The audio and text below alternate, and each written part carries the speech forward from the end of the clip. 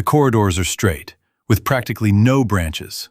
Well, with the exception of 2 pockets, recreation areas on each floor. The lighting is good, no dark corners or nooks. And we don't sleep. At any second, we're ready to throw the guys over our backs and get down to business ourselves. But for now, Taman is doing pretty well on its own. Then again, there aren't that many dead people in the corridors. Literally 5 minutes later, everything on the floor is over. The dead lie on the floor in piles of bloody rags. The cartridges roll underfoot with a loud clanking sound. The gunpowder smoke floats in curling wisps in the rays of sunlight. Behind, on the landing, single shots boom from time to time. The dead continue to pull themselves up to the fire from above. "Second floor, attention!" I yell at the top of my lungs, regretting that we got the SGU, but didn't think to ask for a regular swear speaker. "Your floor is cleared. Grab your belongings and get out. We don't have time to check all the rooms, so those who don't come out risk getting stuck here forever." It worked. Door locks clicked, feet stomped on the floor. At least 24 voices started chattering. The girls squealed several times. Apparently they saw the dead. "Okay, stop jabbering. Share your impressions later. And now, grab your things and get out. We'll squeeze into the buses tightly so that as many people as possible can fit in. What are we still standing for?" The team was running. Of course, it would have been possible to speak more kindly. But as far as I know, our modern, young, unfamiliar tribe has a hard time with adequate behavior in extreme situations. Again, politeness is perceived as weakness, and they start arguing with or without reason. Meanwhile, time is running out, and our supply of ammunition is not endless. No, there would be enough to clear out the dorm without any questions. How many people live here? 3,500? Well, let's say 4. Even if all the local inhabitants turned into zombies, we would still have enough ammunition with a reserve. However, in addition to the dorm, there are also the surrounding houses, from which the dead continue to walk in response to the shots and the noise of engines. But there are not enough supplies for them. So we need to scoop out all the surviving students from here as quickly as possible and take them away. But if we start explaining all these reasons to a crowd of frightened children, then the matter can drag on for a long time. So we act strictly according to the instructions. True, they were originally designed for a different situation. The detention and personal search of a suspect on the street. But the long-standing textbook commands must be given short, clear, in a loud voice with threatening intonations. Works great here too, provided that you do everything as required. "Sasha, I call the sergeant to me. take a couple more of yours and escort this whole warm company to the buses. In theory, our rear is clean. But God protects those who protect themselves. At the same time, on the way back, grab 1 box of cartridges. We'll reload on the go, so as not to waste time." Got it. He nods briefly in response. "Demon, Artem, follow me. And off we go. 4th floor attention, 6th floor attention." On the 7th, a very funny incident happened. After I had already sent everyone to the exit, a pleading girl's scream was heard from one of the rooms. "Help! I can't get out of the bathroom! There's this!" What exactly is this is a superfluous question. It is clear that we need to save the girl. Gesturing to the Undries to stay put, I call Sasha to me again, who is maturing right before my eyes. If we are going to teach, then teach. Together we quickly find the right room, from which we can already hear muffled blows and new frightened calls for help. So Sanya, I break it out, you calm the dead man. Understood. Well, since I got it, let's go. It's good that the doors in the dorms were always weak. A flimsy panel on a frame made of 30-weight timber. Thin, light, breaking it was a pleasure. Then again, if they were stronger, they might not have had time. But as it is, one good kick and the door leaf, almost torn out of the frame with the flesh, crashes into the small hallway with a roar, literally knocking off her feet. A ghoul? A dead woman? Damn. What do you actually call a female zombie? Although, What difference does it make? The main thing is that this creature did not have time to break into the bathroom, although, I see, she was already close to success. Sashka steps on the fallen door, pressing the living corpse that was moving under it, which until recently was clearly a very pretty girl, to the floor with his weight, and without hesitation shoots her in the temple. I look into the room. A standard 2-room apartment. 2 beds, a desk, a built-in closet, and no one else, neither living nor dead. Well, that's great. Hey, mermaid, you can get out. Everything is calm. Mermaid didn't need to be persuaded. A second later, a very pleasant person was hanging on Sasha, who was completely stunned by such a turn of events and remained in the corridor, squealing happily. Moreover, a person with very impressive forms and, to put it mildly, not burdened with clothes. No, she was wearing a towel initially, but it flew off due to excessively sharp movements. And now my sergeant froze, like a biblical pillar of salt, entwined with slender legs and stuck with his nose right into a beautiful number 3 bust. His face was completely stunned. But the happiness did not last long. Literally a couple of seconds later, the young lady realized that, firstly, she was slightly undressed. The tone of the squeal changed to embarrassed. And secondly, that literally under her feet lay a corpse. The embarrassed squeak turned into a scream full of horror. The girl jumps off Sasha and, almost knocking me off my feet, disappears behind the open door of the closet. I clear my throat. Girl, you get dressed for now and we'll wait for you in the hallway. Even if I let you go right now, you still won't have time to do anything. No time. And at that moment, the mermaid, half turning, stares at Sashka. Oh shit. That's it. The kid is lost. Such looks would make even the most granite heart flow, like an Eskimo in the summer sun. That's an interesting thing. A woman who gets into serious trouble is always a sight worthy of pity, like those same subordinates of Filipochkin on Jitnaya. But as soon as some strong-willed and physically strong savior-deliverer appears on the horizon, damn. It's as if some genetic program is switched on in them. Something like, next to a potential alpha male, you need to look as attractive as possible. No, it's clear that I'm exaggerating a little, but whatever you say. Those same young ladies on Jitnaya, they were just sitting there, almost like in that song, all in snot and lipstick. And as soon as my eagles showed up, they immediately started preening. Was it a coincidence? I won't believe it in my life. And now this. Looks like the sergeant got lucky, but I need to bring him to his senses. Urgently, I need him to be combat ready. Hey, Alejandro! I slam my fist on the metal crown of his helmet. Rise and shine, damn it! I agree the look is promising, but you still have to live to see everything he promises. And if you don't start thinking with your head again right now, and not with your little head, the first zombie will eat you up in a heartbeat. Pull yourself together. Uh-huh, was all he could squeeze out, shaking his head as if trying to drive away some kind of obsessive vision. That's your uh-huh, I say, making a jab. Come on, come to your senses. I need you combat ready and angry. We still have a hull and a half to clear, and the day is not endless.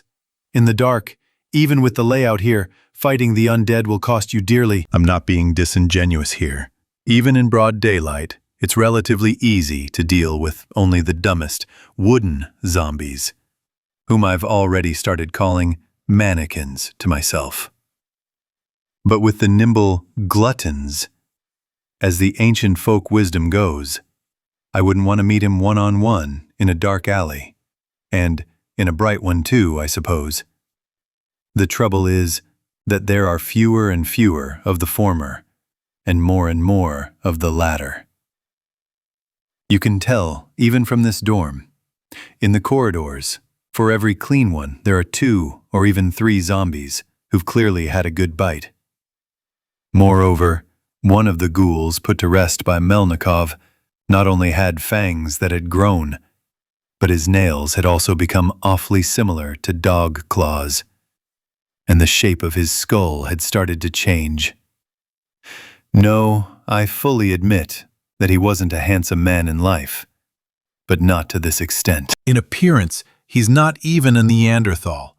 Those, if we believe the reconstructions, looked like our modern, drunken, hobos alcoholics, more like some kind of pithecanthropus. The forehead is low, slanted back. The eyes under the massive brow ridges are small, but the jaws, my respects. And teeth, almost like a shark's, in 3 rows. Well, about 3 rows I lied, of course, but their one is more than enough. One joy, the layout plays in our favor. In a narrow corridor there is very little room to maneuver, and no speed can save the ghouls. I tried to report my observations on the rapid evolution of the dead to Garkusha when I went down with a group of students being escorted from the 10th floor, but it was all in vain. Subscriber, not a subscriber, and he doesn't respond to the agreed call sign on the radio. Okay, the colonel is probably busy. I'll tell you later. On the 12th floor, there were 2 incidents, but this time they were not funny at all. A young man who came out of the room recognized his fiancée in one of the zombies laid to rest in the hallway. As I understood from the confused explanations of his roommate, they were supposed to get married in a month and had already filed an application with the registry office. When it all started, they wanted to barricade themselves in one room, but they didn't have time. A couple of dead people were already hanging around in the hallway. They decided that they would wait for help, each in their own room. The boy, well, waited, but his girlfriend was not so lucky. Have you ever seen a strong 20-year-old guy sobbing his eyes out? No? You're lucky. Believe me, it's a hard sight. I sent him down, giving Ugryumtsev the order on the radio to keep an eye on him just in case, and to pass the information on to the base. Let them keep an eye on him too. The last thing we need is for him to commit suicide. The only thing we need now is suicides, to be completely happy. Especially considering the surrounding realities. I mean, where's the guarantee that a freshly strangled suicide won't get up too? That would be a pleasant surprise for everyone. A zombie somewhere in a secluded corner or in a toilet. In the next wing, it's even worse. A girl, about 20 at most, is sitting on a neatly made bed in her room, sobbing her eyes out. On her right hand, there's a fresh bite, bleeding profusely even through a thick bandage.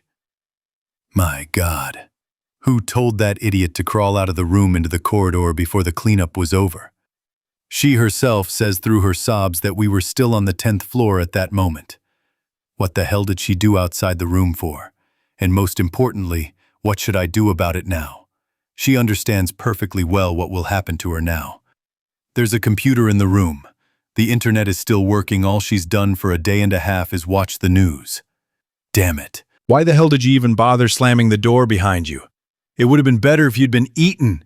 Stop. What are you talking about, Groshev? She's a human being.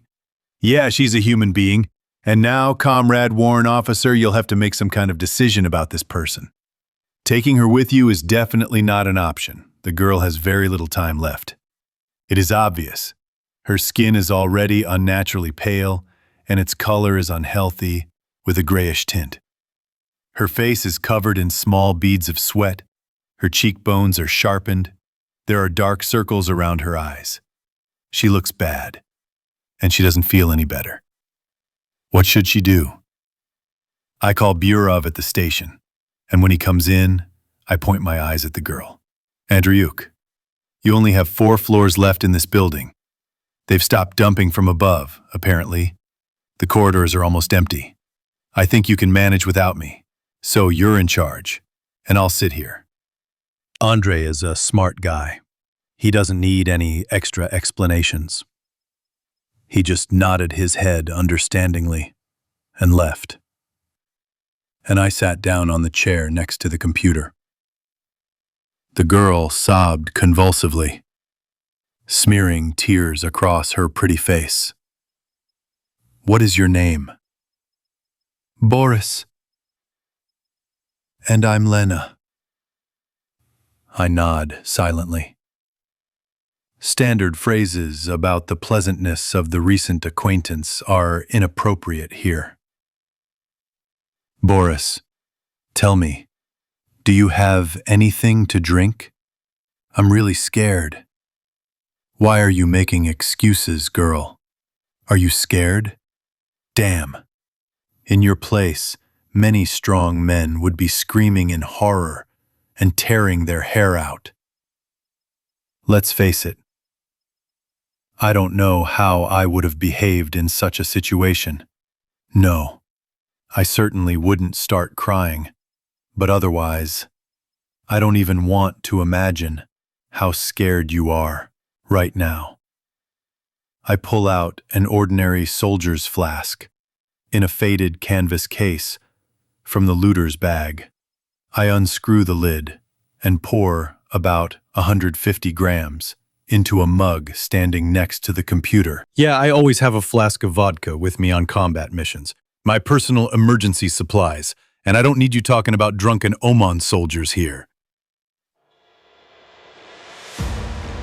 As soon as medicine finds at least some anti-shock drug better than Mr. Mendeleyev's 40-degree invention, I'll throw my flask away right away. But so far, there's no better remedy than vodka. And even that doesn't always help. Take our case, for example. Marauderka, also known as suka, also known as day pack, a small pouch for all sorts of things attached to an unloading vest, or RPS on the back, or on the waist. Arwe's gating last outers. Lena drank the contents of the mug with abandon, in one gulp, only coughing towards the end. Closing her eyes but holding the vodka in, exhaling convulsively. She pulled back the curtain and, taking a pack of Vogue from the narrow windowsill, shook out the only thin cigarette. Cruel irony. The girl's voice became very weak and her diction became unintelligible. A cigarette, the last one in every sense. She struck a cheap plastic lighter, took a couple of deep drags, and looked me in the eye. "Borya, will this hurt?" Smart girl, she already understood why I stayed in her room. She understood and, apparently, accepted it, and now, obviously trying with all her might to feign calm, she is finding out the technical side of the issue. My throat tightened. Squeezing words out of myself is like wrapping my own intestines around my fist. But I can't remain silent. This girl deserved the truth with her courage. "I don't know, but I don't think so. It's just like you'll fall asleep." She nods thoughtfully in response. "Don't let me wake up, okay? I don't want to be like this." Lena waved her hand towards the corridor. "And then close the door, please. The key is near the computer, there, on a yellow keychain. I don't want them to eat me. I understand, it's stupid. It will be anyway. But I don't want to. Will you do it?" "I will do it." We sit in silence for a few more minutes. Lena is getting worse. She's no longer sitting but lying on her bed, not opening her eyes, breathing heavily. Then suddenly she seems to sob and, stretching out at attention, freezes. Her frozen, pale, plaster-like face becomes somehow completely childishly defenseless. I grab my makeup bag from the computer table and go to the bed. First, I check her pulse on her neck. Then I bring a mirror to her lips. That's it. Now it's time for me to keep my promise. I won't let this girl turn into a bloodthirsty monster. Let death give her peace.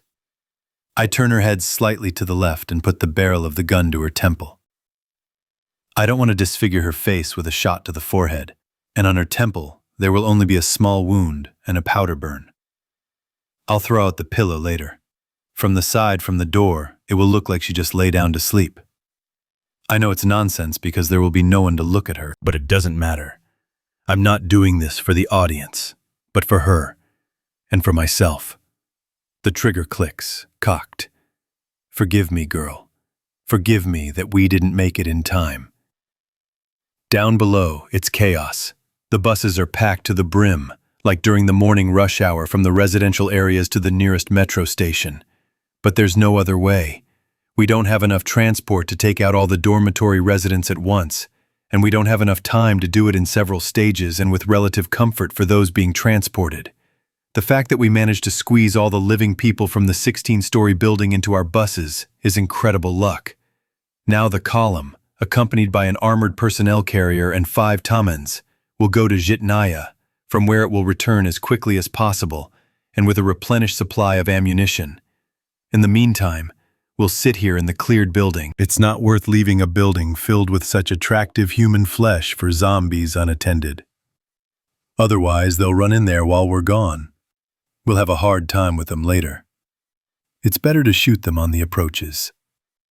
When I approached the armor to give Sasha a couple of tips for the road, Ugruntsev looked out of the Ural's cabin.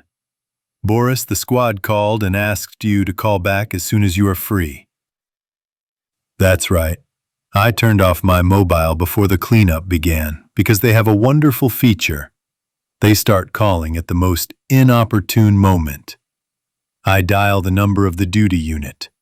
The permanent Uncle Sonia answers, who, it seems to me, just like us, hasn't slept for almost 2 days. "Boris, is it you?" "It's me, Uncle San." "What happened?" "By order of the detachment commander, we are introducing the fortress plan, variant war. Has anything changed in your evacuation list?" "So that's how it is." "Well, everything is correct. What is happening around, in terms of the degree of threat to the lives of employees and their families, can be equated to full-scale military operations. And in this case, when the fortress plan is announced, the squad does not simply pull the entire personnel to the base, take up all-round defense, open all weapons and ammunition reserves, and take predetermined objects from among the most important ones under protection. In addition to everything else, equipment and people are allocated to organize an evacuation team that goes to addresses from pre-compiled lists and takes the families of employees to the squad base. It is always easier for a fighter to carry out even the most dangerous tasks when he is sure that his relatives are in a safe place and under reliable protection. In my case, these are my parents. Well, who should I save? My ex-wife with her new husband? Yeah, right. I'll just iron the laces. No, Uncle San, everything is the same. My father and mother are in Osaniki, the old address. And I already got through to my sister myself. She and her husband are heading to Peresvet on their own. Listen, our guys are great. They got their bearings in time. My Soloka is beside himself. Heroic father, damn it. And the others are nervous, worried. And then there's such good news. Yeah, the duty officer mutters. Happy. But about on time? You're wrong. An unpleasant feeling that something irreparable had happened. Stabbed like a thin needle straight into the heart. What's happened? Rybalkin. Misfortunes never come alone. It's like a record has jammed in my brain. I'm trying my best to distract myself. I even appointed myself a cook for this. I went to the store, got some canned goods there, and now I'm heating them up for the guys on an electric stove I found there, in a tiny utility room, which I took to the guard post in the hall, in front of the elevators. It doesn't help. More than anything, I want to get a flask from the looter's bag, and then go back to the store, fish out a bottle from the box the saleswoman hid under the counter and found by me, or even 2, and get drunk like a wild pig, drooling. But I can't. I'm the commander, and my subordinates are around me. They see everything, understand everything, draw conclusions. As if the last 2 days have been a serious test of strength for me alone. Yeah, right. But guys, Let's face it. We're holding on by moral and strong-willed strength alone. Well, and they don't want to show weakness in front of each other. And if I set an example, they'll all fall apart. Like priest, like parish, the people once said correctly.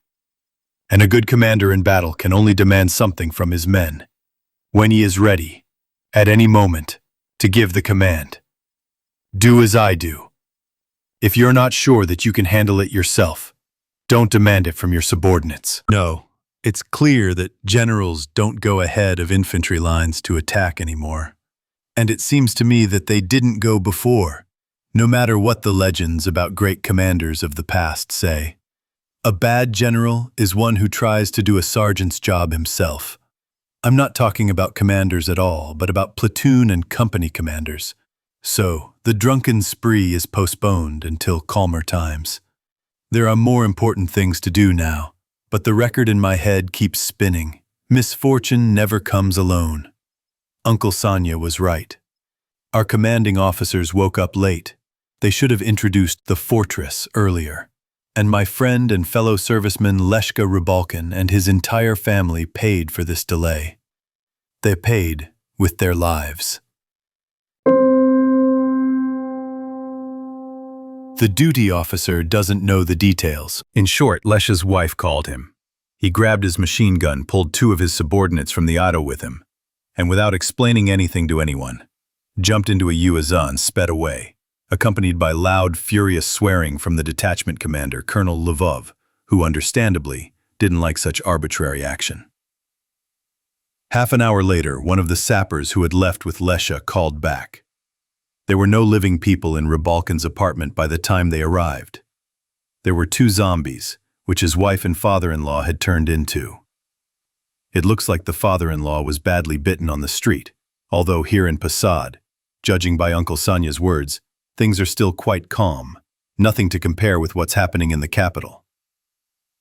Zombies have already appeared, but few in number, and the PPS battalion, halved by the transfer of reinforcements to Moscow, is dealing with them quite effectively. I don't know where and under what circumstances Lisha's father-in-law managed to run into a living dead man, but he fought him off and, having escaped, decided to hide in his daughter's apartment. Lisha's Tatiana called him when her father, who had turned into a ghoul, was trying to break down the door to the nursery. Lisha and Tanya had 2 daughters, twins who were barely 2 years old. I think there's no need to explain anything further, except that the newfangled, beautiful and light plastic door didn't last long. Rybalkin kicked the guys out of the apartment onto the stairs and did everything himself. And then he took the PM out of his holster and shot himself. Ito, Engineering and Technical Department. Division of Sappers and Explosive Experts. Uncle Sonia says that when Batya found out about what happened, he yelled at his deputies so loudly that not only the soldiers in the quarters, but also the steering wheels in the motor pool could hear. And by the time the sweaty and pale deputy logistics officer, Major Chebiksarov, rushed into the garage with the order to urgently form an evacuation group, the armored personnel carrier bus and 3 Urals were already under steam, fueled to the brim. And from the direction of the barracks, a 3-minute truck, equipped in full combat readiness and armed to the teeth, was racing towards the equipment. But my friend and his family couldn't give a damn about all this fuss. Lord, why is it like this all our lives? Why can't the right and necessary order ever be given on time? Why do we always have to wait until the devil bites our ass? 3-minute is a combat group of constant 3-minute readiness. The fat boiling out of a can of stewed meat hissed on the hot disk of the stove. Damn, I missed it. I thought about it. Pull yourself together, Commander, Solaka, who had sat down next to me, quietly says in my ear. He already knows. He also called the duty room and found out about his people. Do you hear me, Borya? Andrei shook my shoulder to make sure, as if trying to make sure I was conscious. People need you. We need you, and especially these boys. The people haven't slept or eaten properly for 2 days now. They're silent only because you're pushing forward like a tank. So we're following you, in your wake. If you lose heart, the others will give up. And we still have 16 floors to clear. If we lose heart, we're done for. They'll crush us. And if God forbid there are losses, it's all over. Do you understand? I nod absently in response. And if you understand, our usually friendly Hokol hisses like an angry cat. Then pull yourself together, your mother. We don't have time to cry. Are you, damn it, a combat ensign or a pregnant schoolgirl? He's sitting there, you see, in melancholy. And who has it easy? Be glad that your family is alive. When I found out that mine were already taken out, it was a weight off my soul. So, in short, if you don't come to your senses, I'll fucking take you around the corner and smash your fucking shoulder. We need you cheerful and angry. Well, I don't think I've ever seen Andre like this in all our time together. And I can tell from his eyes that he'll need it. He'll really punch me in the face just to get me out of my stupor. The sharp rebuke from the usually good-natured Saloka had a sobering effect. Like a bucket of cold water down the back of the neck, or a couple of good slaps. I forcefully run my palms over my face, rubbing and massaging my cheeks and nose. That's it, really. Enough of this sniveling. We'll cry about the dead later, if we're still alive by then. But for now, we need to survive ourselves and pull out those who can still be saved. At the very least, those students who are now sitting in their rooms in the first building and waiting for us. I hand out opened cans of heated preserves to the guys. Come on, guys, let's chop up whatever God sends us before it starts. And it will start soon as our Teyaman returns with the buses. The proposal met no objections. Within a minute, everyone was chewing together, picking up pieces of meat from the cans with knife blades or even normal forks. But these were mostly veterans, those who were wiser and more thrifty. About 20 to 25 minutes later, the howling of engines could be heard in the distance, and 5 minutes later, a cavalcade of buses, accompanied by an armored personnel carrier, emerged from behind the fence of a kindergarten located a little to the right along the street, and again began to build a wagon train around the entrance. But this time, to the first building of the dormitory. The driver of the 80 seemed to have decided to show off a little, and the armored personnel carrier, like a boar through thickets of reeds, rushes through a crowd of zombies slowly wandering to the dormitory from the courtyards of old neighboring 5-story buildings. Well done. No, I will not argue. It looks impressive from the outside.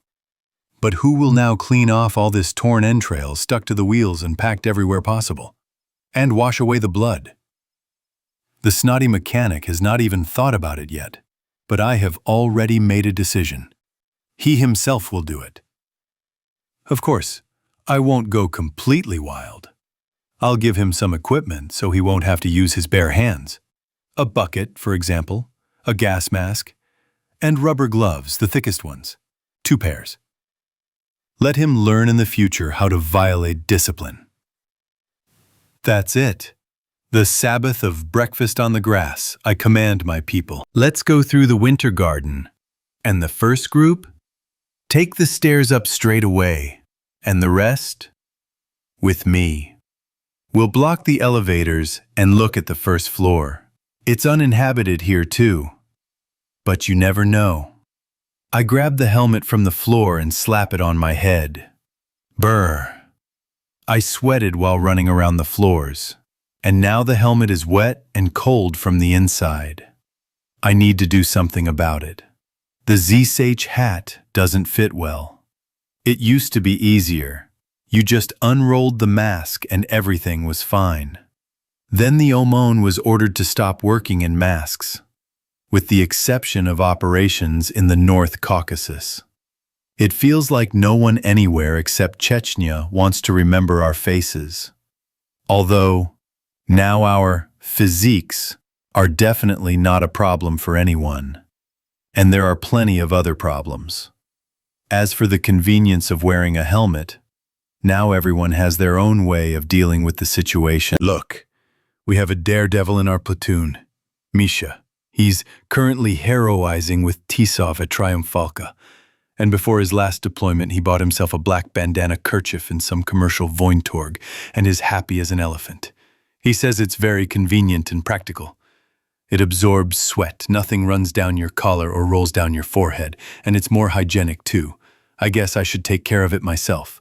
Fold the same army medical kerchief in half and wrap it around your head. It'll work just as well as the same bandana. And again, the color is closer to the regulation one. Khaki. It's khaki. Not to mention black. Either a pirate or some kind of Bashi bazook.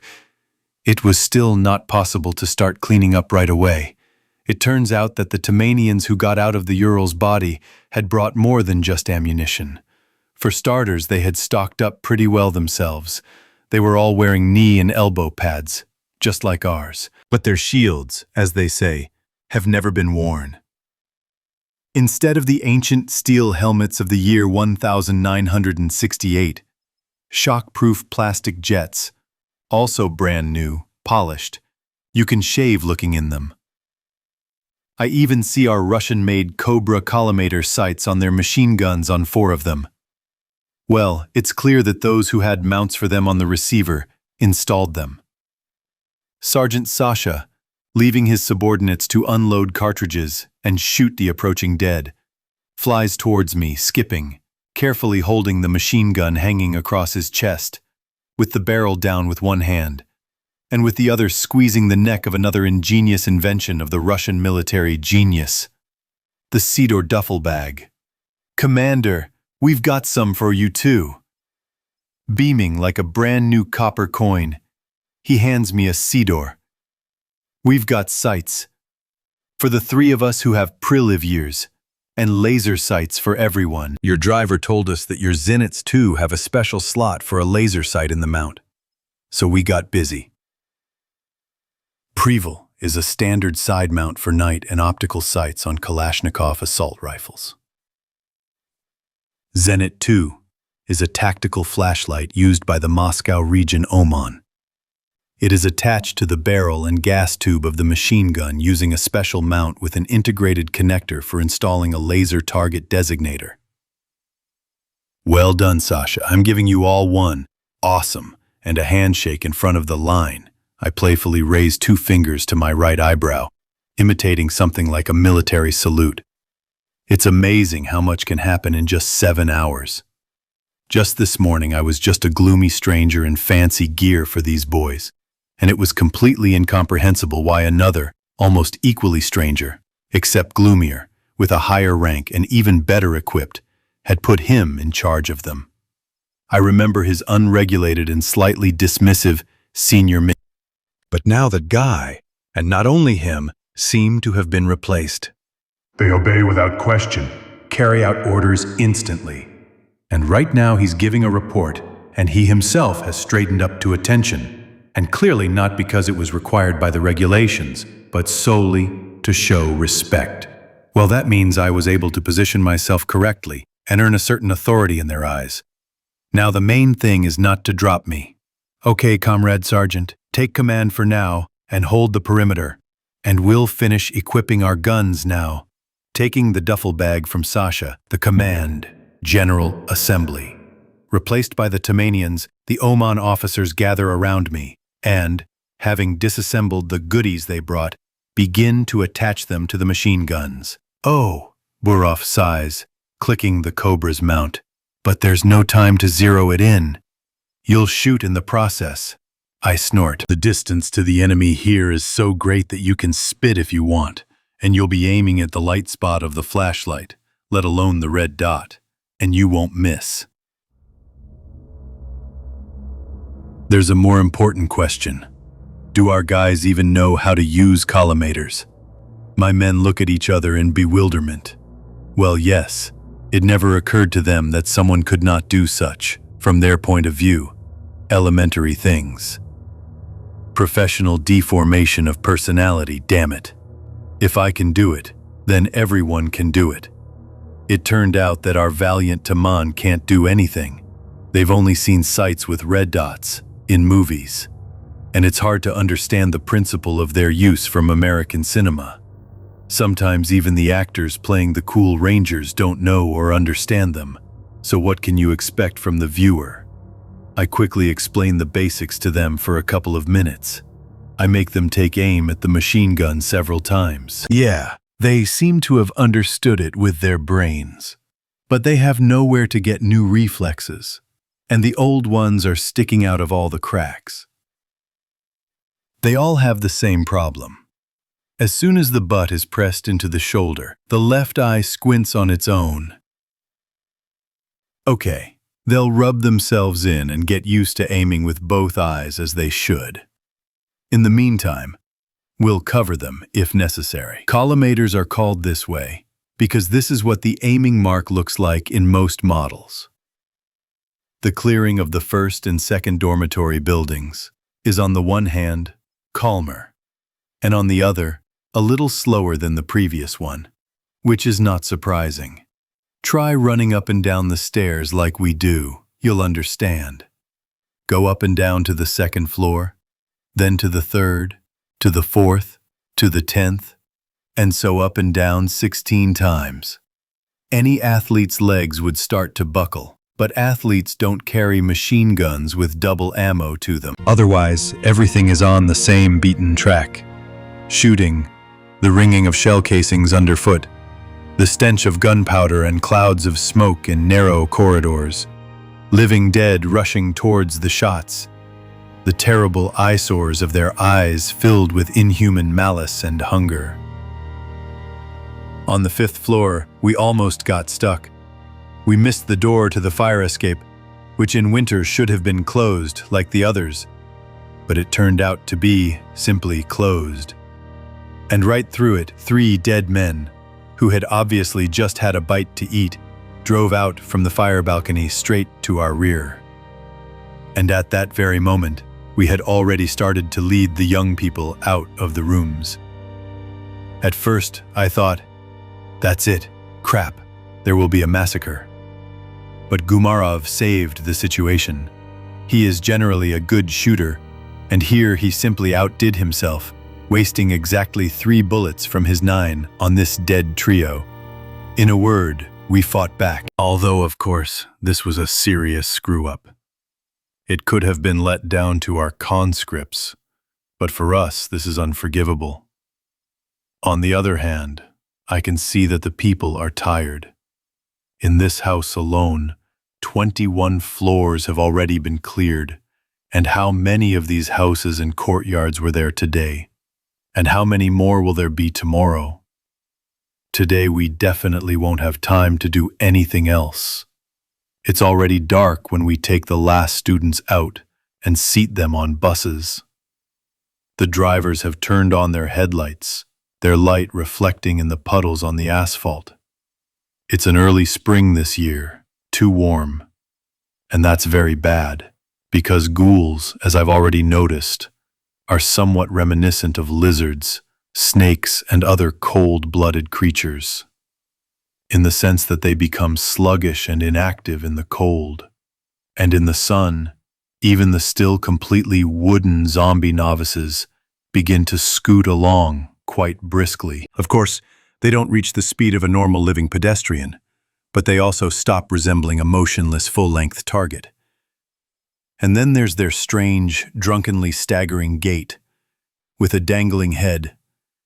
Sometimes 5 or 6 rounds are spent on one if you work at a distance. Close up, of course, less, but I really don't want to let zombies get close to me. One hand-to-hand fight with a living dead person is more than enough for me personally. The radio hanging in a case on my left shoulder first beeped briefly, blinking a red light, which, by the way, is a pretty bad sign. The second spare battery is running low, and I don't have any more spares with me, and then muttered in Solaka's voice. That's it, Bor. Loading is complete. We can move out. I was just about to give the command to move out when a Ford Focus Model 2, silver gray, in police paint and with a brightly iridescent chandelier on the roof, flies out from Dmitry Ulyanov Street along Bolshaya Cheremushkinskaya at a pretty decent speed. Squealing with its brakes and making a sharp turn, the Focus fits beautifully into the turn, almost knocking down a couple of zombies slowly wandering in our direction, and rolls up to our wagon train. A police captain, armed with the same AKS-74 as me, gets out of the car, with 2 pouches for machine gun magazines hanging on his belt, 1 on each side. Young, no more than 30, strong, broad-shouldered, with a strong chin and a serious look. The man looks fierce and dashing at the same time. His face and hands are covered in gunpowder soot. Only his teeth and eyes are shining. His hat is pushed back on his head, and a small gray forelock is sticking out from under it, a sort of modern cross between Clint Eastwood and Grigory Melekov. "Hello, guys," he nods to everyone, making his way through the narrow gap between 2 buses to our side of the improvised wall. "Who's the boss?" I'm the eldest. I stepped forward to meet him. "Warrant Officer Groshev, Moscow Region OMON. You can just call me Boris." "I see."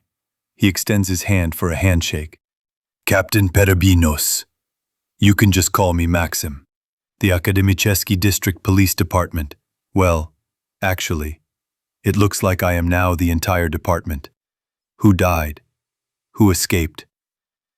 I am the only one left, so I am fighting here. And how does it fight? That's too bad. I would have been finished long ago on my own. There's no one to even cover my back. Only the light show helps me out. Otherwise, those evil dead would have eaten me." Perebinos waves towards the iridescent chandelier on the roof of his car. "What do you mean by that? I don't get it. Don't you know?" The captain is clearly surprised. They get hooked on all sorts of glowing things. Billboards, special signals, fireworks, even just open flames.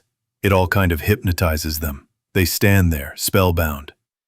Well, I take advantage of that shamelessly. Well, I wouldn't have thought of that. Although I remember, the zombies reacted quite well to the explosion of the Zorik in Ivanteevka, so why not? It only plays into our hands. "And what brings you to us?"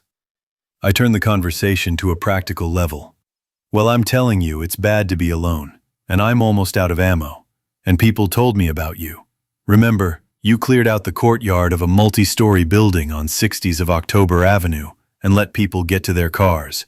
So I met them, heard about you, and started combing the area with the goal of joining in. Is this a broken high-rise building that also has a Sberbank branch on the first floor?" Perebinos nods in agreement. "Oh yes, it happened. We helped the people there a little. God bless them.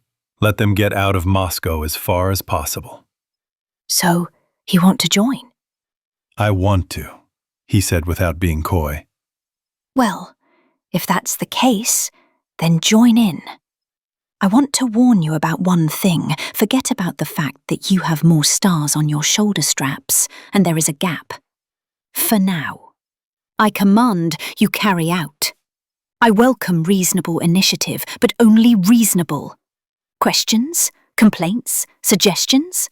"No way." The captain bares his teeth in a grin. "I just need some bullets." Ammo is not a problem. There is a whole warehouse of them in the APC. Take as much as you need. What about you? Will you go in yours, or put it in one of ours?" No. On my own. I got used to it in 2 days. A fighting machine, damn.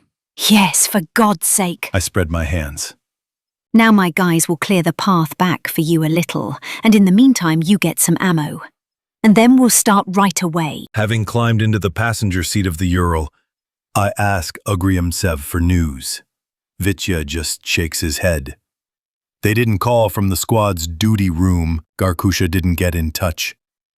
Only Filipochkin wanted to know when to expect us for dinner, and how many more people were expected with us. There are no problems with seats on Zhitnaya. It turns out that the people we saved have already begun to be transported outside of Moscow and placed in refugee camps near large military units. But how many people to cook dinner for is a serious question.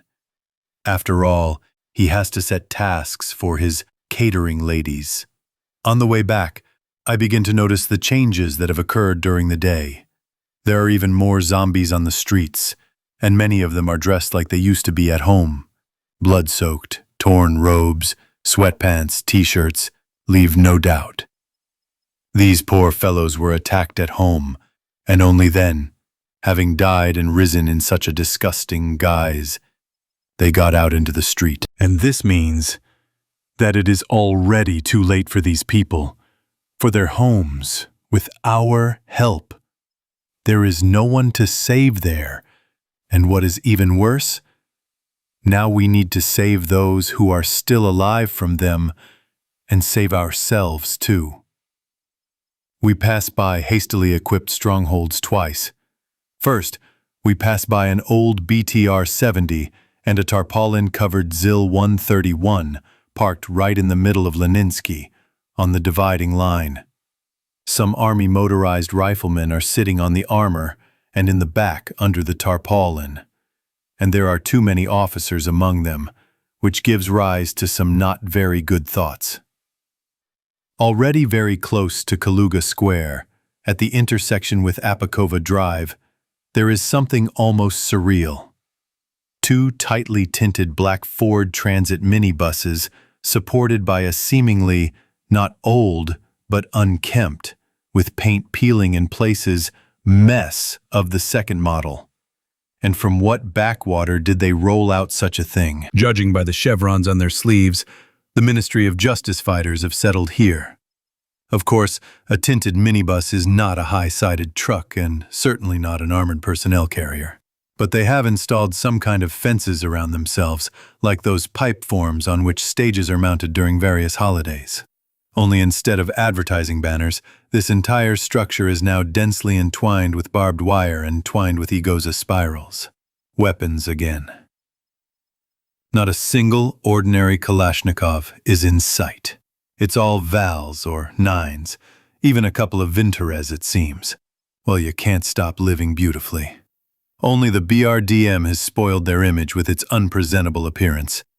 Although on the other hand, no matter how rusty it is, the bulletproof armor is still there and, most importantly, the KPVT in the turret looks much more cheerful than everything else. Oily black, shiny, clearly in good working order, and ready for battle. So their mess is another confirmation of the old truth about deceptive appearances. It looks so-so, but if it hits, it will not seem like a little. Bardak. Armenian slang. BRDM. Combat Reconnaissance and Patrol Vehicle. In this case, BRDM-2M. There are also changes on the territory of the Central Evacuation Point. The gates are guarded, and the perimeter is controlled, not by conscripts from the internal troops, but by some very sharp guys in the same urban camouflage as Filipochkin's subordinates, and the same color of the newfangled St. Petersburg, Kolpaki. All are armed with the latest futuristic-looking PP-2000, which with the standard PBS, flashlights and collimators, generally look like some blasters from American science fiction action films. Who are they, I wonder? Kolpak is a protective helmet of the second protection class, Kolpak 3M, produced by the St. Petersburg Scientific and Production Association of Special Materials. Number 2, PP-2000, is one of the newest Russian weapons developments, a 9mm submachine gun of a very unusual appearance.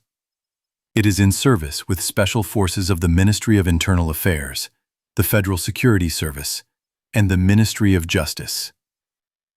Our column had obviously become a familiar sight here, so they let us through the gate almost immediately. Only a few stray wooden ones were hit with short 2-round bursts. By the way, this is another confirmation that the zombies are rapidly getting smarter. Just last night, they were standing along the local fence like a hedge, and now, only the dumbest of the newcomers, who hadn't gotten fat enough, are there. Several War II officers immediately began dividing the students we brought into groups and taking them to quarantine rooms. Yes, you can feel the skill. They got the hang of it in a day. One thing is unclear. Where are all the conscripts? The situation was explained to me almost immediately, as they say, from the doorway. by Filipochkin, who looked extremely upset and confused. They left, Groshev. How did they leave? First, I didn't even understand. Where to? Have you seen the wedding in Malinovka? The captain asked sadly, ironically. The boys started to run away, each in his own direction. Soon, I'll run away, each in his own direction. And so it was with these guys.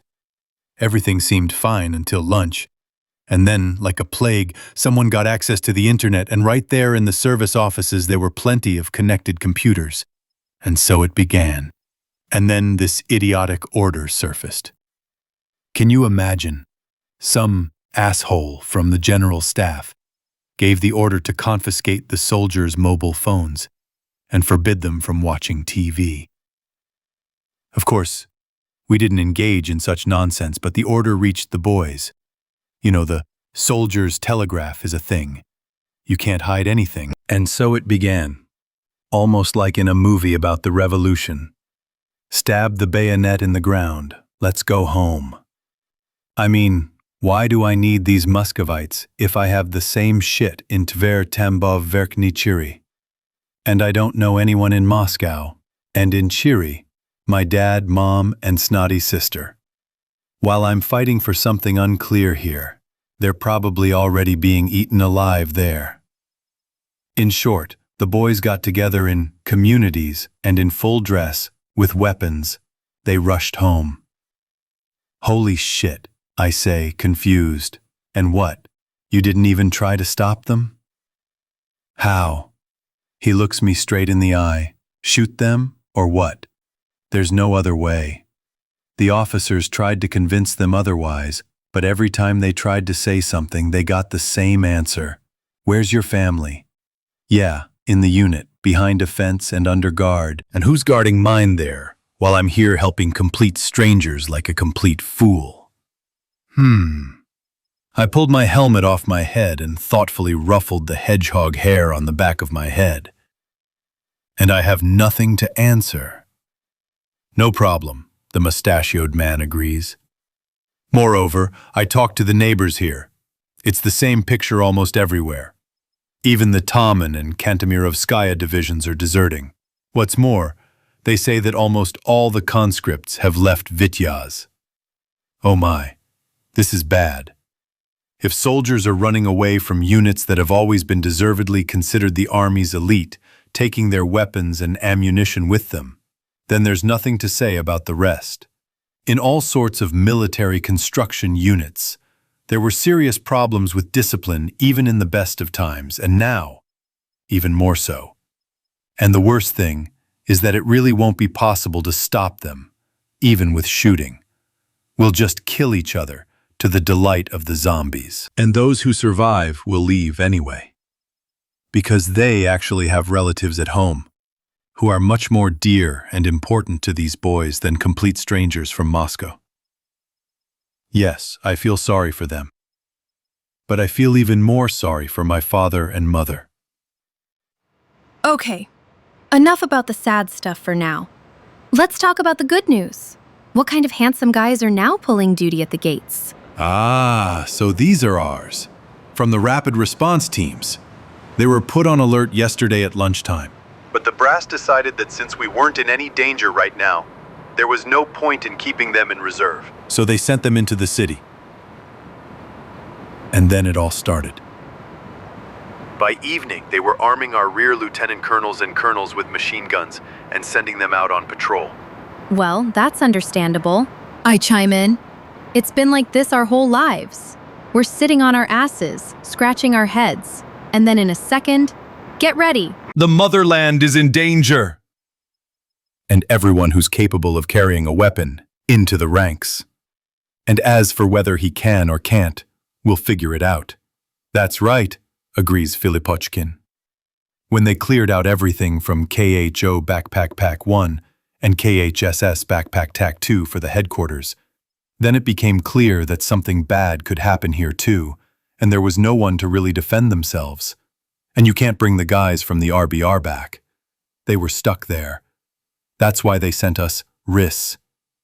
Rispor 1. KHO, Weapons Storage Room. Rispor 2, KHSS, Special Equipment Storage Room.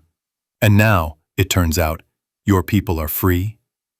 Yeah, everyone who survived, my interlocutor nods sullenly.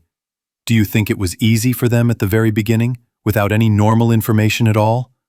I don't think. I know. I've seen enough.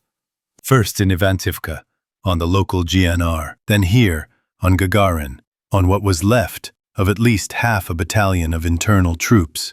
And about half an hour ago, we also met one guy from the Akademicheski OVD. There he is, all smoked. He also, he says, is the only one from the entire department left in the ranks. Total ass. Just like in a war, one of a whole department. Well, you can't argue with the captain. It really does look like that. I remember once, many years ago in Chechnya, when I was a greenhorn, but had already had my fill of blood in Grozny.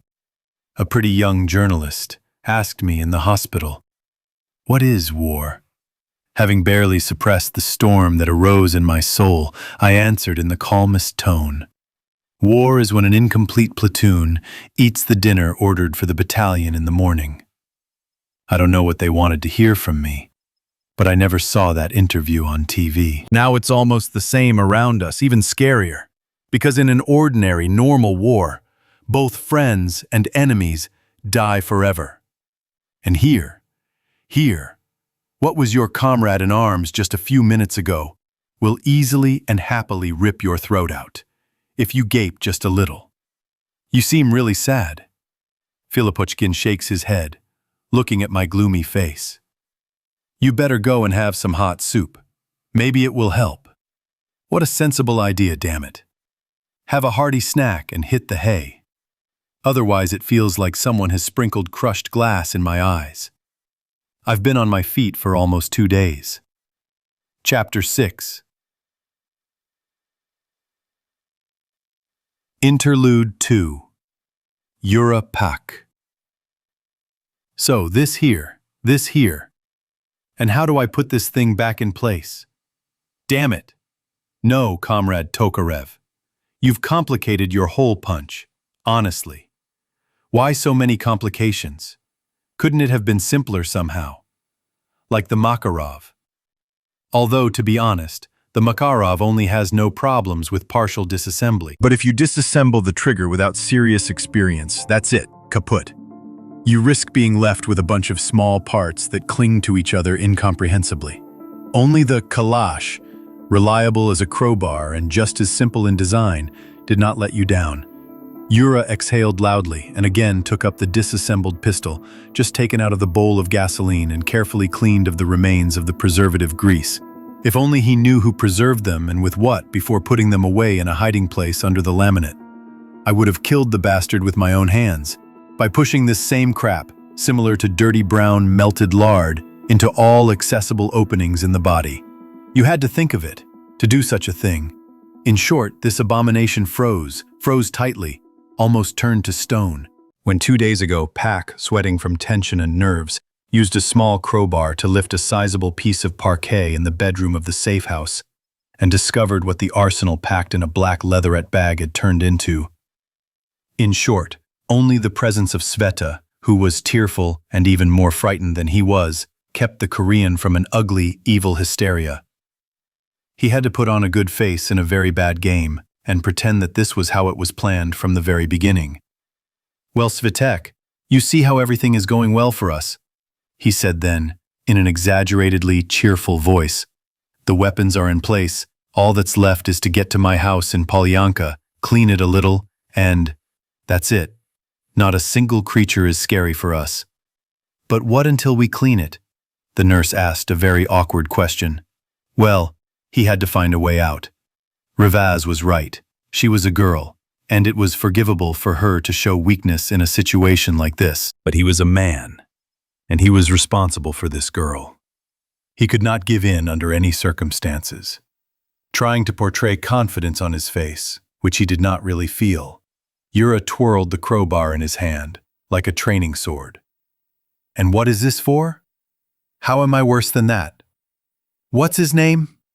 Morgan Freeman?" "Gordon," Sveta suddenly smiled. Morgan is an actor, old and black, and the one with the crowbar is Gordon. My brother played this game. He was a pain in the ass. Well, if that's the case, you know better, Yura agreed accommodatingly. In any case, how am I any worse than that beard-faced, bespectacled guy? Sveta just shrugged her shoulders. Like, how do I know? Nothing, probably. That's what I'm talking about, Pak summed up in the same cheerful voice. But we still need to get out of here as soon as possible. Otherwise, if this pack gets out of the trauma, I'll have a hard time. It's better in Polyanka. It's on the outskirts, and there's a fence, too. And around the entire village, and around the house. So come on, let's not waste time.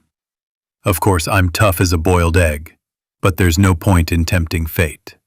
The fate that Yura so did not want to experience.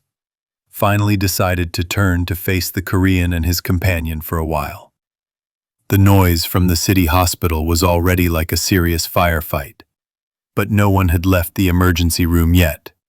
Yura even had a fleeting thought of driving up, propping the doors with something, and scratching a warning sign on them. But he lost his nerve.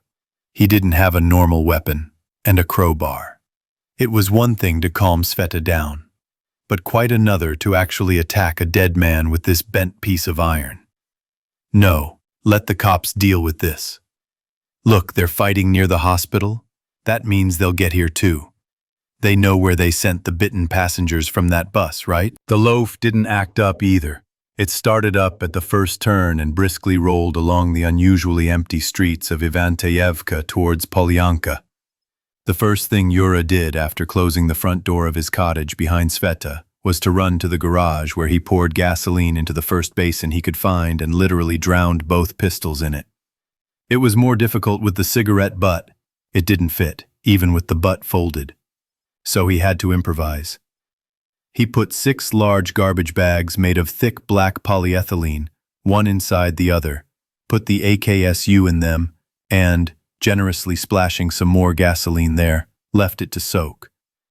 Then, also running, to the bedroom. There he took the Mossberg out of the gun cabinet and loaded it, and immediately filled both his cartridge belts, which he put on himself crosswise. The resulting hybrid of Panchovia and the revolutionary sailor Zhelezniak probably looked quite comical from the outside. But Yura didn't care how he looked. The main thing was how he felt. The heavy pump-action shotgun, with every other round of slug and buckshot loaded into the underbarrel magazine, gave Puck confidence. A 12-gauge pump-action shotgun wasn't a tire iron or a firefighting axe. It was a fucking Mossberg Mariner 500 with an 8-round magazine. Anyone want to see what it was like? Well, you're welcome. As the saying goes, come and don't be afraid. Go and don't cry. Now, when the dark brown mass that had clogged the pistols and the ksuka, which Yura had dubbed Seridol to himself, had finally softened and almost completely flowed out, Pak began cleaning the weapon. He had figured out the Kalashnikov quickly, but he had somehow gotten stuck assembling the TT. Ah, so that's how it was. Exactly, hands remember. Yura, looking pleased, twirled the finally assembled pistol on his finger, pulled the slide, clicked the trigger, empty, pointing the barrel at the corner, and only then carefully, almost tenderly, inserted the loaded 8 bright like new copper coins, cartridges, into the handle.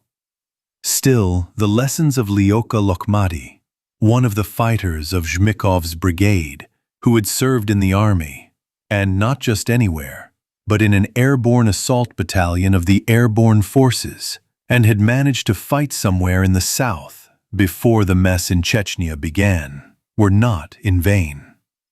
He, as I recall, initially tried to organize some kind of training, teach his colleagues tactics and shooting, but the other bulls did not like such drill, and they all began to, unanimously, drip on Zhmikov's brains.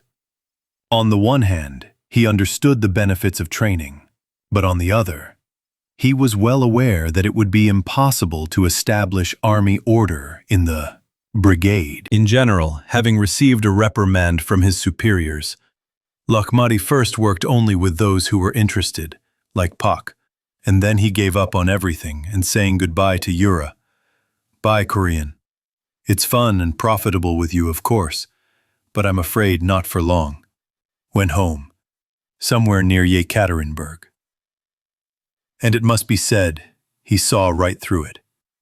Less than a year later, almost all of the Zhmyhov brothers almost completely perished on one large arrow with the Azerbaijanis, who may not have looked so cool, but had real experience of fighting in Karabakh. Then Petya Zhmych, and Yura at the same time, were saved only by the fact that new times were already coming, when the most presumptuous and frostbitten ones were crushed without any special tricks and sentimentality by hardened goblins from Sobar and Omon.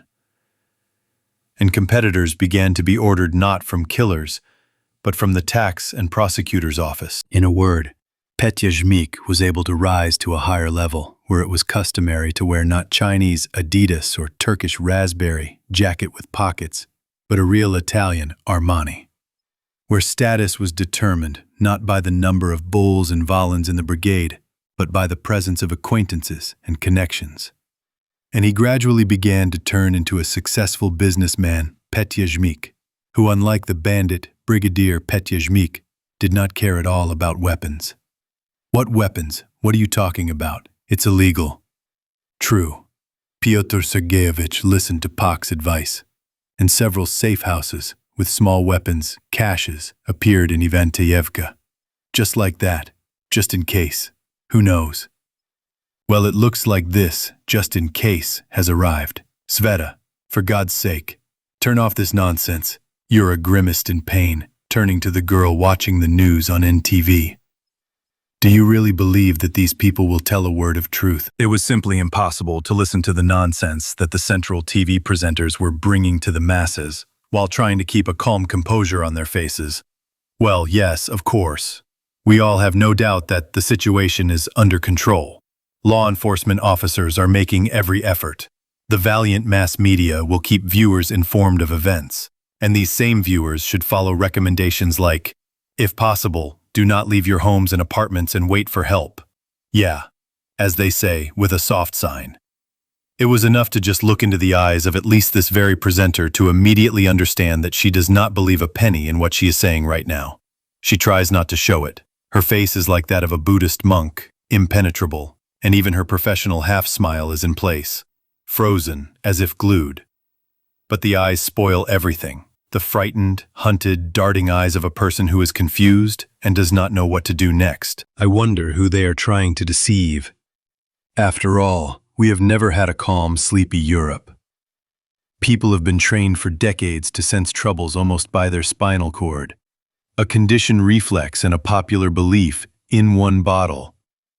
The sweeter the songs they sing on TV, the more politicians tear their shirts off their chests and even promise to lie down on the rails.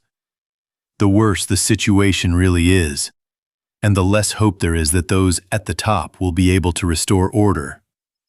Well, some people in Russia have had bad luck with the people, not to mention the cultured and enlightened foreign countries, although, for some reason, the press in Europe and America does not particularly try to lie. Yura has a good dish, 300 channels, including not only European and American, but even some Middle Eastern, Chinese and Japanese.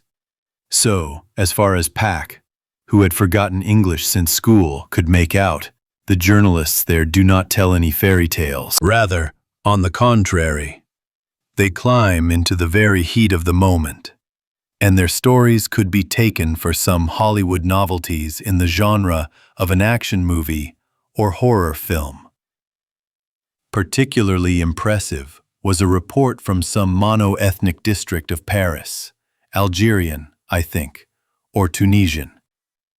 Its inhabitants are all sorts of political refugees and other migrant workers, who in more peaceful times did not really want to live and work normally, but having barely sensed the weakening of power, they did not fail to arrange a merry massacre on each other, and the French living next door in the best traditions of African ethnic cleansing. The picture was simply a sight to behold, huge bonfires of numerous fires, thick smoke in which, like devils or sinners in hell, figures in police uniforms and plastic helmets, with transparent shields and rubber truncheons in their hands, were rushing about.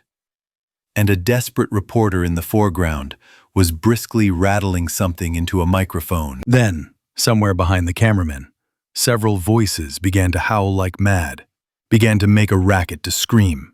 Pistol shots rang out loudly and frequently, and, as if summing it all up, something automatic rumbled loudly and solidly. As it seemed to Yura, judging by the sound, it was a machine gun, and a large caliber one at that. The camera slammed its lens into the asphalt with all its might. The image disappeared, replaced by flickering stripes of interference. The TV presenter in the studio mumbled something, apparently apologizing for the small technical hitch, but looked extremely discouraged and worried. On another channel, one of the many American ones, a film crew was reporting from the roof of a building in Los Angeles. The City of Angels was burning. A smoky glow hung over the luxurious villas of Beverly Hills. Something completely indescribable was happening in the streets. The camera cut to close-ups one after another. A broken police car with blood-spattered windows that had knocked down a billboard support. The chandelier on the roof still blinking. The windows of expensive boutiques that had been squeezed out and scattered across the sidewalk in tiny glass fragments. Dirty, ragged human figures, standing on all fours over a motionless dead body and, judging by the movement of their backs and heads, clearly gnawing at it. And then a general shot.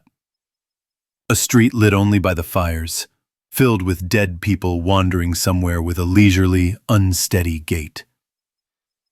The journalist was saying something, a lot, excitedly, but Pack, who remembered only a few details from the life of Lena Stegova and her large family from his school foreign language course, and the phrase that had been firmly ingrained in his brain since the 4th grade, "Usually I get up at 7 o'clock," could make out very little. He only understood for sure that the journalists were supposed to be picked up from this roof by a helicopter of their television company.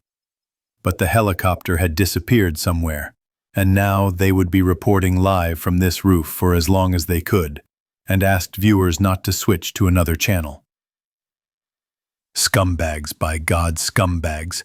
It was time to run wherever your eyes looked, just to get as far away as possible, or just jump head first from the roof, and they were worried about the fate of their report. What's wrong with these people's brains? On all fours over a motionless dead body, and judging by the movement of their backs and heads clearly gnawing at it. And then a general shot, a street lit only by the fires, filled with dead people wandering somewhere with a leisurely, unsteady gait. The journalist was saying something, a lot, excitedly, but Pak, who remembered from his school foreign language course only a few isolated details from the life of Lena Stegova and her large family, and the phrase that had been firmly ingrained in his brain since the 4th grade, "Usually I get up at 7 o'clock," could make out very little. He only understood for sure that the journalists were supposed to be picked up from this roof by a helicopter of their television company, but the turntable had disappeared somewhere, and now they would be reporting live from this roof for as long as they could, and asked viewers not to switch to another channel. Scumbags. Honest to God. Scumbags. It's time to run, wherever your eyes look, just to get as far away as possible, or just jump, head first, off the roof. And they're worried about the fate of their report, on all fours over a motionless dead body, and judging by the movement of their backs and heads, clearly gnawing at it. And then a general shot, a street lit only by the fires, filled with dead people wandering somewhere with a leisurely, unsteady gait. The journalist was saying something, a lot, excitedly, but Pack, who remembered from his school foreign language course only a few isolated details from the life of Lena Stegova and her large family, and the phrase that had been firmly ingrained in his brain since the 4th grade, "Usually I get up at 7 o'clock," could make out very little. He only understood for sure that the journalists were supposed to be picked up from this roof by a helicopter of their television company, but the turntable had disappeared somewhere, and now they would be reporting live from this roof for as long as they could, and asked viewers not to switch to another channel. Scumbags. Honest-to-God scumbags. It's time to run wherever your eyes look, just to get as far away as possible, or just jump headfirst off the roof, and they're worried about the fate of their report. What's wrong with these people's brains? The Stegov family are characters from an old Soviet school textbook of English. Soviet school children learned English using texts about this family, their home, work, studies, household chores, and other things. As practice has shown, those who never needed knowledge of a foreign language in life, after several years, could only remember this very Lena Stegova from the entire school curriculum. "I usually wake up at 7 o'clock," is the first sentence of the educational topic, My Day, for junior high school students. Despite all this, for some reason, nothing definite is said on TV about the causes of the disaster that has engulfed the entire world. They don't even put forward any versions, limiting themselves to videos of the bloody bacchanalia and comments on what is happening on the screen. But on the internet, which is also working quite well so far, there are plenty of versions. From an attack by terrorists from Al-Qaeda, or a leak of some top-secret combat strain from a military laboratory, to an alien invasion and an apocalypse, according to the Bible. By the way, the word zombie is increasingly flashing on the internet, and there are almost no people left on the numerous forums who do not believe in the existence of the risen dead. There is a lot of information about the ways of spreading the infection. Well, there's nothing new here at all. Everything strictly in accordance with the canons of horror films. A person who was fucked by a cheburator after death becomes a cheburator himself. I mean, the one who was bitten to death by the dead, literally in a couple of minutes, will rise from the dead and become the same ghoul himself. If you were just bitten, he will bite the bots in an hour and a half. And, after death, see the previous point. And it seems there are no options here. Some optimists are trying to chirp something about how people have different immunity to various viruses and, perhaps, those with stronger immunity.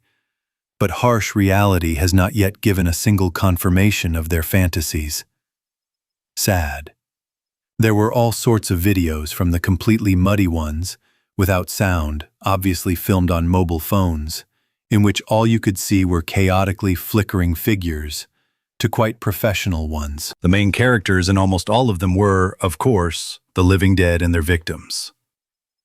The videos were creepy, by the way. If Yura had seen something like that on a horror movie disc, he would have simply cursed, muttered something like, "trash and cheap stuff," and turned it off. But the trouble was that none of this was a movie, and the realization of this simple fact sent icy shivers down the spine of the usually cold-blooded Korean. The now deceased Dr. Rivas was right. Fuck everything. And no matter how hard Yura tried, he could not find any refutations to this phrase, terrible in its simplicity. All over the world, it's the same thing. Dead people attacking people, defenseless civilians, and complete paralysis of the authorities. Various security forces, military, militia, police, and other national guards are trying to do something, but without much success. The situation is too unusual and doesn't fit into any of their existing plans for how to act. So they have to come up with something on the fly, improvise, trying to find the right strategy almost at random. And paramilitary structures are far from the best improvisers, let alone the best. It's much easier for them, according to the charter. In situation A, we act in accordance with point 4, point 2, and in situation B with point 8, point 17. They're used to it and simply don't know how to do it any other way. Maybe they'll figure it out in time, but they still have to live to see that time. Both the security forces themselves and those who expect help from them. And Yura has a serious suspicion that not everyone will be able to wait. So he needs to try to do everything possible to be among those who survive and to drag Sveta along with him. Okay, Svetlana, that's it. Basta. Turn off this nonsense and come here. I'll teach you which end of the gun to hold. A very useful skill for a young and attractive girl these days. What a teacher, she snorted quietly. My father was an air defense major. Even though he's retired now, we spent our whole lives riding around the taiga with him. So I shot a Makarov pistol and even a machine gun. Oh, well done, Pak praised her in a sweet voice, but with a sarcastic expression, and then asked, "And did you hit the target often?" Sveta remained silent, embarrassed. It was clear that there was nothing to brag about in terms of results. That's what I'm talking about, Yura summed up completely seriously. Shooting is one thing, hitting is quite another. Now you need to be able to hit, otherwise it will end badly. Plus, the Tokarev pistol is a little different from your father's PM. So, bend your fingers back. Sit down next to it. Watch and listen. First of all, there is no safety catch. See? And there is a very convenient button to remove the magazine. Svetlana turned out to be a diligent student. She listened attentively, repeated diligently, and did not at all display the usual female disdainful and fearful disdain for weapons. Perhaps her father, a major, was able to instill such an attitude. Or perhaps the run away from zombies on a slippery floor, attraction in the emergency room corridor, had a beneficial effect. Such an adventure could easily turn even the most inveterate pacifist into a convinced militarist. And that was apparently enough for Sveta. After fiddling around with the TT for about an hour, Yura even handed her a shotgun and began to explain what was what, regretting only that he had too few bullets. Ideally, such theoretical classes would be good to end with live firing, to consolidate the result. But no way. Every bullet that they burned now, just for training, tomorrow might not be enough to save their lives. Although, on the other hand, there is no guarantee that Sveta, despite all the successes in theory, will be able to shoot the dead, so to speak, in practice. Such is the dilemma. Do whatever you want. Of course, he has one idea, to go to the rest of Jamik's safe houses. But, unfortunately, it falls under the category of delirious delirium, of an inflamed mind. Let's say he knows the addresses, but he does not have the keys to these apartments. Trying to break into them on his own is a thankless task from the very beginning. The doors there are solid, practically safe-like. Such as these are only suitable for blowing up. But for this, you need both certain experience and explosives, and Pak has neither one nor the other. So, we put this option off until better times, in the hope that they will come at all. Oh, by the way, about Pyotr Sergeyevich. How are things going with the beloved boss? He may be a real bastard, but he's always been a smart guy. Maybe he's come up with something this time too? I should give him a call. Shmikov did not answer the call right away, and when he did, he answered Pak's cautious questions in a nonchalant tone that he was already sitting in a plane seat that was about to fly off to a distant warm island.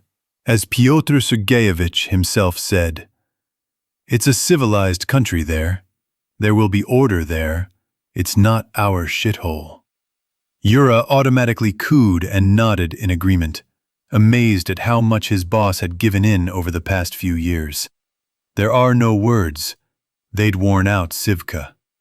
He didn't even notice when the smart, evil, and cunning, like the devil, gangster, foreman Petya Schmeek, who never trusted anyone and had a simply animal sense for problems, managed to actually turn into a nonchalant and relaxed businessman, philanthropist, and benefactor. Not pretending, but becoming one. How much of a nose do you have to lose to run abroad in the current situation? Where? To warmer climates, where the police are smiling and friendly and the hotel staff is attentive. Well, they are like that only as long as you pay. As soon as you lose your solvency, that's when you will see their real faces. Money. If Yura's intuition is correct, and the situation develops in the same direction as now, will very soon be worthless. Well, and if he is wrong, and the dollar will still remain valuable and evergreen, which is highly doubtful.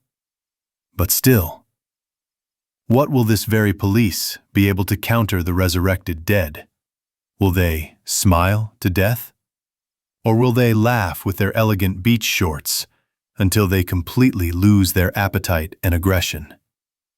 No, Zhmikov has definitely gone bad. At home, there were still loyal people, albeit few, but at least proven and reliable, and connections and acquaintances, and most importantly, weapons, which, it seems, are now more important than all the garters and bank accounts put together. In the end, Zhmikov reproached Paku for his slow-wittedness, saying that, if you were smarter, you would also fly somewhere to a quiet place. Wished him luck, and hung up. And Yura mentally spat, cursed out loud, and, remembering the reports from Paris and Los Angeles, crossed Zhmikov, who believed too much in the power of civilized countries, off the list of the living. He seemed to be a smart and serious man, but he was all gone. That's why he will die, stupidly and terribly. Well, to hell with him. If the patient does not want to live, medicine is powerless here. For another 20 minutes, the Korean called the former Zhmikov fighters. And again, no luck. 3 of them simply did not pick up the phone, and the rest, although they had already analyzed the situation and made the right conclusions, were not eager to meet. No one openly sent him away, but the general meaning of their answers could be briefly reduced to the sacramental phrase of Shere Khan from the cartoon about Mowgli, "Every man for himself." Well, the law of the jungle. Darwinism as it is, in its purest form. We will cope on our own. Somewhere in the neighboring area, a woman suddenly screamed loudly and shrilly. So, it seemed, the end of peace and quiet had come. The dead had reached Polyanka too. That meant that the short respite was over. It was time to look for a new shelter. The cottage Yura had built was not at all an impregnable stronghold. The veranda was too big, the glassed-in veranda. Too many low-set windows. The fence, of course, was high, but it was not a 3-meter brick wall, but an open-work forged lattice. After all, he was not building a fortress. His house looked smart and beautiful, but from a fortification point of view, its value was not even 0, but rather negative. The woman behind the fence screamed again, desperately calling for help. It seemed that the neighbor was in serious trouble, and she couldn't cope on her own. And there was little hope for her man in this matter either. My God, how amazing! Pak recalled the appearance of the neighbors. He was a typical businessman, short, bald, clearly suffering from excess weight. A kind of bun, somewhat similar to Yegorka Gaydar, except that his face was not so disgusting. What exactly he did, Yura was not even interested.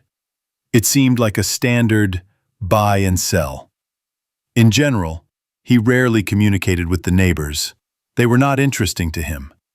She was a typical Anna on the neck of a rich sugar daddy. Tall, perhaps even natural, blonde with a beautiful but too arrogantly unapproachable face. Long legs, a slender, fit figure. Well, yes, shaping, shopping, peeling, what else can a wealthy slacker do? At least, she didn't have a nasty, squealing lapdog. And thank goodness for that. General, 3 or 4 days ago, quite successful citizens. Life is a success and all that. But in the new conditions, absolutely worthless ballast. Defenseless and useless. Not even worth the bullets that will have to be spent to save them. We can't just leave her like this. Sveta clenches her white fists tightly and looks at Pak intently and pleadingly. The Korean has absolutely no desire to go out into the evening twilight, where hungry, reanimated corpses are hiding. If he were alone here, he would sit quietly, pretending that no one was home. But he is not alone. And Sveta, it seems, firmly believes that he is a real hero, brave and courageous. Yeah, damn, a prince on a white mare. With all his cynicism, Yura suddenly realized that he cannot, and does not, want to deceive the naive trust of this girl. Which means he will have to live up to the image. He picked up the Mossberg lying next to him on the couch, tucked the TT under his belt, and handing the second pistol to Sveta, stood up from the couch with a determined face. Okay, you've convinced me. Let's go perform heroic deeds and other stupid things. Things are bad with the neighbors. The cormorant was apparently hit somewhere, but the wife, to her credit, did not abandon her husband, but brought him home. Only on the way he had already ceased to be a man, and now, albeit stupidly, but persistently breaks out of the car, clearly intending to have a bite to eat at his wife, who is screaming with fear. She is trying with all her might to slam the car door, but the zombie has already managed to stick both arms and one leg out. And now, the unfortunate neighbor can only lean her whole body against the door, not letting her starving husband out of the car. So far, she has succeeded. Apparently, it was not in vain that she tortured the exercise machines at the fitness club. But this will not last long. The deceased does not feel tired or in pain. And at the same time, purely, in terms of tonnage, he is about 60, if not 70 kilograms heavier. And he's waving his rake, grabbing her by the hair, even pulling out a couple of tufts already. Riots. In short, she'll hold out for maybe 5 more minutes, but definitely no more. One good thing is that the fence separating the plots is no more than 15 meters from the car. With a long-barreled Mossberg, he can practically shoot point blank. The main thing now is not to hit the blonde screaming in fear and pain. She's positioned too poorly. This inconsolable widow needs to be removed from the line of fire urgently before her prematurely deceased husband starts snacking on her. Throw down that door and run from the car. Yura shouted at the top of his voice, adjusting the barrel of the shotgun more comfortably on the wrought iron curl of the fence and pressing the butt more tightly into his shoulder. Blonde is clearly frozen in fear. She looks at Pak with huge, wild, tear-filled eyes, and at the same time she clearly doesn't see, hear, or understand a damn thing. Run, you motherfucker, you're so big. It was no use. The lady had definitely fallen into a stupor, and the zombie, meanwhile, had leaned even harder on the door and was already standing on the ground with his second foot. The end. He'd press a little more and he'd definitely get out, and that idiot was still blocking his view. And most importantly, Yura had absolutely no memory of what kind of cartridge he'd loaded into the pump magazine first. If it was a bullet, then it was okay, but if it was buckshot, then things were bad. Not only would he knock the dead man down with a sheaf of buckshot, but he'd also blow off half of that young lady's head at that angle of aim.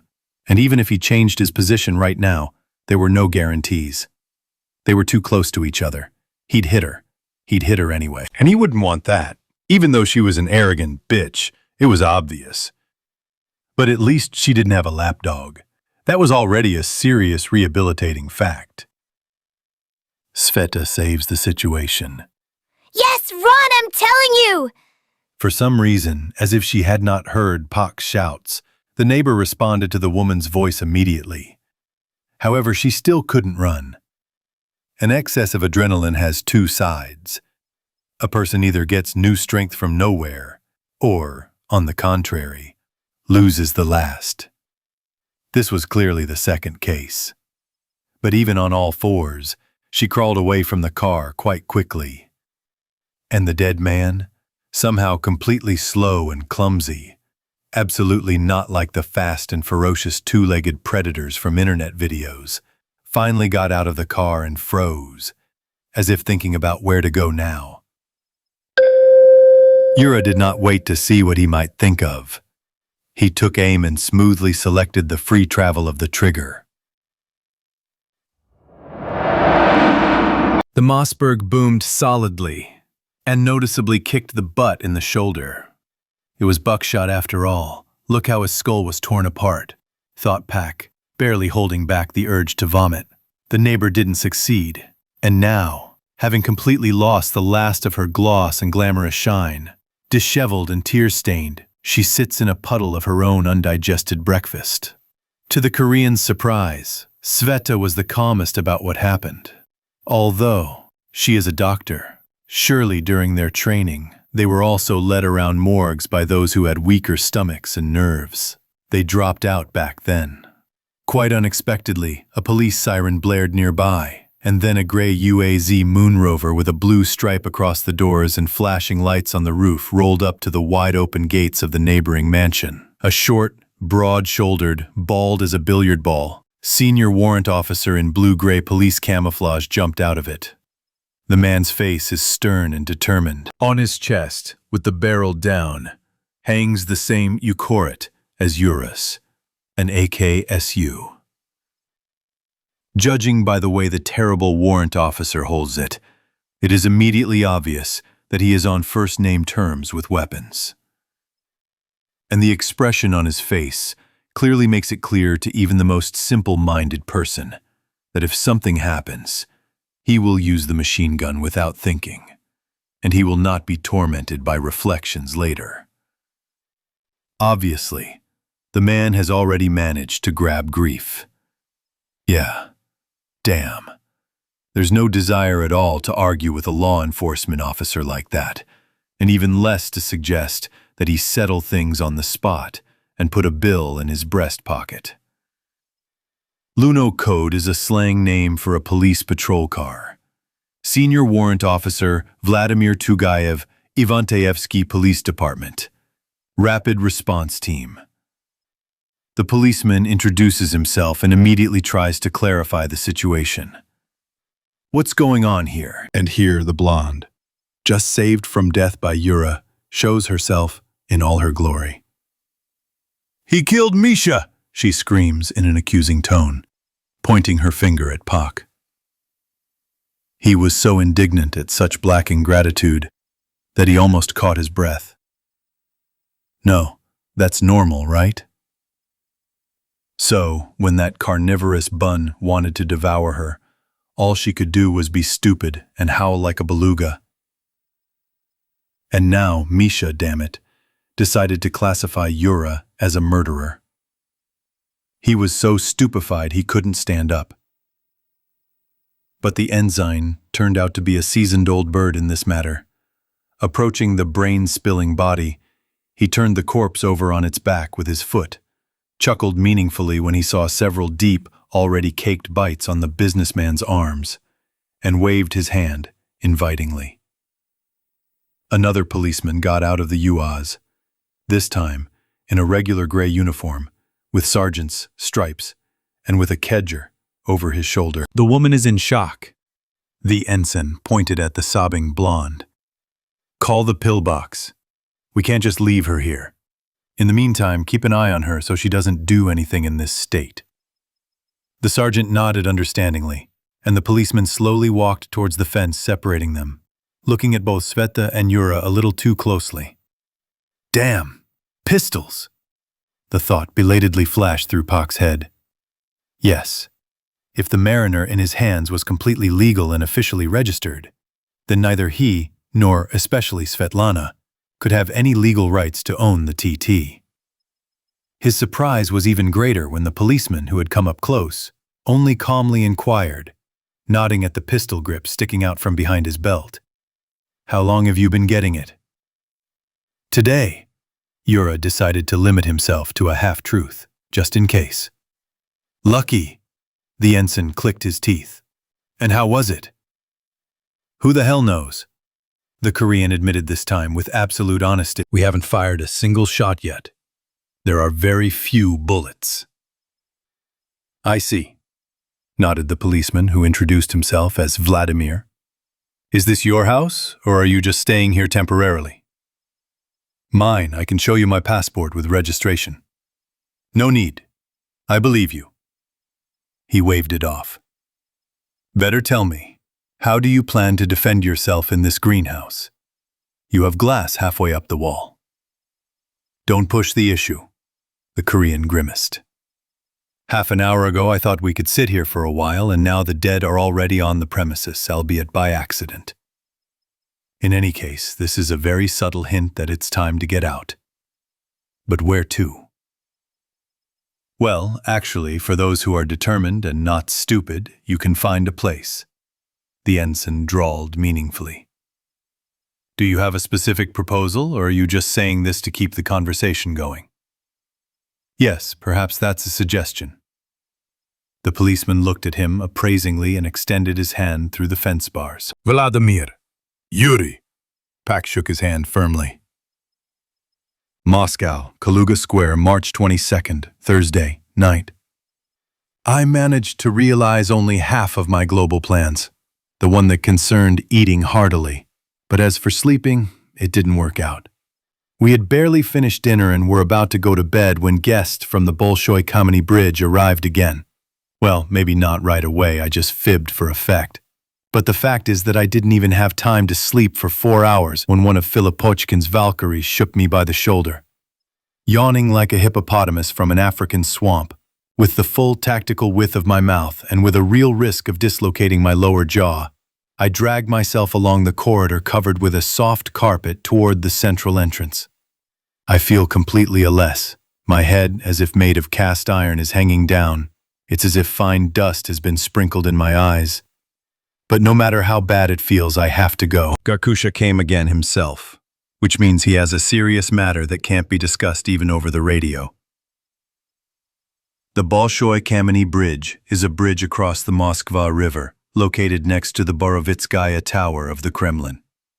The gigolos have undergone serious changes. The beautiful Tahoe and Explorer have been replaced by ordinary army armored personnel carriers, 80s with the emblem of the Moscow District of Internal Troops, a stenciled white falcon in a red circle, and Colonel Garkusha and his subordinates no longer look as dapper as they did in the morning. Rather, the opposite. Black overalls are all covered in dust and dirt. The rest of the equipment looks no better. Everyone's faces are tired, streaked with sweat-washed soot and gunpowder grime. Several have blood-soaked bandages. I wonder what kind of news this is. It seems that after wounds inflicted by zombies, bandaging is simply pointless. It won't help anyway. So they clashed not with the dead, but with people. I wonder who this is. Alpha is a serious company. Few can withstand them on equal terms. And here, by all appearances, they fought with an enemy of quite comparable strength. Well, here we go again, you impudent OMON mug. Winks Garkusha at me, his face decorated with several fresh, barely dried, deep scratches, as if an explosion had thrown a good handful of gravel into his face. Having run into my questioning look, the colonel waved me off weakly. Don't get into it. It's all over. There were some rats here. They decided to take advantage of the noise and rule the country for the last time. As if we don't have enough problems without their homegrown junta. So what? I know it's an idiotic question, but nothing else comes to mind. And that's it. The colonel clearly quotes a bearded joke. Have you read Uspensky? They were Gog and Magog. They will not be again. I read the Zhikar trilogy and remembered the quote. Damn. There are some normal things going on here behind our backs. Just yesterday morning I was thinking about a coup d'etat, and here you go, sir. Did you order a coup? Take it and sign here. However, as I understood the gigolo, nothing came of the conspirators unknown to me. So, are you that all of them? Well, maybe not all of them, Garkusha shrugged. But the most impudent and dangerous ones for sure. And those who are more cowardly, but quicker and win on the run, they'll catch them anyway. We've already established some kind of contact with our contacts from the GRU Special Forces. If anything, they're closer to Sheremetyevo. They'll welcome them like family. Damn it. Okay, that's not what I wanted to talk to you about now. Do you know the way to your regional warehouses? On Pozarskaya? Of course I know. How many times have I gone there before business trips? For all sorts of clothes. Especially for well-informed readers, the author knows very well what the street on which the warehouses of the main directorate of the Ministry of Internal Affairs of Russia for the Moscow region are actually called. But this point is not essential for the plot. That's good. With all this chaos, very bad things have started to happen. Oleg Stepanovich lowers his voice, and I have to move a little closer to hear better. In short, quite a lot of police officers, instead of doing the work for which the motherland pays them, immediately changed their colors as soon as it smelled of kerosene. I just hum in understanding. What news? I myself don't understand how many scumbags we have in the ranks now who came to the organs with one single goal, to gain power and to grab some dough for this. Well, yes, Garkusha winces in response. I clearly haven't revealed America to you, so these jackals are starting to create real problems. You understand, they still have official transport, communications, special equipment, weapons. They continue to wear uniforms, after all. And with all this, they have started to commit outright lawlessness, robberies, murders, rapes. As if the dead and ordinary bandits weren't enough. Now we also have to deal with these, mother of them, werewolves in uniform. But that's not even the main thing. The main problem is that, unlike ordinary bandits, these know too much that it would be better for them not to know. For example, the location and layout of our warehouses. I finish the thought started by the colonel. Exactly. And where they are, and what is lying around, and even who is guarding it, and how. Just a few minutes ago, the guys from the warehouse security on Pozharskaya got in touch. They say that something very strange, quiet, almost unnoticeable, and therefore very unpleasant, has started to stir around them now. And as luck would have it, we have very few free forces. So we decided to involve you in this matter. Comrade Colonel, for God's sake, people have been on their feet for 2 days, and in such a regime, they won't get up from their mattresses now, even under the threat of execution.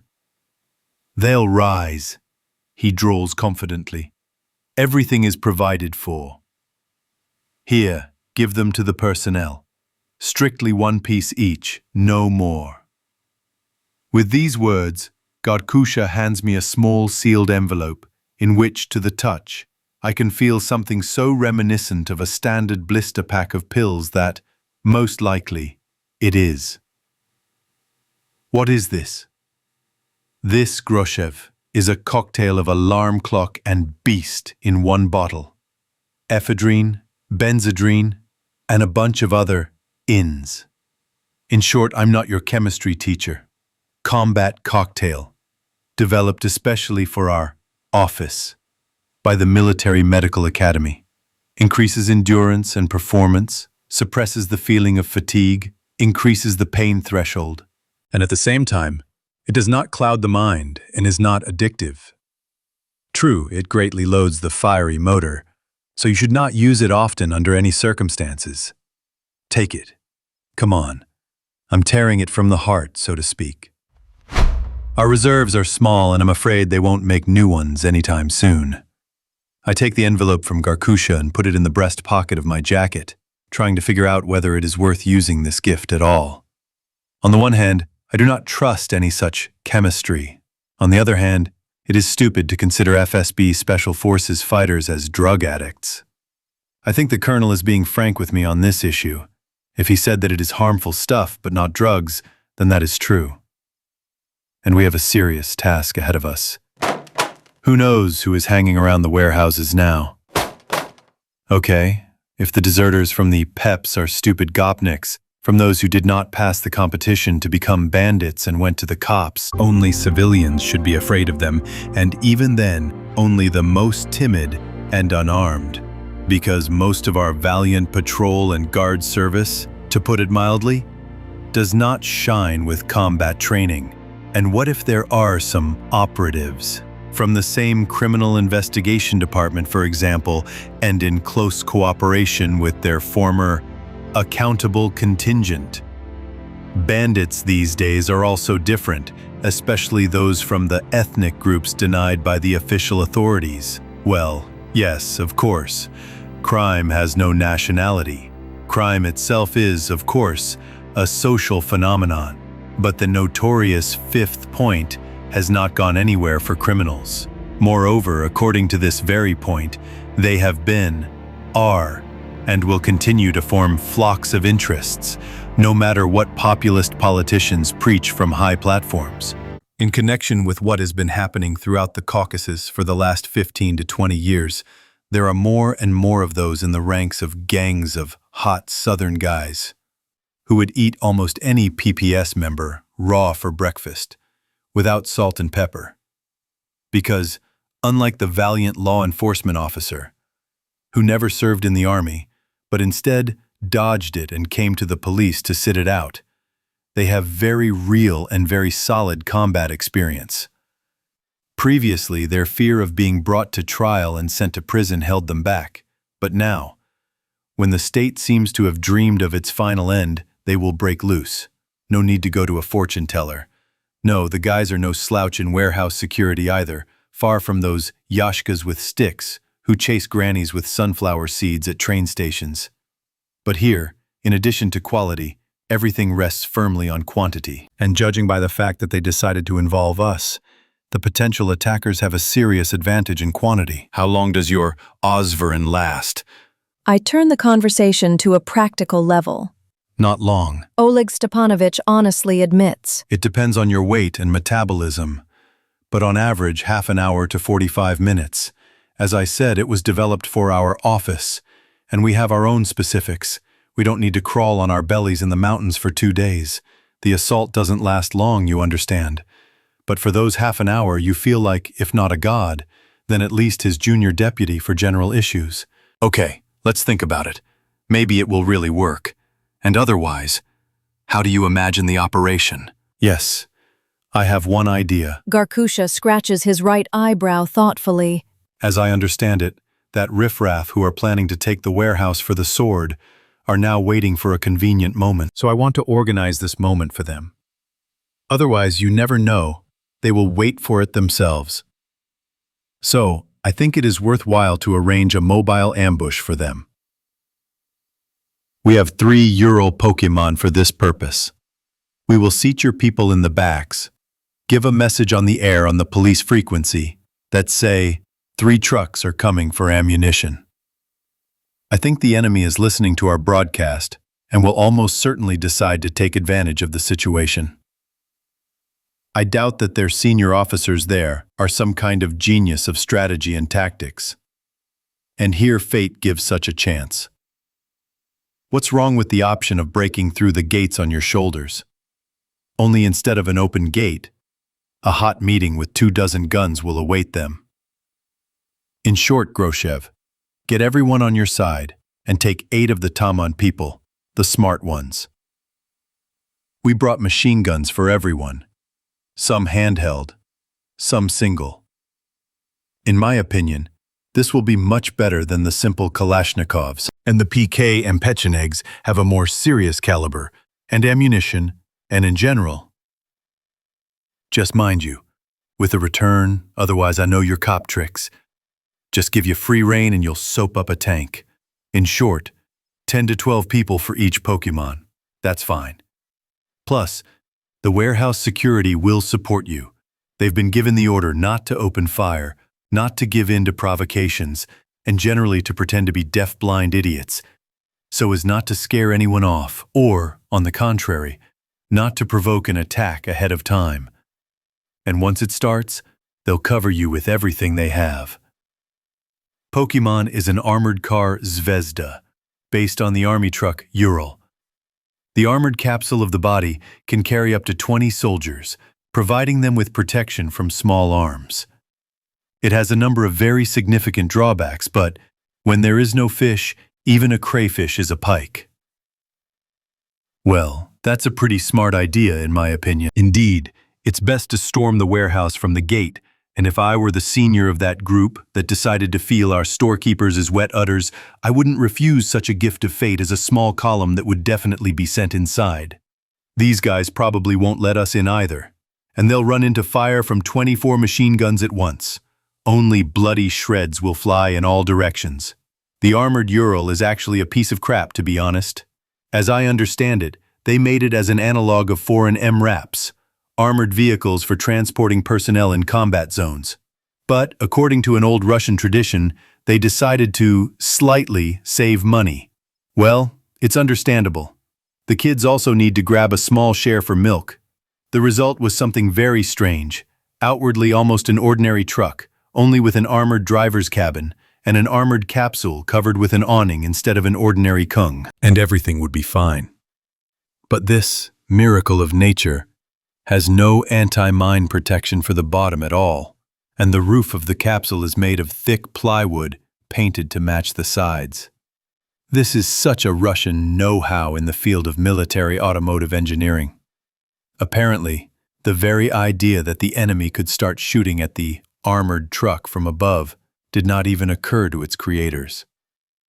Take those who created this miracle machine, put them in it, and send them somewhere, to the Volcha Mash Gorge near Itum-Calais, solely for educational purposes, well, to see how long they will survive? But, on the other hand, I doubt that our current opponents will put high explosive shells on us, and there is simply nowhere and no point in shooting at the Urals on Pozharskaya from above. I also seriously doubt that they have grenade launchers. The capsule walls are still capable of providing some kind of bulletproof protection. And most importantly, in the dark, and especially for a person who is not knowledgeable in the matter, the armored Ural with an awning pulled over the capsule is practically indistinguishable from an ordinary 3-axle army truck. Not everyone will be able to see the small round loopholes on the driver's cabin windows in the dark, and if they do see them, they may not immediately guess what it is and why it is there. There is also an armor sheet covering the front radiator grille, but it is also not very noticeable, especially in poor lighting, so the chances of success are decent. In the same Chechnya in the early 2000s, when these trucks had just entered the army, many mountain brigands were very mistaken about them, taking them for an ordinary cargo hostess, for which they paid. The army men even nicknamed the Pokemon anti-ambush at first. I think that if it worked in the mountains, it should work here too. Kozyaika is an army tarpaulin truck, Ural or Zil 131, designed for transporting property. Okay, Comrade Colonel, let's assume that you signed us up for this adventure. Give us your machine guns. Damn it, Groshev, Garkusha is clearly uncomfortable. Don't press on a sore spot, eh? Well, I don't have any free people now, none. Or do you think that I'm working you hard because I have a good life, and even supplying you with special drugs? You, Comrade Warrant Officer, aren't even supposed to know that such pills exist, let alone try them on your teeth. Yes, I understand everything, Oleg Stepanik. Don't get excited for God's sake. I understand, and I have no complaints. Again, we all need these warehouses like air. Without them, we'll be gobbled up. The gristle on our teeth will crunch. I fought one dead man here, once on, with my fists. And how? The gigolo's interest is clearly not routine but genuine.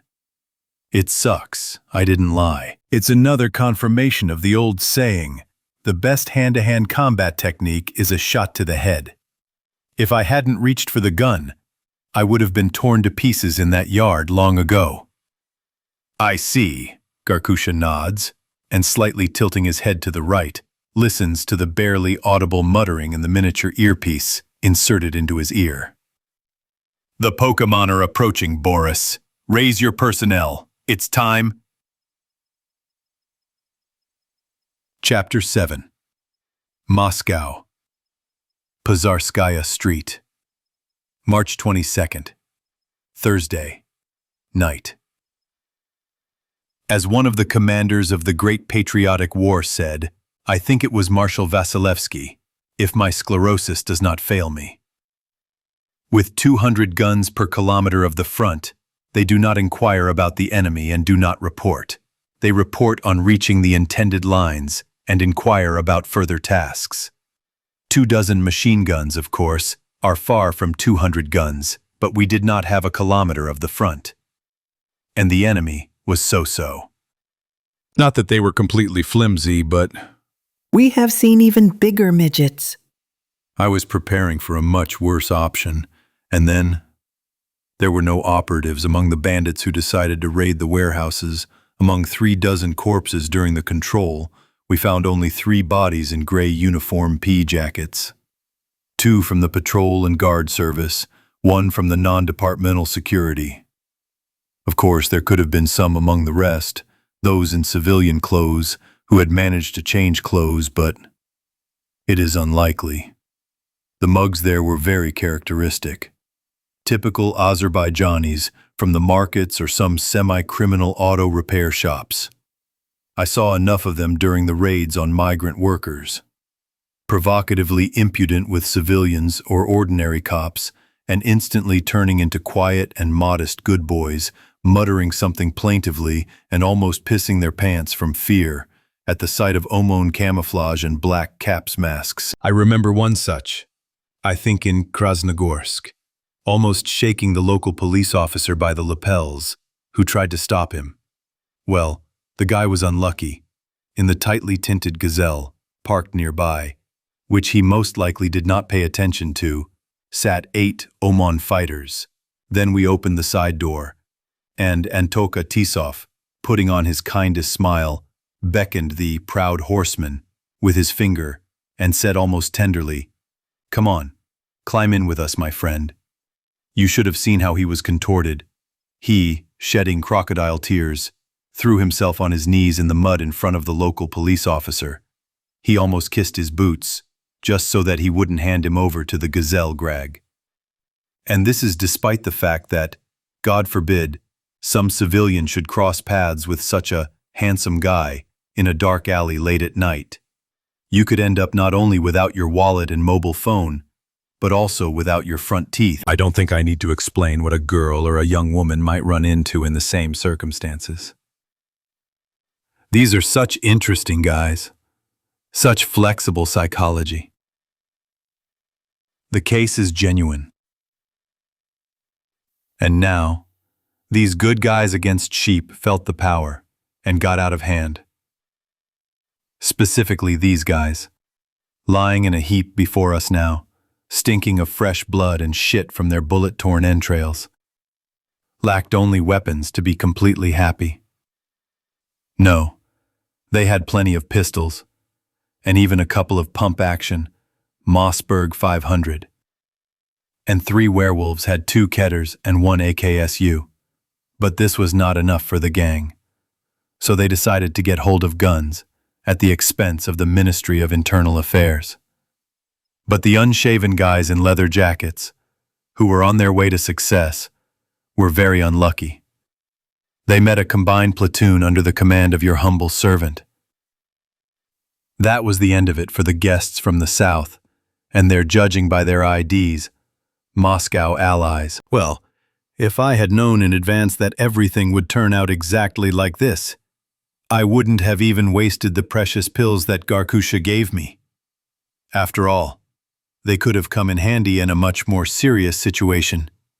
But as it is, it turns out that they were just wasted. But who could have guessed? I gave out the special chemicals to my men before we left, during the formation. I ordered them to take them only when approaching the warehouse, after a pre-agreed signal on the radio. I explained to the Tamans that the riot police knew without my explanations that they were strictly forbidden to indicate their presence in the trucks in any way while they were moving. I mean, in no way at all. This meant no talking, no smoking, no opening the armored shutters on the embrasures, and no looking out from under the awning. They could only sit quietly and wait for my command, and then shoot at anything that behaved hostilely. Briefly, but not sparing bright colors, I described a couple of cases from my Caucasian experience on the topic of how sloppiness and unnecessary recklessness could end in such moments. Aha, the faces suddenly became thoughtful. It got to me. Well, that's good. Our soldiers are starting to feel like supermen. Their arrogance needs to be knocked down immediately, before someone does it for me. But if I knock them down with words, that same someone might even do it with a bullet. My speech was not in vain. The boys sat down in the back of the Pokemons, thoughtful and quiet. And Burov, who had seized the moment, secretly gave me a thumbs up and winked. It was understandable. I wasn't the only one who noticed their overly elevated and overconfident attitude. I wasn't the only one who appreciated all the danger. It wouldn't hurt them. It was better to let them be afraid and nervous now. But then, they'd work it off, without fuss and without losses. That's actually what happened. As I approached the turnoff from Altafushka Show to Pozhorskaya, I pressed the push-to-talk button on my car radio. Hey, warehouse, are you awake? We were sent for ammo, so come meet us. First, tell me the password, the grumpy voice muttered in response, and then we'll see how to greet you. Well, brother, you're a bore. The whole world is going to hell here and you're driving me crazy with your password.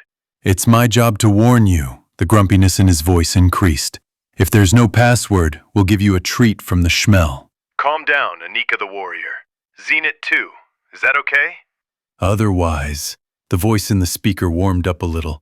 Come on over. Don't be afraid. Actually, instead of a password, I could have blurted out any nonsense, even Zenit 2 or Yakarni Babai 666, because the real password was hidden in our dialogue with the warehouse guard, who was still unknown to me, which from the outside resembled a lazy squabble. I had to use the word bore without fail, and he, Bumblebee. So, some overly self-confident fool who intercepted our negotiations and decided to pretend to be one of them has a real chance to experience the effect of a jet flamethrower. You are welcome, as they say. However, I must admit, the attackers were daring guys, especially at first. If it had not been us, warned in advance about the impending attack and prepared for it, sitting in the trucks. But the usual drivers and security soldiers, who knows how it all ended? But history, as we know, does not tolerate the subjunctive mood. And when the first Jijit deftly jumped onto the running board of the first Ural that had slowed down in a narrow, practically unlit passage between two blank fences of industrial zones and, poking the side window opposite the driver's head with the barrel of a pistol, growled something obscene with a strong accent, the car, to his surprise, did not even think of stopping. Moreover, instead of a frightened face, the Abrak saw a Bison submachine gun behind the glass, the barrel of which, through the slightly opened round loophole, rested right on the bridge of his nose. It seems to me that the proud son of the Caucasus Mountains even wanted to say or shout something at the end, but he didn't have time. In the confined space of the cabin, there was a deafening bang and a sour smell of burnt gunpowder, and between the bandits' thick black eyebrows, which were broken in surprise into a house, another technological hole, not provided by nature, appeared.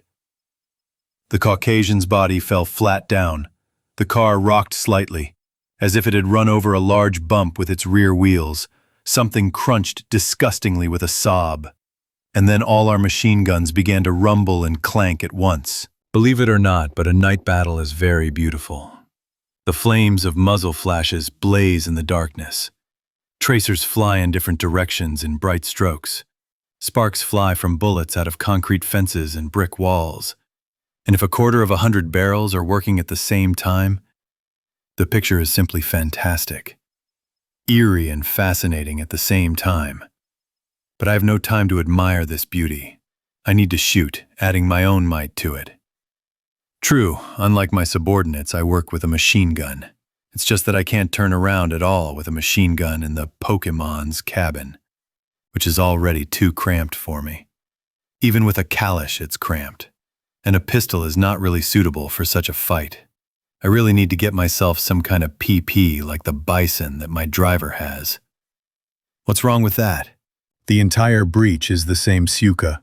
Under the barrel is a tube of a screw magazine for 64 rounds. Also convenient. Much more maneuverable in a confined space than a standard 30 magazine. And the number of rounds is also impressive. And the main thing is ammunition. Of all things, there is so much of the good old 9mm cartridge for the PM in the motherland storehouses that it is difficult to imagine. Only in the warehouses of our Moscow Region Police, there are at least 10 trains of them. Not carriages, mind you, but trains.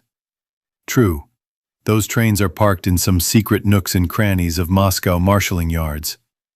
But this is a very serious matter. Those who are supposed to know these nooks and crannies know them, like the back of their hand. And now we are doing exactly that, not letting those who know be offended. Hey, you bastards, stop shooting! The radio station, which had come to life, began to drone on again in a familiar grumpy bass voice. The enemies are already waving their leather jackets at you from behind the fence. The meaning of what was said does not immediately reach me. For what? Do I know? The radio grunts mockingly. They probably didn't bring a white flag with them, so now they're making do as best they can. So that's how it is. I wonder why they suddenly decided to surrender, although, damn, they simply have nowhere to run. The entire yard behind the fence, it seems, is in full view from the roof and the upper floor of the warehouse, so the way back is definitely cut off. The nearest hangars by eye are about 50 meters of flat open area where there is nowhere to hide. Apparently no one wants to tempt fate, although perhaps there were, but they were unlucky. I definitely heard the characteristic sharp clicks of a sniper rifle, but we don't have them. The bandits didn't either. So they were working from the roof of the warehouse. If the shooter there knows how to do anything, then from such a position and at such a distance and with optics. In a word, you have to be completely incompetent to miss. The Jijits also have no desire to climb over the fence right under our machine guns. So they got stuck there, like that textbook mouse under a broom. If they run, it'll be the end. But if they stay in place, they'll be crushed. Well, that's it. The Abrex are baked. Stop shooting. I command into my ICOM. The enemy has changed his mind about fighting. The angry, steel-clanging bark of the machine guns died down. The sudden silence after their roar seemed unreal. True, it did not last long. Literally a moment later, plaintive groans of the wounded were heard from several sides at once. And then someone cried out whiningly from behind the fence. "Don't steal! We give up! Don't steal!" "You fuck! First throw the gun to our side, and climb over yourself, and then we'll see." I respond mockingly and mutter into the radio again. "Don't let your guard down. If one of them even looks at you the wrong way, get out right away. We'll have to mess around with them. But the guests from the south have already lost all their warlike ardor. Yes, these are not Chechen Shaheeds. Those, although complete scumbags, fight to the last. And these, in a word, market riffraff. Several pistols, 2 pump-action shotguns, and a short-action fly over the concrete fence and splash into the mud. All? Yes, that's it. I swear on my mother. I'm not interested in your mother. If you lied, I'll crush you like a garbage cat. Now climb over yourself. The hot southern guys start to overcome the obstacle with huffing and puffing. Not everyone succeeds on the first try. 2 or 3 fall down. One hangs on his elbows for quite a long time and makes funny faces from the strain, trying to throw his fat ass over the ridge. On the 3rd or 4th try, he finally succeeds, but he completely loses his strength and, like a sack, falls from the fence into a dirty, almost melted snowdrift. Well, what a pitiful sight. But many of them almost certainly were actively involved in sports in their youth. In the Caucasus, many come to crime through sports. Those who did not manage to achieve special heights in wrestling, boxing, or other foot and punches and fist fights. True, even those who did succeed are also sinful. In the news, one world champion or master of sports shot in a showdown always flashes, then another. And what is characteristic? None of their last names are Ivanov at all. I look again at the carcasses hanging on the fence. Ah, damn. You had to let yourself go like that, huh? As my Army Sergeant Major liked to say. What do you think? You hang on the horizontal bar like sausages? No way. You hang like sacks of shit. And these ones are there too. How many of them are there, by the way? 8? Not many. Only now there are almost twice as many lying around the trucks, and there are still some who are frozen behind the fence. We, together with the warehouse people, thinned them out nicely. Suddenly the Caucasians, huddled together and surrendered, began to shout something in their own language. "Hey, Commander! They're getting up!" The one waving his jacket howled like a fool. "And you told us to drop our weapons." "Yeah, I see. It looks like the dead are starting to rise. We need to take them down for the 2nd time right now." No matter how you look at it, feeding living people, even complete bastards, to the dead is too much. Okay, OMON. To the cars. We're conducting control. Taman. On cover. Having changed the magazine, I jump out of the cabin onto the dirty asphalt, and, having walked around the car, I immediately run into a dead bandit who has already managed to get to his feet, wearing a short leather jacket that is turned into bloody rags. He doesn't pay the slightest attention to me. He is much more interested in the Azerbaijani shot by the driver, who, in addition to the bullet in the head, was also run over by the Pokemon with both left rear wheels. And he, the dog, is heavy. The armored capsule alone is 10 tons, not counting the rest. His chest is completely crushed. There is blood all around. But he is definitely not destined to rise again after a bullet in the forehead. Such is the grimace of fate. You were a friend and comrade to this one who rose up, and now you are just food. I throw the machine gun to my shoulder, turn on the flashlight, and catch the back of the zombie's head in my sights. No way. My subordinates are not wasting any time either. Pistols are booming loudly from all sides. That's right. I have my usual kalash in my hands, and the guys have machine guns. The thing is heavy and unwieldy for such things. It's easier with a pistol. Again, the ghouls are still fresh, completely stupid. Look, one of them can't even stand up properly. He gets tangled up in his legs. Well, my dear, you don't need it. The dead are supposed to lie, so lie down. Lie down, I said. Now that's another matter. Al Capone was absolutely right when he said that a kind word backed up by a pistol is much more intelligible.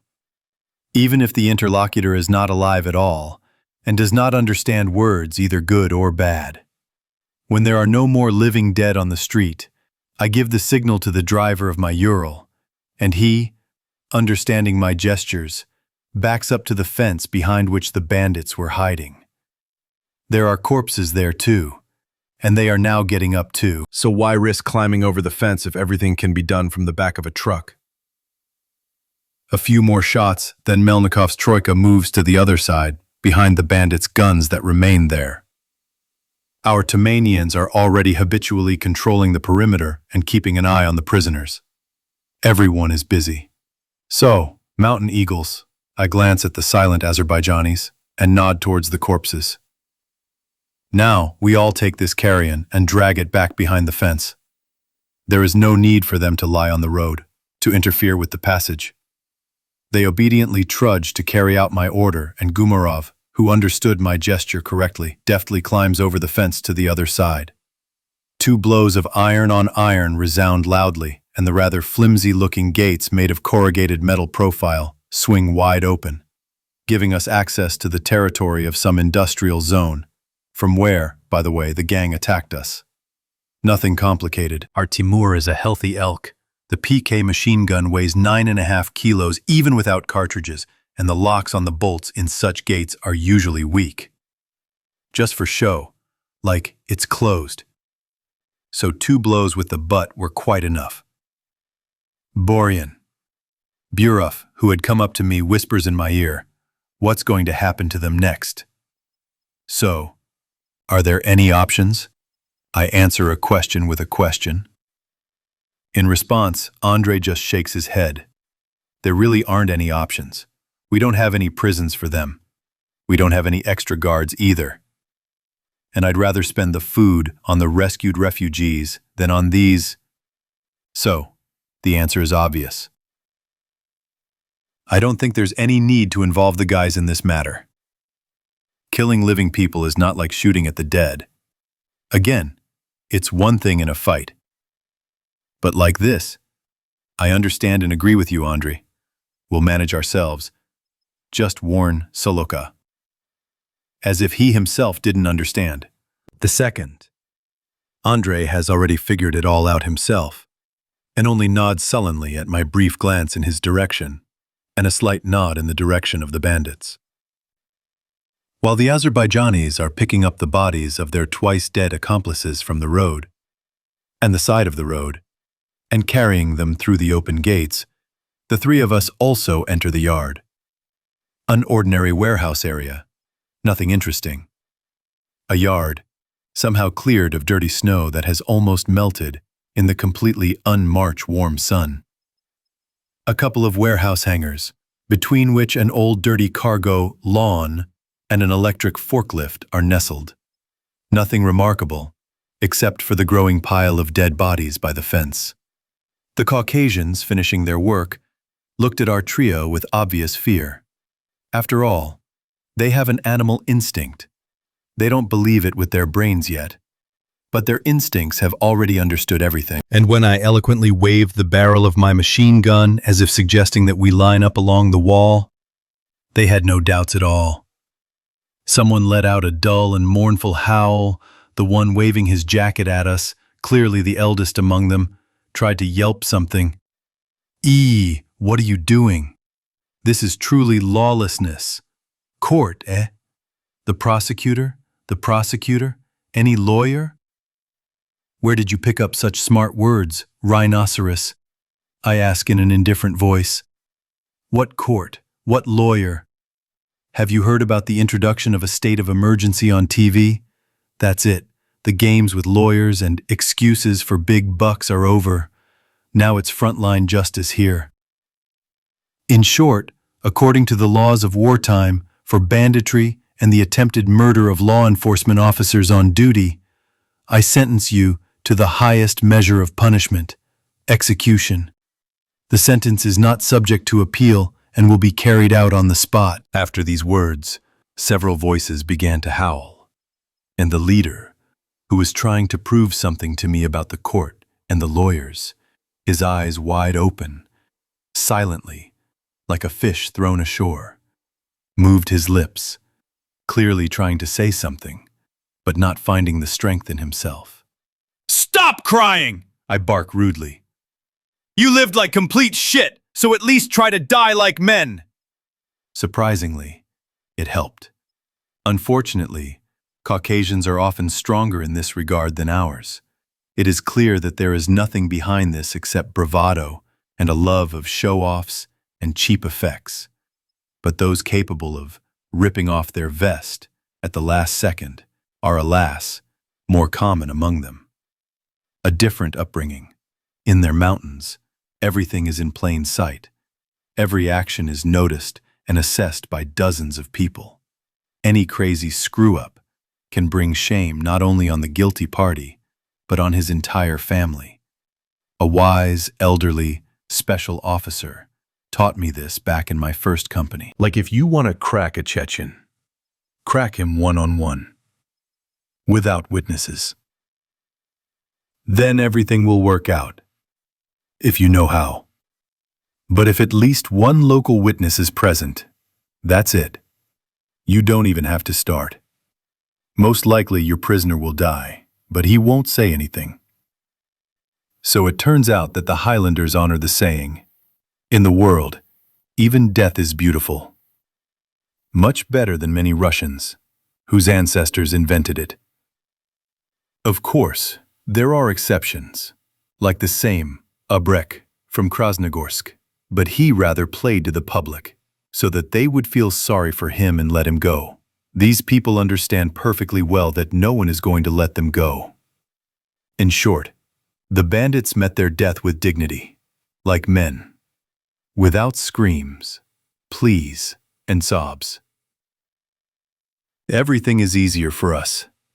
It is always easier to shoot an enemy looking at you sullenly than a scumbag who is rolling on his knees in front of you, snot and tears flowing. Commander, are you killing them? Sergeant Sasha asks in a stage whisper, looking at me with eyes wide with fear as the three of us return to the trucks. What was Sasha supposed to do? I ask him sullenly. Understand and forgive, and then give them some tea and buns and let them go their separate ways, so that they could continue to harry, only choosing a weaker victim? No, he shakes his head. I understand everything, but somehow That's why you were standing here and we were shooting there, that somehow it was... I spit. You kids don't need to get dirty in this mud. It will be oh so hard for you to live with this later. And you? The question was clearly not a catch. It just burst out from the guy. We're already used to it. I spit again. Well, I think I told Sanka everything correctly, and I am absolutely sure that my words are right. If we had let them go, it would not have ended well. These Abreks would have simply become more cautious and would have started attacking only those who would definitely not be able to resist.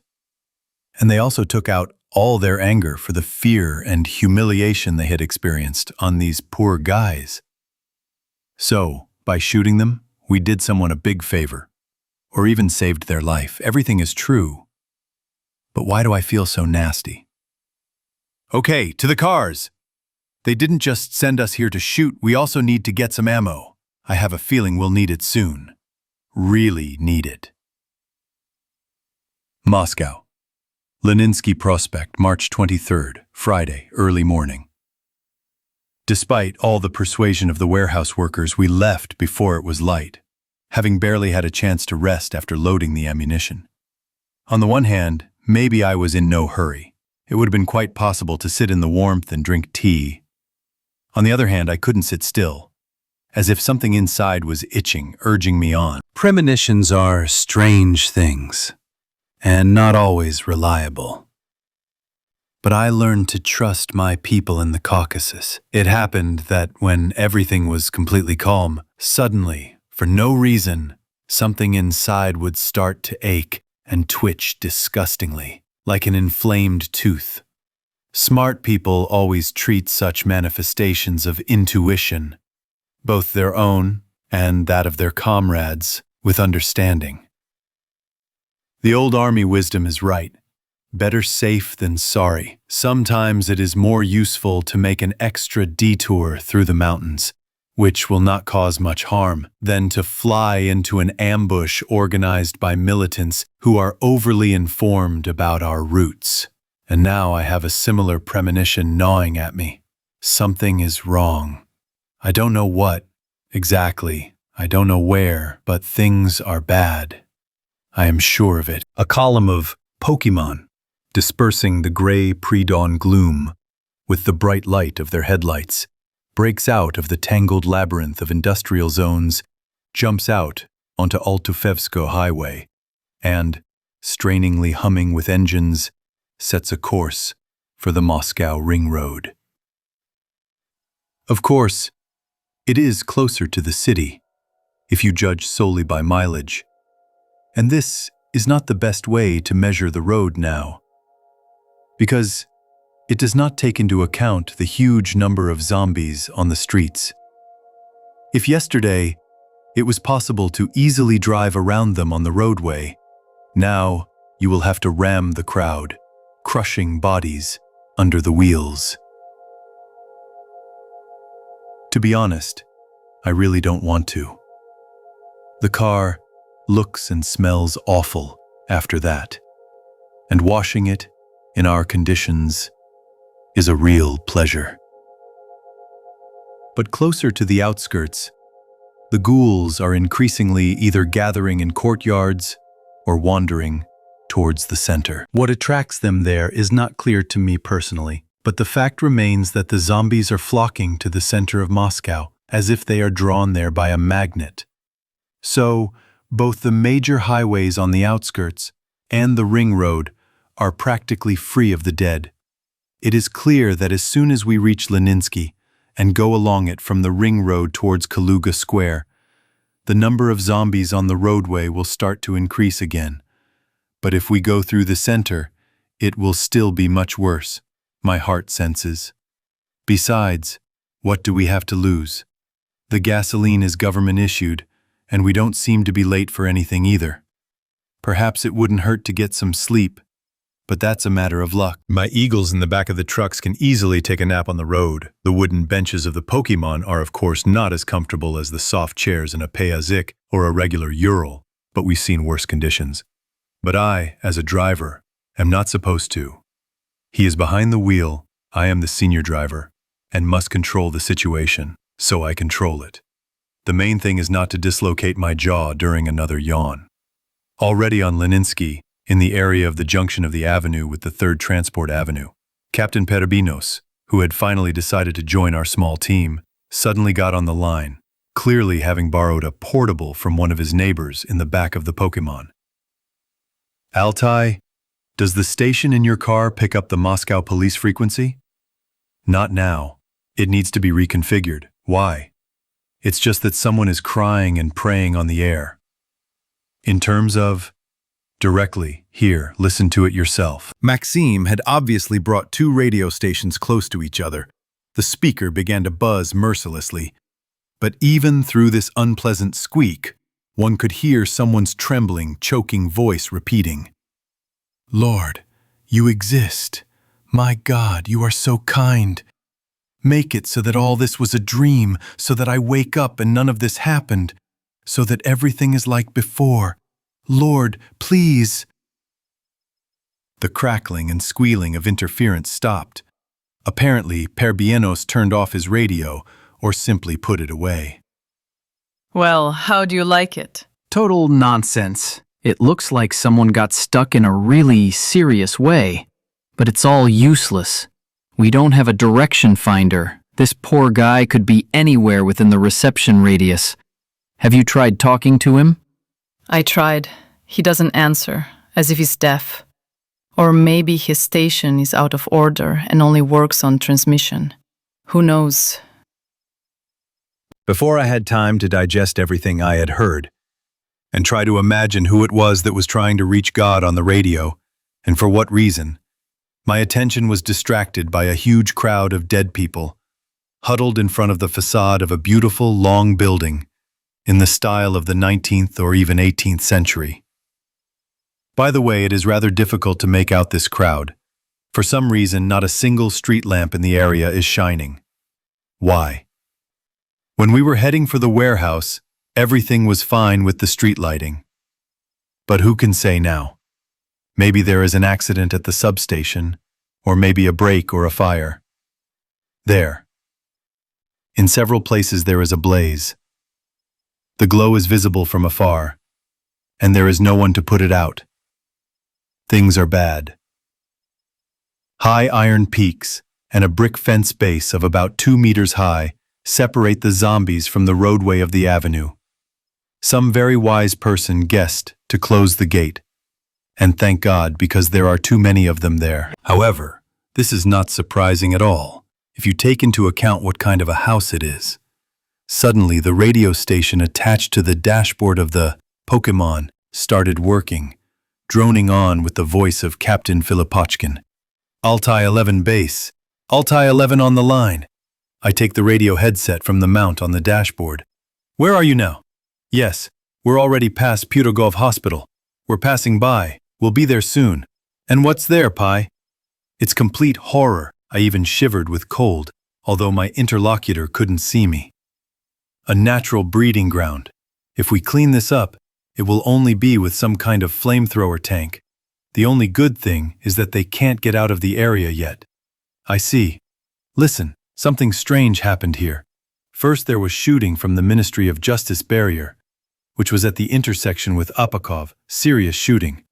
Then we lost contact with them. And now on their wavelength, someone is crying out loud and calling for his mother and God in turns. I heard it already, literally, just now. Even so, well, even more so. Check what they have there. Be a human being. You're on the same path anyway. Damn, sir, you know how to set tasks. I understand you. We'll do it. The hell with driving by. Easy to say. Check. And on that block, by the way, there is a mess with a large caliber KPVT. And for that KPVT, our Pokemons are not only not enemies, but not even prey. Just an easy snack. Why would they suddenly start shooting at us? A good question. And I'll ask you a counter question. Why would they cry on the radio and call for God's help? Somehow, this doesn't look like adequate behavior. And where there is an inadequate person with a weapon, there are all sorts of strange behavior, like shooting at their own. I saw enough of this in Chechnya. A soldier gets scared to the point of shooting at any moving object. And let them sort out friend or foe in the next world, as they say. And my heart tells me that if this pilgrim, who doesn't respond to calls, has settled down anywhere, it is in the BRDM. It's just that if something happened there, it would be a much better shelter than the transits. It's just not clear what happened there. By the way, the cordon of army officers in trucks that we saw yesterday evening was not there. Either they had relocated somewhere, or they had disappeared after their subordinates had gone home. On the one hand, it is not hard to understand their reasons. Their wives and children are sitting at home, scared. But on the other hand, there are people around too, who will help them. For God's sake, if everything goes like this, by evening, there will be only us and Garkusha's wolfhounds left in the entire area. It will be sad. Let's be honest. Damn these living ghouls. Because of them. Damn them. Almost all previous tactical developments can be safely forgotten due to their complete uselessness and even danger in the new conditions. If it weren't for them, do you think I would have gone to this incomprehensible checkpoint by car? Yeah, right. I would have sent the troika on foot so that they could quietly through the courtyards and first have a look at what's going on. And here, what the hell? Through the courtyards? In those courtyards now, given the lack of lighting, not only the troika, but our entire platoon would be gobbled up in a heartbeat, and they'd even ask for more. Like in that stupid old American horror movie on a similar topic? Damn, I forgot the name. Well, the one where the zombies could still talk and burst your brains? Send more policemen. That's right. It looks like that. So, screw it. I'll go in the Pokemon. I'll just put all the extra people in the back into other cars. I think one troika will be enough for us to assess the situation. Well, plus a driver. Who to take with us? There is no question, of course, the lovebirds Burov and Soloka. With this couple behind me, I'm ready to go to hell. I know that they won't abandon me and will cover for me. Before our truck crawled out from behind the standard, faceless, gray multi-story building, noticeable only by the Nokia store on the ground floor and the huge sign, Leninsky Building 1, to the intersection where the memorable cage of the Ministry of Justice barrier, entwined with razor bread, stood. I called Parabinos on the short line again. Maxim, try calling this pilgrim again. Maybe he's come to his senses a little. No, Commander, it's no use, the captain responds after a couple of minutes. He keeps repeating the same thing, like a wind-up toy, and doesn't react to me at all. I think he's either completely stupefied, or his station only works for transmission and he simply doesn't hear me. It sucks, of course, but there's nothing to be done. Hey, in the back, are you ready? Hearing something affirmative and obscene over the intercom, he grunted with satisfaction and began handing out the last CU hash to Andre and the driver. Why exactly last? Because there is such a sign, a superstition, which is also obscurantism. No one who fought would say last about something. God forbid, it really turns out to be the last. Therefore, last, final, concluding, final, and who knows how many synonyms there are in the Russian language. It is rich. They worked perfectly. The Pokemon jumped out from around the corner and, almost piling up several cars parked along the sidewalk with its bumper, almost jumped up to the cage and braked sharply. It was at that moment that the three of us, somersaulting, me from the cabin, the guys from the armored capsule, rolled out onto the asphalt, which had already been completely cleared of snow and ice. I almost twisted my ankle when I fell. Yeah, my friend. We're getting old, getting fat, losing our shape. In the bloody bedlam that reigned around, this could come back to haunt us. So, it's worth taking note, drawing conclusions, and taking measures, damn it, to eliminate the shortcomings that have been identified. The Ural that had thrown us off immediately went back, under the cover of the houses, although all these refinements turned out to be completely in vain. The BRDM, frozen a little to the side from the mangled Fords, did not even move its turret. It's even a shame. Ara. Yes, we are, you see, engaged in some kind of unhealthy acrobatics here, and no one is paying attention to us.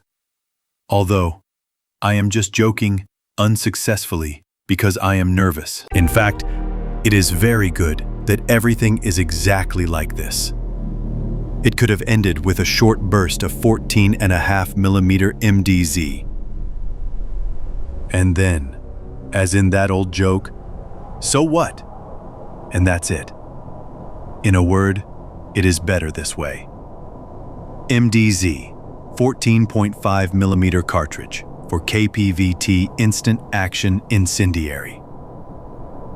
Upon hitting the target, explodes. Oh, damn. But the improvised checkpoint looks really bad. Now, on the contrary, the rusty and peeling mess looks quite presentable against the background of everything else. Because the rest...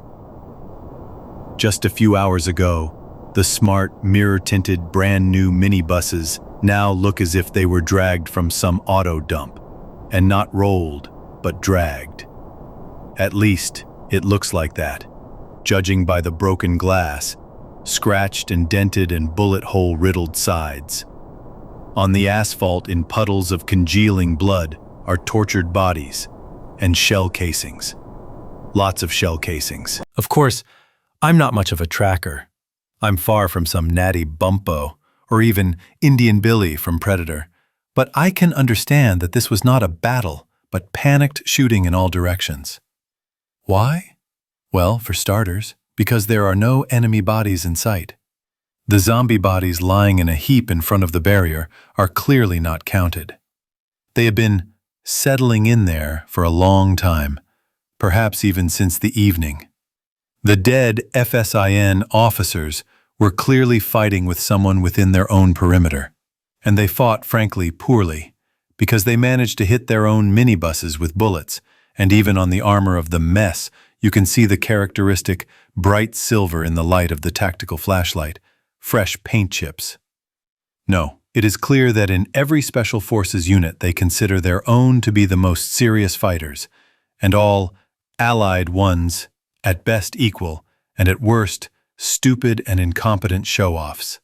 But this is all so showing off and bravado. In fact, I personally am well aware that the Ministry of Justice trained its guys no worse than ours, with their own, of course, specifics, but conscientiously, and I can't even say what they had to run into here to fight so stupidly and die terribly. Natty Nathaniel. Bumpo is a hunter and tracker, the hero of Fenimore Cooper's stories Deerslayer, The Last of the Mohicans, The Tracker, or On the Shores of Ontario. FSIN, Federal Penitentiary Service of the Ministry of Justice of the Russian Federation. There is no doubt that all those defending the bloc are dead. The bodies look like broken dolls. Many have terrible lacerated wounds as if, well, I don't know, judging by the size, at least a tiger or a lion tore pieces of flesh from them. And most importantly, it seems that whatever killed them really wanted to prevent them from resurrecting. At least, that's what I thought when I saw the severed heads and twisted necks. Judging by the condition of the bodies and the fact that the Justice Ministry's weapons are lying around, useless, next to their corpses on the blood-soaked asphalt, it was the dead who attacked the barrier. But here, serious misunderstandings begin. No, it is clear that some ghouls become faster, stronger, and more agile than an ordinary person. I ran into this myself and had the opportunity to see for myself. But how fast and strong do they have to be to kill a dozen trained and well-armed fighters, without any losses on their side? And most importantly, as we have already seen, the fence, made of razor wire and barbed wire, is not damaged. At least, we did not find any breaches in the perimeter, and got inside through a gate closed with a massive latch. Right, why bother if your enemy is actually a wild animal, aggressive and stupid? That's what the guys apparently thought. And they were not very wrong in assessing the intelligence of the dead. But in the matter of strength and aggressiveness, they were seriously off. No! Damn it! What nonsense! All that remains is to look around with an idiotic expression on your face, like Arnold Schwarzenegger in the already mentioned Predator, and pompously say, "Whatever it is, it moves through the trees." One problem. There is a serious problem with the trees around. Lamp posts and the walls of houses. Really. Boria, look here! Soloka interrupts the rapid flow of my thoughts and hands me the helmet he picked up from the ground. This is just so fucking awesome. To leave such a mark on the 4th Kiever, you need claws no less than a tiger's or a bear's. And the strength to match. Under the torn synthetic cover on the smooth surface of the helmet, 4 deep, jagged furrows are clearly visible. My God. I wonder who could have left such a mark. And most importantly, how far is this creature from here now? After what I saw, I don't rate Andre and I's chances of fighting off such a monster very highly. Look, the guys have already tried, and now they're lying around like broken dummies. Kyver 4 is a protective helmet used by Special Forces of the Ministry of Internal Affairs and the FSB. Judging by the expression on Solika's face, if not exactly the same, then at least similar thoughts came into her head. Listen, Boria, let's take this weirdo, preferably along with the armored vehicle, and get the hell out of here. Easy to say. Burov, who was listening to us, chuckled skeptically. And how are you going to open this tin can? With a bottle opener? After all, the bastard locked it from the inside. Why a bottle opener? This impudent Ukrainian face squints slyly. There are simpler options. With these words, Andre pulls out a standard hatch cover from his Marauder. Lushnik is a universal key suitable for locks of armored vehicles of Russian and Soviet production. You're such a sneak. I throw up my hands in surprise. Where did you get it? And why did you carry it around with you? What's the difference? Soloka shrugs, already approaching the side door of the BRDM. I took it, and took it. My own burden is not heavy. It came in handy again. It's hard to argue with that. If it weren't for the key, we would definitely have been stuck in the middle of that checkpoint forever. Because the hatch of the mess had barely swung open, when from somewhere above, most likely from the roof of the Piccadilly restaurant, which was 10 meters away and was covered with barbed wire, something jumped softly, like an animal, onto the asphalt patch. Jumped. Fuck, I don't even know what kind of filth that was. I only more or less remembered the creature's appearance after I had shoved the Andreeves, who hadn't yet had time to understand anything, into the hatch and jumped in myself, slamming the armored door that seemed so familiar behind us. Damn, Groshik! Are you completely out of your mind? Burov, who had clearly injured his elbow, hissed angrily. You'd better look out the triplex, I snapped back in a breaking voice. You both fucking owe me for the rest of your lives, like the land owes a collective farm. Who are you? A muffled squeak comes from the commander's seat.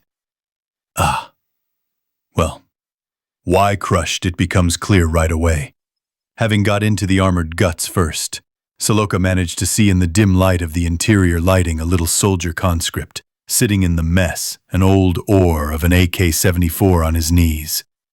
And in order to avoid inevitable accidents at sea, he decided to protect us all from possible unjustified aggression. Simply put, he made a brutal face and poked the barrel of the pistol right into the tear-stained face with red, swollen eyes. I think not the stupidest option. Explaining something to this uber warrior and getting it into his head is a long and tedious business. Then again, it is not a fact that he will immediately listen to the voice of reason in such a state. But here, everything is short and clear. If you want to live, shut up. Damn you, God, Mother, exhales Burov, who followed my recommendation and still hasn't left the side triplex. Yeah, I understand you now, Andriusha. When I saw that monster a few seconds ago, I didn't shit my pants only because I had no time. I was cramming you and your namesake, the cunning Hohol, into that armored box, and I was squeezing in after you. So it turned out that my pants stayed dry and clean, but my heart is pounding like a pile driver driving a pile into the ground. And I started sweating all at once, like in a steam room. Of course, to see such a monster in real life. The thing that jumped so dexterously from the roof onto us looked most like some kind of monkey, like a baboon or some other hamadryas, only bald. And a big one, not the size of a gorilla, of course, but taller than me, perhaps, if it straightened up. And I'm still 3 centimeters short of 2 meters. Muscular, the bastard, almost round from the muscles that twisted around the body like bundles. And the main thing is the head.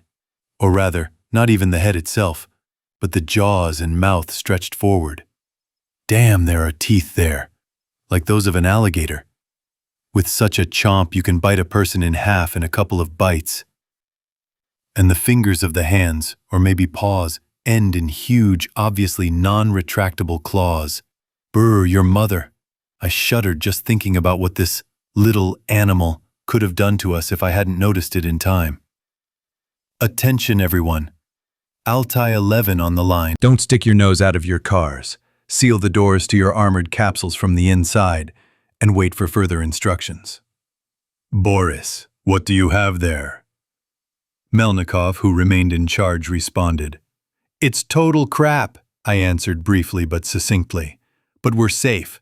Now we need you to be too, is that clear? Got it, Altai 11. Well, that's great. End of communication. So now let's take care of our foundling.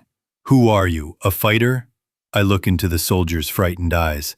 Andriuka, put your pistol away. Take his machine gun for now and that's enough. Otherwise he'll shit himself from the fullness of his feelings. And then we'll have to sit and smell it. I repeat the question. Who are you? Seryoja, he babbles in response. Holy shit, he answered like crazy. I understood everything at once. By the way, it also became clear why we couldn't get through to him. This soldier, apparently, is from the Chaos crew, and he has a tank helmet. Only he pulled it off his head a long time ago, and it now hangs behind his back like a hood. But the laryngophones are tightened around his neck, and the helmet itself is connected to the TPU. So the fighter was simply muttering something out of fear, and the radio station dutifully transmitted his pleas on the air. Wake up, soldier! Your last name, rank, position, answer according to the regulations. Private Airman, driver-mechanic of the 2nd Platoon of the 1st Motorized Rifle Company. Military Unit 3792. Internal Troops. Well, thank God. It seems our Seryoja has started to come to his senses. What happened here, Private? Ugh, damn. He's gone crazy again. Apparently my question made him remember. The soldier's lips began to tremble, his face twisted, and you could tell he was about to cry. Now stand down. Are you a man or a snotty woman? Answer according to the rules, whoever you were told. Yes, according to regulations, he sobs, but can no longer pull himself together and begins to mumble incoherently. Vika and I were sitting on the armor, on duty, and the rest, and then it jumped up from above. Vika fell and fell to the ground with him, but it could have hit me too. I went inside and locked myself in. And they were shooting. And they were screaming so much. I could hear it even here. By the end of his incoherent monologue, the private had completely lost heart, covered his face with his hands, and buried it in his knees. His shoulders were shaking. That's it. It looks like we won't get anything out of him right now. Although, personally, I already understand everything, except what kind of scum this is and what we should do now. Okay, namesake, move over. Soloka suddenly panted, handing me Private Araman's oar, and starting to squeeze past Burov to the gunner's seat. Where are you going? I asked. Yes, I'll go and have a look too. What did you see there? Bore. I was a gunner on conscription. True, on a BTR-80, but I seriously doubt that there's a big difference. About a minute later, Andrei, who had settled into a small chair that was too small for him, began to turn the horizontal aiming wheel. Oh, wow. Did you see it? That's it, he said through his teeth. I'll tell you more. The men, there are 2 of them. Both are handsome. You could hang a poster on the wall. They eat the bitches. Well, now I'll treat you. Hold your ears. In the confined space of the BRDM, a short 3-round burst banged loudly, and there was a sour smell of burnt gunpowder. Gray, curling clouds of smoke floated. Aha! Andriuka grinned joyfully and predatorily. Got it, you son of a bitch. And where are you going? There was no order to run. Damn, he still manages to turn those knobs deftly. Really, if you learn something in the army, you'll never forget it. For the next 30 seconds, Soloka spun the aiming wheels at incredible speed and sent short bursts somewhere, cursing desperately. The interior of the mess was finally covered in a veil of smoke. And who came up with this name, smokeless powder? Bullshit. The only good thing is that the KPVT spits out the spent cartridges. Otherwise, we would have had a lot of fun here. Yes, Soloka sighed with satisfaction. And there's no point in climbing the walls. We'll get you, bastard. Even on the wall. Did you hit the target exactly? I ask again, just in case. It couldn't be more precise, as the song goes. Where are your hands? Where are your feet? Vladimirov is no joke. I readily believe it, but for some reason, I don't want to get out of the safe. And therefore, impossibly cozy interior of the armored vehicle. But I have to. I gather all my determination into a fist, and, mentally crossing myself and cursing out loud, I yank the door handle upwards. It takes me a while to see what's left of the first creature. This Hamadryas baboon seems to have decided to grab a bite of one of the bodies lying nearby, almost at the perimeter fence. If it weren't for the size of the carcass, I probably wouldn't have noticed it because of the Ford standing in the way. Yes, our Hohol, it turns out, is a virtuoso. At such a distance, point blank, you could say. But the turret KPVT only goes down 5 degrees, and the creature was practically in the dead zone. In a word, the guy knows how. And this ghoul, it seems, has never seen a mess with a large caliber machine gun in action and didn't consider it a threat at all. And he paid for it. The upper half of his body is gone now. There are only disgustingly stinking dirty brown scraps hanging like a nauseating garland on the spirals of the razor. But I'm not interested in them at all. Apparently, this was once a man. At least, what is now hanging from the belt of the creature most closely resembles blood-stained shreds of wide training pants that bodybuilders and other powerlifters like to wear during training. Your mother! Burov, who had come up to the corpse of the creature a little closer to me, spits angrily. What's wrong? Look for yourself! Andrei nudges a huge muscular hand, or is it a paw, lying a little further away, completely severed from the body, towards me with the toe of his boot. The tattoo is clearly visible on the pale gray skin, touched by cadaveric spots. It is badly deformed and faded, as if the area of skin on which it was tattooed had suddenly stretched. But still, it is not difficult to recognize the parachute canopy and 2 planes on either side of it. The emblem of the airborne troops. So, indeed, he was a man. Was. You died a shitty death, brother. And after death, it was just... Burov shook his head. But how did you turn into this? Good question. And a very bad trend. A little less than a day ago. A dead alcoholic wreck, jumping like an acrobat, who easily knocked me down and almost bit my throat. Now, a former paratrooper, who is clearly into sports, who turned into a monster after death. What will we see tomorrow? A ghoul the size of a mammoth? Oh, I wouldn't want that. What do you think, Commander? Soloka looks at me expectantly. We call Pokemon, collect all the working weapons and ammunition here. Start mess, and to the base. Oh, and this. I nod towards the dead carcass. We'll take this with us too.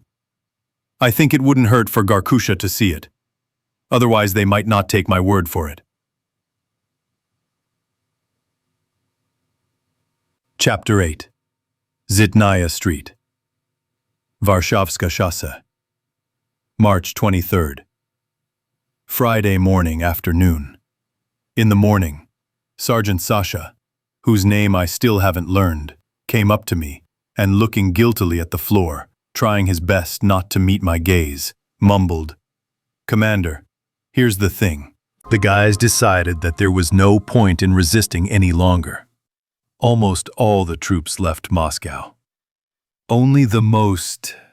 He clearly hesitated, trying to find a softer word. Star-crazed, I came to his aid. Stubborn, he sugar-coated the pill.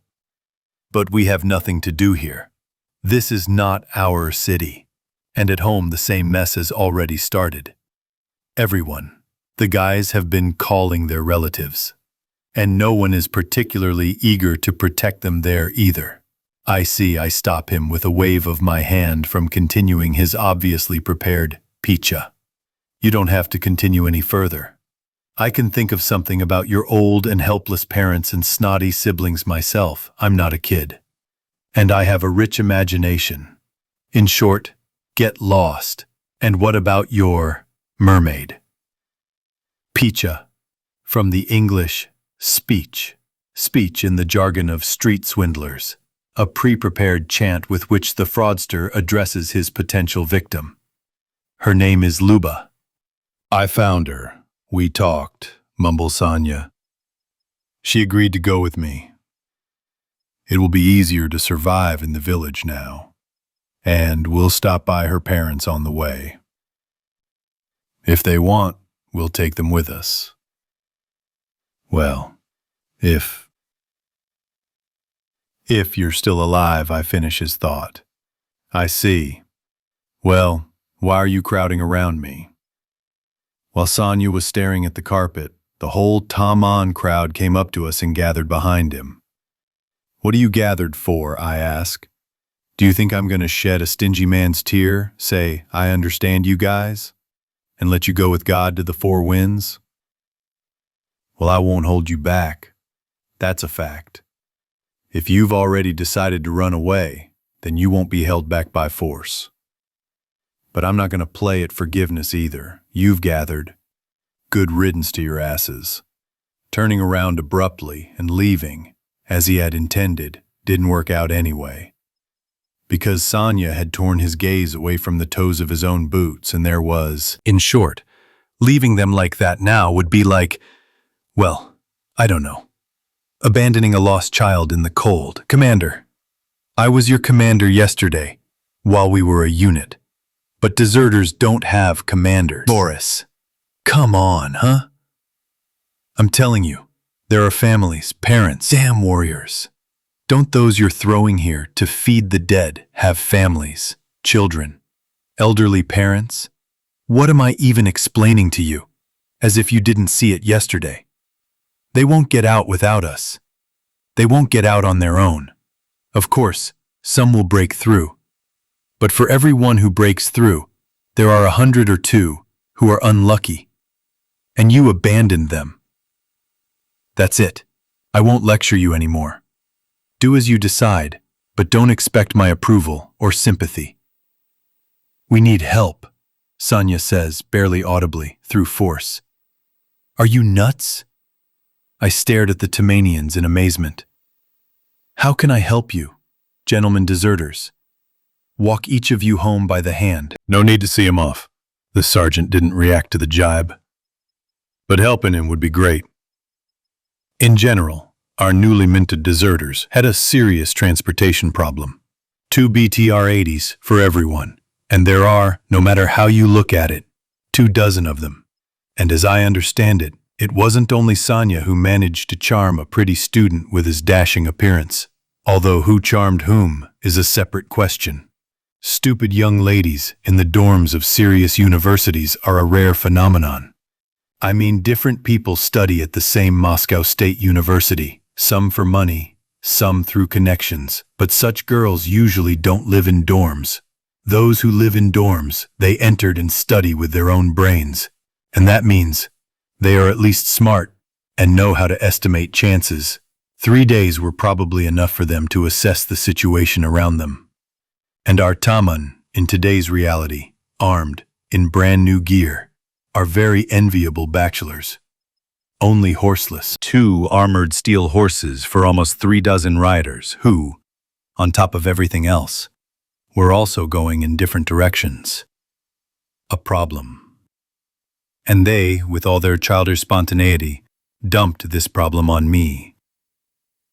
They puzzled, you see. An old and sick man. Give them, Uncle Borya, a vehicle. And what's interesting is that my head immediately began to figure out where and how this very vehicle could be given birth. True, something resembling a protest stirred in my soul for a moment. Like, Comrade Warrant Officer, how quickly your train of thought changed. From a defender of law and order, you just so easily changed colors into a looter. But this, squeak of the soul, was mercilessly suppressed by cold pragmatism. But you don't need to lie to yourself. As if when you were pacifying the impudent undercover in Ivanteevka with a rifle butt and then burning down the factory building together with Tisov, you acted according to the law. Well, of course. And those buses on which we took the refugees out, were they given to us against a signature on the invoice? Nothing of the sort. They came and took them because they had to. They requisitioned them, damn it. And the drivers sitting there in the air conditioning were also voluntarily compulsorily assigned to the job. No, the guys were normal. They had a sense, and they agreed to help themselves, but if I remember honestly, in case of refusal, you could have forced them to do it. You were quite ready for that. Such strange times have come, when even in order to do good, seemingly right things, you have to use the right of the strong to the fullest. This is truly the end of the world, the apocalypse.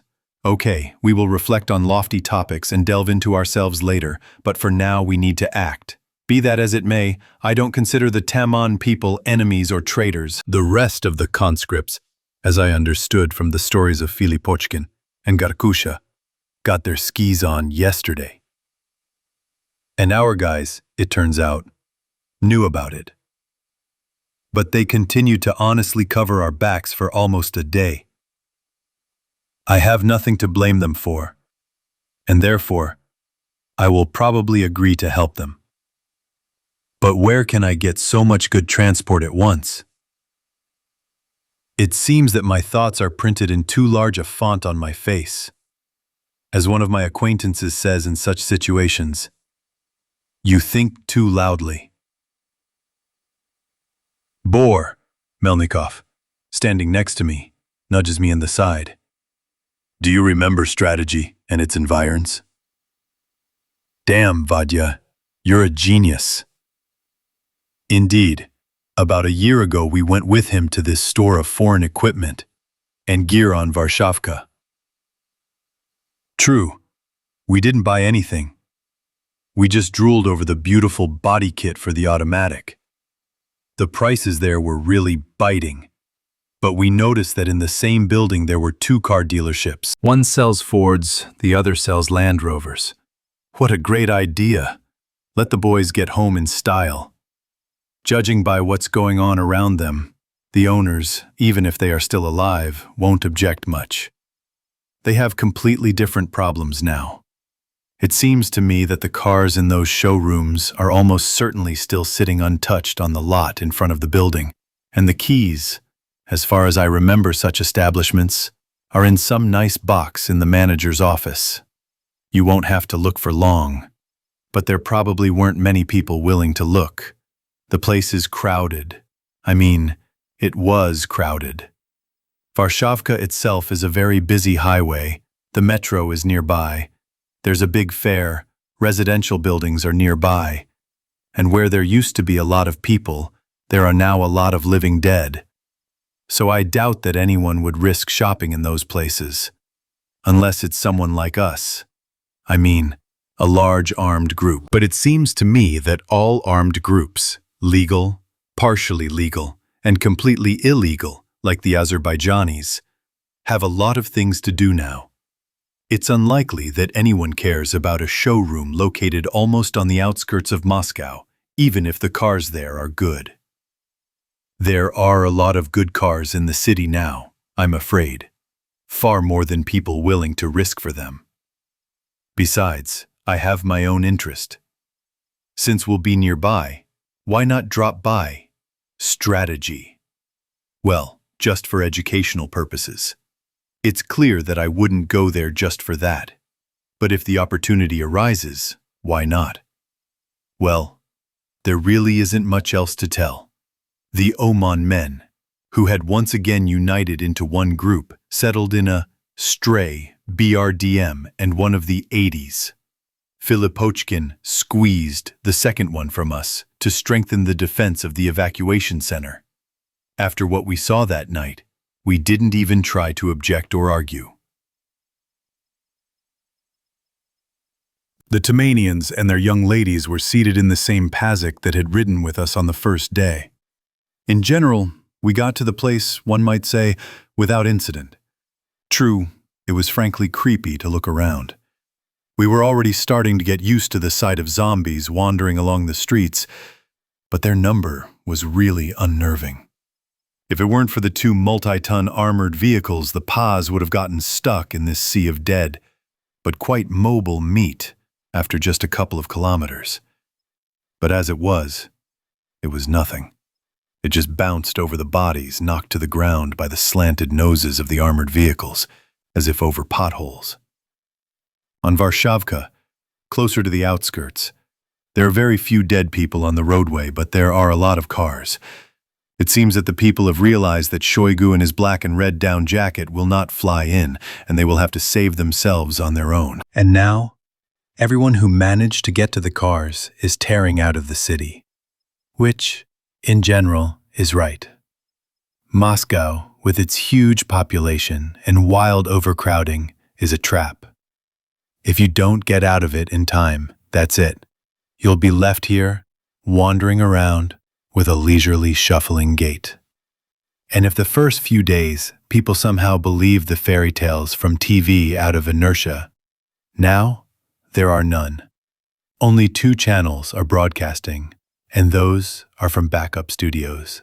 And instead of the mantras that have become familiar over the past 3 days, the situation is under control. Everything will be fine. Don't leave your apartments and wait for help. When now, stern men in field camouflage explain where the evacuation centers are and on which highways army checkpoints control the exits from the city and provide the refugees' cars with fuel. If we put aside the niceties and speak honestly, then people were told in plain text, we screwed up and are not able to help anyone properly. Save yourself as best you can! And everything that is happening makes you feel very, very bad. Because we are catastrophically behind schedule. We are almost always late. If yesterday, when we approached, people leaned out of the windows, waved some sheets, shouted, trying to attract attention, today, we see only broken glass, squashed window frames, smears and streaks of blood on the walls. It seems that the undead are mutating not only into heavyweight athletes, similar to a miniature copy of the Hulk from the American film, but also into some kind of acrobats climbers, to deftly climb walls and balconies. And those whom we did not manage to take out yesterday, today are either eaten or leisurely wander around the neighborhood, looking at the world with the cloudy cataracts of their terrible, lifeless eyes. You look around, and your hands drop. Why do we dig in our heels and risk our lives? If for every one we save, there are at least several hundred of those whom we did not manage to get to in time. But there is no other way. It is not a fact that I can convincingly explain why. I just know. That's all. In general, everything around looks like a bad, surreal dream from the outside. A stream of cars slowly crawls along the roadway, hardly faster than 40 kilometers per hour, and zombies slowly walk along the sidewalks. They do not attack moving cars, but God forbid if something happens to the car. Literally a kilometer ago, we drove past such unlucky poor fellows. Or rather, what is left of them. An old, dirty, beige Nexia pressed to the side of the road with the hood raised. Apparently, it boiled. Well, that's all. Knocked out side windows, a windshield covered in a web of cracks and covered in blood. Bad luck. And how many of them, such unlucky ones, are around? How many of them couldn't get to their car parked at home or in the garage, didn't have time to start the engine or drive out of the yard, managed to get stuck in a really dead traffic jam in front of some stupid bottleneck, of which there are plenty on our roads? How many of them are still sitting in their apartments and hoping for help, simply because they can't even go out into the entrance? They'll be gobbled up there. So all that's left is either to hope or to jump headfirst from the balcony, because there's no weapon more serious than a kitchen knife or a hammer in the house, and there never was. That's right. But why? We're peaceful people. So we've played pacifists, damn it. If only there was one armed person out of 100 people. After all, while the dead are fresh, stupid, and slow, one determined guy with a saiga can clear out the entrance of a multi-story building in proud solitude. And if someone covers his back... But where can you find them, these determined and armed ones? Our people shied away from the possibility of getting a gun, like the devil from incense, babbling something absurd about how they shouldn't be given a gun, because they'll shoot everyone around them and themselves. What should be in the head of a person who, without a shadow of a doubt, in their right mind and sound memory, spouts such things? What Kirieshki instead of a brain?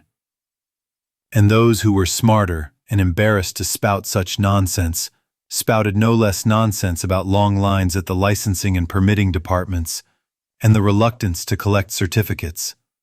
Holy shit, there's no more fuss there than when applying for the same driver's license. And the line, well, what line? Sometimes you have to sit at least as long to see a therapist to get a sick leave for ARI. A sick leave is a cheap piece of paper with which you can shirk work for 5 days.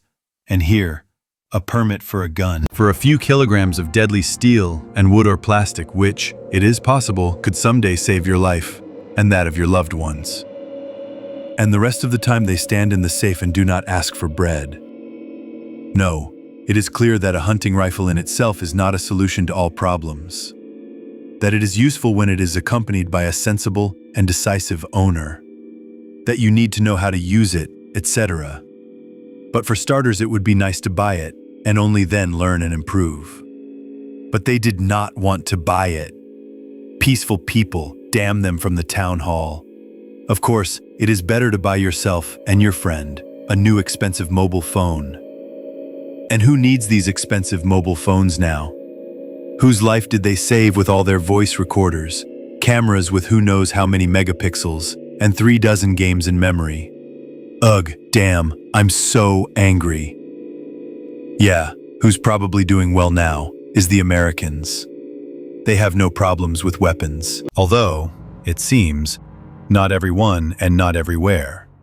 But in the same Lone Star State hashtag, it's certainly better than here. The Lone Star State is Texas. Surprisingly, the accumulation of cars on Varshavka managed not to turn into a dead-end traffic jam. Under normal conditions, they would have probably stopped long ago. Someone scratched someone else's fender. Someone braked unsuccessfully and was hit in the rear. Indeed, traffic jams are rarely caused by serious accidents, more often by cracked bumpers and broken headlights. They poke each other and then stand for several hours and wait for a traffic police inspector to get to them through the traffic jam they created. Now the situation around is such that no one pays attention to such trifles. The car is moving, and thank God. Because while it is moving, everyone sitting inside is alive. But as soon as it stops, I think I am not the only one who noticed the nexia from earlier. In short, we got to the place. And even turned out of the traffic without any problems. However, what problems could a multi-ton BTR-80 have in such a situation? As the African proverb says, the rhinoceros's eyesight is really bad, but given its size, this is not its problem at all. So they let us out of the traffic, and almost didn't even honk, although they probably silently thought a lot of different and kind things. In strategy, I already hyped for various goodies there, was in for a serious disappointment. The doors of the store were wide open, but the shelves were, as they say, empty. Judging by how carefully everything was taken away, I think the store owners themselves got busy while they still had the chance. Well done, guys. I always assumed that people who organize such a business have a strictly defined character. Well, different from the character of those who sell, say, flowers or washing machines. It seems that my theory has just received its first visual confirmation. But in the car dealership, everything was exactly as I expected. Lots of new cars, 2.5 to 3 dozen ghouls, and traces of an unsuccessful attempt to profit. A 99th tinted with almost roofing felt, raised like a torpedo boat on a step, a typical boy-mobile of today's young punks, and 3 badly gnawed skeletons next to it.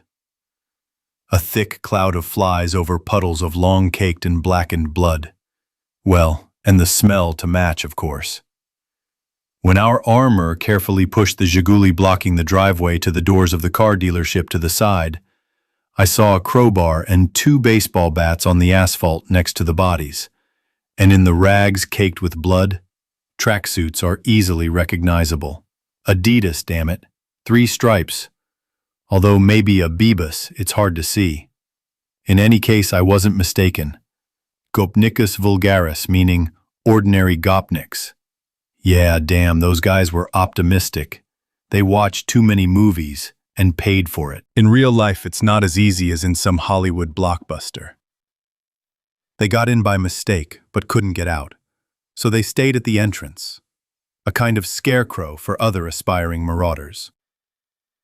3 gnawed bodies and a crowd of zombies around. The best subtle hint that don't go there, stay away.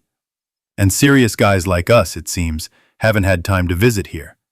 Then there was the clearing of the territory, which in recent days has become, if not routine, then at least habitual. The only thing is that they didn't use machine guns. They worked only with pistols and submachine guns wheedled out of the storekeepers on Pozharskaya. A machine gun bullet has more penetrating power. If someone misses, or the bullet goes right through, will damage the cars. The undead here, fortunately, aren't very fast, except for 3 really cool guys. They didn't get anything else here. For such a crowd. Look, they ate us clean and very quickly. Those didn't even have time to turn around. Having finished with the dead, they set up a perimeter. Only the roles had changed. The OMON, having once again taken up their machine guns, guarded the surrounding area, and the soldiers, slightly stunned by the happiness that had suddenly fallen upon them and the wide range of options, went to choose their means of transportation, which, contrary to the quote that had gone viral, looked like a real luxury. Want some good advice for free, newbie? I asked Senya, who was frozen in the throes of choice. From you? Even for money, he smiled timidly. Then forget about all these range and other discoveries, especially those with that sports sticker. I pointed my finger. No, I won't say they're bad cars. They're all good when they're new and on Moscow and Moscow region roads. But as I understand it, you're going somewhere to the countryside, to the wilderness, to Saratov? You guessed it, the sergeant smiled more boldly. Indeed, there! Saratov region, Hugachevsky district. Got it. I know your area. Then, even more so, what really do you know? Sashka interrupted me. No, I just wanted to lie to you, I snorted. It's true, I've been to your place, though not in Pugachev, but in Balakovo and Dukovnitskoye. Are you going to listen to advice, or shall we talk about your native places? He nodded like a Chinese bobblehead, his whole appearance expressing his complete readiness to listen. In short, Sanya, if I were you, I would take that Defender. I pointed my finger at the silver angular Jeep. Yes, the color is a bit off, provocative and not so beautiful in appearance, but it is a very good car, originally developed for the British Army, and is respected by travelers all over the world. If it is driving around Africa and Latin America in the deserts and jungles there, no, it is clear that if you really wanted to, you could drown a Defender in your Bolshoi Irgiz, if you had the desire and no brains, but otherwise... Got it, Commander, thank you! Eat to your heart's content. Come on. Borrow the car before some expert among your buddies shows up. Otherwise, you'll have to flounder around in the Tambov black soil in a sports range. The only problem was the almost complete lack of fuel in car dealerships, A few liters in the tank of a demo model like, listen to how the engine works does not count. After all, the Rovers have impressive tanks, 70 to 75 liters depending on the model. It is clear that we will not be able to fill this convoy to the brim, even if we drain all the fuel from both armored personnel carriers. Luckily for us, literally a couple of 100 meters along the highway towards the ring road, there is a gas station. True, it is closed, but when you take off your head, you don't cry over your hair. Having again posted most of the conscripts in the cordon, I sent the most knowledgeable on the matter, Soloka and Melnikov, reinforced by 5 Tamanians, to the gas station. They had to go in a pause. Without armor, we would, I suspect, be crushed very quickly here. And it is more convenient to carry barrels of diesel fuel in the bus than in the cramped interior of the mess. And most importantly, it is easier to drag these barrels into the bus. Ugryumov, who got behind the wheel, did not risk driving out onto the highway. They would still get there, but they would definitely not be able to return back. The flow of cars from the city was so great that it occupied not only their lanes, but also the entire oncoming lane. We drove along the sidewalks, past the market and shopping centers, for which we paid. I don't know what happened there. The gloomy Ugryumov, who not without reason considers himself a very good driver, never admitted to me, but our PAZ returned smoking like a steam locomotive and finally died in the parking lot in front of the car dealership. It's good that I got there, because it's not that far, but it's still easier to transport these barrels with armor. It's easier to roll them by hand. At parting, when all the selected cars were already filled with gas, and the meager belongings of the Tamanians and their companions were packed into the trunks, I gathered the guys around me. So, warriors, now, a couple of kind words for the road. First, try to stick together until the last possible moment. Well, at least while you're on the same path. You should understand yourselves. One is not a warrior in the field. Second, if possible, avoid cities and major highways. Better to take secondary roads and country roads. You have seen for yourselves how much crap has surfaced with all this mess, and you are now a very tasty prey for various two-legged jackals. You can shoot, more or less, but against an organized group, especially if they are lying in ambush on the side of the road, and you have to drive, you will not cope. And, the last thing, don't even think of becoming a bandit. I know that many of you are now in a mess, all with a machine gun and bullets, and in a cool car. In short, I am the strongest, the smartest, and the most handsome. This may make you want to do all sorts of strange things. I say right away, I don't advise it. There will be people who are stronger and smarter. Look, the Highlanders on Pozharskaya probably thought a lot about themselves, and now someone is already gnawing on their bones. There is a lot of ownerless property around, and even if it is more difficult to take it than to take it from someone, it is better to make an effort, because now it is very easy to talk to bandits. I will say more. God forbid if I meet any of you on the other side of the site. I will shoot you like a garbage dog, regardless of your past merits. Got it? The conscripts, slightly embarrassed by my angry voice, shook their heads in agreement. Well, since you understand, why are you still looking at me? Or should my guys guard you here until tomorrow? And only when the boys, who had fluttered away from me in different directions like sparrows, slammed the doors of their cars, I quietly muttered under my breath, God bless you, Gavrix. And then he quickly ran to Ongrimtsev, who had buried himself in the engine of the bus. Well, Vit, is the patient more alive than dead, or vice versa? No, Borya. More likely dying. Looks like the pump is broken, or the engine head is cracked. The antifreeze goes back into the tank, not into the radiator. It's boiling the bastard. Yeah, or the thermostat has gone haywire. Oh, Vitya, how did you manage to do that? Anyway, since it happened this way, we're throwing it to hell. I think it's easier to get another bus now than to fix this one. The main thing is that it brought our kids and barrels of diesel fuel here. Consider the task accomplished. And we still have a lot of things to do, and the extras around have become really numerous. It's time to get out of here. And then he pressed the push-to-talk button with his finger. General Assembly. Everyone under armor, no one should sit on top. Only senior vehicles are to observe from hatches, flank observers, only in triplexes, but keep an eye out. Report any incidents to me immediately. That's it. Let's move out. Interlude 3. Evgenia Vorobyova. My God, Zhenya, what a fool you are. A young, beautiful girl desperately pressed her forehead against the gray plastic tabletop and burst into tears.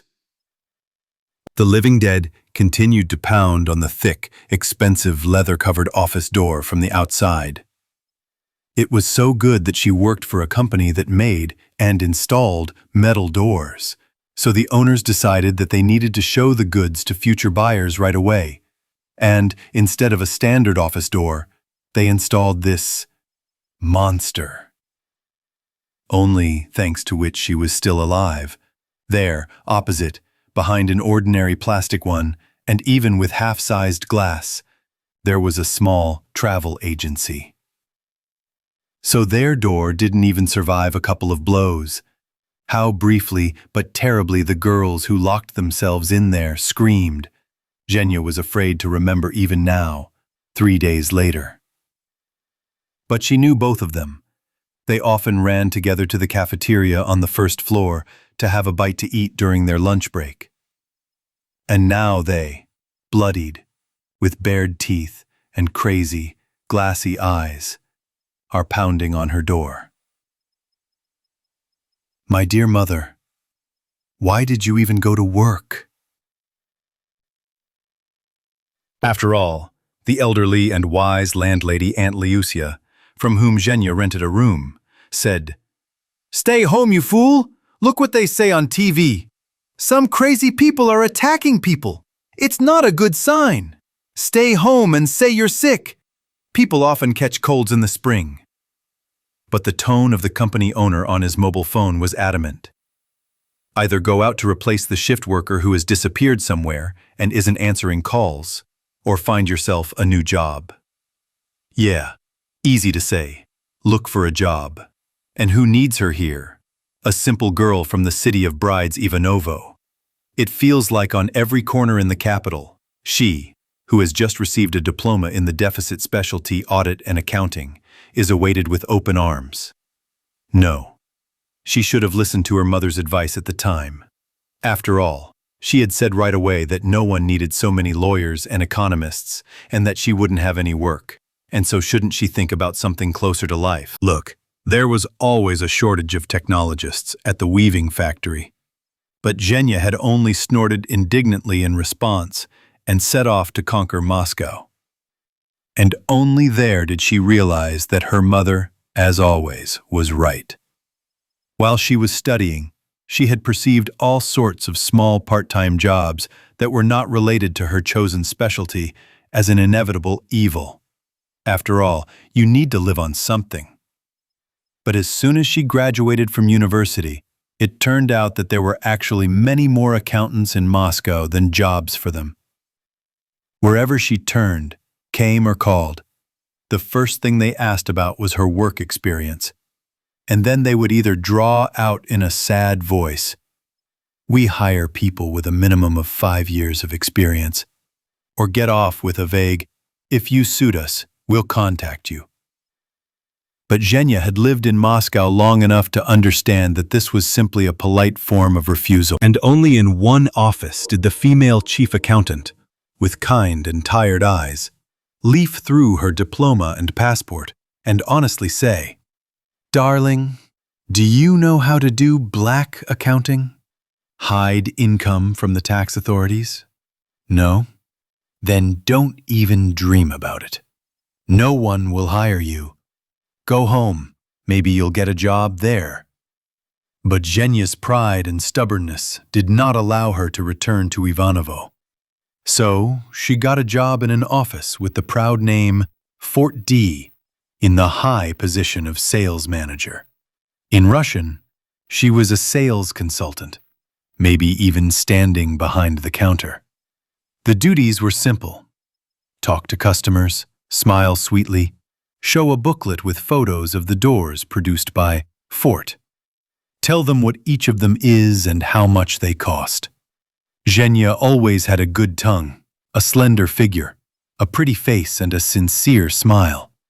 In short, considering that most of the customers were men, it turned out well. The money they paid was also normal, not huge, but it was enough to rent a room in Podolsk, not far from the train station, and to live on. And then, on her legal day off, a missing replacement somewhere, and the CEO's angry, like a chained dog's voice on the phone. Well, of course, it was already lunchtime, and there was no one in the office. In general, at that moment, Zhenya only had to even hint about illness. She could safely go to get her paycheck tomorrow, although, now, it is already clear that it would have been better if she had quit then. At least, she would not have to sit here now, sadly looking at the almost empty bottle of the cooler, and listen to the dull knocks on the door, perfectly aware that the thick steel machine could withstand even more. But there were only a couple of liters of water left, and she ate the last cookie yesterday evening, and there is nothing else edible in the office, and that no one would rush to save her. Father and mother are in Ivanovo. The police, if you believe the rapidly drying up stream of information on the internet, were either eaten by the dead or ran away. And they don't even have a boyfriend.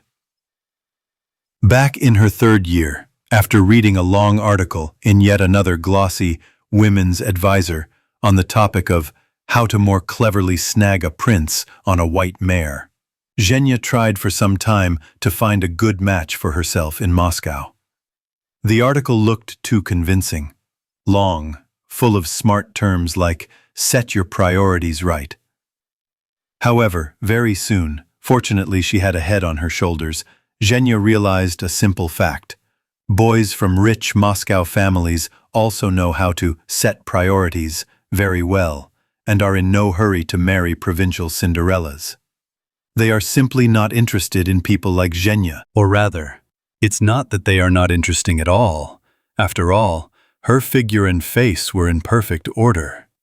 But their interests definitely do not extend beyond a short and easy affair and bed. And this option did not suit Zhenya herself. So, in her personal life, nothing has really worked out yet. And then yesterday, the villainous fate once again shoved her face into a certain well-known substance. When in the evening a huge, dark green military truck drove up to a 9-story building across the street, from the back of which several soldiers in camouflage, armed with machine guns, and one, obviously older, probably a commander, jumped out. Taking two with him, he ran into the entrance, from which several shots were first heard, and then the spotted trio just as quickly jumped back out. Only the soldiers were holding some large bales, and next to the officer ran a woman with a child, obviously his wife. At that very moment, Zhenya remembered the handsome senior lieutenant paratrooper who tried to get to know her about a year ago. He was a good and handsome boy, tall, strong, smiling. He told her that he served in some special reconnaissance regiment of the airborne forces in the Moscow region, tried to pick up the phone. But Zhenya thought she knew how to set priorities. What a fool, my God, what a fool. There they are, your priorities right outside the window. He rushed in, shot the dead and saved them, like a princess from a dragon's tower. And what would all those pompous Moscow boys in the BMWs bought with daddy's money have been able to do in his place? It seems that times have changed again.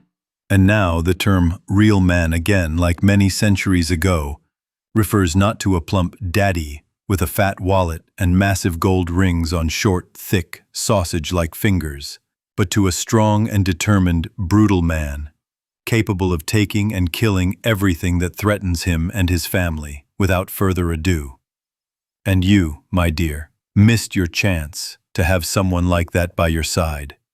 So now you sit there, all tear-stained and disheveled, in this little closet, which will very soon become a very spacious crypt. Their small business center and everyone who worked in it were unlucky right away. On the 20th, closer to the end of the working day, right in front of the central entrance, zombies, who were then considered simply aggressive lunatics, attacked some woman. 2 elderly security guards, watchmen judging by their meticulousness and demeanor, clearly former military, grabbed their, as it turned out a little later, completely useless rubber truncheons and jumped out to help her. The result? 4 hungry dead people right in the hall, in front of the stairs and the elevator. And when the people, who still didn't really understand anything, tried to go home at 6 in the evening, there were many more dead people there. No one was able to run out into the street. Some remained downstairs, on the blood-soaked marble tiles of the hall. Others, bleeding and clutching their terrible lacerations with their hands, ran to their offices, where after some time they matured, and then went hunting for those who, like Xenia, were still alive. At first, she still hoped for something, tried to call the police or the FSB. But the 02 was filled with an endless answering machine. Your call is very important to us.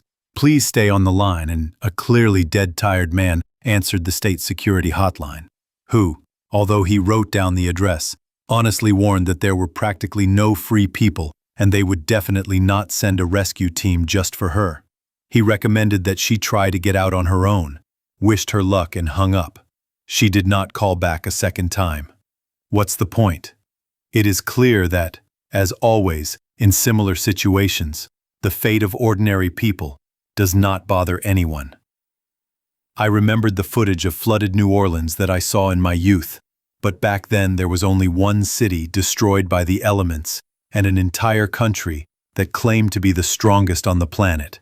And now, judging by the videos on YouTube, everyone has gotten it. Russia, Europe, Asia, both Americas, and even distant and usually uninteresting Australia. There was no news at all about Africa. Apparently, there is no one there to film it. It seemed that by the end of the 4th day of her imprisonment, Xenia was the last living person on all 5 floors of the business center. There were definitely still some living people outside. Cars sped down the street from time to time, and gunfire could be heard from somewhere. But no one cared about the girl sitting in a small office on the 4th floor, behind a large plate glass window. The 4th was very bad. Much worse than the 1st or 2nd. No matter how hard you tried, you couldn't even jump out the window. Or rather, you could jump, but it would end at best with a broken leg and ghouls running in from all sides. Imagining this picture, Xenia nervously shrugged her shoulders. No way. It would be better to die of hunger here. However, it only seemed that way for now. When hunger really got the better of you, you would probably want to jump, head first, out the window, just so it would all end quickly. These sad thoughts made Xenia burst into tears again. Suddenly, the roar of powerful engines could be heard from the street. It grew louder and louder. Whatever it was clearly driving down their street and was about to pass by. No way. There might not be a second chance like this. Now the main thing was to attract attention. How? The solution came by itself. Xenia feverishly began to pull the numerous wires of her computer's system unit out of their sockets and, grabbing it under her arm, rushed to the window. a turn of two handles. And the tall transom was wide open. Well, even the most inveterate optimist would not call this wind fresh. The room smelled of burning, smoke, and something else incomprehensible, but disgusting, as if from a rotten refrigerator. Zhenka was not mistaken. Two vehicles were driving towards their building from the Varshevskaya Chaussee. One four-wheeled and the other eight-wheeled. Obviously military and most likely armored vehicles, with pointed noses and flattened turrets, from which stick out the barrels of either small cannons or large machine guns. They were so strange, kind of scary. And at the same time beautiful, they looked like crocodiles or some other predatory lizards. From the two upper hatches of the first eight-wheeled vehicle, figures in blue-gray-black police camouflage and green helmets were sticking out, about waist deep. Probably OMON.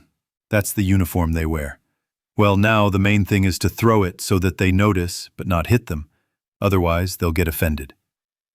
Swinging harder, Zhenya threw the system unit into the window, which, like a comet with a tail of wires, flashed over the street and crashed onto the asphalt, almost under the wheels of the first armored car. It, nosediving, stopped dead in its tracks, so abruptly that the four-wheeler driving behind it didn't even try to brake, but simply drove around it in the oncoming lane and braked about 10 meters in front of it. They noticed. Zhenya, leaning out of the open transom almost to her waist, began desperately waving her arms. One of the blue-spotted ones, the one looking out of the front hatch in front of the turret, said something into the small radio hanging on his left shoulder, and then raised some kind of black box on a twisted cord to his lips, most likely a microphone, because his voice, amplified by speakers, was heard over the street. "How many of you are there? Are you okay there?" At first, Zhenya was even afraid that if she said that she was alone, these guys would simply leave. But she decided that lying to them was still worse. "I'm alone. I've been here since the 20th. There's nothing to eat, and the water's almost gone, and there's no way to get out. The corridors are full of dead people." Are there a lot of ghouls in the building? Zhenya, again afraid that after hearing the answer, the spotted ones would wave their hand at her and go on about their business, did not have time to answer. Several zombies rushed towards the armored cars from the doors of the business center and from the residential high-rise buildings on the opposite side of the street. They did not have time to run, however. Those sitting inside began to shoot through small, round loopholes in the sides, which she did not even notice at first. They shot, well, accurately. So how much? The spotted one asked again as soon as the shooting died down. A lot. Zhenka admitted honestly in response. Everyone who was working, it seems no one managed to escape. Everyone stayed inside. That's bad. Her interlocutor responded. Can you at least sketch out a rough floor plan for us on some piece of paper and send it down? "I can do even better," the girl screamed, happy that they weren't going to abandon her here. "We have an evacuation plan hanging on the wall, and the layout on all floors except the first is the same." "That's smart," the spotted one managed to praise her, before shooting broke out in the street again. The zombies poured out of the doors of the business center onto the street in a real stream. Apparently, they had come from all floors at the sound of shooting. Spotted again, commanded something into the radio on his shoulder, and rectangular hatches on the flat roofs of both armored vehicles swung open, from which new figures in camouflage rose and, raising their machine guns, joined those who were already shooting through the holes in the sides. There was such a rumble below, that Zhenya even moved away from the window and covered her ears with her hands. "Hey, unearthly beauty, where are you?" The voice came from below again, when the shooting finally died down. "And where is the promised picture?" Right now, the girl, looking out of the transom, discovered that some changes had taken place on the street. Now both armored lizards stood right in front of the entrance to the business center, forming a kind of wall on wheels between the steps of the porch and the street. 4 riot policemen at once, Zhenya no longer had any doubts about their departmental affiliation. She saw large rectangular stripes with the inscription OMON on their backs. We're aiming through the open doors into the hall. 4 more were vigilantly examining the surroundings through their, probably optical, she was not very good at such things, sights. The spotted one, who had spoken to her, had already climbed out of the hatch and was standing, straightened up to his full, not small height, right on the tower. Come on, throw it right here. Just be careful so it doesn't fly off to the side. And if there's any glass, take it out right away. The last thing we need is to get cut. Oh, how tender we are, the girl mentally sneered. But she obediently pulled the glass out of the frame and placed it on the table. Hold on! Spotted caught the gliding frame with the evacuation plan in flight and, glancing at it, shouted, Now wait! What's your office number? It has no number. We have a big iron door, upholstered in brown leather and a silver plate, Fort D. You'll see it right away. Uh-huh. He nodded briefly and immediately lost all interest in Zhenya, burying his face in the diagram. Then he spent several minutes talking about something with 5 more riot policemen who had gathered around him in a tight circle, and those who were guarding their meeting shot from time to time, knocking the dead men wandering along the street onto the asphalt and dirty lawn. In the end, he nodded briefly and said, "We're working," raised his machine gun to his shoulder and entered the hall. The other 5 followed him. For another 15 minutes, nothing happened at all, except for the booming shots somewhere in the corridors of the business center and on the street. Then, obviously on their floor, the shooting flared up with renewed vigor. There was a lot of shooting, and it was frequent, but not for long, and after a few moments someone banged something heavy on the door from outside several times, and a familiar voice barked, "Open up, damn it! Police!" Shenka rushed to open the lock, trying her best not to burst into tears again. Before she could even get a good look at the huge riot policeman standing right behind the threshold, the radio station began hissing on his shoulder. "Boryan, gather your asses in a fist and get out of there." A mutant jumped from the neighboring house onto your roof. The big guy's face wrinkled in pain. He turned around, nodded questioningly to his companions scattered along the corridor, and, having received nods in response, turned back to Zhenya. "That's it, young lady. Grab your bags. The station is leaving," he said abruptly and rather roughly. Taking her by the elbow, he dragged her along the blood-soaked corridor. Judging by the worried faces of her saviors, the news about some mysterious mutant clearly meant something bad. And Zhenya tried her best not to detain these men who definitely did not want to stay in the business center for long. But, as we know, the road to heaven is not paved with good intentions. On the very first steps of the stairs, she stumbled unsuccessfully and would have definitely fallen if not for the riot policemen holding her tightly under the elbow. But it did not help her much. From the sharp pain in her ankle, Zhenya screamed loudly and sat down. "Well, what's the matter?" the spotted one said irritably. "My leg." Zhenya's eyes filled with tears against her will. "It hurts." "Your mother!" the riot policeman cursed with feeling and began to carefully feel her leg. "Does it hurt here? And here? And here?" "I see. Dislocation. Hold on tight and try not to twitch." With these words, he casually threw her over his shoulder, like a sack of potatoes flashed through Zhenya's mind. Even the movement of his shoulder was characteristic when he was adjusting her more comfortably. And only then did it dawn on her how indecent she probably looked in her short, tapered skirt, and she tried to pull it down, for which she received a hefty slap on the bottom. "Don't move, damn it," muttered the spotted one, and hearing the loud sound of breaking glass on the floor above, he cursed loudly again and barked, "Down! Run!" But they didn't manage to escape.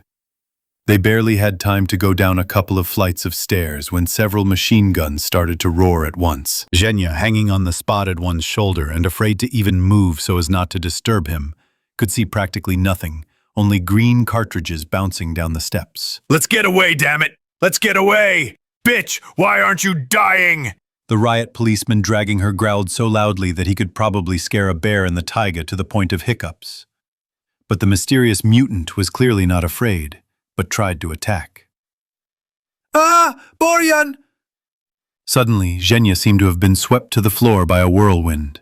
Already huddled in a ball in the corner of the stairwell, she realized that the spotted one had simply thrown her off his shoulder and jumped backwards from his spot, right onto the back of some incomprehensible, predatory, flexible creature, covered in shabby tufts of reddish fur, which had pinned down one of the riot policemen. The creature was probably the size of a Great Dane or maybe a little larger, only more squat and muscular. More like some kind of feline predator, a lion or a panther. Only the flexible, long and bald tail, like a rat's, did not fit into the image at all. Indeed, it was a mutant, you couldn't say it better. And now this panther rat seemed to be trying to do two things at once: to finally reach the OMON officer who had been pinned down with his impressively sized fangs, and to shake off the spotted one who had grabbed hold of his neck with a death grip. He was generally scary now and looked most like King Kong from the new Peter Jackson film, tearing the jaws of a dinosaur. Although no, not tearing, and not the jaws. A sharp jerk of his hands, a distinct crunch of bones.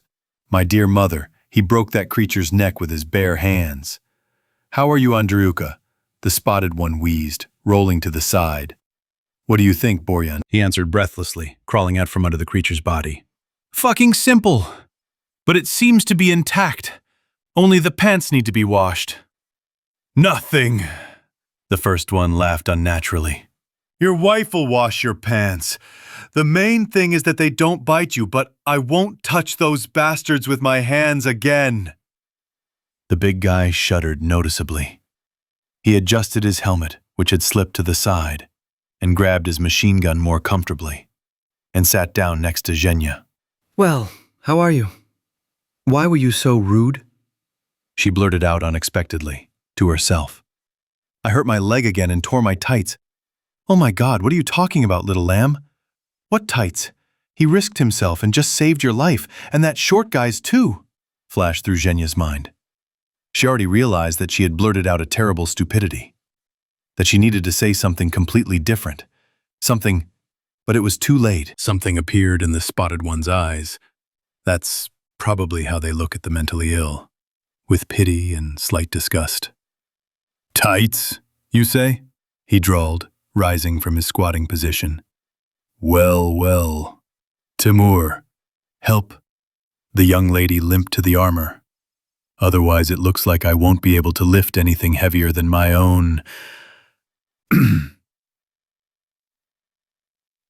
And when he, turning his back to her, stomped heavily downstairs, Zhenya heard his muttering, "Damn, why are some fools such women?"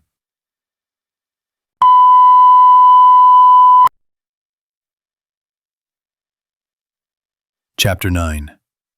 Moscow, Varshavskoye Chaussee, Garden Ring, March 23rd, Friday. Day. We didn't risk going out to Varshavka again. Armor is armor, of course. But even in a tank, it's risky to go against the flow now. It's better to get out through small streets. And now, while the 80 is making its way through the crowd of the dead, I am summing up, as my former company commander liked to say, interim results, which, to be honest, make me want to howl at the top of my lungs and climb the nearest wall. Everything is so bad. There is an expression, gloomy as a cloud, like the person is in a bad mood. So, if you take my mood now, then the blackest thundercloud, in comparison, will look like a snow-white, heavenly cloud on which rosy-cheeked cupids sit, flapping their wings. There are a ton of reasons. In general, it seems that we are starting to merge. If at the beginning I still had some illusions on this account, now they are completely gone. And if we go into specifics, well, first of all, the Taman guys left. And now the bottom line is this. We let 24 perfectly normal combat units go their separate ways, wrecked a bus, looted a car dealership, broke into a gas station. And we won't be able to help anyone on the way back, even if we really wanted to. The bus is broken. And there's no room left in the armor. At best, we'll fit 1 or 2. And even then, we'll have to practically sit them on our knees.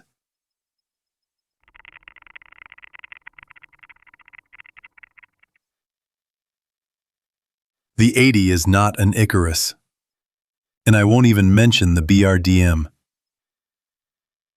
And secondly, there's that blonde idiot with her tights. Although, to be honest, I'm slandering the girl.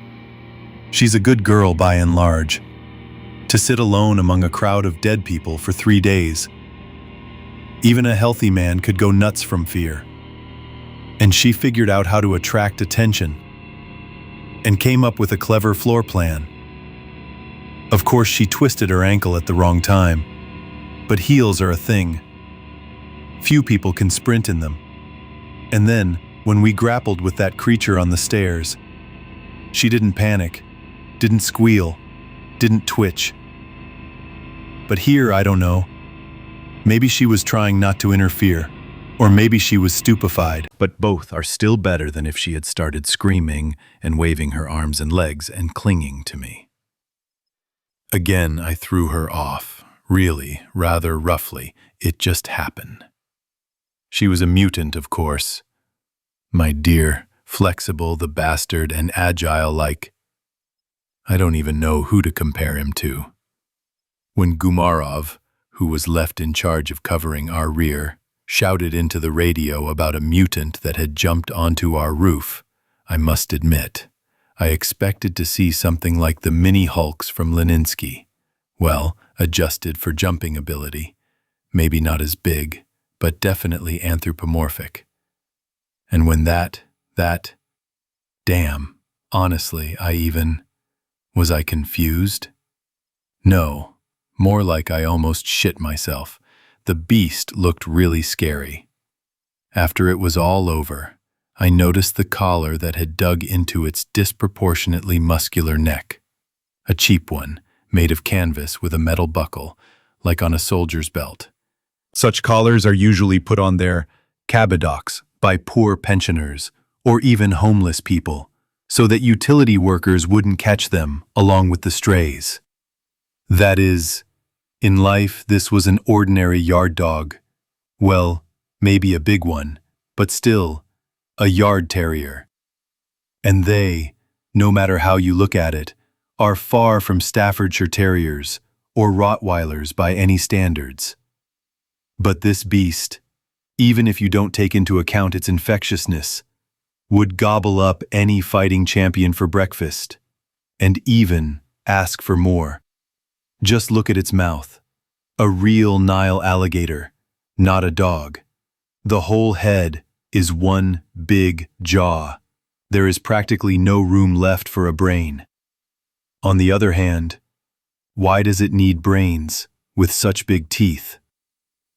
By the way, the shape of the skull has also become strange, flattened, streamlined. Judging by the torn skin, at least 3 bullets ricocheted off the bone. No, it is clear that the good old 545 is generally prone to ricochets, but not from a dog's skull bone. In general, it was healthy and nimble. The bastard, incredibly. It seemed to be working with 6 barrels, but almost 3/4 of the bullets missed. This ghoul jumped along the walls like a ninja from old action movies. Another thing that let us down was that we were already used to working on zombies single shot, and this scum needed to be torn to shreds in bursts. But at first, no one realized it. And then this bastard knocked Solika off her feet and pinned her down. At this point, it was too late to shoot, not only in bursts, but even single shots. What pushed me to rush into hand-to-hand combat again, I have no idea. Probably out of fear and confusion, I acted automatically. I grabbed the creature's head with my hands, grabbed the lower jaw with one, praying that the leather glove wouldn't tear on the fangs, and the fold of skin behind the ear with the other. I pulled so hard that my eyes went dark. How could it be otherwise? Even an ordinary dog has neck muscles. God forbid. And this one was a natural canine bodybuilder, albeit a dead one. Hearing the crunch and feeling how this carcass went limp under me, I dexterously rolled to the side, and already getting up, I felt a sharp pain in my chest. I carefully stuck my hand under the bulletproof vest and felt the sternum. Ow, damn! It hurts, damn it! But the muscles seemed to be of normal shape. It didn't gather into a lump, as happens when it breaks. Well, good. So it didn't break, it just pulled. Although, this is not very pleasant either. Let's go back to Kalushskaya. I'll ask the local pills to give me a shot of diclofenac, and I'll beg for some warming ointment. I decided to show some sensitivity and approached the rescued girl to inquire about her well-being. And then this blonde blurted out about her tights. Damn, in that mood she pissed me off so much at that moment. Words cannot describe it. I barely restrained myself from telling her to go somewhere far away. But I didn't. I just spat on the floor and told Gumarov to continue to babysit her. Although, now I think that I lost my temper in vain. You can't demand the same from a gentle civilian lady as from a seasoned fighter. She is physically incapable of adequately reacting to everything that is happening in such conditions. On the other hand, it's time for the civilian gentleman to get used to it. These are tough times. If you continue to sell your mouth and play the helpless idiot, they will devour you. In the most literal sense of the word. But I should probably apologize to the girl. Altai 11, can you hear me? The radio suddenly crackled with Garkusha's voice. I hear normally, the colonel is dragging. We are already returning. In about 40 minutes, we will be on Kaluchskaya, or even faster. You have no business there, Groshev. There is no more evacuation center on Kaluchskaya. Your foundling, Perebinos, just contacted me. He says that some creatures jumped over the fence from the French embassy side, several at once, a pack. They never found out the exact number, but they managed to take down 4. The rest jumped along the walls into the windows on the 2nd and 3rd floors, and there were crowds of refugees in the corridors. It was quite a massacre, Borya. In short, 200 or 300 civilians and 12 of the guards remained alive, mostly those guys from the State Security Service who guarded the gates and stood at the outer posts. RRG, Rapid Response Group. 300? And there were no less than 4,000 people there in the morning, according to my estimates? Well, even if they managed to take some of them out to the Moscow region in the morning convoy. Your mother, and Filipochkin, and his girls. Everyone stayed there, Garkusha answered after a short silence. Almost no one managed to jump out. And your captain, they say, pulled people out until the last. He was unlucky. In short, such things are happening in the building now that we have no right to just leave it. Based on your Ivanteevka experience, we decided to burn everything to the ground. Oh, and one more thing. Continuing the rescue operation in the city center has been deemed inexpedient. A decision has been made to leave Moscow. There will be a strong point left on Triumfalnaya, and your Oman and Emergencies Ministry will be in charge. But that's all. So, go back to the base in Posad, guys. Your command is already waiting for you. Where are you going? We'll be based on the territory of the Special Academy. Do you know where that is? Approximately. Somewhere near Kutuzovsky? Well, almost. Okay. If you're in those parts, come visit. That's it, Groshev. Lights out. Good luck to you and your guys. Stay alive. Thank you. The same to you, I answer automatically. The news literally crushed me and pressed me into the ground. The evacuation center no longer exists. The funny mustached Bun Filipochkin and his girls' team are dead. Most of the students we pulled out of the dorm yesterday are also, what did I say there? Are we starting to merge? No, good gentlemen, we have finally merged. We have surrendered a multi-million metropolis to the living carrion and are running, abandoning everyone who is still alive in it and waiting for our help to be devoured. We have lost. Moscow Garden Ring, Triumphal Square, Pozharskaya Street, March 23, Friday, afternoon, evening. For as long as I have served, I have been convinced of one very simple but indisputable truth. An APC gunner has everything, and if he says that he doesn't have something, it means that he simply feels sorry to give it away. And now, when I asked whether our armored personnel carrier had a good strong cable, Gunner Roma Yershov thoughtfully spat at his feet and asked, "For what?" "These degenerates should be hanged," I said angrily. Yershov nodded understandingly. "Wouldn't it be easier to shoot it? The cable is almost new. It's a shame. A bullet is an honest death for an honest enemy, and these scumbags don't deserve such treatment. So, we'll hang them. It's just the right death for traitors." "Uh-huh," Roma spat again. "Got it. I'll find it now." With these words, he dived through the side landing hatch into the interior of the 80 and rattled something there. Only their gags will have to be stuffed tighter and their hands tied behind their backs. You never know. If they suddenly turn around, they'll hang there and twitch. I heard is muffled and partially muffled by the clanking of some iron. What if they break loose? I got the gunner's idea. Then we'll finish them off, so that they won't be dangerous to anyone. But they'll die in the noose. Perhaps I overdid it. Perhaps I should have simply leaned them against the nearest suitable wall. After all, if the deserting policeman who had attacked us along with the gang of Azerbaijanis had been caught alive, I would hardly have started doing something similar. But there was a big difference. The Highlanders attacked us, not defenseless civilians. And this happened long before the evacuation center on Zhitnaya turned into a den of living carrion. Then I had much more sympathy for my neighbors, even if these same neighbors wanted to cause me harm incompatible with life. However, perhaps it is worth talking about everything in order.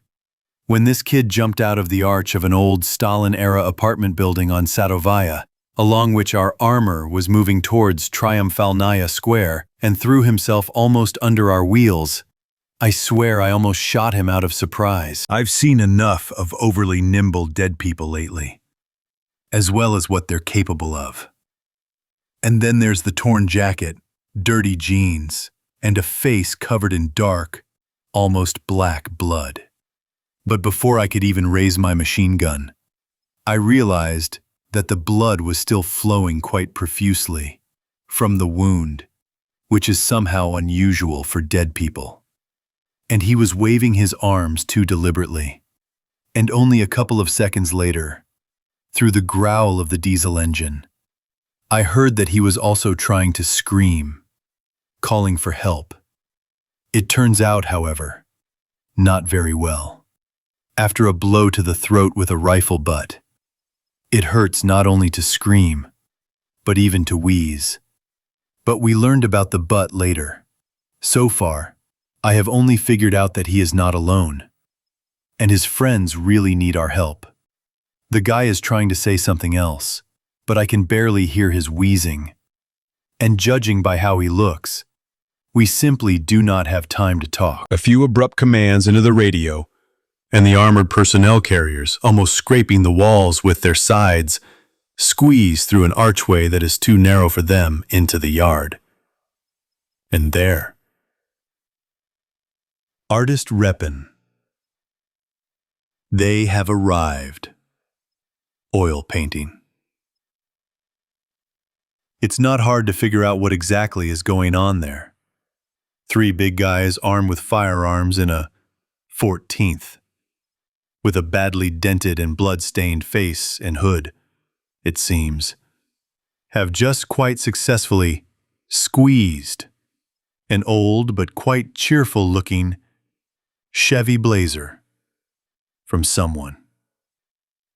And now, paying almost no attention to the owners beaten to blood, they throw their belongings from the Zhiguli into the spacious trunk of the Jeep.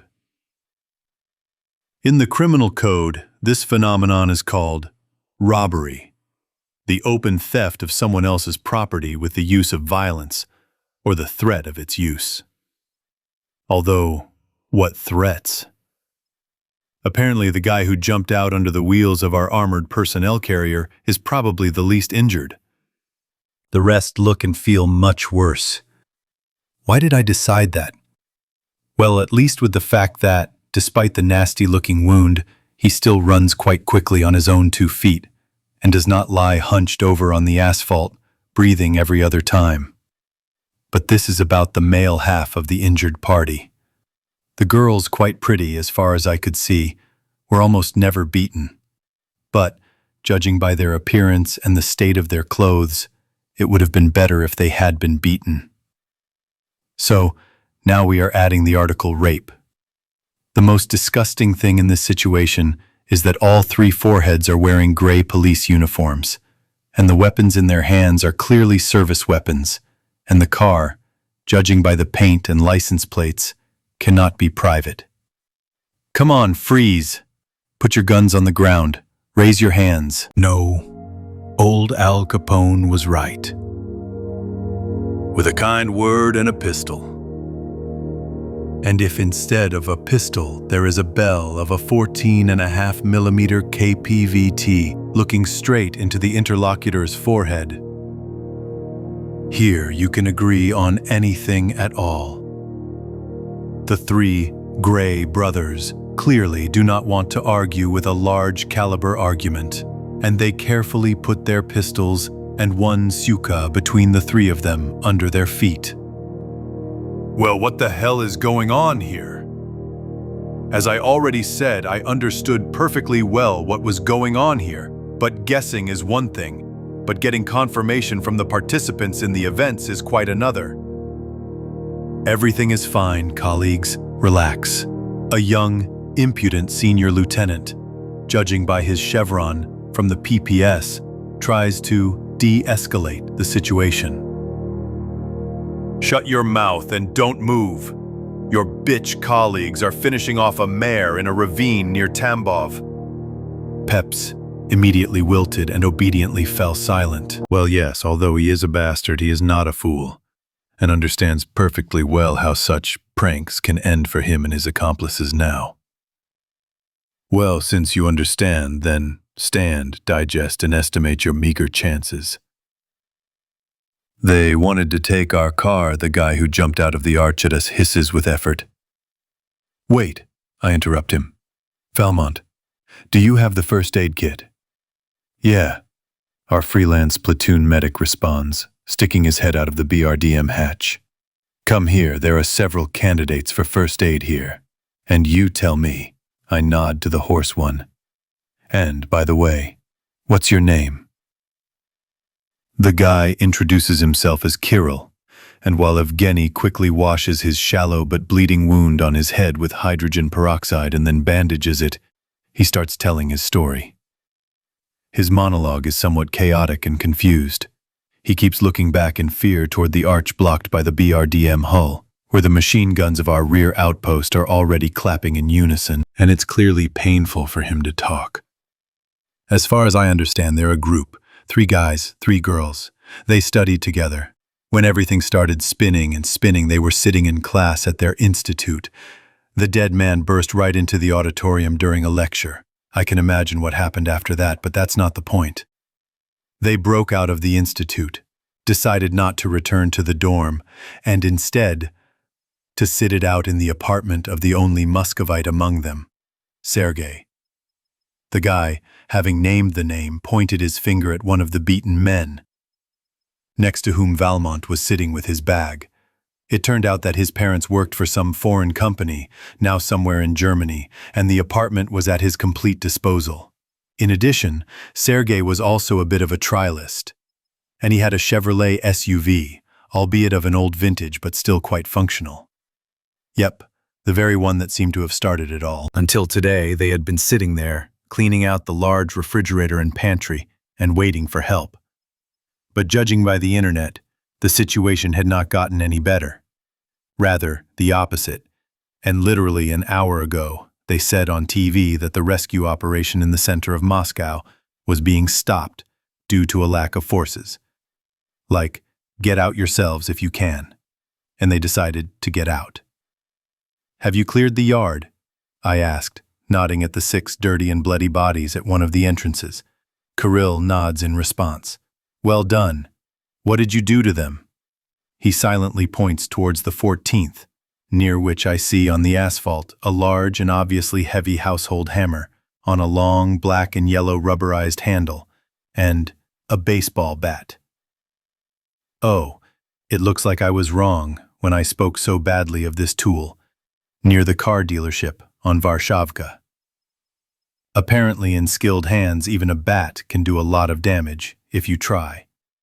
I see, and then what happened? And then, when they were already loaded into the Blazer, a badly beaten police patrol car crawled into the yard. Crawled in and stalled. Well, judging by what I can see from here, the driver decided to ram the zombie for some reason. And he quickly figured out that a Zhiguli in this matter is not the same as an armored personnel carrier. Maybe he tore some pipe, or maybe he punctured the radiator. I don't know, and I'm not interested. And Kirill continues to tell about how they were very happy at first, and about how those from whom they were expecting help threw them out of the SUV at gunpoint, disarmed them, beat them up. He doesn't say anything about the girls. He just spreads his arms helplessly, but everything is clear without words. Almost at the very beginning of the scuffle, he was hit with the butt of a shortened rifle, first in the forehead and then in the Adam's apple. And after he collapsed to the ground, bleeding and crying, out of breath, they didn't touch him anymore. Apparently, they figured that he would kick the bucket on his own. Why waste time and energy on someone like that? Indeed, there were more interesting things to do there. Well, when Kirill gradually came to his senses, he lay there, not showing that he had come to. And when he heard our engines, he decided that he had nothing to lose. And, while no one was looking at him, he rushed through the arch to Sadovo, hoping to find help there. And he found us there. No, what fucking bastards. After all, I myself understood perfectly well from the very beginning that such daredevils would definitely appear. And Garkusha had already told me about their antics, albeit without details. And I even saw 3 bodies in police peacoats among the corpses of the Azerbaijani gang. But I still perceived it somehow detachedly, without emotions. But when I saw those smug mugs, from which, by the way, the impudent and boorish expression had long since slipped, giving way to serious fear, I simply went mad. You bastards took an oath! You promised to defend the law without sparing your lives. Although what am I talking about? What oath, duty, honor? These moral freaks never even had such concepts in their heads. They only have money on their minds.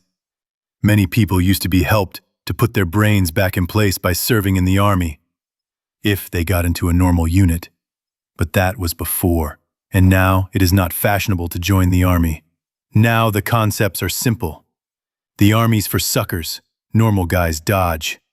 So they recruited a whole crowd of normal guys into the authorities, whose heads are only thirsty for power and profit. Of these, if something happens, the most complete scumbags are obtained because they got used to the fact that they are the power very quickly. But they never understood that power is not only rights, but also a bunch of responsibilities. And they did not intend to understand, as it seems to me. Apart from their eye, they simply do not know how to value and respect anything. They are not trained. Here it is, this very what happened, and those who were at least something either died already, saving people and doing their duty, or like us, are still doing it. And these decided to have some fun on the sly then. No problem, but you have to answer for everything. How are they, Zhenya? I turned to Valmont, who has already finished with the victims. They'll live. A couple of cracked ribs, one concussion, hematomas, abrasions, well, and the girls. I understand. So now all of you, I look around at the Skubans who are coming to their senses. Get into your jeep and follow us to Triumphal. There are emergencies ministry doctors there. They will definitely help you. But that will be a little later. For now, we need to sort out one more issue. Having cast a gloomy, foreboding glance at the completely silent and even somehow lost in height and figures senior lieutenant and his two subordinates accomplices in sergeant shoulder straps, I head to our 80 and lightly hit the side hatch cover several times with the butt. 3 seconds later, the handle on the cover turns, and Gunner Yershov looks out from under the armor. What do you want? Roma, do you have a coil of thick and strong rope or some alpine static rope? We didn't drag it out with our former colleagues. We quickly tied 3 sliding loops on long pieces of rope, maybe not quite right, but we weren't trained in executioner's craft, but in high-altitude mountain training. That's more than enough. We threw the ends over a thick pipe, shaggy from countless layers of peeling paint covering it, which ran quite conveniently along the wall at the level of the second floor. Oh, it's a pity there's nothing to make a sign out of. Well, never mind. We'll do without a sign, using folk methods. When the legs of the hanged men stopped twitching in convulsions, I picked up a piece of red brick from the ground, and disgustedly avoiding the fresh puddles of urine on the asphalt, wrote in large letters right on the wall, "Robbers and Rapists." Throwing the brick aside, I spat, and noticing out of the corner of my eye how Solika was picking up a machine gun and pistols from the ground, climbed into my place on the armor and picked up the SGU microphone. The yard is large, and there are a lot of cars parked along the sidewalks, who knows? Citizens, if there are still any survivors left in this building, now is your last chance to evacuate. The police, army, and the Ministry of Emergency Situations are leaving Moscow. You have exactly 15 minutes to pack. Then we will leave, and you will have to get out on your own. If your entrance is blocked from the inside by zombies, shout out the windows. We will help you sort it out. Time has come. Returning to the armor, I picked up a hammer and a bat along the way, and now I reached the blazer and extended them, handles forward, into the open side window to Kirill. Take your goods back, knights. Just be careful. You won't be able to fight much with such weapons now. They'll gobble it up. We're not going to fight much with him. Sergei, who has more or less come to his senses and is sitting behind the wheel, answers. We'll go for a ride with you, show ourselves to the doctors, and then go get ourselves a firearm. Where is this? Sergei clearly didn't like my tone, and he quickly explained. The military announced on TV that they were starting to distribute weapons from mobilization warehouses. Not to everyone, of course. Only to adults and those with no criminal record and a passport or military ID. They immediately said that they would be handing out various rarities, like Mosin rifles and Simonov carbines, and various PPSH and PPS from the war years. Well, if there are no fish, you'll have to stand on your knees. It's not our position to be picky. Aha! So Garkusha's prediction from earlier has come true. The group of competent persons has finally pushed through its decision on weapons. And thank God. It's just too bad that it took so long to get going. How many people could have been saved if the arsenals had been opened right away? Although, no one would have allowed such a thing right away. As I understand it, this order did not come from the very top, about which nothing has been heard for a couple of days. These are the lieutenant colonels and colonels who are now really in charge.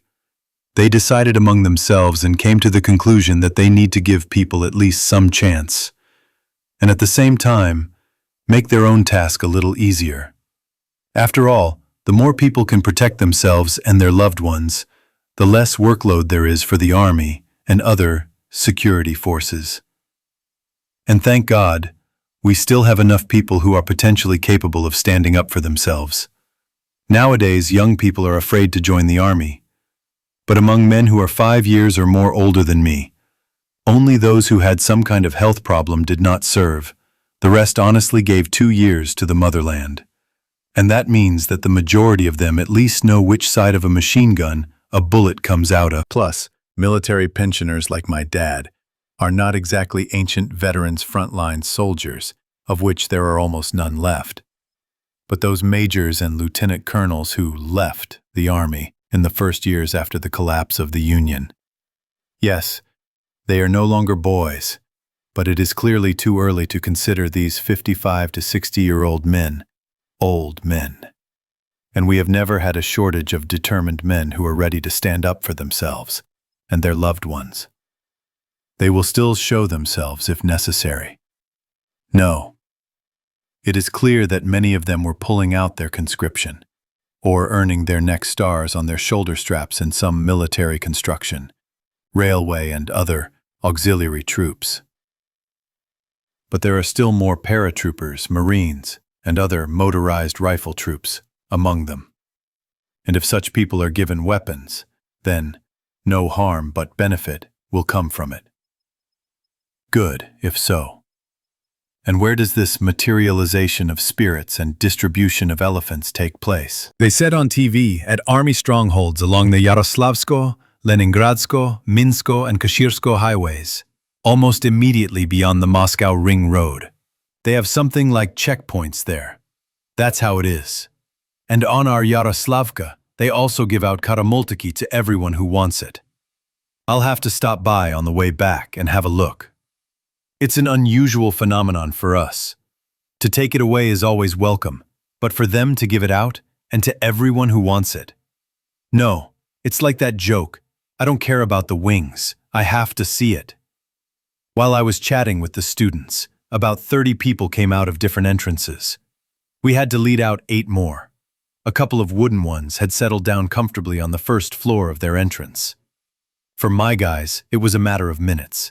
But for unarmed civilians, it was an almost insurmountable obstacle. Although it all depends not only on the presence of weapons. After all, those same Skubans were able to put to rest 6 dead people in the yard with a hammer and a stick for playing American lapta. It is clear that it is more difficult to fight dead people in a cramped entrance than in a spacious yard. Well, 2 is far from 6. It is just that some people have enough courage and determination to take a risk in a critical situation, even if it means putting their own lives on the line, while others do not. And if the former almost always have a chance, even if not 100%, but they have one, then the latter are doomed without outside help. Well, these are some sad, post-apocalyptic statistics. Most of the citizens who had come out into the yard quickly began to get into their cars. True, there were also plenty of horseless ones, and they had to be rammed into the neighbors' cars. As it happened, 1 by 1, 2 by 2. There was no time for families to travel together, as long as there was enough room for everyone. Never mind, even if they were separate, they would travel. Well, as for what was cramped, there was not far left. They would be patient. I would not be able to squeeze anyone under the armor, even if it was a child, or some pretty young lady, like our rescued office blonde in torn tights. There would be no room, no place. What? That's it? If so, then let's go. Otherwise, behind our mess, a breastwork of corpses would soon form, over which only our 2 armored personnel carriers and the raised off-road Chevrolet would be able to get through. There was a slight hitch at Triumphalnaya. The small inner courtyard was not big enough for the column of cars we had brought.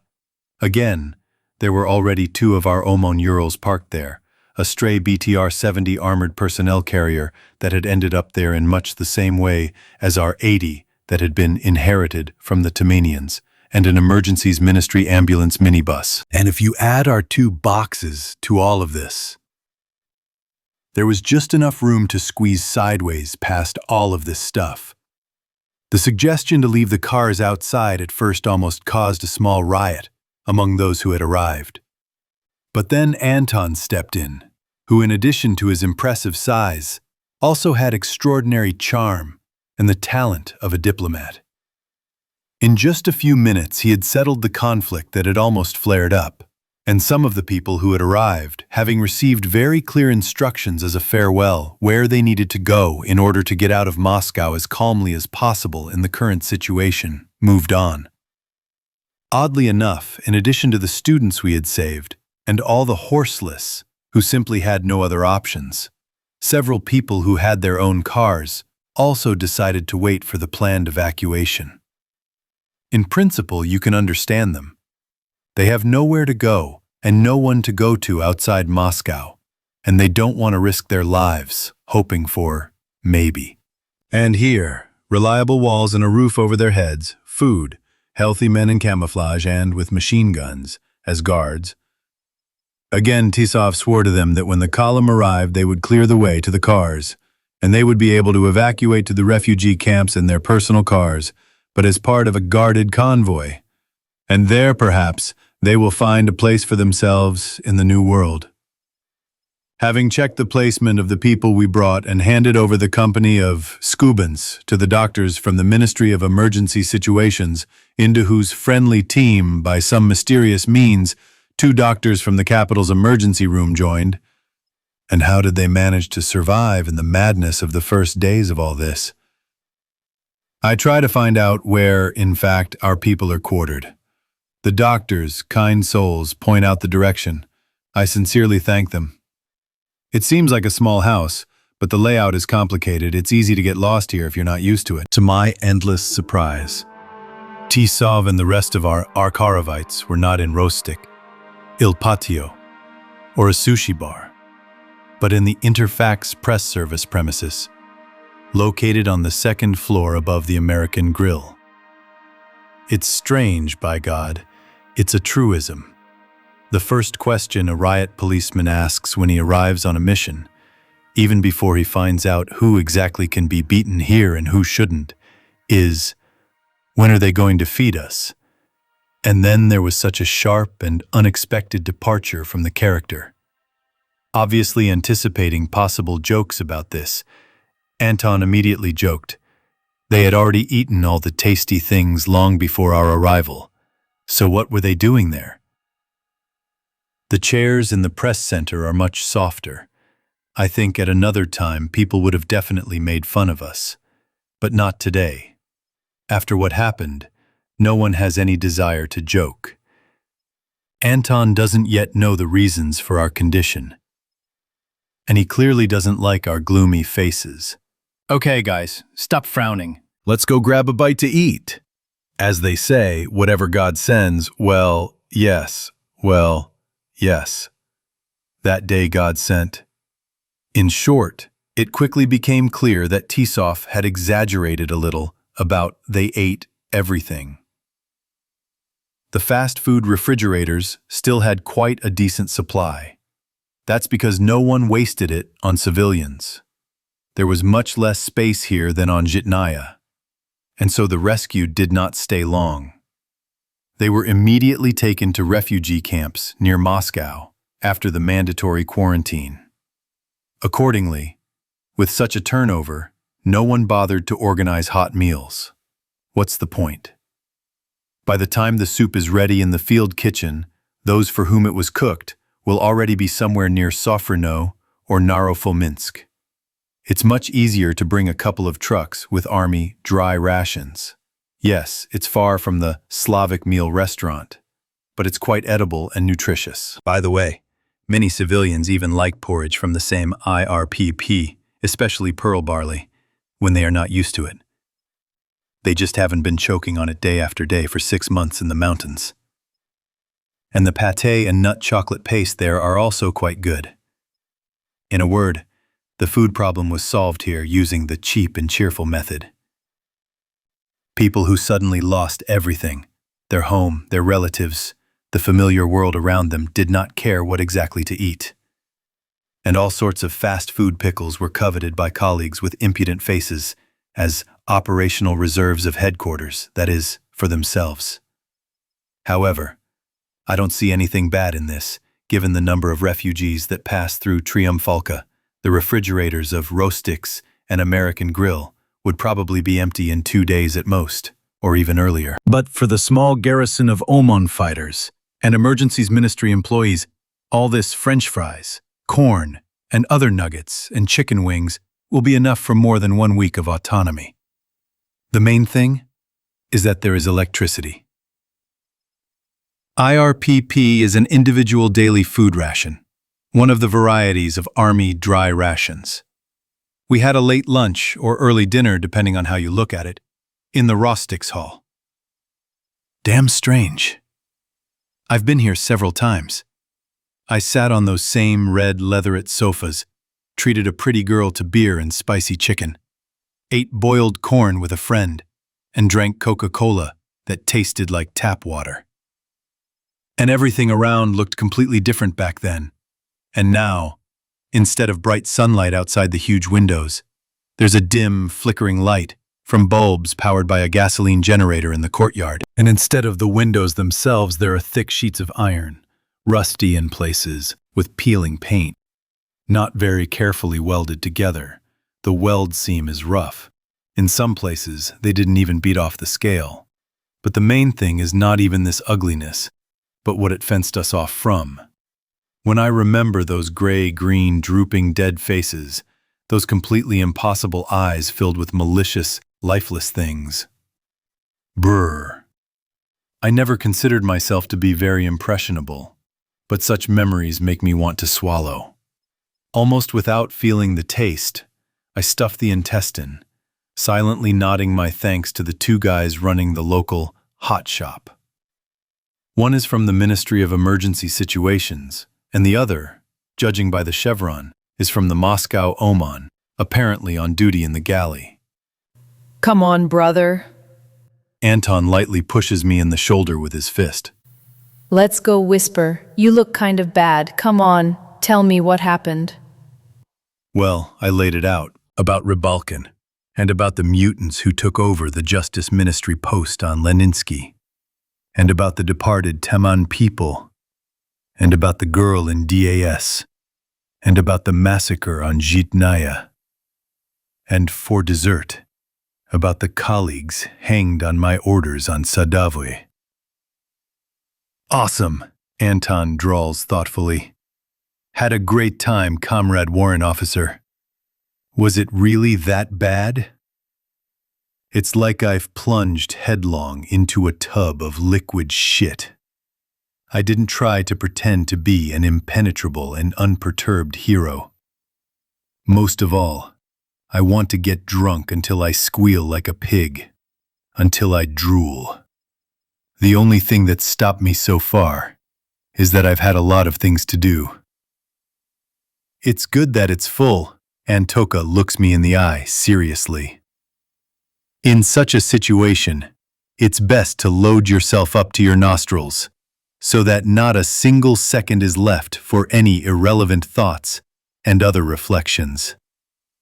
Just enough time to have a snack and get some sleep. Believe me, I know from my own experience. I never even thought about not trusting my old friend. His biography is probably even more complicated than mine. If he talks, it means he knows what he's talking about. However, giving good advice is always easier than putting it into practice. It's easy to say, keep yourself busy. But what? A young man in a police uniform with a large yellow letter K on his shoulder straps and third-year student stripes on his sleeve looked in through the door and waved his hand invitingly. Comrade Lieutenant, Passad has contacted us. They are asking for you. Nodding to dismiss the messenger, or whoever he was, Anton gave me a reassuring punch in the shoulder and left.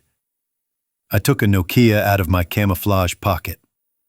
Well, yes, it looks like mobile communications are a complete nightmare. Not only is there no reception level on the screen, But there is also the familiar megaphone logo. I get it. The lady has died. Damn. How can we live without mobile phones now? They seem to have entered our lives only 10 years ago. But no one really remembers how we managed without them. And now, it would seem that you need a person. Take out the phone, poke a couple of times with your finger on the buttons, and voila. Communicate to your heart's content. And now, only by radio. Oh, how quickly we get used to conveniences. And with what difficulty we then wean ourselves off them. Even the hunter runs to the beast. Anton stopped at the threshold and looked at me. You wanted work. Here you go. The detachment was asked to provide all possible assistance in removing the warehouses from Pozerskaya. Are they out of their minds there? There's enough junk on that Pozerskaya to fill dozens of full-size trucks, and no one is going to take the junk out of there for now. Let the clothes, shoes, socks, belts, and hats lie there. If we need them, we'll take a ride and take what we need. But it's time to pick up people from there and bring them to us. It's become too dangerous there. Well, and of course, weapons, ammunition, communications, and all the SIB and SAO-1 have been ordered to pull out everything there is right now and distribute it among the units. And those units are all that's left. Us, the Podolsk people, and the Bulat, and the Dolgopo-2 together. So we'll divide it among everyone. Brotherly, because equally, it's too little. SIB and SAO, personal security equipment and active defense equipment. The general name for special equipment in service with the Ministry of Defense and the Ministry of Internal Affairs. Bulat, OMSN Gavid for Moscow region. Dolgopa, Moscow region riot police from the city of Dolgoprudny in 2009 was reformed into the Operational Police Regiment for the protection of mass events, avant-garde. But at the time of the events described in the book, it still existed in its old form. OMSN Bulat and Dolgoprudny riot police are located on the same base. I see, I nodded understandingly. In a big family, the early bird gets the worm. Yeah, Tisov chimed in. And also, if I remember correctly, there are a lot of cars in the yard, new ones, just driven from the factory. So take everyone who can drive at least a little and bring out all the UAZs and trucks with bodywork that you can. And that's true. There were only about 15 hunters in police livery parked on the site near the warehouse. There were also Fords and 1415s and other Prioras. But those don't really fit our reality now, while UAZs are quite good. I can tell from your face that you've understood everything, Anton sums up. And once you've understood, get your legs in your hands and run, before someone gets ahead of us. So I ran.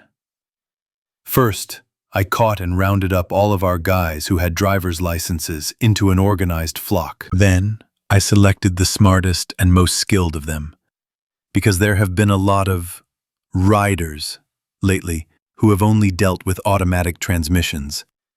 And at the dreaded word mechanics, like that elephant from the cartoon, they lose their will.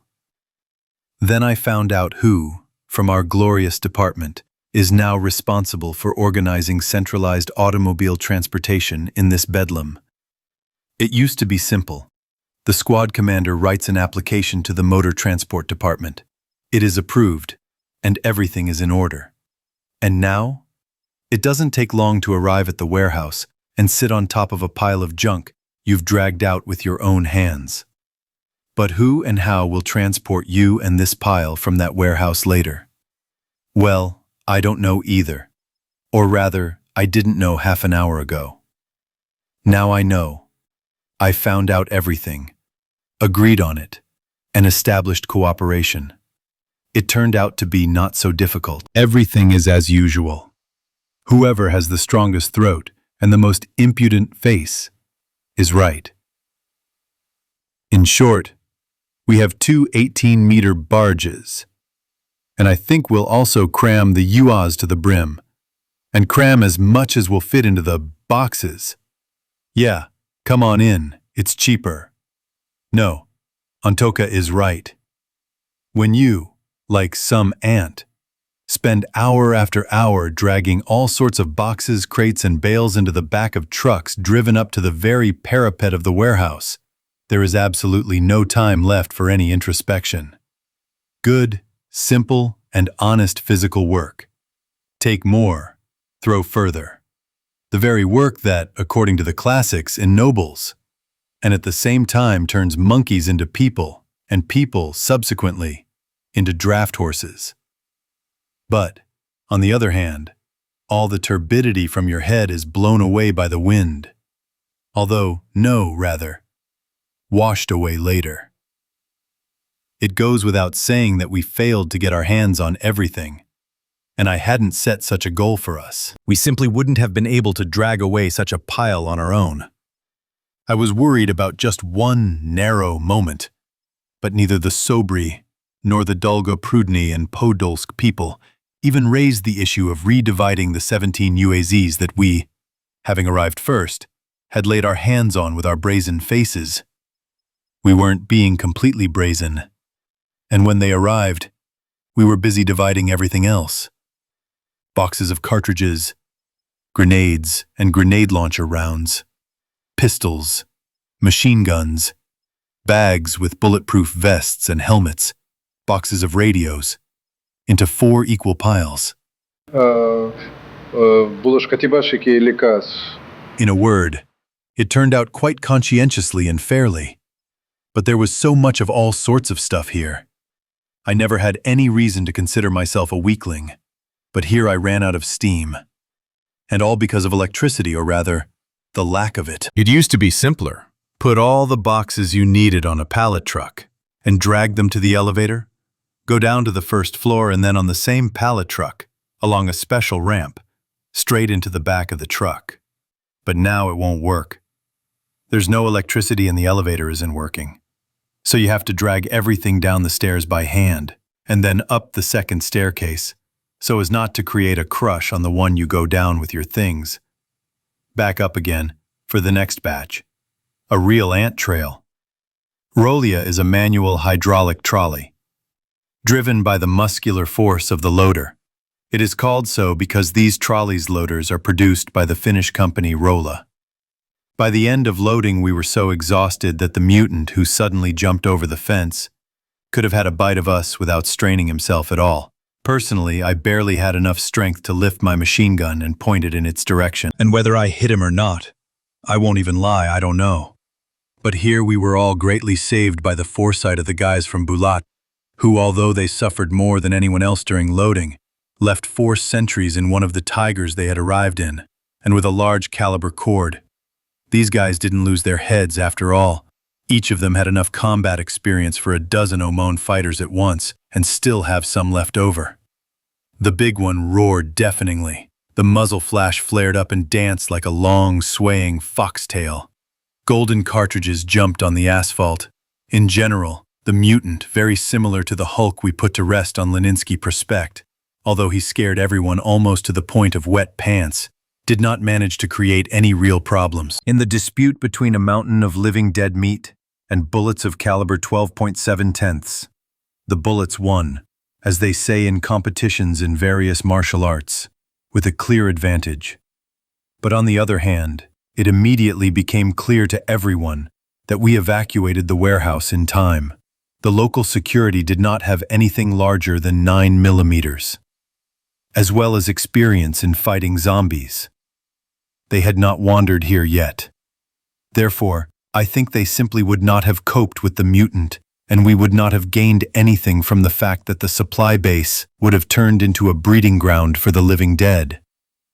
It is clear that they would have cleaned it up in the end, but what it cost us is a separate and serious question.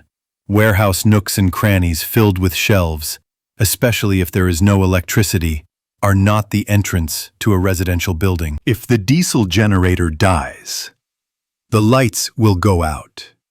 There are no windows. The layout is a real labyrinth. Words cannot describe how much fun it would be.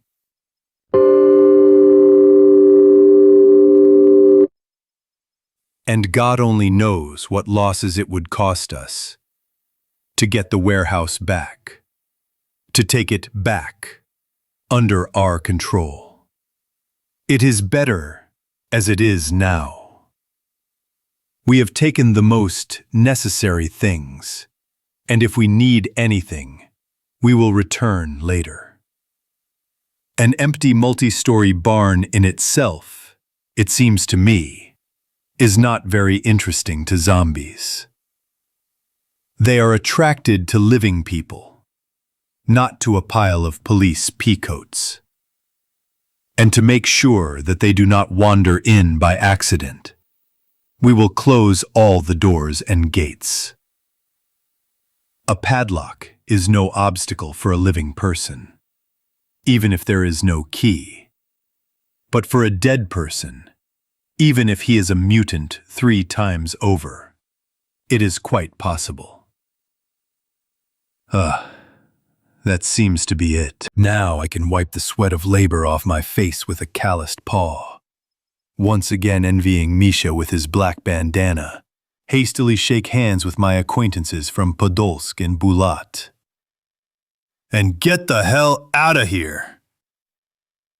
Looking at the hypertrophied carcass torn by bullets in the middle of the yard, I personally have no desire to linger in the warehouse longer than necessary. And it seems I'm not the only one. They've collected all sorts of things. It's time to call it a day.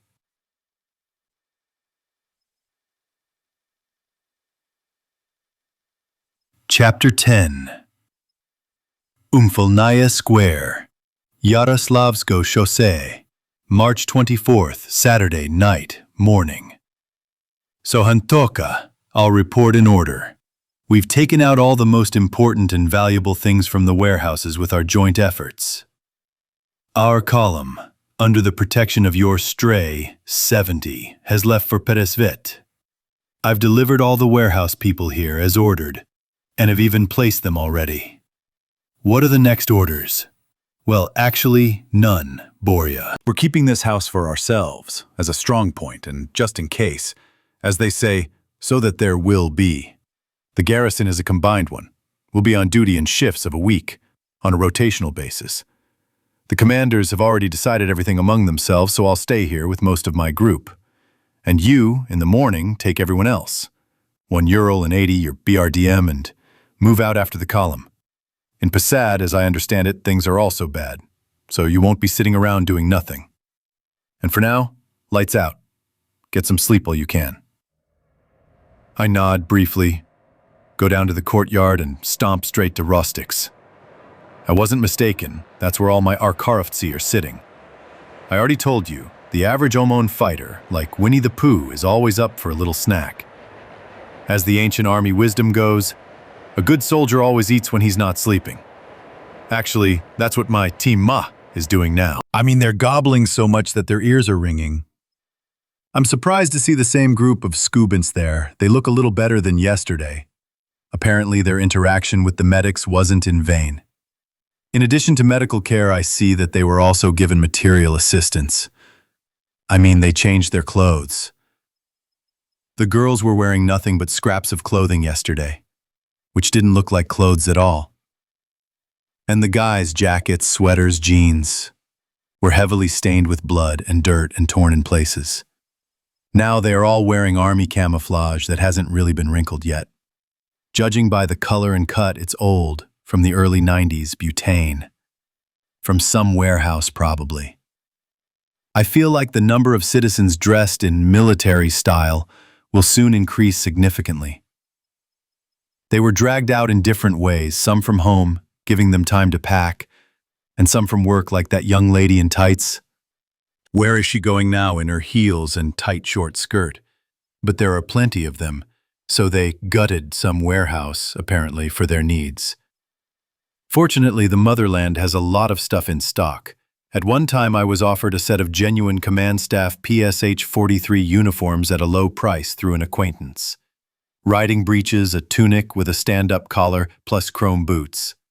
I didn't really need it, and at the time I didn't have any extra money. Anyway, I didn't take it. Now, by the way, I sometimes regret it. I still want to have something like that, something unusual, solely out of a craving for beauty.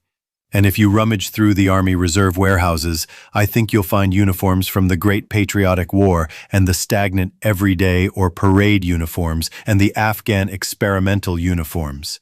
There's a lot of stuff lying around in those warehouses, waiting for its time. By the way, about the young lady, I wonder where she is. I should probably find her and apologize, or something.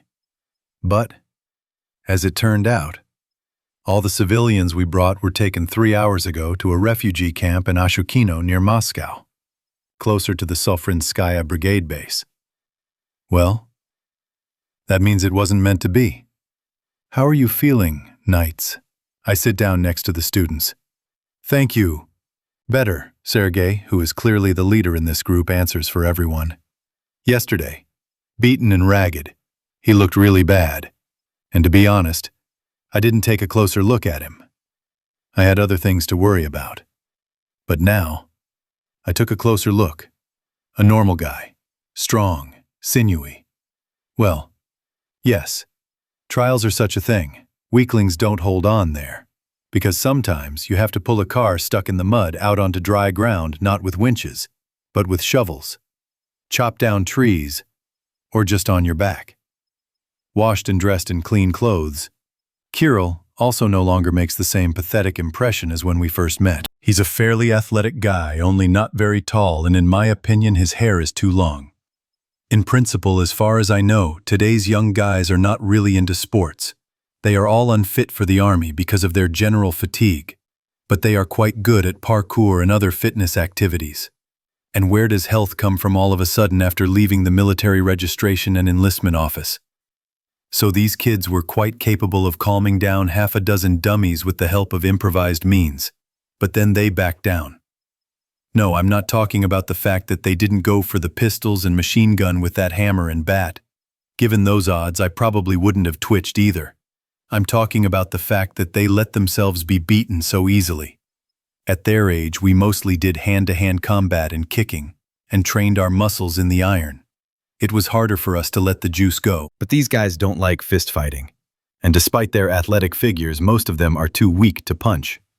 In any case, I like these guys, for their determination and readiness to take risks if necessary. I should help them somehow. But how? If they had their own weapons, like that same grandson of Vanechka, I would give them bullets without sparing. But they don't have weapons, and I do not have the authority to give them to them. Besides, out of the corner of my eye, I saw a stern-looking major general in field camouflage, who was showing on the box the features of assembling and disassembling an SKS carbine, and reading from a piece of paper the addresses of refugee camps and strongholds where they have already begun to distribute weapons. So they won't be unarmed for long. They will drive to the nearest army block along the same Tverskaya-Yamskaya, smoothly turning into the Leningradskoye Chaussee to Solnekhnogorsk and arm themselves there. And what can I offer them? Oh, an idea? By the way, gentlemen knights, why is your armor so bad? Before answering, the guys looked with slight envy at the plastic shields that I still hadn't gotten around to taking off, covering my legs from knee to foot, as well as my shoulders, elbows, and forearms. It's a good thing. You can see right away that a dead man wouldn't be able to bite through it right away. Kid? You haven't seen what kind of undead there are these days. Some of them, it seems, can not only bite through a protective shield, but also crush a head in a titanium helmet like a rotten nut. Where are we supposed to get them? Kirill continues with slight envy. Unless we try to wheedle them out of you, we have nothing to buy them for anyway, or exchange them for. Well, let's say I can't give you these or any other similar ones. They're government property. But helping you get something similar, that's easy. The Skubans were clearly interested. Okay, I won't test your patience. I'll tell you straight. There's a huge store right here, literally 200 meters along Sadavoy towards Samorichnaya. A Yamaha store.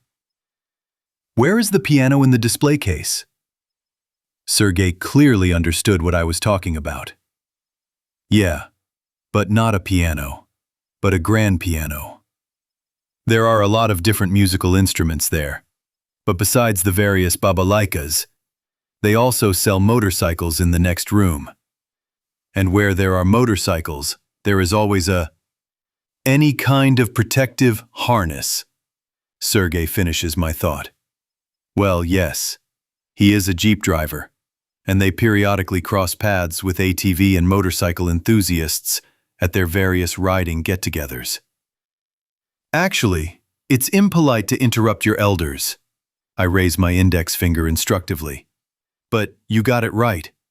Different jackets and pants with built-in shields, armor, knee pads, elbow pads, helmets again. So I thought, why don't we drop in there for a light and get hold of something we need?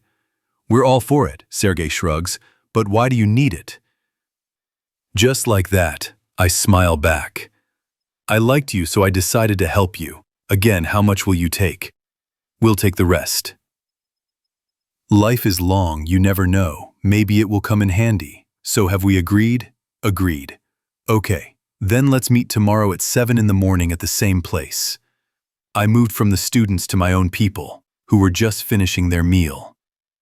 I talked about my idea with Andrei and Melnikov. They agreed that helping the guys was a good thing, and it would be even better to get some gear ourselves. We wouldn't bother everyone.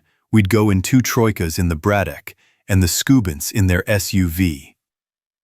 There aren't too many dead people on Sidovaya yet. They've already gotten smart enough not to go out on the roadway of wide streets, but they've learned to block narrow alleys very well. If we act quickly, we'll manage. That's it. I've sorted out the essentials. Time to hit the sack. Having gone up to the 2nd floor, I look for a free bunk on the long, soft bunks that run the length of the wall and carefully place my machine gun on it. Like it's occupied. Where did the bunks come from, and why are they in quotation marks? Ooh, that's a whole other story.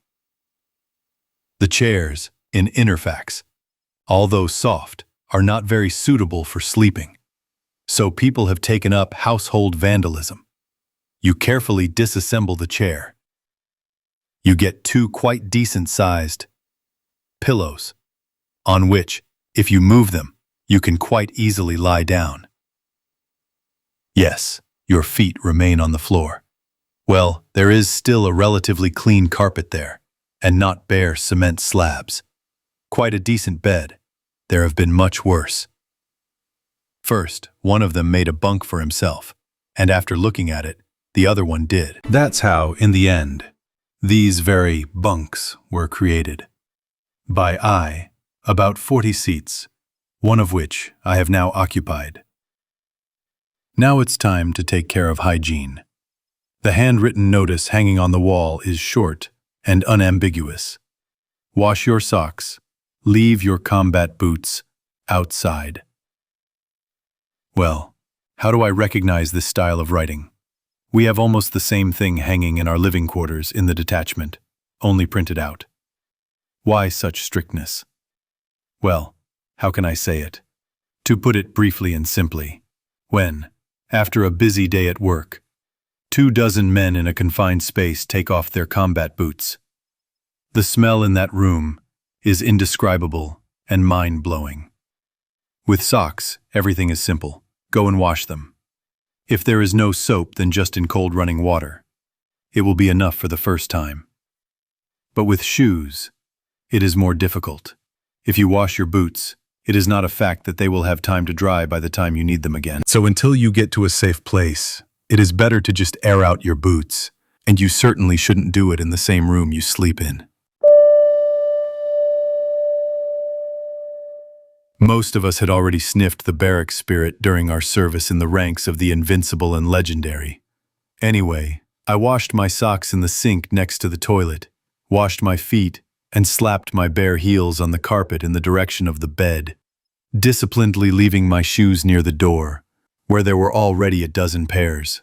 I switched my mobile phone to autonomous mode so that the poor thing wouldn't drain its battery in futile attempts to catch the network that had finally barked.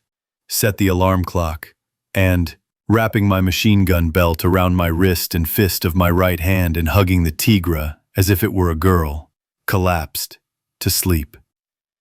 I won't say for sure, but it seems to me that I fell asleep even before my left ear touched the soft upholstery, slightly worn out by the backs. Getting up to the quiet but persistent ringing of the alarm clock was akin to another Herculean feat.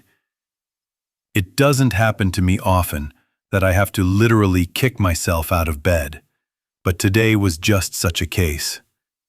Literally on moral and volitional strength, I didn't want to make a fool of myself in front of the students.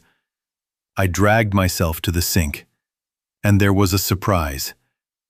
Instead of water from the tap, there was only hissing air. Here we are. First electricity, then mobile communications. Now running water and sewerage. Yes, no matter how you look at it, it's time to leave Moscow. Any megalopolis in such conditions, even without any zombies, would fold in a couple of weeks.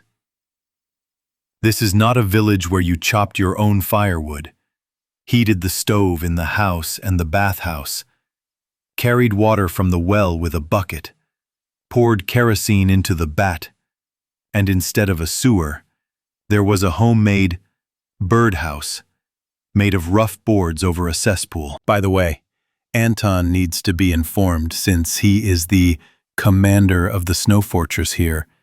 He now has one more problem. Now he will have to stock up on water somewhere. Personally, only a couple of options come to my mind right away. Either privatize some kind of tanker truck, fire engine, for this purpose and figure out where to fill it, or organize raids on the warehouses of companies that sell 20-liter bottles of drinking water for office coolers. There is no other way. While I was going to Tisov with the good news, my team woke up too. Ugryumtsev, who had taken on the role of the mess driver as well as Burov, Soloka, and Melnikov, had to wake up Valmont and Gumarov themselves. Well, for some reason I had no doubts about the latter. He himself would never get up early in the morning, and waking up our Tatar was quite an epic. When we went down to the courtyard and entered Rostik's through the service entrance, Sergei and Kirill were already there. We had to wait a couple more minutes for their third comrade, the same as Kirill, who was excessively long-haired and also had fiery red hair. Slava, I think. That's it? I asked just in case. Yes, confirmed Sergei. We decided not to drag the girls along with us. There's no point. They won't be able to help us anyway, but at least they won't get in the way. And we'll pick out the harness for them ourselves. I just nodded approvingly and waved towards the door, as if to say, everyone out. First, with the help of the guys from the 2nd platoon standing guard, we shot the mannequins who had shown up at the entrance arch to the courtyard during the night. There were no more than a dozen of them. Judging by their appearance, they were all, as Kirill aptly dubbed them, vegans, in the sense that they hadn't eaten anyone yet and therefore were incredibly stupid. In addition, the temperature dropped to almost 0 at night, so their speed and agility were not so great. So, with our joint efforts, we managed in a minute. Interestingly, the zombies didn't even react to the shots and the dozen corpses that had finally been laid to rest. Several figures flashed between the houses on Tretaya Tverskaya Yamskaya. As it seemed to me, a couple of mugs smeared with brown-caked blood cautiously looked out of the gateway on Sadovaya Triumfalnaya, and that was it. They didn't come out under the shots. They continue to get smarter, the bastards. Having seated the students in the Chevrolet, we climbed into the BRDM and set off. It was only a short drive, probably not even 300 meters. On foot, it would take about 5 minutes, if you were not in a hurry, at a leisurely pace, and by car, there was nothing to talk about. On the way, I still managed to figure out how exactly to get into the store. So far, My experience as a looter was limited to breaking in a car dealership on Warszawskoye Szosсе, but 3 untimely deceased thugs did the main work for us there. We simply walked through the doors they had opened, or rather broken, and took what we needed. And then? But here everything turned out to be a bit more complicated, and not physically, but how can I formulate it better? From a moral and ethical point of view, almost like Hamlet. To beat or not to beat. Damn. But everything could have turned out much better if this kamikaze had lasted. I don't know what exactly happened here a few days ago, but the consequences looked like this. A huge, barn-like Cadillac Escalade Jeep. For some reason, I'm not ready to say why.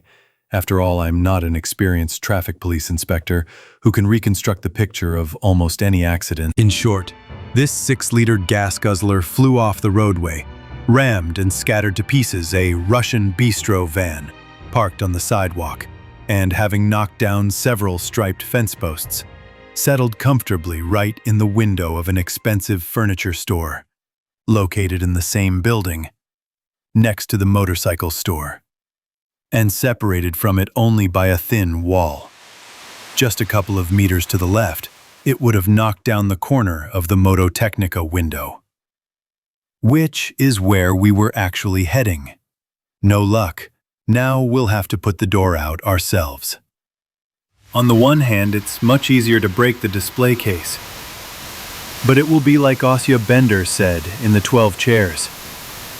Low grade, not clean work. I gestured to the students that they shouldn't go outside yet. We'll clean out the store without them. Then let them come in and choose what they like. Melnikov's troika remained on the armor, and the lovebirds and I took care of the locked front door. We twisted it this way and that, and then I spat and motioned for Timur with his 9 equipped with the silencer. Gumarov understood everything. Exactly 1 bullet was enough, and then, taking a firmer grip on the nickel-plated door handle, I pulled hard towards myself. Something burst loudly, and the glass door obediently swung open.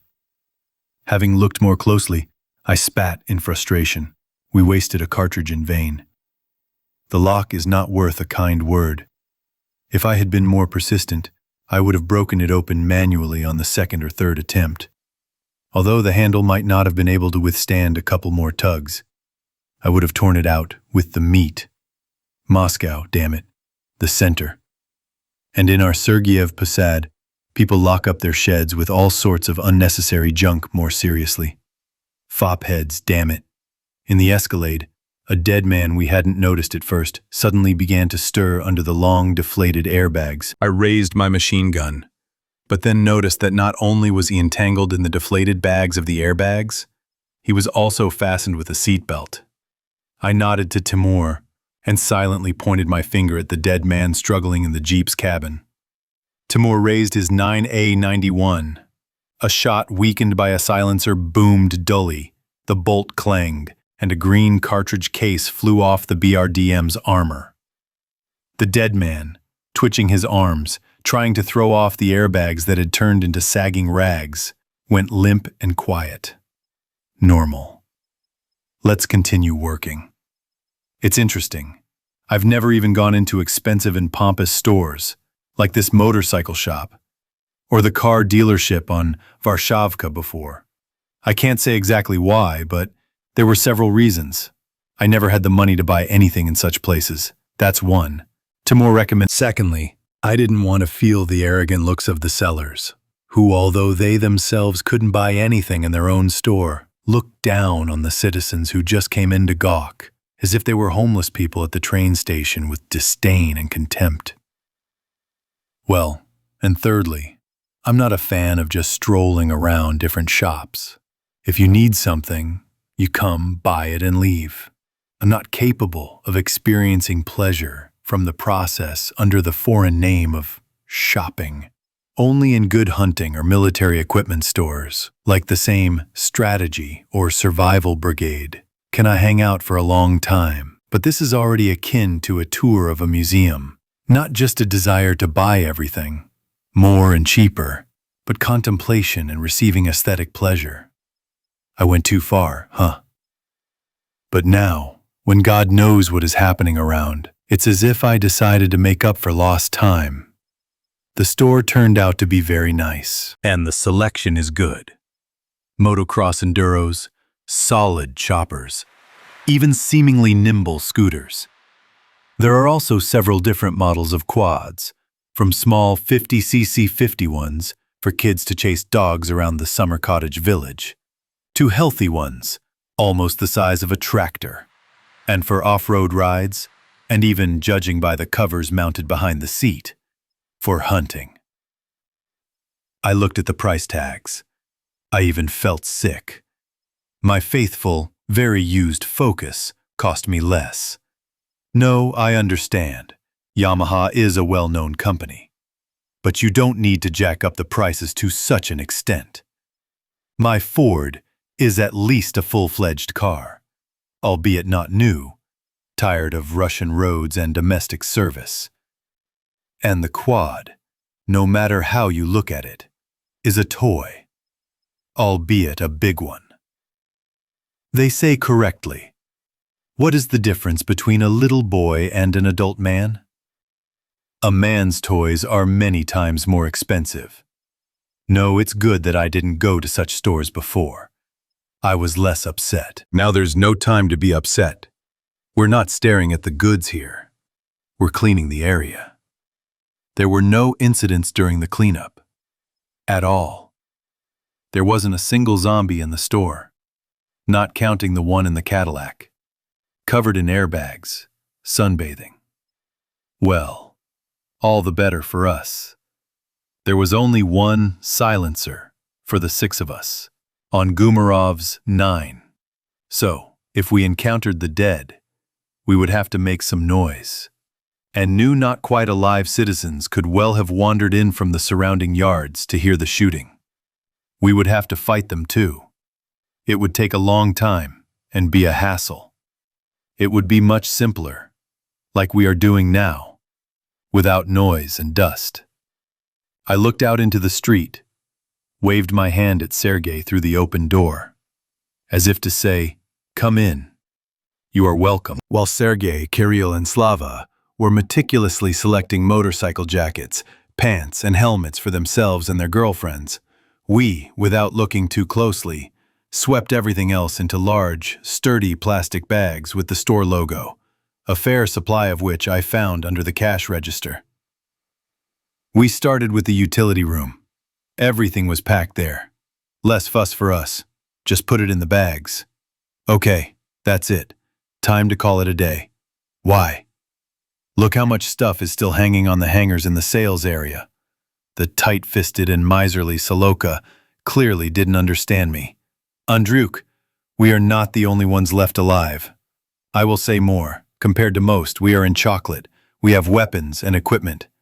We are here, first of all, to help the students. And get something ourselves, the greedy Hohol insists.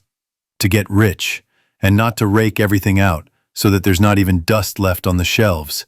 Do you feel the difference? Look, we have our own shields, standard ones, and bulletproof vests, and jets and masks, while some people have nothing at all. And for them, this store is perhaps their last hope. And we came and took everything, not even because we really needed it, but simply because we were the first to look here. And who are we after that? Soloka scratched the stubble on his cheek that had grown a lot in recent days with his nails, puzzled. He clearly hadn't considered the situation from that angle. Okay, looks like you're right. Let's pack up. Are you finished? I call out to Sergei quietly. Instead of answering, he animatedly shakes his head up and down and shows me 3 helmets at once, the chin straps of which he clenches in his fist. A good choice, by the way. I was afraid that he would pick up those fancy Germacs, those that resemble the helmets of Formula One pilots. Of course, they look insanely cool, but the audibility in them is terrible, and the visibility is not much better. It worked out. Sergei picked up helmets that are very similar to our jets. except without the oilcloth aventails protecting the neck at the back, and with a different shape of the visor fasteners. A good choice. The view is not narrowed, the face is covered, and you should also be able to hear well in them. The color scheme, of course, is cheerful, but there is no time for fat. They took what they had. An aventail is a helmet element that covers the back of the neck and part of the shoulders of a fighter. In the Middle Ages, they were made of chainmail mesh. In the modern PSH 97 Jetta helmet, the aventail is made of leatherette with a soft, hygroscopic lining. That's it. We've done all the looting, I commanded. Let's go out. The students first, then us. When I carefully closed the door of the store behind me and went out into the street, a funny thought came to my mind. It seems that in the new reality, the word marauder will soon lose its negative connotation and become synonymous with the word breadwinner. This time, they didn't leave the Chevrolet on the sidewalk, and it squeezed through the arch behind the mess. The girls were already waiting in the courtyard. Our signalman had notified them. And I, accordingly, had notified him when I was loading into the BRDM. We said goodbye warmly and somehow casually, like acquaintances parting for a couple of days. Maybe it's good, as they say. A long farewell means unnecessary tears. We shook hands right there, wished each other luck, and each went his own way. Who knows, maybe we'll meet again, the earth is round. At the junction of the Moscow Ring Road and Yaroslavl Highway, to which we, not daring to drag ourselves through the center, slipped along the Ring Road from Leningradsky Prospect. God knows what is going on. Any Friday-Saturday traffic jam that I remember is just kindergarten compared to this. But the cars are still crawling out of the city, albeit slowly. Here, the oncoming traffic lane is a great help. There are currently no people wanting to go to the capital, but there are more than enough from it. So people have taken up all the rows of the oncoming lane. We have already seen this on Varshavsky Prospect, and it is exactly the same with zombies. They do not crawl out onto the roadway, but there are plenty of them around. On the narrow streets adjacent to the highway, in the surrounding courtyards, on the sidewalks. There are many, too many to cope with. For a moment, a crazy thought flashes through my head that the megalopolises captured by the living dead are best sanitized with nuclear weapons. Bang! And the problem is solved. Although I myself understand that this is nonsense. What will it be like to live around such a radiating bald spot? No, to hell with it. Better to wait for winter. If they freeze so much from the night frosts of spring, then in real frost they will turn into statues. That's when we will start to take back the cities. Probably. If we hold out until this very winter. Otherwise, another Hulk or some other mutant the size of an elephant will crawl out from somewhere. That's when everyone will have fun. What was that old computer game called? Resident Evil? Nemesis? Any minute now his own nemesis will show up here. God forbid. And I'm not Jill Valentine. And I don't have endless ammo for my machine gun. Or a magic typewriter. Okay, enough about the sad things. Otherwise I'll quickly get depressed. Better to talk about the good. By the way, weapons were really being handed out on Yaroslavka, although I had heard about it and had seen the announcement on TV. I couldn't quite believe it was real until the very last moment. In our country, even getting permission to buy a rubber-spitting gun, which is almost useless against a hooligan, but very dangerous in everyday life, is quite a song with a chorus. And here, combat weapons, albeit already withdrawn from service in the army, and practically to everyone. I saw it with my own eyes. All doubts dissipated. About a kilometer from the XL shopping center, at the TNK gas station, the army men have set up camp. They have positioned themselves sensibly and have already managed to build something like a blockhouse, braided with several layers of barbed wire right on the bare ground from reinforced concrete blocks, with a reinforced firing point on the roof, and the trees and thick bushes that used to grow freely around the gas station have been cut down so as not to block the view. By the way, they chose a very good place. I think I would also prefer to base myself here. There is a vacant lot around, no buildings nearby, good visibility in all directions, and there are clearly people here to watch. From the concrete nest, a crew of NSV and a sniper with a brand new SVD, with a black plastic butt and forend, warily survey the surroundings. I can't see their shoulder straps from below, but judging by their faces, they are definitely not conscripts, at least double base or even officers. In addition to the machine gun position, the checkpoint is also reinforced by an armored personnel carrier, an 80, placed in an improvised caponier made of the same concrete blocks. They've settled in tightly. You can't force them out. At the very least, you need a grenade launcher, and even in today's times, not everyone has one. Then again, the RPG's effective range, how can I put it mildly? It's slightly, about 3 times less than that of the SVD, and even less so of the Utes. So, that grenade launcher operator will have to live a while before he can fire. The gas station, by the way, is working quite normally, and a long line of cars has formed towards it from the Yaroslavl highway. On the column with the company logo and prices, right on top of the numbers, a large poster, handwritten in crooked letters with a black marker, is attached with either nails or screws from some cardboard box. Free fuel until the tank is full. We don't pour into canisters to take with us. We stop any lawlessness immediately and harshly. The last words are also underlined several times to enhance the effect. And, as if illustrating the last phrase, a little to the side, judging by the tracks on the asphalt, a black Porsche Cayenne, badly damaged by bullets, is clearly dragged there. Like a subtle hint, like this one already tried to cause trouble for no reason? What, do you want to end it the same way? Right between their makeshift fort and the wall of the gas station cash booth? On a small asphalt patch, 2 army tarpaulin-covered zills are parked side by side. Next to them are 2 ordinary school desks, near which are several officers and a whole crowd of civilians. Should I take a look? Vidya, sit down here somewhere carefully so as not to disturb anyone. I command Ugrumtsev, who is sitting behind the wheel. I'll go and see what's going on here. Anyone willing to walk with me and stretch their legs? A stupid question, of course. Everyone will rush to have a look. OMON fighters are like children, not only voracious, but also curious. The ancient army wisdom is right. The army is the same kindergarten, only with a bigger penis and a real machine gun.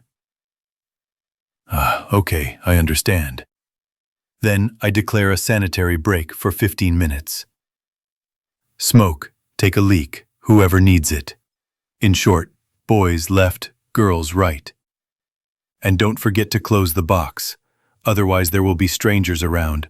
They will squeeze something. We won't even notice.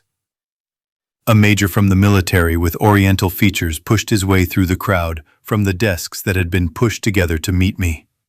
He was most likely a Bashkir, although he could have been a Kyrgyz or even a Kazakh. He apparently noticed us right away and decided to find out what kind of birds we were and what we wanted. Major Zhelendinov, internal troops. The major's right hand jerked upward as usual, but at the last moment, he apparently remembered that, according to regulations, he wasn't supposed to salute with a machine gun on his shoulder. Warrant Officer Groshev, Peresvet OMON. I pretended not to notice and extended my hand to the major. Sofrino? OMON? Podbelskogo, Ivanteevskaya, he said, embarrassed, responding to the handshake. Well, the main thing is, don't get too upset, I said kindly, insultingly. It could happen to anyone. The major only smiled sadly and chuckled in response. In Moscow, next to the Ulitsa Podbelskogo metro station, on Ivanteevskaya Street, is located the Central Regional Command of the Internal Troops of the Ministry of Internal Affairs of Russia, at the time of the events of the book, the headquarters of the Moscow district of the internal troops of the Ministry of Internal Affairs of Russia.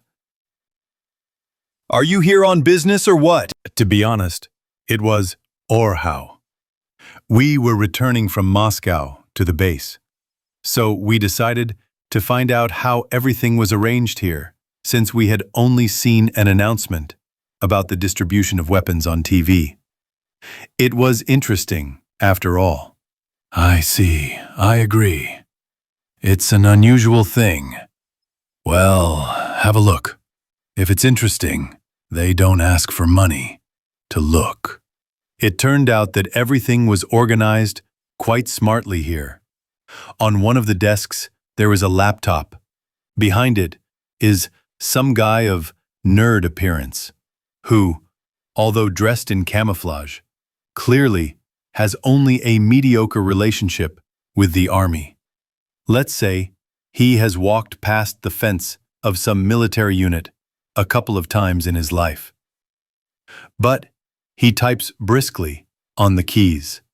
People standing in line hand him their passports.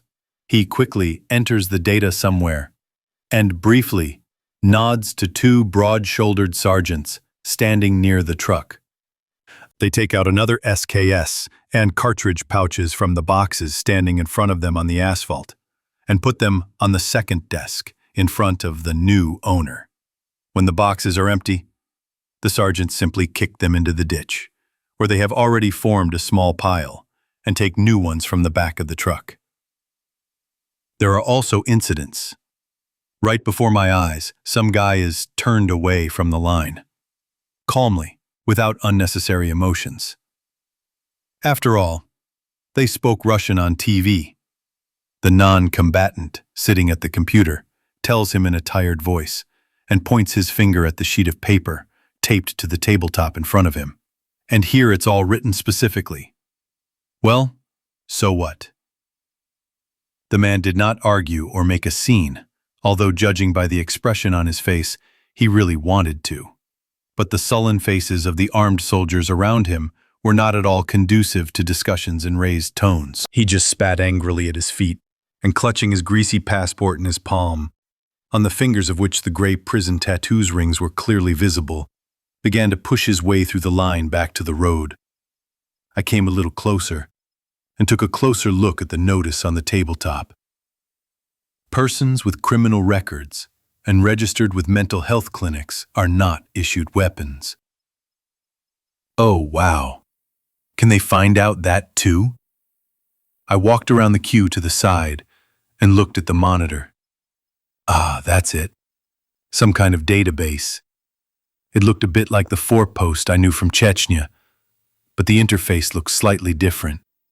And the information it contained, apparently, too. Criminal records could be found out using forepost as well. But registration with mental health clinics? Definitely not. Yes, no matter how you look at it, everything is organized sensibly, intelligently. The only thing I don't understand is why they can only work like that here. When the chips are down, it was really urgent, really urgent. Everything was organized instantly. But when everything was calm, for any piece of paper, even the most stupid and not really needed by anyone, you had to stand in lines for several hours at different windows. And what do you give out? I asked Zelandinov. All sorts of old stuff from the mobilization reserve warehouses, he honestly admits. Mosin rifles and carbines. Semenov carbines. They promised to bring in PPSH tomorrow. We plan to hand them out to retired officers and to those who served their military service in normal units. Civilian, schpocks, don't need a machine gun anyway. They don't know how to use it anyway. What about the Kalashnikovs? There was no talk about distributing Kalashnikovs. They are all in reserve. How so? There are so many of them in the warehouses. Up to Benya's mother. These. The major waved his hand toward the truck, from the back of which another box of carbines was being handed over right now. There's nowhere to put them either. But even with the greatest fear and the greatest inability to fire bursts in all directions. You won't be able to do so. Here the major seems to be right. Although he is a staff officer, he sees the root of the matter. In addition to determination and the desire to defend themselves, all these people need skills. Not all of them served in the special forces. There are those who only held a machine gun during the oath, and then at best fired 3 rounds somewhere in the direction of the targets. There were fewer of them under the Soviet Union, after all. NVP was taught in school, and combat training in the troops was taken more seriously.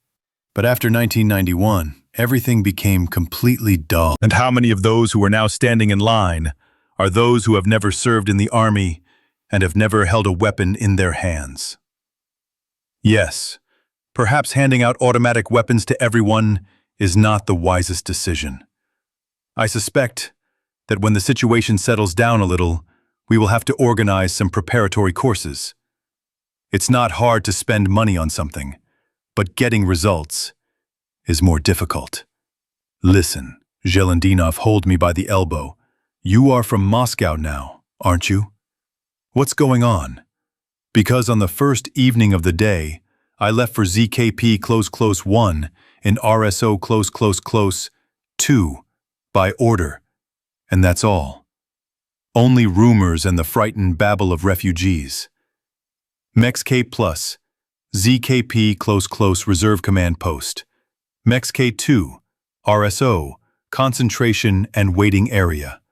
A pre-designated area to which a military unit moves after the start of military operations and waits there for further orders so as not to be attacked by the enemy in the PDP.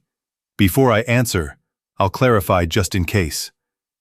Did you manage to get your family out? The major nodded in response. The entire complex of DOS was removed the day before yesterday in a centralized manner. DOS, House of Officers. Lucky. I don't think you even understand how lucky. Moscow is a complete mess. In short, Moscow is gone. They ate it. Here and there, survivors are still being taken out. Some are still saving themselves as best they can, but the city is gone. It's all agony. Anyone who doesn't get out of there today or tomorrow is doomed. There are millions of these creatures there already. Remembering the crowds of dead people in the streets, their drooping gray-green faces, eyes filled with inhuman, otherworldly malice, the vile, nauseating smell of decomposition, mixed with a sharp chemical stench, I shivered. All my life, I had no problems with my psyche. And now, look. You'll become a neurotic, with a nervous tic, like that saber-toothed squirrel from the cartoon. My story clearly did not add optimism to the major. He said goodbye in a crumpled way and, citing urgent matters, disappeared somewhere. And perhaps it's time for us to go. We stretched our legs, looked at something interesting. We need to go further. On the way to Pushkino, when the number of houses standing close to the highway became noticeably smaller, I allowed the upper hatches to be opened, climbed out onto the armor myself, and sitting on the edge of the commander's hatch and dangling my left leg down. The sun was hanging over our heads, extremely hot, not at all like March. Surveyed the surroundings. The picture around was still joyless. It seemed like the sky overhead was blue, clear, with small white clouds, and the sun was scorching, as if it were not the end of March, but the middle of May outside. And it was unpleasant to look around. Frightened faces behind the windows of cars driving parallel to us on the highway. Dead people on the roadsides. Sooty walls of the burnt-out House of Arms store in front of the overpass to Noginsky. Several still slightly smoking carcasses and charred bodies on the platform in front of it. The disgusting stench of burnt meat. Normal. Who was frolicking so recklessly here? I suspect that it is unlikely that anyone will be able to answer me.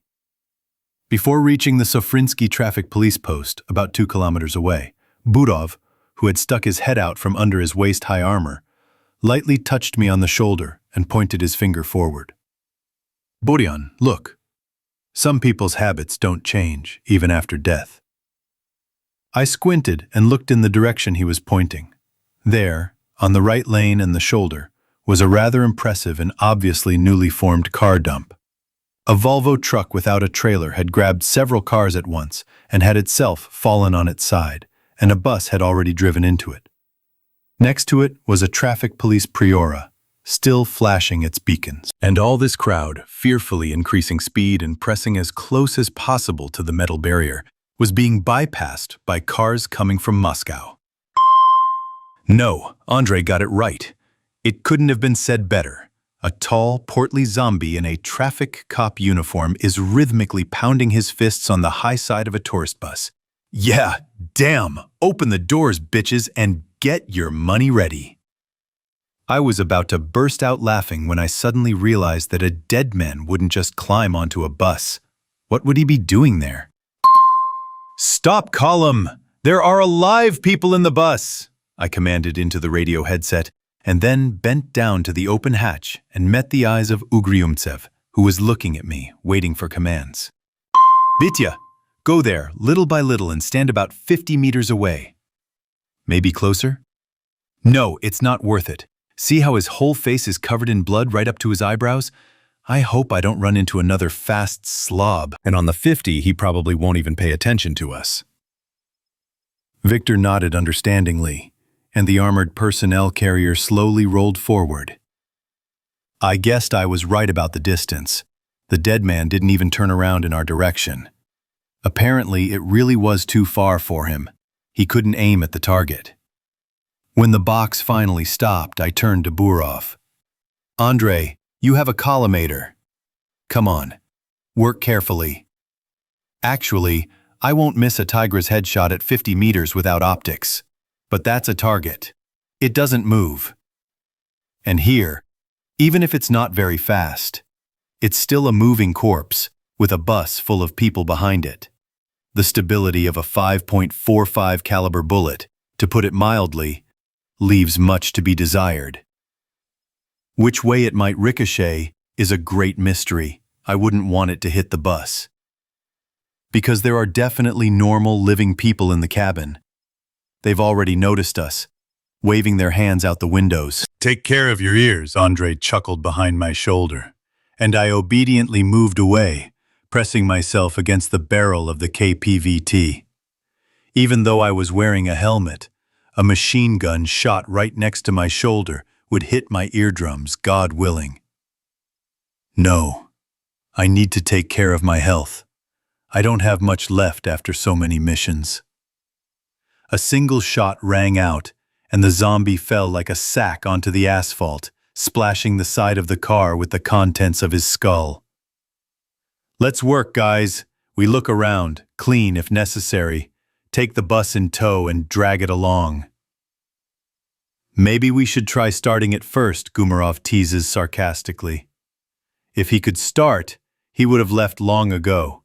That's it. We'll have a giggle later. Let's go. We didn't have to chase them much. In addition to the dead man shot by Burov, wearing a winter traffic police uniform with reflective stripes and senior lieutenant stars on his shoulder straps, with his hands badly, almost to the bone, gnawed, we found 7 more zombies near the bus. But they were all calmed down before us.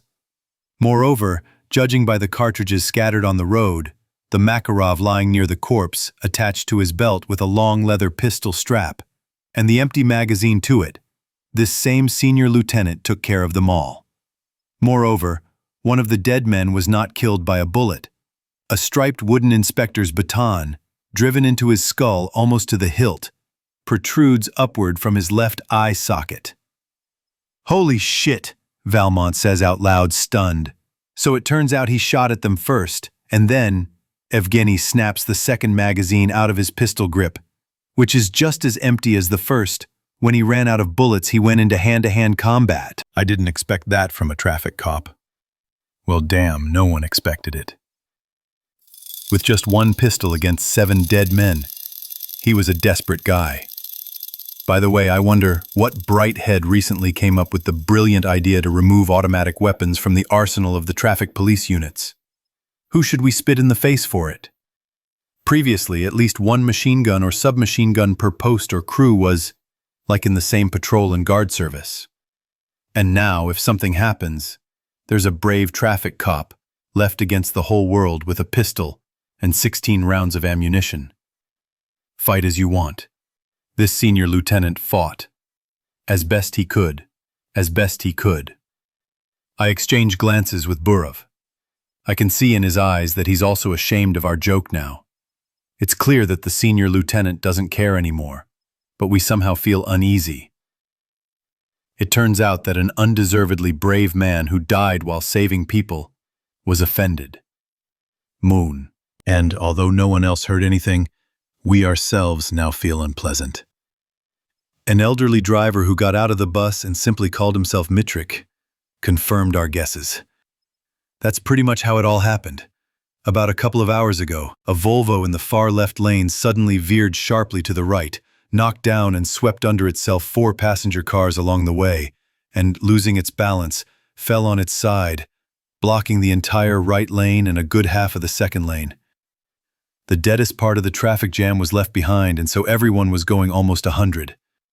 The bus driver only had time to slam on the brakes, but he couldn't avoid the collision. Mitrik hadn't yet had time to see what exactly went wrong in the engine during the impact.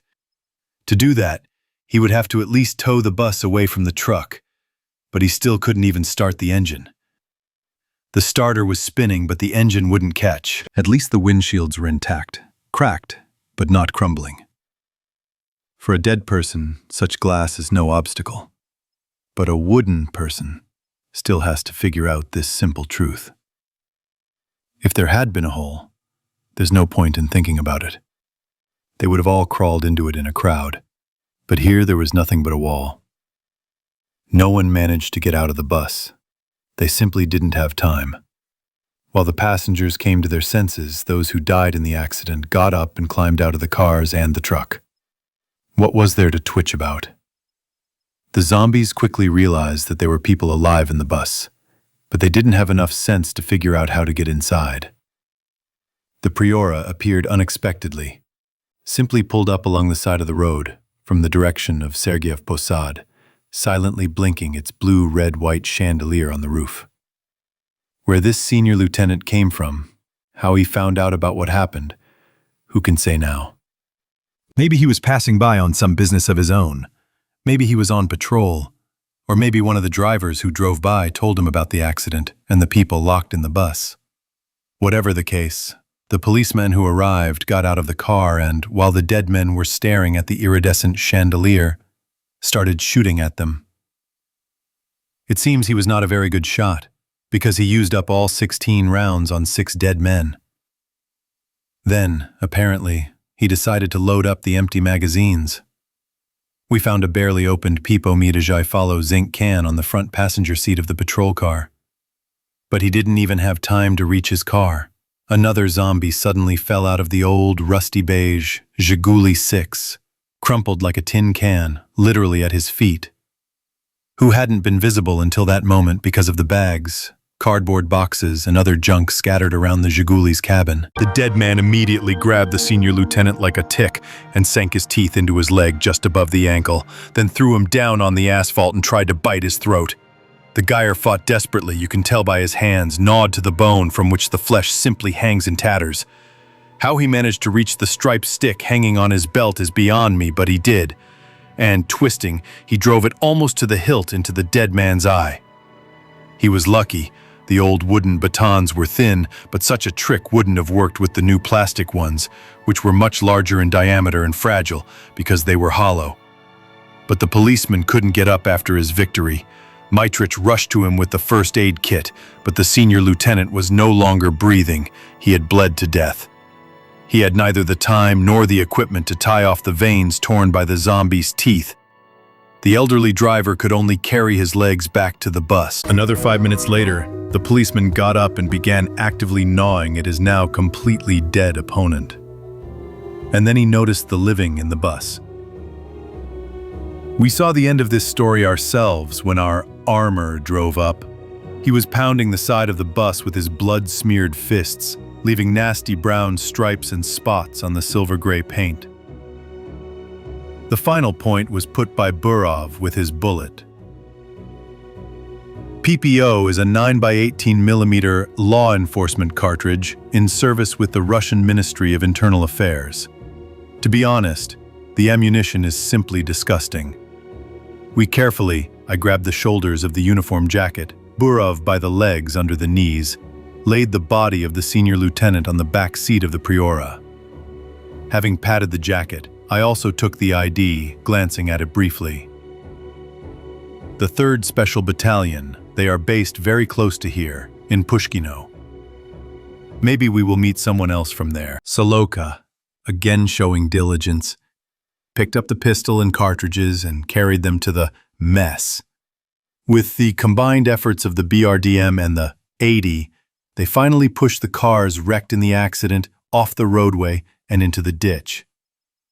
We had to tinker with the Volveshnik lying on its side, but we managed.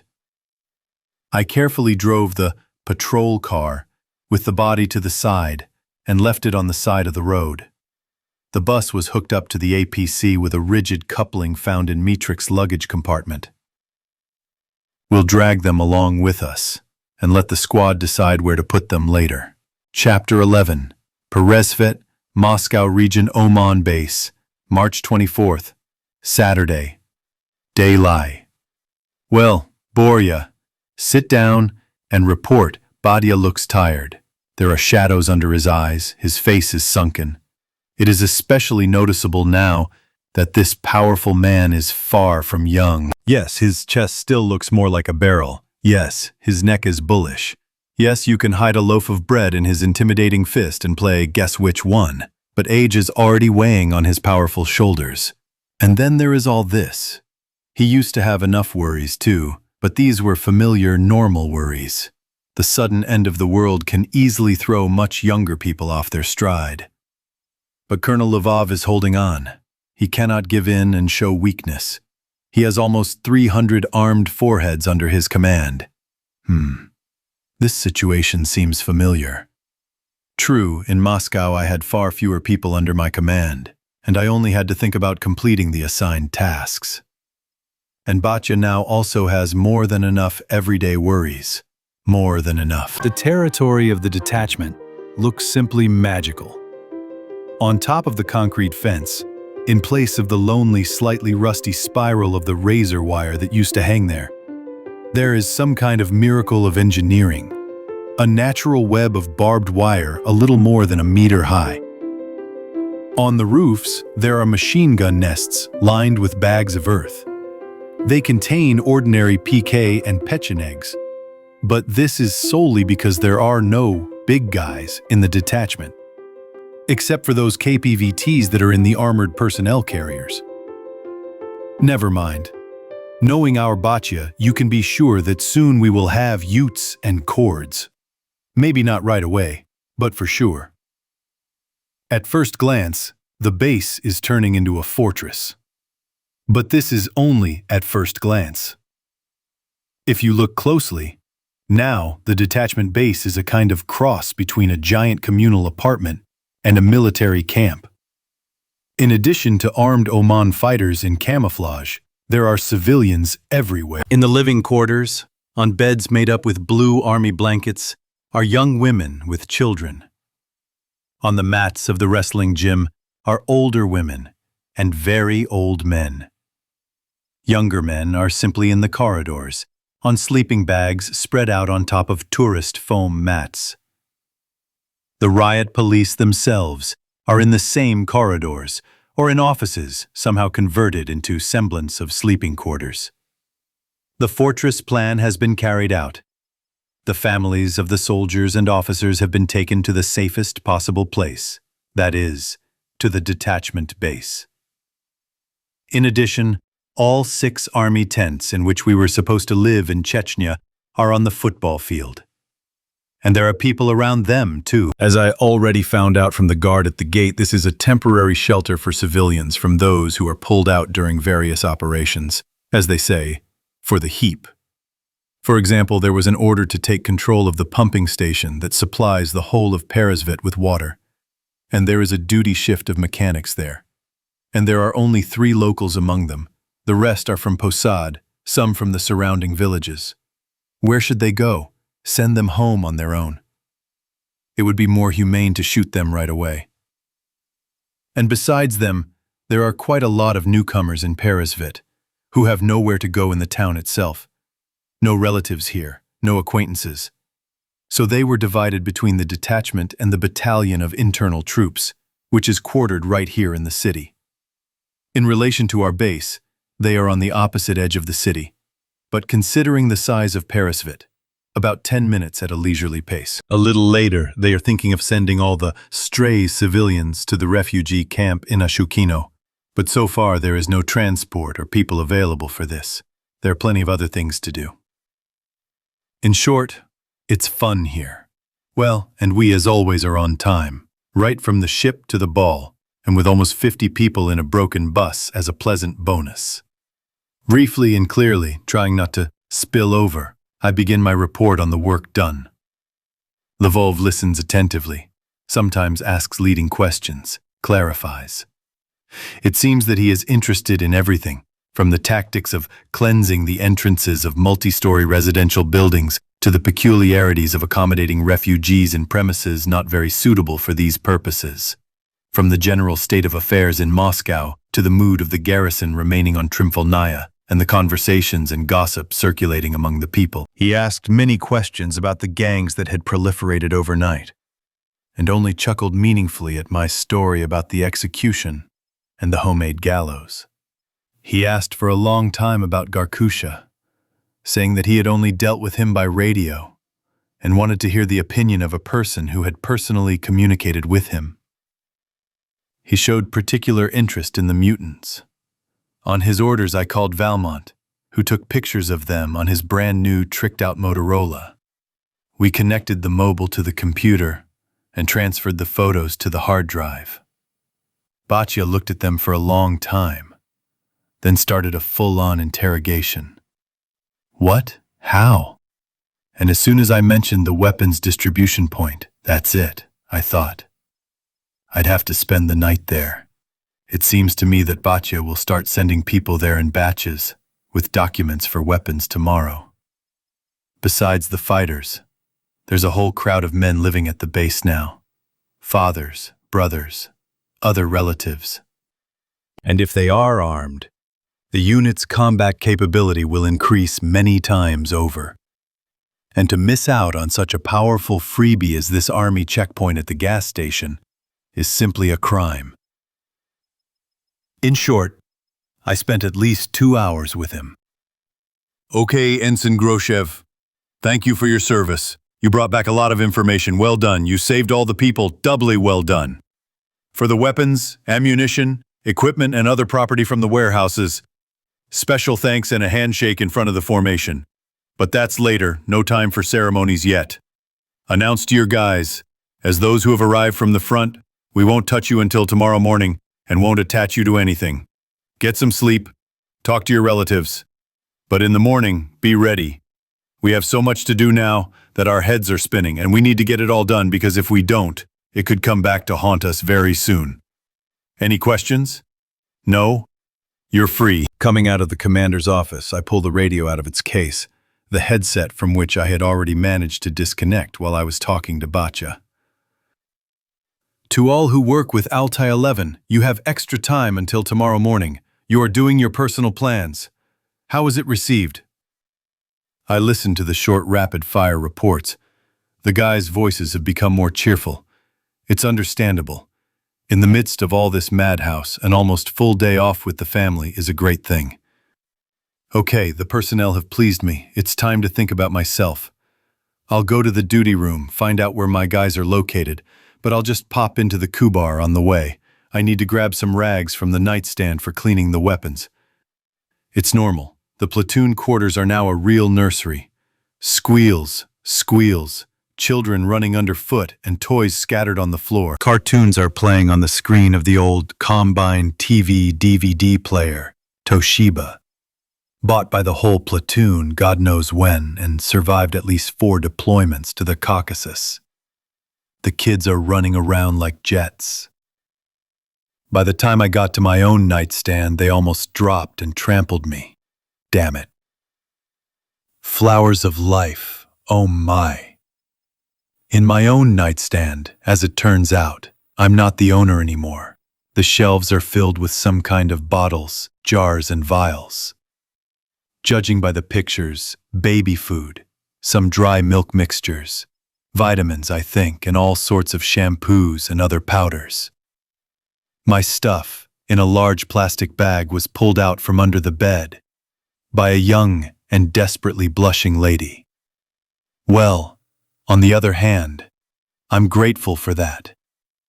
I could have just thrown it away, as it was no longer needed.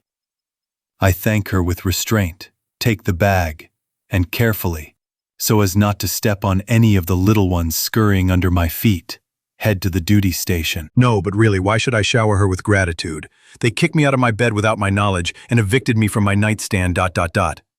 It's good that the locker is still mine, but it seems to me that this is solely because it is locked and only I have the key. Otherwise, it would not be my emergency backpack bye-bye, Jetta, and other gear lying there now, but some diapers and stacks in incredible quantities. An emergency backpack is the same as an emergency suitcase, a bag or knapsack in which a soldier has collected a minimum set of necessary things and items with which he is ready to leave at any moment on a business trip or to war. Behind the armored glass of the aquarium sits, apparently, the permanent Uncle Sanya. The Major's eyes are red, swollen from lack of sleep. His face is haggard and pale. "Listen, have you decided to never go to bed again?" I ask sarcastically instead of greeting him as soon as I step inside. Yeah, he nods calmly. There's so much interesting stuff happening around lately, it's a shame to miss it. So I'm sitting here, nailed to the spot. But seriously? But seriously, there are no people. There are plenty of tasks, not enough people. Everyone was put under arms, including the duty and the elders. Only me and Stas, my assistant, are left here, so we sit in shifts. While one is on watch, the other gets some sleep. That's how it is. If even the veterans from the duty and rear services were swept clean, then, apparently, everything here is really not simple. And the day off given to us by the commander is, in fact, a royal gift. What I wanted to ask, Uncle San, is where did they place mine? Yours? The Major thought for a moment. Your sister and her husband are in the lower gym, and your parents are not here. What do you mean there isn't one? My heart felt like it was being squeezed in an icy vice. Calm down, don't panic. The duty officer, apparently, understood from my suddenly pale face that he had not formulated his thought very well. They are all right, but they decided to stay in Osaniki. Father gave you a note, but we have a mess here anyway, so they gave it to your Antonina. You can ask her. Oh, I'm an idiot.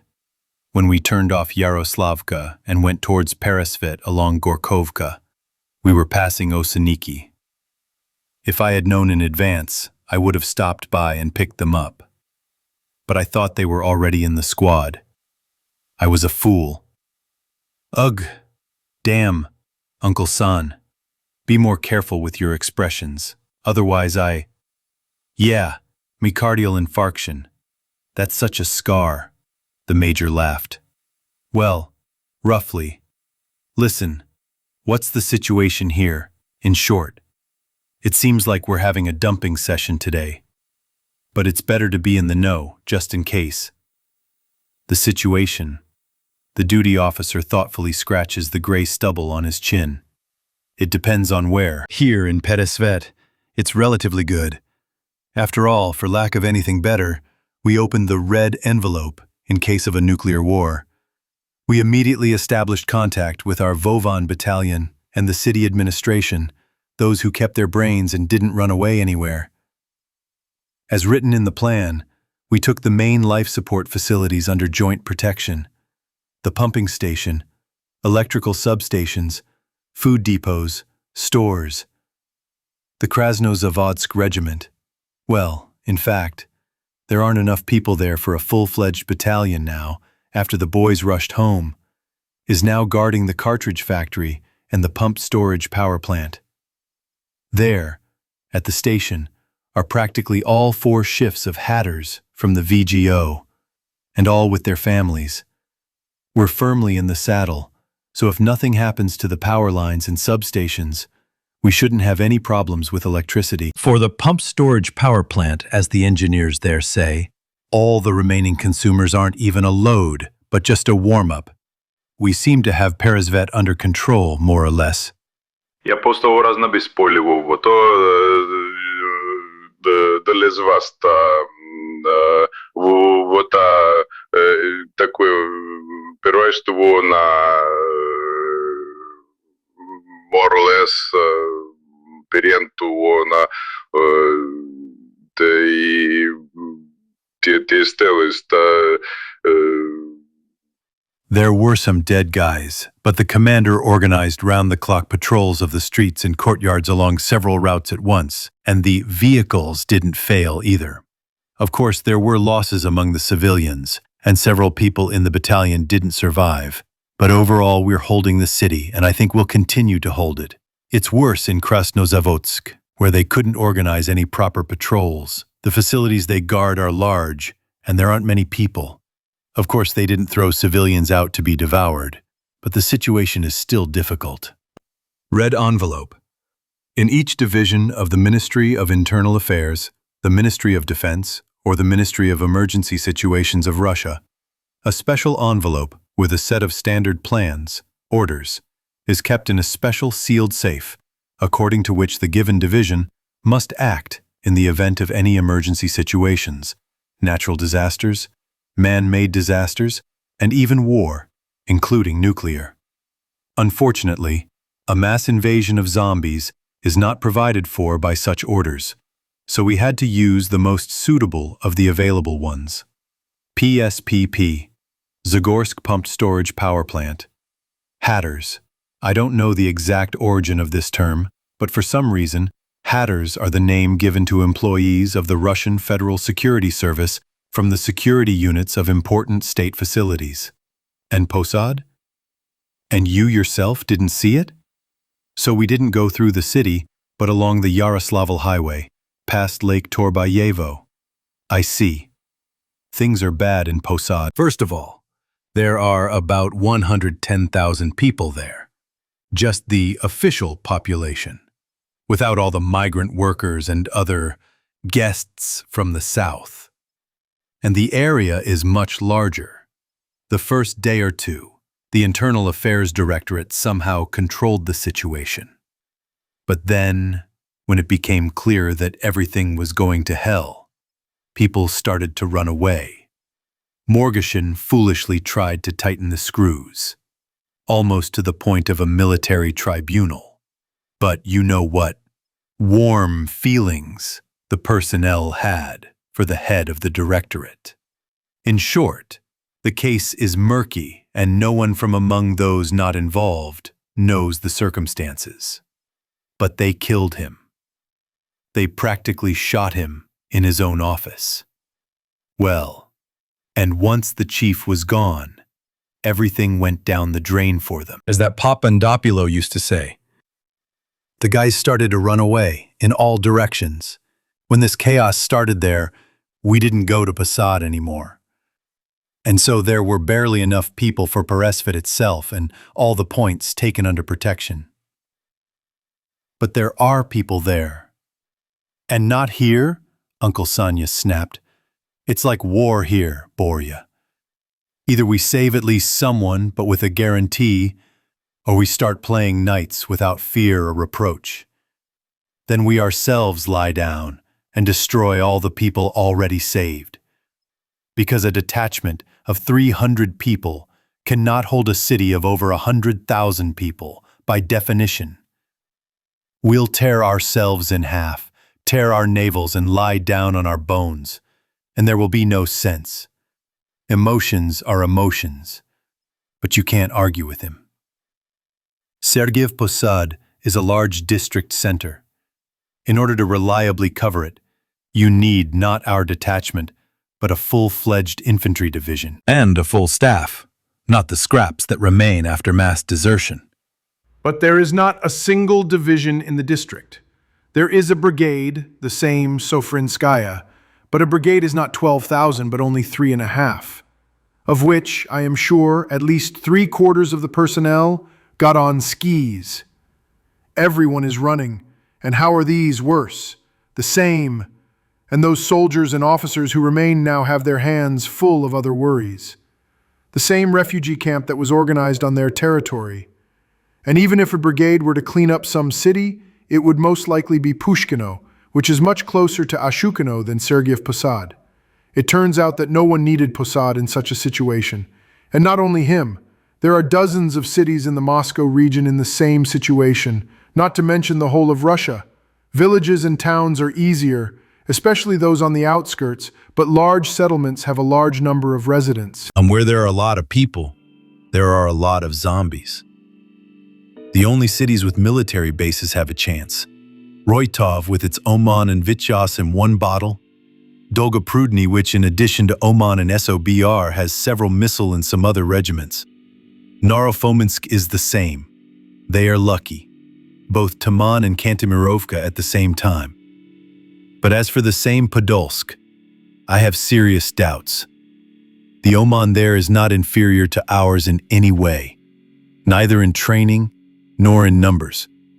But the city itself is probably 15 times larger. It is almost twice as large as Peresvet Posad. And it's located, you might say, right outside the Moscow Ring Road. I suspect the guys won't be able to handle it. Okay, Uncle San, I think I'll go look for my people. Come on, hang in there. We'll get through it. Where the hell are we supposed to go? He waves his hand with a sad smile. We had no other orders.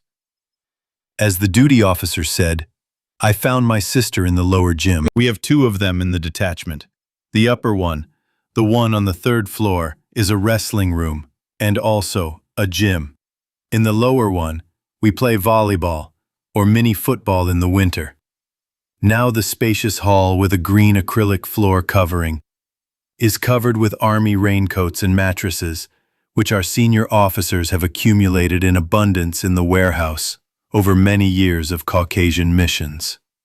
Yes, in theory they have long been written off and should have been disposed of. But what kind of storekeeper would squander material assets? So whole stacks of all sorts of junk are stored in the warehouse, from old mattresses, sleeping bags, and indecently worn camouflage to Balerian stoves and mismatched furniture. You never know. Life will push you, and we have a reserve. And here it is. And our elders, although the people teased them as hamsters and teased them in all sorts of ways, turned out to be ready. The little ones seemed to have seen me as soon as I stepped over the threshold.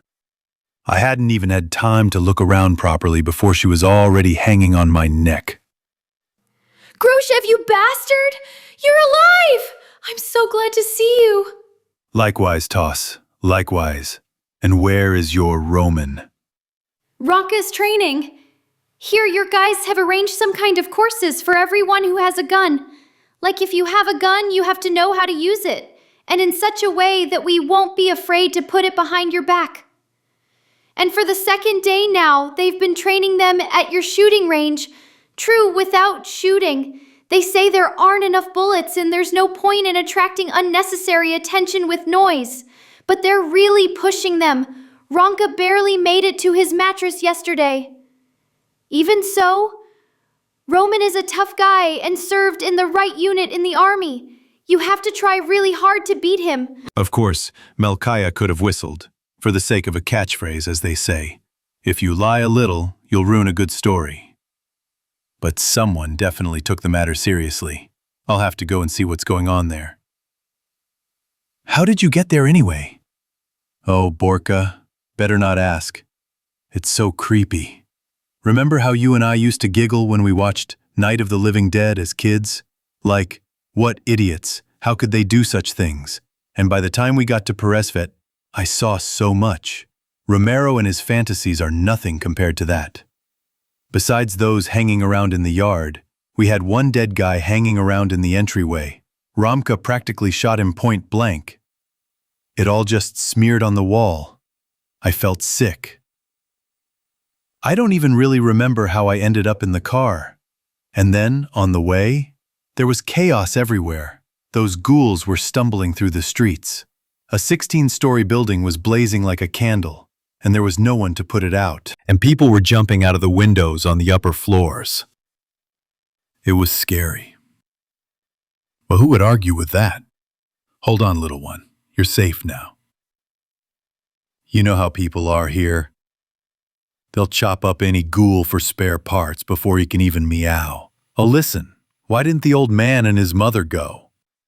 The duty officer told me he gave you your father's note. Uh-huh. Tanya nodded and began to rummage through her pockets with concentration. Here, take this, read it. I unfolded a folded sheet of paper from a squared notebook, covered in my father's small, cramped handwriting. Hi, son. Thanks for the warning. I immediately got all our men on their toes. Of course, almost no one believed in the living dead right away. But we decided that since the OMON in Moscow was fighting someone in full force, then we shouldn't flap our ears here either. We opened safes, took out what we had. I sat there for almost half a day, reloaded everything we had. The cartridges for the Saiga from old stocks.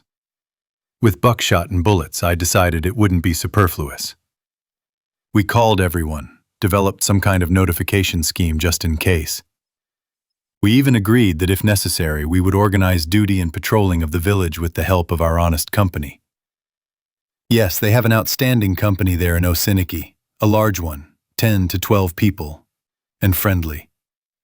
You won't believe it, a bathhouse. For years, I won't lie, 15 if not 20.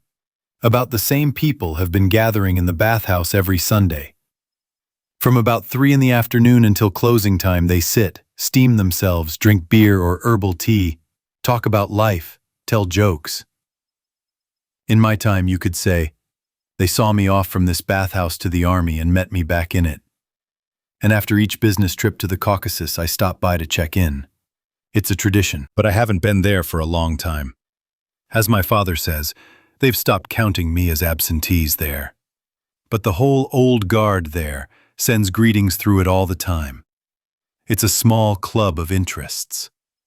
And these interests are not only in comparing oak twigs with birch ones and dark beer with light. At least, as far as I know. Everyone has some kind of smoothbore hunting rifles, and some, like my father, even have rifled carbines. But it was not so much the club that played a role here, as Zemlyanichnaya. Zemlyanichnaya is a village not far from our Osiniki. The village is so small.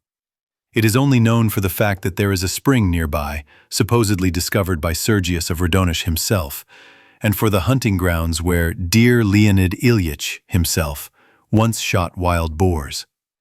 In the 90s, things were going so there, but they didn't go completely down the drain. And recently the situation has been improving. And most of the guards, gamekeepers, and other personnel there are ours from Osiniki. And there have always been enough hunters in the village. Besides, the father is far from the only retiree there. Besides him, there are at least 2 more namesakes, who are called that among their own. Volodya Major, and Volodya Lieutenant Colonel. And all of them served in the military in their youth. People of the old school, not the current young generation, who only know how to run from military registration and enlistment offices and buy white tickets with their parents' money. And when TV started broadcasting first about the state of emergency, and then about the dead. In short, son, you've been visiting the village a few times a year for the last 15 years, and you have a job. But my mother and I have lived here half our lives. I know everyone here. Everyone knows me. I can't just run away from here, and I don't want to. So, we're staying. Osniki is quiet for now. Not a single dead person has been seen. It's far to pose it they won't get there. Mother sends you her regards. And if you have the opportunity and time, come by. We need to talk. You're a frontline soldier. Your advice won't hurt us at all. And the fact is that both Volodya and I, although officers, are slightly from different military service schools. Okay, bye. We're waiting for you to visit. Father. Thank you for Ryle. Well, what did you expect, Boris Mikhalik? As if you don't know your father. Well, I definitely need to stop by to see them. You never know, maybe I can really suggest something useful. Moreover, I need to tell them about the distribution of weapons. Although they watch TV, they probably already know about it. So, I think they've already gone or will go in the very near future. Well, have you read it? My sister's question brings me out of my reverie. I read it. Who the hell would have doubted it? He's been like this our whole life. Is he alone? Tonka snorts sarcastically.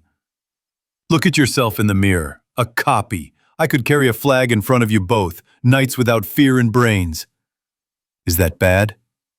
Now it's the opposite. Antonina's face became serious, and the playful intonations disappeared from her voice. When there is complete darkness around, people always need someone to follow. No, not even that. They need those who will take responsibility, lead, and guide, or even drag them by force if necessary. And people like you always seem to ask for it. You yourself are pushing forward. Well, at least someone has to. Exactly. But why does someone have to be you? Why do everyone else have families and children, and you always worry about everyone else? I have nothing to say in response. It seems like there is some truth in her words, but somehow I don't like this kind of truth. Don't be angry, Groshev. My sister smiles sadly and gently pokes me in the bridge of my nose. I've known you for 30 years. You simply can't do it any other way. I ask one thing. Don't forget about yourself at all. You have us. We love you and worry about you. We need you, and not as a heroic portrait in a mourning frame and an order on a velvet pillow, but alive and well. Do you remember the tale of Danko? Leading people to the light is very right and noble, but sometimes you have to rip your heart out of your chest to do it, and a person without a heart doesn't live long, even in fairy tales. Ooh, little one, you seem to be in a state of complete melancholy. Come on, smile and stop being sad. The sister smiles obediently. She has a beautiful smile, like some Hollywood movie star, but her eyes are still sad. And they, as someone smartly noted, are the mirror of the soul. They don't lie. Then we chatted for about an hour about all sorts of nonsense, as they say. About everything and nothing. Then about 12 guys and men dressed in different clothes and armed with what came pouring into the room. Sweaty, red, and simply damp. Ramka, smelling strongly of fresh sweat, pulling his sweaty camouflage jacket over his head as he walked, apparently from the army, demobilization days, first extended his hand to me to shake and then muttered, "Under guard, combat, loaded." Handed me his saiga with a magazine attached. "I'll go take my place in the shower line," he snorted, puffing. "Otherwise, you only have 4 stalls here. I could end up hanging around for a long time." Well, what is. Our barracks are not designed to accommodate such a large number of people. To be honest, it is not really suitable for the entire detachment to gather at once. The duty platoon is quite comfortable here, but if there are more, then tension begins. Now in the detachment, it is simply a natural rush hour. Wild overcrowding, queues everywhere for the toilet, shower, canteen. Something needs to be decided in the very near future, otherwise it will all lead to nothing good. Where there are such cramped conditions, there is bound to be psychological tension and then conflicts. And showdowns involving armed civilians can end very badly. Not right away, no, but such abscesses cannot brew endlessly. They will definitely burst sooner or later. I have encountered something similar more than once in the Caucasus. When 100 or even 1.5 healthy young men sit practically without leaving the point in the mountains for 180 days. And not a single new face, not a single fresh piece of news. By the end of the mission, it was already sickening to look at these long-hated mugs. People started to squabble over any nonsense. And these are strong and trained OMON fighters. What can we say about civilians? Okay, I've visited my relatives. Now it's time to find somewhere to spend the night.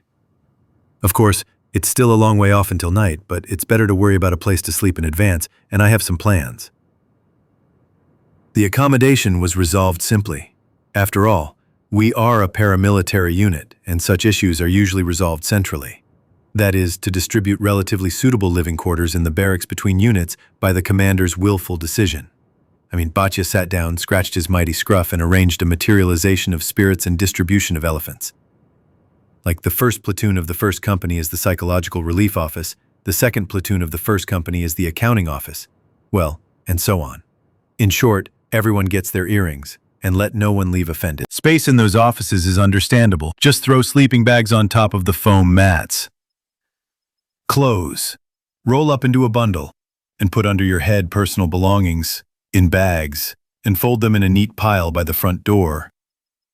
The conditions are the most Spartan, but our people are not picky. We've seen much worse conditions. Are there walls and a roof? Are the windows intact? And is there even electricity? So what are you unhappy with, you bastard? This is not a tarpaulin awning made from a raincoat tent and a barely smoldering, mercilessly smoking fire on damp wood in the middle of a forest in the Chechen foothills that has become soggy from the endless fine snow and rain. This is where the real Radisson Slavyanskaya Hotel was. What 5 stars? No less than 10, and nothing. We survived. No one even caught a serious cold. So here we have quite reasonable conditions. Before settling in, I still have a few things to do. Having gone down from the second floor to the first, I go into our platoon quarters again and, opening my locker, take out my bag with my laptop. My book is well-deserved. It went through 2 Chechen deployments. It's an indispensable thing. To watch a movie, read a book, and if the reception is stable, which even in Chechnya happens occasionally, use a mobile phone as a modem to get on the internet. Write an email to relatives. Although it's not a cheap pleasure, it's certainly more reliable and faster than sending regular letters by mail. The operating conditions, however, are far from hothouse. My ASIS has survived all sorts of things in the Caucasus, and its power supply unit burned out from voltage surges when our diesel generator was acting up, and it fell from various heights, and once during an alarm someone not only shook it off the nightstand, but also stepped on it with their foot. Not much. Otherwise, I would have crushed it to hell. But the dirty mark of a boot on the lid remained distinct, and even after all this, it continues to work. Yes, it is a bit outdated, and new games will not work on it. So I almost never play games, and Tetris runs on any typewriter with a screen, so it is not critical for me. For everything else, the capabilities are quite sufficient for now. So it seems I was getting ready for a long time. As usual, all the most convenient places are already taken. Now, you can throw your sleeping bag either by the front door or near the large aquarium, loudly gurgling with a compressor, in which goldfish lazily move their fins, seemingly eternally surprised because of their slightly open mouths. On the other hand, I sleep soundly, and the compressor is unlikely to disturb it. And there is an outlet there, which is much more important for me. True, all the nests are occupied, but this is not a problem. I am an old hand at this, and always have a Pilot 5 in my bag. Seeing 3 free outlets that suddenly appeared, the people around suddenly came to life. Yeah, who would have doubted it? For free, even chlorine is cottage cheese. And the batteries at the stations all need to be charged. In short, now the goldfish are looking in surprise from behind the glass, not only at the screen of my laptop, but also at 3 charging cups, blinking with red LEDs. lined up in a row on the floor next to me.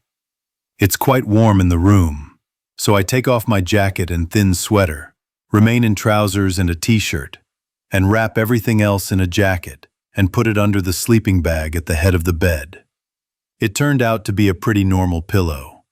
I stretch out on top of the sleeping bag and put the laptop on my belly. Well, perhaps, let's get started.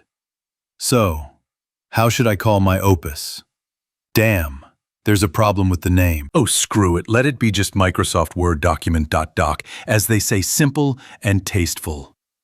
Peresvet, Moscow Region Oman Base, March 25th, Sunday, morning, them. Yeah, so, conduct a census among adult citizens to identify specialists in the fields of activity necessary for the life support of the enclave. You're going too far. And what a style. You, Groshev, shouldn't be serving in the Oman, but writing novels, fantastic ones, damn it. I keep quiet. Dad is a guy who likes to tease, but he takes practical suggestions seriously. What exactly do you mean by the word necessary? Damn, my mistake. I wanted to describe it in more detail, but I decided that there was no need to explain obvious concepts. First of all, these are people whose work involved life support in the most direct sense: electricians, plumbers, watermen, then auto mechanics, all kinds of metal workers, any kind of builders, carpenters, masons, roofers, drivers and operators of construction equipment, Truck and bus drivers. Do we have a bakery in our city? and many people would understand anything about it. Almost any woman can bake pies for a family. But for us, sir, we now need to think about feeding the entire city, albeit a small one. Doctors, again of all specialties. Teachers, yes, many others. Here we need to sit down separately, think, make a list of specialties. That's also true, Batya nodded, and again buried his face in the computer monitor. So, what's next? Aha! From among the most trained men who have completed their military service in the airborne forces, Marine Corps, Special Forces of the Internal Troops of the Ministry of Internal Affairs, Military Reconnaissance, other special forces and officers, including retired, of the same branches of the armed forces and units, and who do not have specialties in the areas necessary for the functioning of the enclave, form an armed squad, which will be entrusted with patrolling and guarding within the protected perimeter, and also involve them as auxiliary forces in off-site operations with a low threat level. Low level. How do you understand it?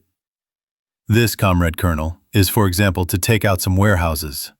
It is too early to send them alone to guard loading or a moving column.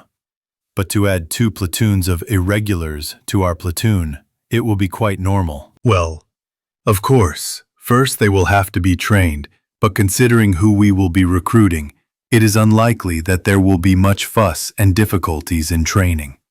We need to take only the most trained people, but real fighters will immediately be freed up to carry out real tasks.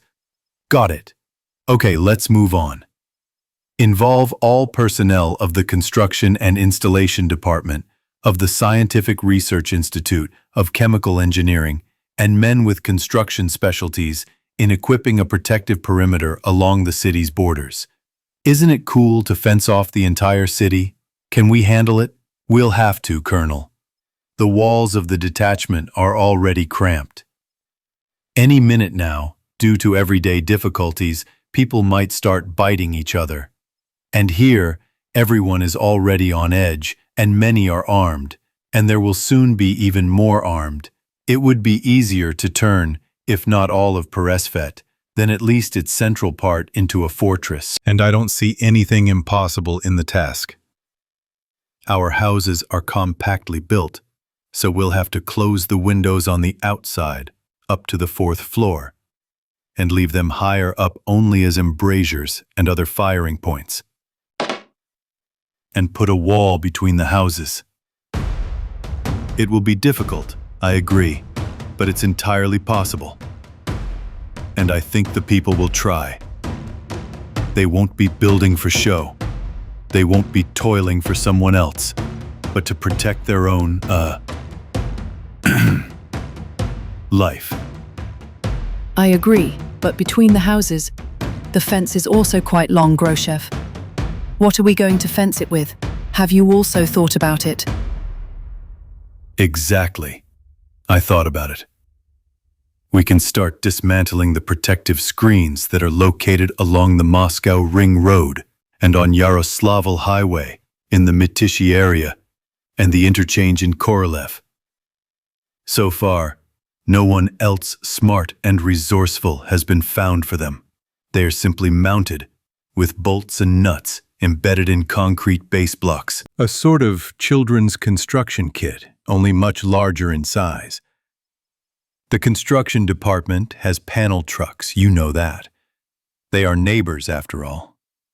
Form teams of movers, a couple of cranes, bigger trucks. Don't skimp on security, and things will get going.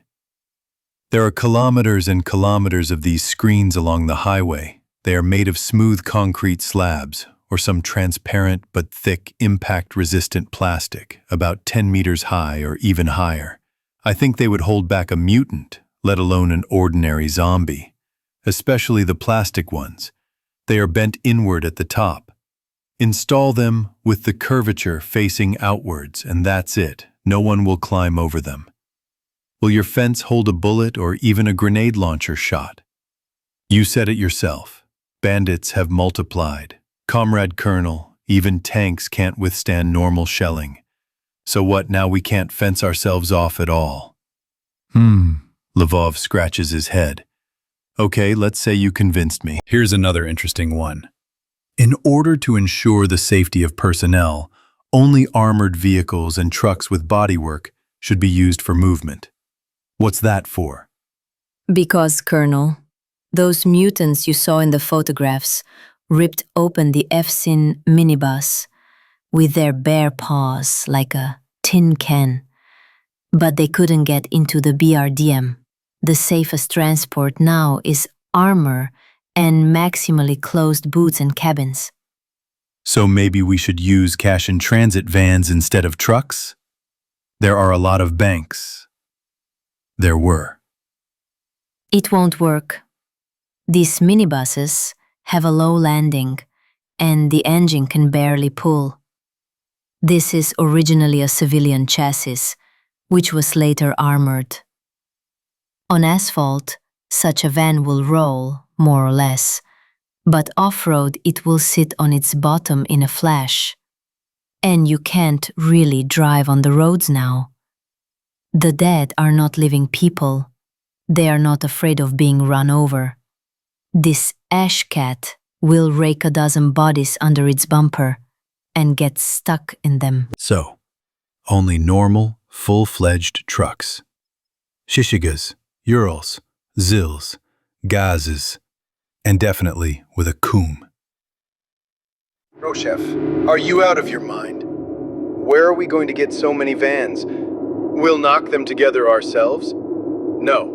We can, of course, but it would take too long. But regarding the collector vans, you seem to be right. You're right. I shake my head in agreement. I'm even offended. And about the cooms, why do we need to do it ourselves? There are plenty of them around. All we have to do is come and take them. Where? Anywhere. Bus depots, gas service, water utility, communications, firefighters. Comrade Colonel, any technical or repair shop is a truck with a booth. I won't even mention the Army, with their command and control vehicles, mobile headquarters and various medical vehicles based on the Gaz 66 or 131st Zils. What do we need so many command and control vehicles for now? Who will we command? Carefully remove the equipment and ride as much as you like. All that's left is to cover the windows of the cabin and booth with a grate, like on our Urals, and weld some kind of blades to the bumpers, like lightweight bulldozer blades, to rake bodies and still-living zombies out of the way. Dad thought for a moment and muttered under his breath, "It makes sense, damn it." Scribbled something in his diary, and then looked at the monitor again. And this is like Form teams of general workers from among those who do not have the specialties required in the given conditions. Well, yes, everything is clear with this too. Who needs real estate agents and other managers who do God knows what now? But how are you going to make all this rabble work, Borya? Well, this is a narrow question, of course. While I'm collecting my thoughts, the commander continues, so are you going to suggest recalling the advanced experience of our ancestors? Food cards? Workdays? Just remember, it won't be long before we remember slave collars. No, sir, no collars. And as for advanced experience, Easy. only not ancestors, but the same. Africa, of all places, there are plenty of refugee camps there. How is it organized there? A guarded perimeter, a tent city, distribution of some minimum food set daily, medical care if necessary, and maintenance of internal order. We are simply obliged to provide this minimum to the rescued, and we will provide it. But if someone wants to eat, not pearl barley soup with sprats and tomato, but the same sausage with cheese, you are welcome to join the work team. Wow, Groshev, you're a humanist. What can we do? It's not us. How else can we force young dudes who don't want to work? No, I'm not even talking about pensioners or, say, women with small children. Even in besieged Leningrad, there was a category of dependents, and they were given food for free. Not many, I agree, but they couldn't give that many. Things aren't that terrible here. We'll find food and feed them, but specifically those. But as for adult citizens who have spent their entire adult lives selling mobile phones or moving useless papers from one corner of the table to another between Spider and Odnoklesniki, do you really believe that people like that will go to work? No, some might, but most will sit on their asses and yell about their rights being violated by evil cops. That's what's fashionable with them now. I know my rights. And the fact that a citizen's rights are just a nice little bonus to his duties has long been forgotten, if it was ever heard about at all. Aha! I think I hit the nail on the head. Dad frowned and thought. And I continue. So it turns out that some will, risking themselves, take away cereals and stewed meat from warehouses in dead cities and stand on the walls with machine guns, while others, taking advantage of the fact that they don't know how to do anything and don't want to know how to do anything, will sit behind their backs, screaming about their rights, and eat porridge cooked from that cereal. And won't they peel off? And that's not even the main question. The main question is, how soon will those who take it away and stand there get tired of this situation? No, Groshev, you definitely should have become a writer. The commander chuckles. Well, what if they still don't want to? Like, they're good enough for it. For God's sake, a person must work consciously and voluntarily. Otherwise, he is not an employee, but a potential botcher and saboteur. Do we need it? If you don't want it, we will provide the minimum rations necessary for life and protection, and the rest, yourself, if the inclination for independence suddenly awakens. Look, any mentally healthy and unconvicted person can get a weapon in a few minutes. And then, everything yourself. But attempts to break into stores within the city limits and theft should be punished as harshly as possible. I won't even mention robberies. Robberies and other grave offenses against life, health, and property. And how are we going to punish them? Shoot them or hang them? No, I knew that my Moscow adventures would come back to haunt me. For murder or rape, definitely. In other cases, simple expulsion is enough. As they say, there's God and there's the threshold. If you don't want to live like a human being with people, live as you want, with ghouls. Live as long as you can. You're evil, ensign. The commander shakes his head thoughtfully. These are the times, Comrade Colonel. Our uncle Sanya told me the right thing yesterday. We don't have the opportunity to be polite and play at democracy now. Either we save someone or we all go under. Personally, I don't want to shuffle around the streets as a stinking piece of meat and eat rotten carrion. You can't argue, okay, Borya, the main idea of your, well, let it be. Report. I understand. I'll look at the rest later. Don't be offended. Batya looks meaningfully at the watch on his wrist. Business doesn't wait. I'll say one thing. You're not the only one who has such thoughts. I'm in touch with many people now, and similar ideas are already appearing in other places. And why am I not surprised at all? It seems that the time of politicians, with their endless demagogy about freedom, equality, brotherhood, and other democratic values, has passed. Harsh times have come, and the military has taken the helm, who do not know how to talk a lot and beautifully, but are used to acting clearly. Tell me one thing, Boris. How did you even come up with such thoughts?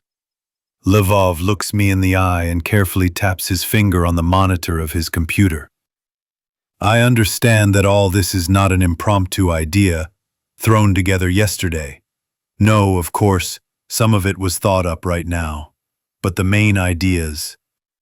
Comrade Colonel, if I tell you, you still won't believe me. I try to joke. You try it. Well, in general, there is, now, probably already. There was, on the internet, one fun place, one forum. It's such a place. Groshev, don't take the commander for a fool. Lvov grins. Of course, I'm a little older than you, homegrown hackers, but I'm not completely dark and ignorant. My apologies. I pretend to jump up to attention and continue. In general, the permanent residents there called themselves the Chamber of Paranoids. No more, no less. And they were doing something strange. At first glance, they were discussing all possible hypothetical end-of-the-world scenarios. Any, from a nuclear war to an alien invasion, from another revolution to a meteorite fall. Such a funny place. Ah. In my opinion, a gathering of half-witted idiots, the colonel chuckles. Well, of course. There were plenty of fools and those who played fools, just for fun there. But quite reasonable thoughts and ideas often slip through. I was a frequent guest there. I sat, read, figured things out. I catch Lvov's suspicious gaze and smile. No, Comrade Colonel, don't get me wrong. This was more like a brain workout. There's a certain introduction. This happened, and that's it. And what can you do, based on what you know, can do and have with you right now, to survive? Well, maybe you're right. Although, an alien invasion is, of course, a bit too much. And this, I look pointedly towards the window that leads out onto the street, as if hinting at everything that's happening outside. Isn't this too much? The commander choked and turned purple with surprise. I got him. Okay, Groshev. Thanks again for your work. I'll read your idea over carefully and share it with other people. Our current situation is really too non-standard, not provided for by any regulations or instructions. Right now, every sensible thought is worth its weight in gold, every bast is in order. In the meantime, go to the duty room. There's a meeting of unit commanders in 3 minutes. The colonel looks at his watch again and hands my flash drive back. Yes, sir. If we're on duty, then we're on duty. I wonder what the coming day has in store for us. Chapter 12. Interlude 4. Evgenia Vorobyova. Refugee camp. A strange phrase. Alien. Foreign. Not at all suitable for Russia. It always brings up Africa. Some vague childhood memories. Reports on the Vremya program about another civil war in Liberia, Burkina Faso, or Congo, and the very recent film Blood Diamond with a matured but still handsome DiCaprio, which she went to see at the cinema about a month ago. Hopeless poverty, huts and small huts somehow cobbled together from some kind of garbage. Rare threads of rusty barbed wire on sagging poles, dirt and garbage, and even in appearance, a feeling of complete hopelessness. Not long ago, in the mid-90s, the news talked a lot about refugee camps in Russia. But it was far away, somewhere in the Caucasus, many hundreds of kilometers away from both bustling Moscow and sleepy Ivanovo. And what is far away, what you cannot see with your own eyes, is as if it does not exist. Now it does. How did Mayakovsky say it? And it will appear weighty, crude, visible. Well said, albeit in a completely different context. Of course, it doesn't look as bad as in those reports. Old, faded, rotted through to small holes and slightly frayed near the ground. Army canvas tents, tightly pressed against each other, arranged in neat rows on a football field in the middle of a military unit. On two sides, this small stadium is surrounded by buildings. The headquarters building, the gymnasium and the officers' mess on one side, and the medical unit on the other. On the third side is some kind of jumble of pipes, ladders and horizontal bars. A sports town. On the fourth side is a shallow ravine separating the football field and the adjacent sports town, with various horizontal bars and an obstacle course from a large training ground, which the soldiers from the guard call a tactical field. On this very field now are also tents. Lots of them, rows and rows. All around was a hastily built but quite solid double fence, made of chain-link mesh on slightly rusty but thick metal pipes. It was about 3.5 meters high and covered at the top with strange-looking barbed wire twisted into a spiral. On all the roofs were sentries with machine guns, and even machine guns. And from time to time a patrol of 3 armed soldiers passed along the fence outside. In addition, on both sides of the headquarters building, dark green metal caps stuck out of the ground like strange mushrooms, very similar to the turrets of those armored vehicles in which the riot policemen who saved Moscow drove around. Only the barrels peeking out of the embrasures here were much smaller in size. From time to time, here and there along the security perimeter, single shots boomed, and sometimes several barrels at once began to pound with a rattling patter. These were the security posts, shooting back the dead climbing toward the fence. Surprisingly, when shots were fired on the perimeter, most of the people around stopped reacting, let alone twitching. The shooting became a familiar everyday sound, a sort of inevitable sound accompaniment, like the honking of horns and the popping of car mufflers in cities. In the same way, the armed people walking around no longer evoked any emotions, but here, everything was simple. Why be afraid of them if they protect you and your family? In general, from Zhenya's unprofessional point of view, everything was guarded here, seriously and conscientiously. Tactical Field, Tactical Town, is an army training ground that simulates various types of terrain where combat can take place, urban and rural development, fortified positions, etc. Inside the tents, the furnishings are extremely Spartan, simple stoves, resembling small metal boxes with doors, with pipes leading outside through a hole in the roof, 2 per tent. In the center, between 2 high support posts, there is a table, clearly hastily knocked together from poorly planed slabs, and 2 long benches, covered with ordinary thick polyethylene folded in half, and a blue plastic barrel of water. They fill the sinks with it for washing and for drinking. Along the walls there are peeling and very rusty bunk beds with sagging wire mesh, 6 on each side, a total of 24 people in a tent. And they were lucky. There weren't enough beds for all the tents, and in some of them they knocked together long, two-tiered bunks that stretched the entire wall. All the conveniences are outside. 3 village wash basins hang on 2 posts and a wide board nailed to them. And a little further from the tents, right by the fence, next to the club, a huge toilet, probably with about 30 seats. On the bunks there is not only no bed linen, but not even mattresses. The creaky, rusty nets are covered with soldiers' raincoats, also old, faded, repeatedly darned. As my father joked, in such cases, 3 died in it, 2 were buried. It looks very much like that. Everything is right on the ground.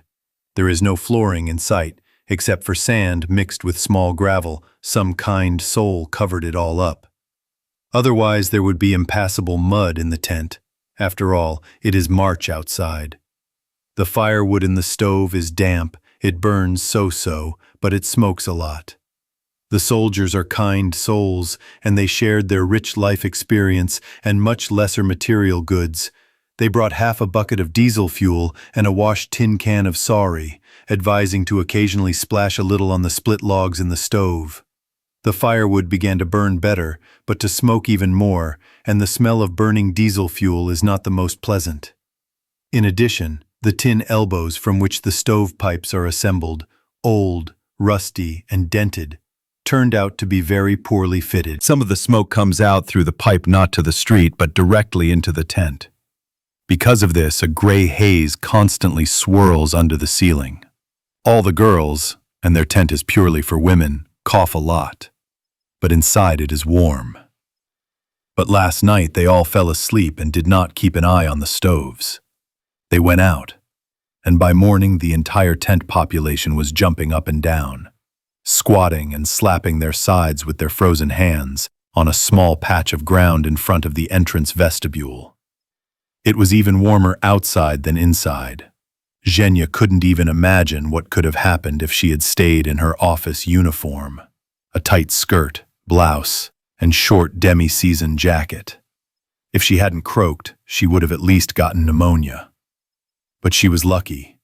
In the evacuation center on Triumphal Square, where the riot police brought her, there were also doctors from the Ministry of Emergency Situations. And when they saw the state Zhenya was being evacuated in, the 2 women who were among them were simply horrified. They groaned sympathetically and promised to help. And they did help. Literally an hour later, some plump guy with a well-groomed Spanish beard, dressed in a gaudy dark blue Emergencies Ministry uniform, brought her and some guys who had run into robbers and were seriously injured several sets of army camouflage. Both summer and winter, and he didn't even forget the underwear, which he called beluga. Funny. Made of thick and soft-to-the-touch white flannel. A roomy shirt with long sleeves and a triangular collar like a pullover, and tight pants with a fly on buttons.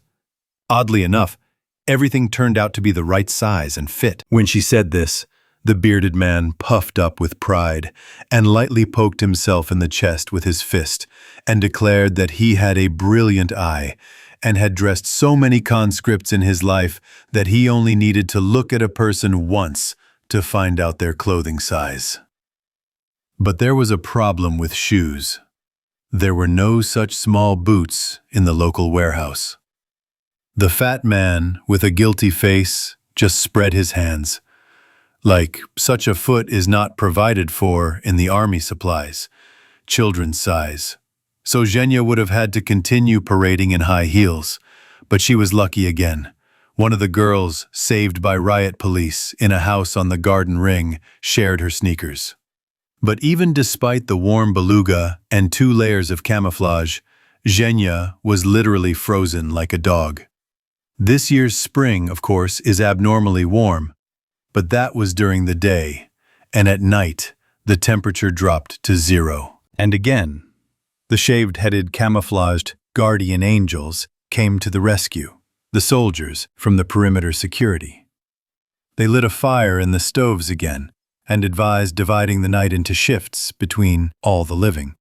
As a result, it turned out that Each would have to stay awake literally 15 minutes a night, but the stoves were guaranteed not to go out.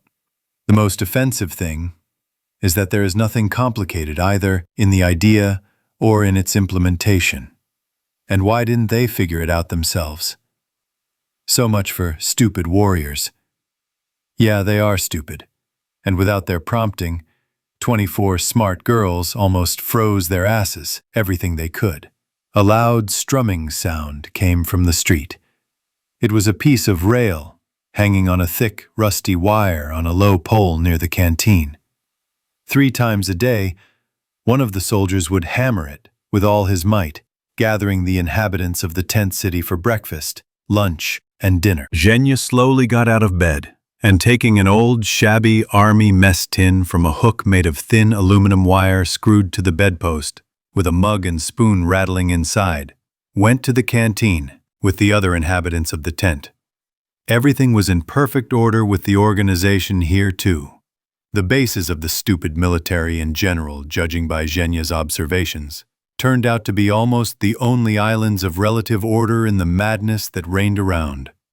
Yes, in calm times one could laugh as much as one wanted at their "that's right, no way" and habit of marching everywhere in formation.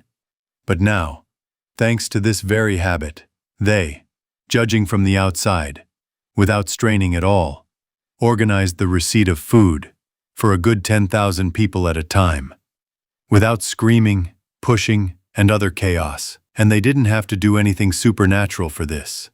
They simply divided the people into groups, according to the principle of one tent, one group. They lined up these groups on the street and let them into the canteen in batches. The canteen here is large. 400 people can be seated at a time, if not more. Several officers armed with machine guns are leisurely strolling back and forth next to the line. On the one hand, for security. On the other, to maintain order. Zhenya had not been naive for a long time. And stupid? Never at all. She could imagine very well what an ugly dump this now quite decorous and decent leisurely queue could have turned into, if there had not been these tired but determined men in camouflage. It would have been exactly what they showed on TV about refugee camps in Africa.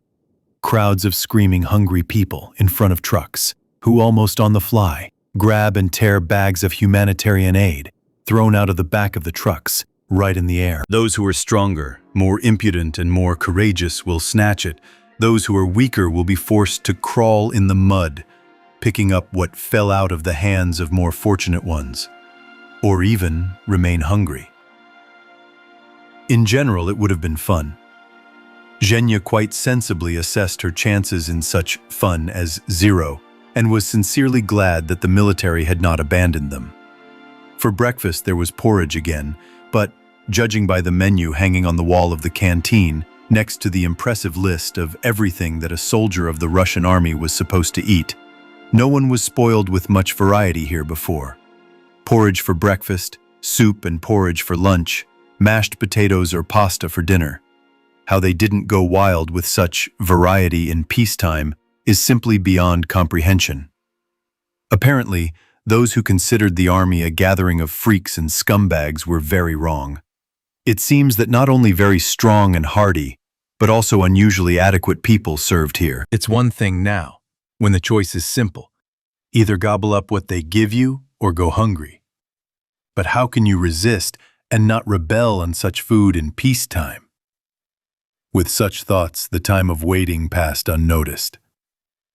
An elderly plump woman at the serving window generously dunked a large aluminum ladle into Zhenya's pot, and then splashed gravy from a second, much smaller one, on top.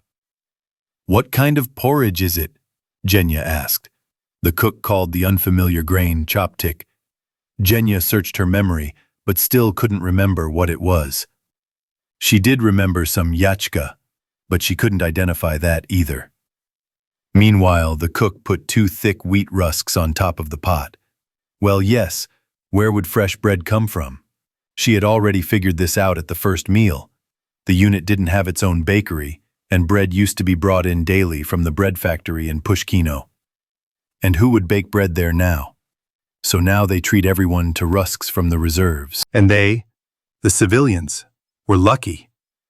The wheat rusks were quite edible, just thick, dried slices of sliced loaf. But the military themselves, judging by the confession of one of their guardian angels, received rye rusks. When Zhenya, clearly not understanding what the problem was, merely shrugged her shoulders in response to this confession, the soldier chuckled and, taking a piece of that very rusk out of his pocket, offered her to try it. It was something. Firstly, she almost broke a tooth on it. The rusk was so hard. Secondly, when she finally managed to bite off a small piece and, realizing that she simply would not be able to chew it, she tried to suck it. Ugh! What a nasty thing it turned out to be. Under the influence of saliva, the rusk turned into some kind of incomprehensible lump, more like clay or plasticine, with a disgusting sour taste. And for some reason, it even gave off a hint of tobacco. Horror! She couldn't even force herself to swallow this nasty thing. She carefully spat the soggy mass in her mouth onto her palm and threw it away. The soldier, looking at her, only giggled, knowingly. Chop is a cereal made from crushed wheat grain. In agriculture, it is called crushed grain and is fed to cattle and pigs. This is how we treat the defenders of the motherland. Although, I won't lie, with the right skills and desire, even chop can be cooked very tasty. They also poured something hot, dark brown, steaming, into her mug. Tea? No, judging by the wrinkled apple slice that floated to the surface, it was dried fruit compote. Not bad either.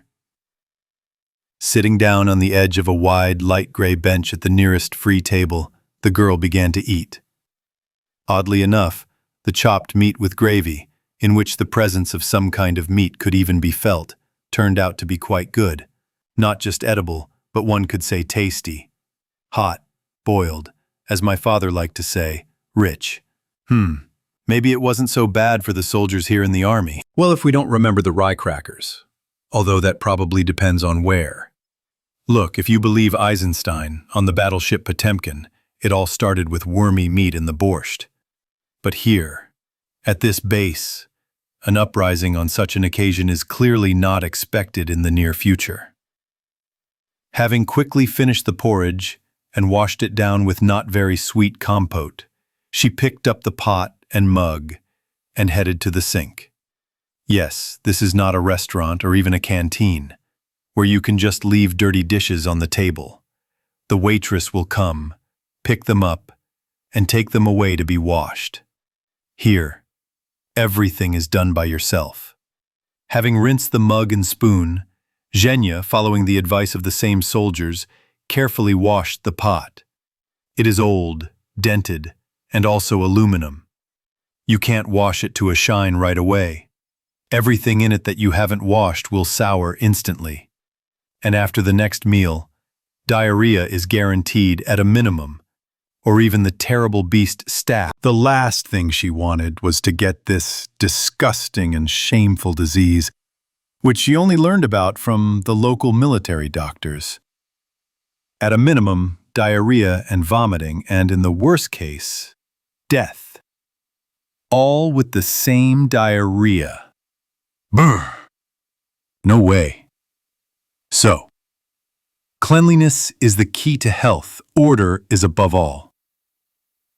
Having brought the pot back into the tent and carefully hung it on the bed frame, Zhenya went to the headquarters building, which stood literally 10 to 15 meters from the fence surrounding their tent city. "Where do we start today?" she asked the elderly, gray-mustached officer with the on-duty badge on his chest, sitting in the room behind the thick glass. "Since 7,400, I think," he muttered in response and yawned, delicately covering his mouth with his hand. Zenka pulled out of her pocket the piece of paper that had been given to her immediately upon arrival, on which the large numbers 7964 had been written in gel pen, and there was a sweeping signature. It looked like today she would finally get to the registration office, and, if she was lucky, would stop being a dependent. Registration. Another completely new phenomenon. All refugees are registered and counted, finding out what each one did in that previous normal life and how they can be useful now.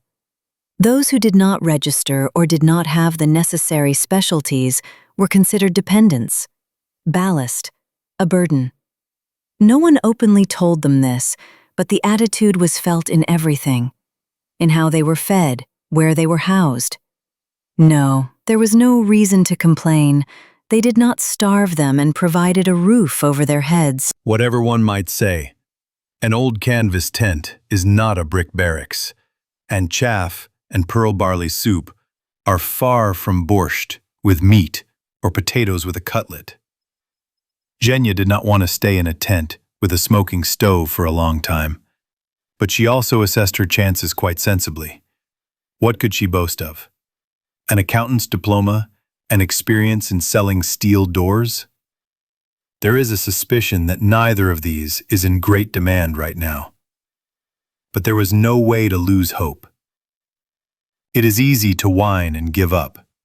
It is much more difficult to fight and try to find a way out of the situation. But it is also much more useful. The line, which took up the entire corridor of the third floor, long and wide, and even descended like a snake's tail to the second, moved slowly. Somehow, completely unnoticed, Zhenya started talking to an elderly but fit and strong man in a black uniform with many pockets, the kind almost all private security guards wear now. High-laced army boots and with some kind of rifle on his shoulder that looked very much like a machine gun, but still slightly different, which stood right in front of her. They started, as usually happens in such conversations with strangers, with some nonsense. He asked where and in what rank such a charming girl served. She, embarrassed, explained that she had nothing to do with the army at all, and that she got the uniform completely by chance. It turned up. The man chuckled in bewilderment, and then explained the reason for his surprise. "You know, girl, I served for quite a few years, retired as a lieutenant colonel." Well, Zhenya thought, a lieutenant colonel even if he is retired, and even armed. Yes, this guy is definitely a much more valuable asset to the local authorities than she is. It's a shame, but true. And I've seen people wear uniforms more than once, the man continued. Trust me on this. Absolutely identical camouflage looks completely different on newbies and on those who've managed to wear it for at least 6 months or a year. I looked at you and decided that you were a serviceman. Everything is so well fitted, and the size is chosen, as if it was tailored for you. Zhenya, even more embarrassed, told about the diamond eye from the Ministry of Emergency Situations on Triumphal Naya. And the fact that it fits like that, I just looked at the soldiers and officers from the guards, how they wore it, and I thought that it was probably more comfortable and correct this way, so I tried to make something similar with mine. It turned out very well. The lieutenant colonel praised her and suddenly lightly slapped himself on the forehead. With all this bedlam, I completely forgot about the rules of good manners. Lieutenant Colonel Tarasyuk, Vyacheslav Vasilievich. You can just call me Vyacheslav. Yevgenia Vorobyova, she introduced herself in response. You can just call me Zhenya. Zhenya? Tarasyuk raised his right eyebrow in surprise. Not Evgenia? No, the girl smiled back. Everyone has called me Zhenya for as long as I can remember. Evgenia is somehow unusual, too formal, as if they're about to scold me for something. Well then, Vyacheslav chuckled, then I suggest we switch to the informal you right away, because addressing someone as you together with the name Zhenya would sound incredibly stupid. Agree. For the next couple of hours, while the line slowly moved towards the offices where they were registering, they told each other about themselves. She told him about her life in Ivanovo, her studies in Moscow, and her work at Fort, about how she, who had already begun to say goodbye to life, was pulled out by riot police who were driving by chance, and about her own fears that with her deficient skills, she was at high risk of getting stuck in a tent city for a long time. Tarasuk told him about his service in a helicopter regiment near Malino, near Moscow. About his wife who had passed away at the end of 1998, when after the default it seemed that the army had come to its final and irrevocable end. About how he retired and got a job through former colleagues in one of the Moscow private security companies that had then proliferated like toadstools after rain. "That's probably the only reason I stayed alive," he said, throwing up his hands. "My schedule is 2 on, 4 off. When it all started, I had just started work. And fortunately, I was on duty at the head office of our private security company. At first, I was just watching TV and freaking out about what was going on. And when they announced a state of emergency in the evening, I broke into a gun cabinet without permission and armed myself with a smoothbore Saiga. I thought it would be better to be fired for arbitrariness and safety violations when everything got better than to be gobbled up now. But by the next morning, I realized that no one was going to fire me. There was no one. Almost like you, I sat locked up for 2 days. And where was I supposed to go? I don't have my own car, and I don't know how to drive. So I sat there and waited for the weather to clear. Then the Kentamirovites drove by in an armored car, collecting survivors. Well, I ran out to them. I was so scared. I can't even describe it. There was even a way to run. Only from the entrance through the courtyard, about 15 meters at most. 3 poplars on Plyushchek, damn it, to run through. And also the sidewalk. And on the way, they almost ate me 5 times. I shot 3 of the dead men myself. The Kentamirovites helped too. Tarasuk gently stroked the black plastic butt of his gun.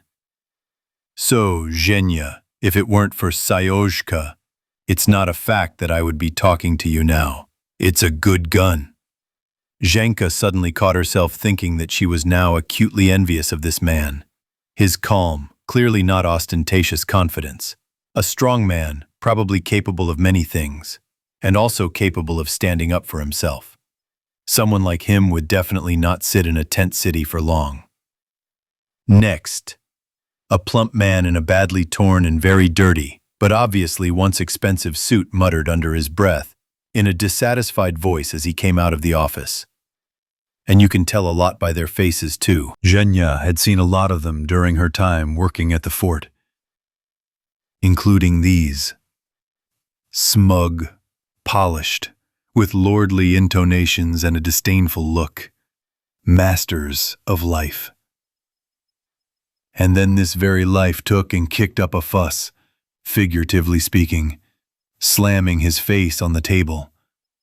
This one, for example, had clearly already realized that his fate had suddenly and seriously changed. But he had not yet had time to, quote-unquote, remake his face to suit the new circumstances. In general, a living illustration of the saying, from rags to riches, only strictly the opposite, and to rags. In the most literal sense, his suit is now good for nothing more than a doormat, and only after a thorough wash. Yes, it seems that this is really nothing to be happy about. Tarasuk was next.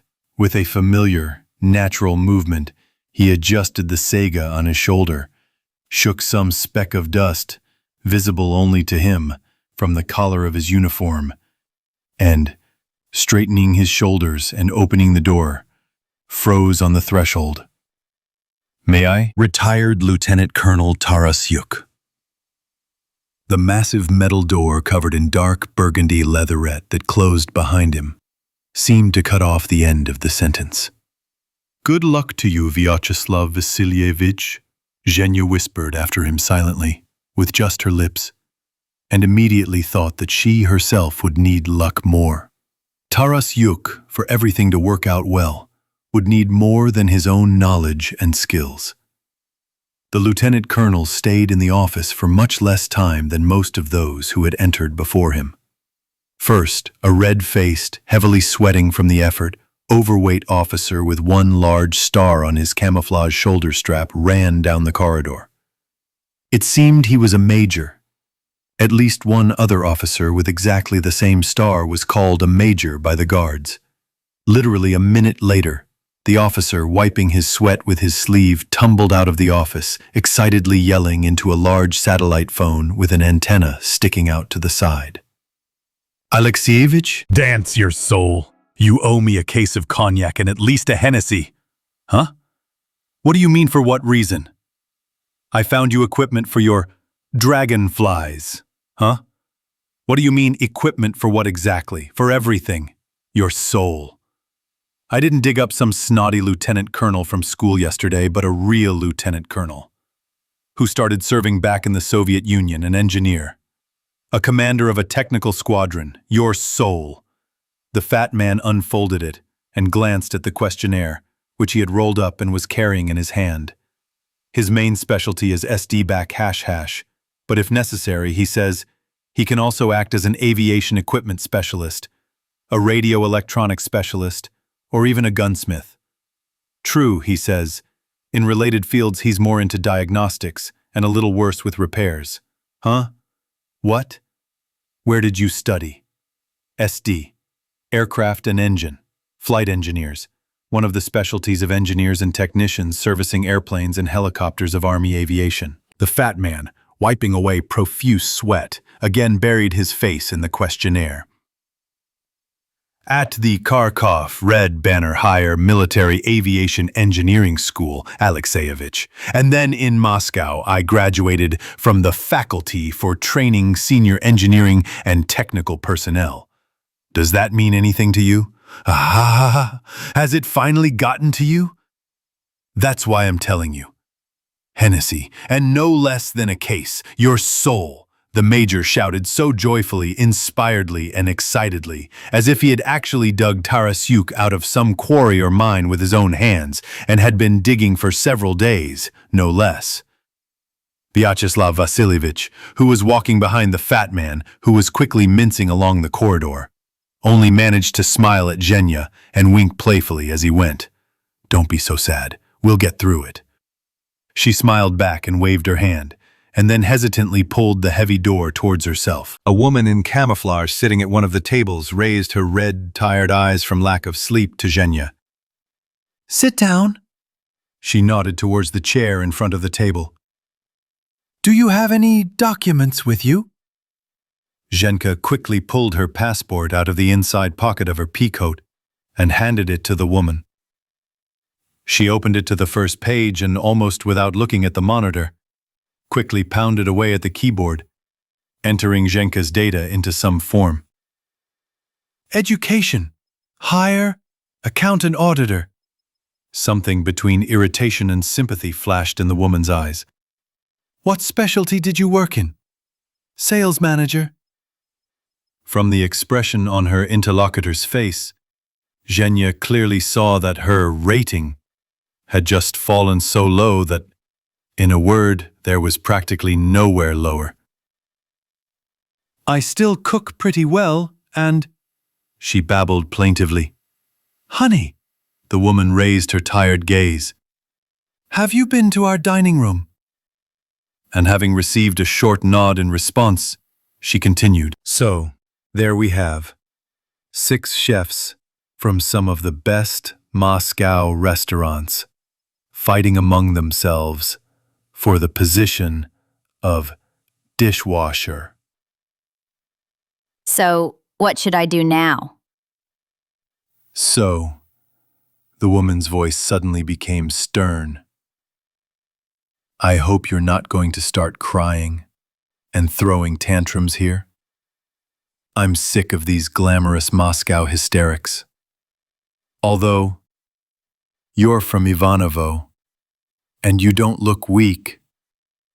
Anyway, Evgenia, I won't lie to you, and I won't say the usual phrases like, come back to the tent camp.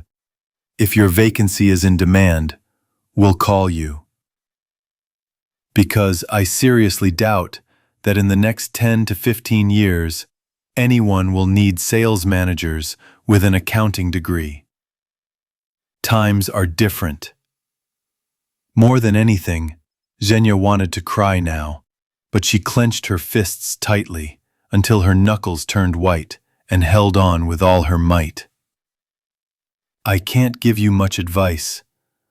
The woman thoughtfully tapped her thin fingers with neatly trimmed nails on the tabletop.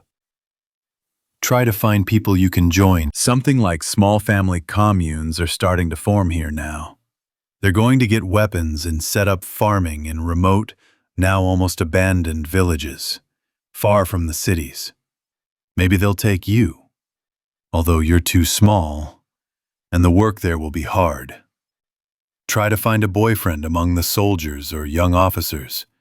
You're young, you look interesting, although they have a wide choice now.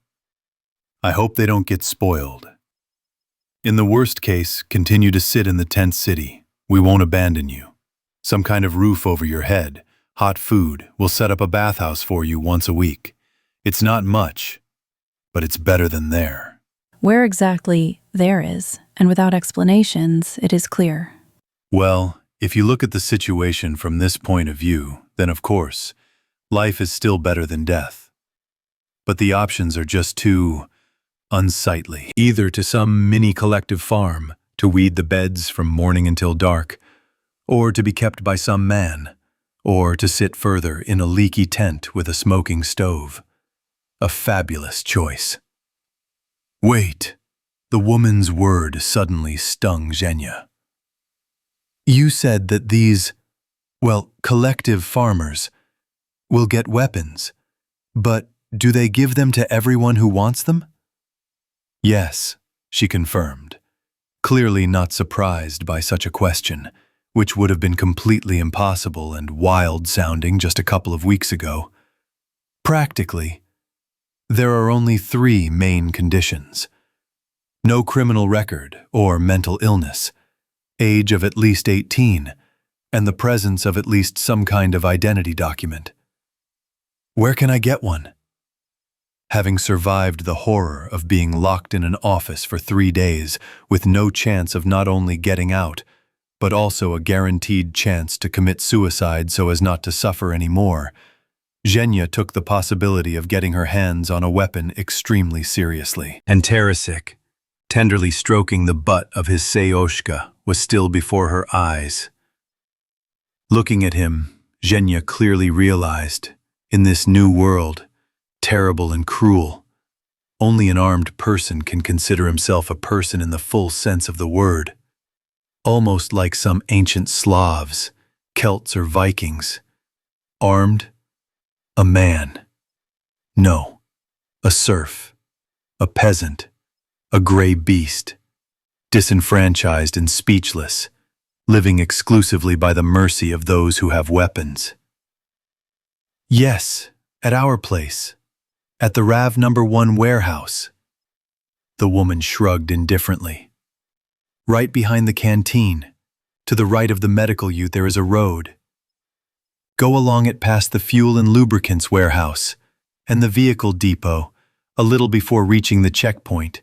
To the right of the road, there will be a huge hangar behind a fence with a sign on the gate. You won't miss it. RAV Warehouse, a warehouse of missile and artillery weapons. Conventional small arms and ammunition for them are also stored in these army warehouses. MSC, Medical and Sanitary Unit. 3. Fuel and Lubricants Warehouse. Warehouse for fuels and lubricants. Thank you. Zhenya didn't understand half of the abbreviations in her interlocutor's speech, but she did understand the direction of movement. That's the main thing. And then, as Dad joked, the tongue will take you not only to Kiev, but sometimes to Magadan. To her endless surprise, there was no queue in front of it, which she had actually hoped to easily find the warehouse. From the outside, the hangar made a strange impression.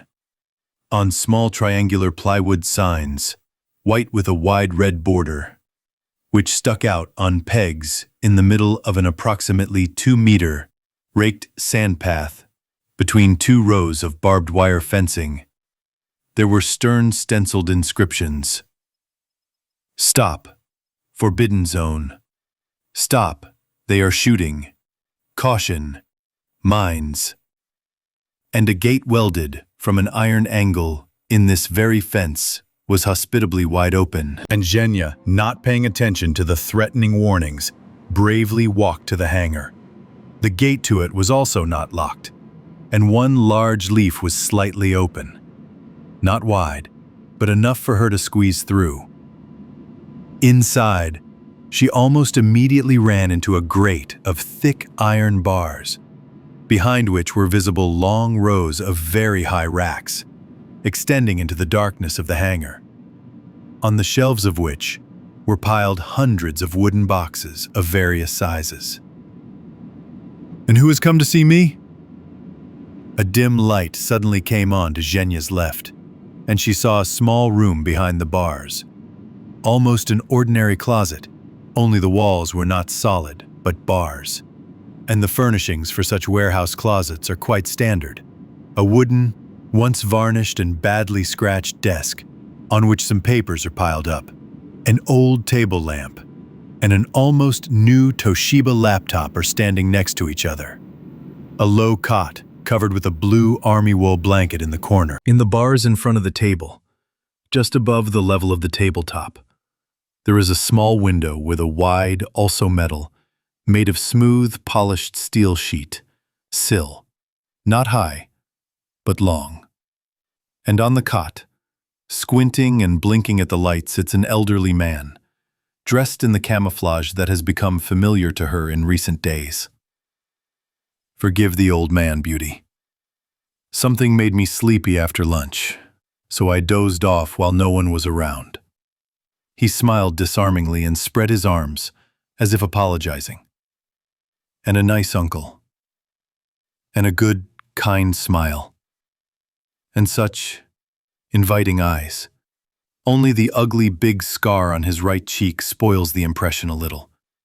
But it doesn't spoil it. Even despite the scar, he looks like a kind uncle.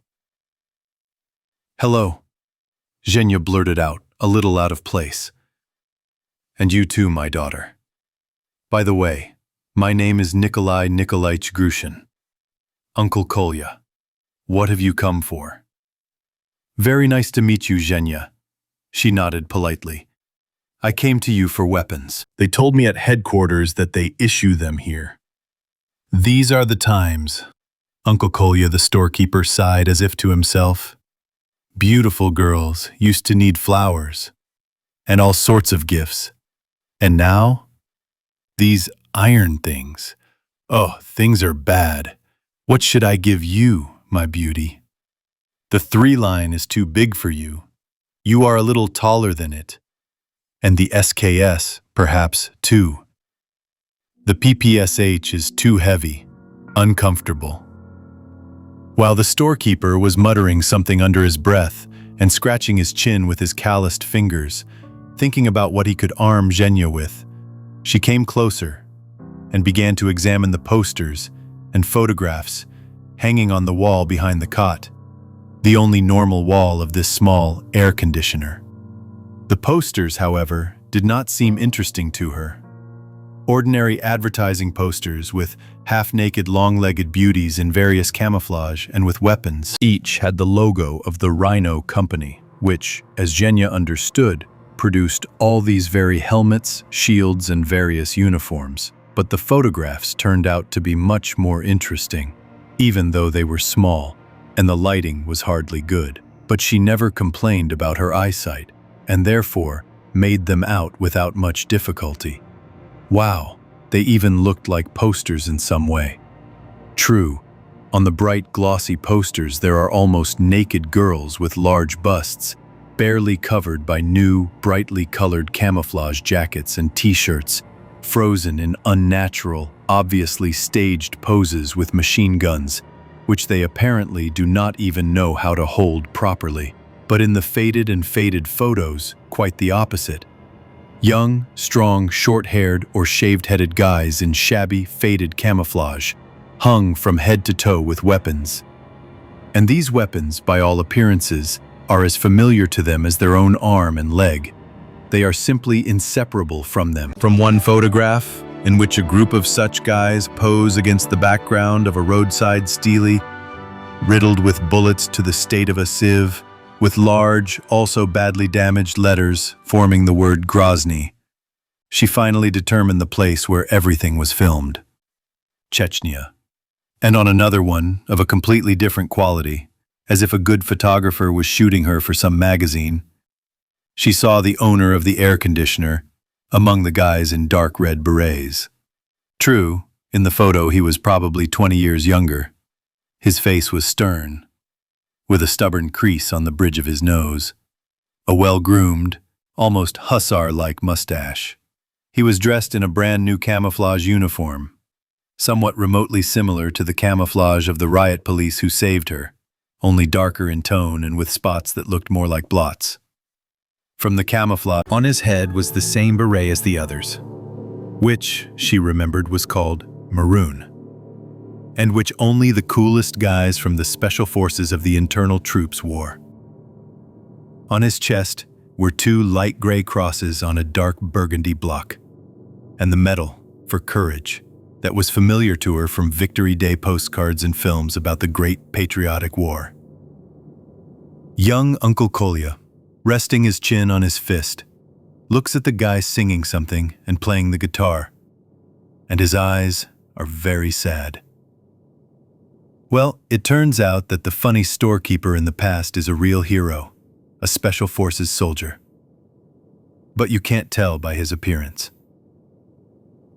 Amoeba is the first uniform worn by soldiers and officers of the URSN, Special Purpose Training Companies, of the internal troops of the Ministry of Internal Affairs of Russia in the late 80s and early 90s. Order of Courage. "This is you, isn't it?" she asked for some reason, pointing to the photo. "Where?" The storekeeper was distracted from his thoughts and looked up at the photograph Zhenya had pointed out. "Well, yes, I was. I was once. A long time ago. So long ago that it's almost not true. A long time ago." Zhenya nodded in agreement. "You're still very young, and those boys around you, many of them remain so young forever." His eyes, for a moment, suddenly became exactly the same as in the photograph. Apparently, the song that the Special Forces guitarist sang in the photograph was also very sad. And then Nikolai Nikolaevich shook his head, as if driving away overly intrusive memories, and again smiled the smile of a kind uncle. "I know what to give you, beauty. Even though it seems I shouldn't, who cares about that now anyway? I'm the boss here, and no one will tell me what to do. Wait a little." And with these words, Uncle Kolya literally dissolved into the semi-darkness between the shelves. After a while, something loudly crashed there twice with a short interval, as if a heavy box had been pulled off the shelf and then thrown back. And a minute later, a storekeeper appeared from the darkness, extremely pleased, carrying a small, light green canvas bag of an unusual shape. Taking a large bunch of keys from his pocket, he clicked the massive lock and, opening the door in the grate, invitingly nodded his head. "Come in," he said. Having closed the door behind Zhenya, who had entered, he headed back to his closet. Carelessly putting his bag on the table. Wow, it made a solid bang. It was obviously heavy. He plopped down on an old stool, wooden, painted the same pale gray as the beds in their tent, and silently pointing to another one standing next to the trestle bed, unfastened the simple clasp, like on the bracelet of an old wristwatch. There was something strange in the bag, resembling a very large, almost square pistol with a handle that was incongruously small for its size. From 2 outer pockets, he took out 2 thin metal ones of different lengths, one almost twice as short as the other. What were they called? Sticks? Posts? Magazines. Here, she remembered the right word. These are the same magazines as the OMON and security soldiers have in their machine guns, like Tarasyuk's Saiga, only thinner. Probably the cartridges were smaller. Meanwhile, Uncle Kolya pressed somewhere with his finger and pulled back a thin bar from the top of the weapon, bent vertically upward at the end. Aha, that's what this thing reminded her of. It looks a lot like the German Schmeisser machine gun from the films about the Great Patriotic War. It seemed to have the same thin butts, and the magazine was identical, especially the long one. "Well, how is it?" he winked at her. "It looks like a Schmeisser." Let's say it's not a Schmeisser, but an MP-38 or MP-40, and it doesn't look that much, the storekeeper chuckled. But the line of thought is correct. It's a Kedr submachine gun, chambered for a domestic 9mm pistol cartridge. As an assault rifle, to be honest, it's almost a worthless weapon. But if you fire it single shot and at pistol range, it's a scary thing. I can fit a whole 30-round magazine into a circle the size of a tea saucer.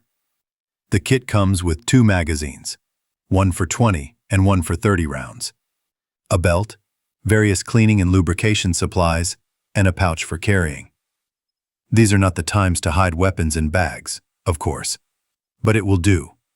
You'll have something to carry the spare magazine and the cartridges in. You can hang it on your belt. Here, you see, there are just the right straps. Only your strap is awful. What a gift, she sighed. Okay, we'll help with this problem. I've got a normal soldier's belt here. An old model. Leather. Not like these new ones. 3-year-old leatherette skin. Damn it. Grushin chuckled and pulled out from under his trestle bed a faded wooden box on which Matbaza was stenciled in white paint. From the box he pulled out a wide belt made of brown leather with a tarnished brass buckle, on which a 5-pointed star with a hammer and sickle was stamped. It looked like it was really old. "We'll adjust it to your size now," he muttered, tightening the belt around her waist and fastening the buckle. "And the cedar itself is like this." Having finished with the waist belt, the storekeeper deftly shortened the submachine gun belt and fastened the carbines on both ends to one large black ring near the handle. It turned out to be more of a loop, and he casually threw this loop around her neck. The cedar, like a strange large pendant, hung on Jenya's chest. Although, what do you mean, on the chest? The tip of the barrel dangles just below the brass buckle of the belt, so more likely on the stomach. Wear it like this, the storekeeper nodded with satisfaction. Just move it to the side a little. Excellent. You see, it hangs and doesn't get in the way, and it takes a couple of seconds to grab. Just hide it under your pea coat from prying eyes. After all, you're not supposed to be issued such things. But, if anyone sees it, tell them that Senior Warrant Officer Grushin issued it. They'll leave you alone right away. I guarantee it. Oh, by the way, how are you with weapons? Jenya just smiled shyly and spread her hands. Fine. The Senior Warrant Officer chuckled. I bought the car. I bought the gun. I didn't buy the UADIT. No, my beauty, that won't do. We'll learn. So, let's start with the basics. Look, listen and remember. This is the receiver with the sighting device and pistol grip. This is the butt. This is the barrel. These are the magazines. About 2 hours later, Zhenya was not only able to quickly rattle off the names of all the parts and mechanisms of the Kedr, but she also loaded both magazines with thick green barrels of cartridges with bright golden bullet heads. And she even did a fairly decent job of partially disassembling herself and assembling solely with the help of Uncle Kolya. She certainly wouldn't have managed it herself. They say correctly, breaking is not building. Oh, my mother woman! Grushin slapped his forehead with his palm. You missed lunch with these iron things. Oh, okay. Zhenya waved it off. So what? I'm not that hungry. I'll last until dinner. What do you mean, okay? Nikolai Nikolaevich disagreed. This won't do. War is war, but dinner is on schedule. Having given out this wisdom, as ancient as the army itself, the storekeeper, with a conspiratorial air, fished out of the bottom drawer of the table a pack of biscuits, a can of stewed meat, and some strange, large and flat, all-metal can opener of a protective green color.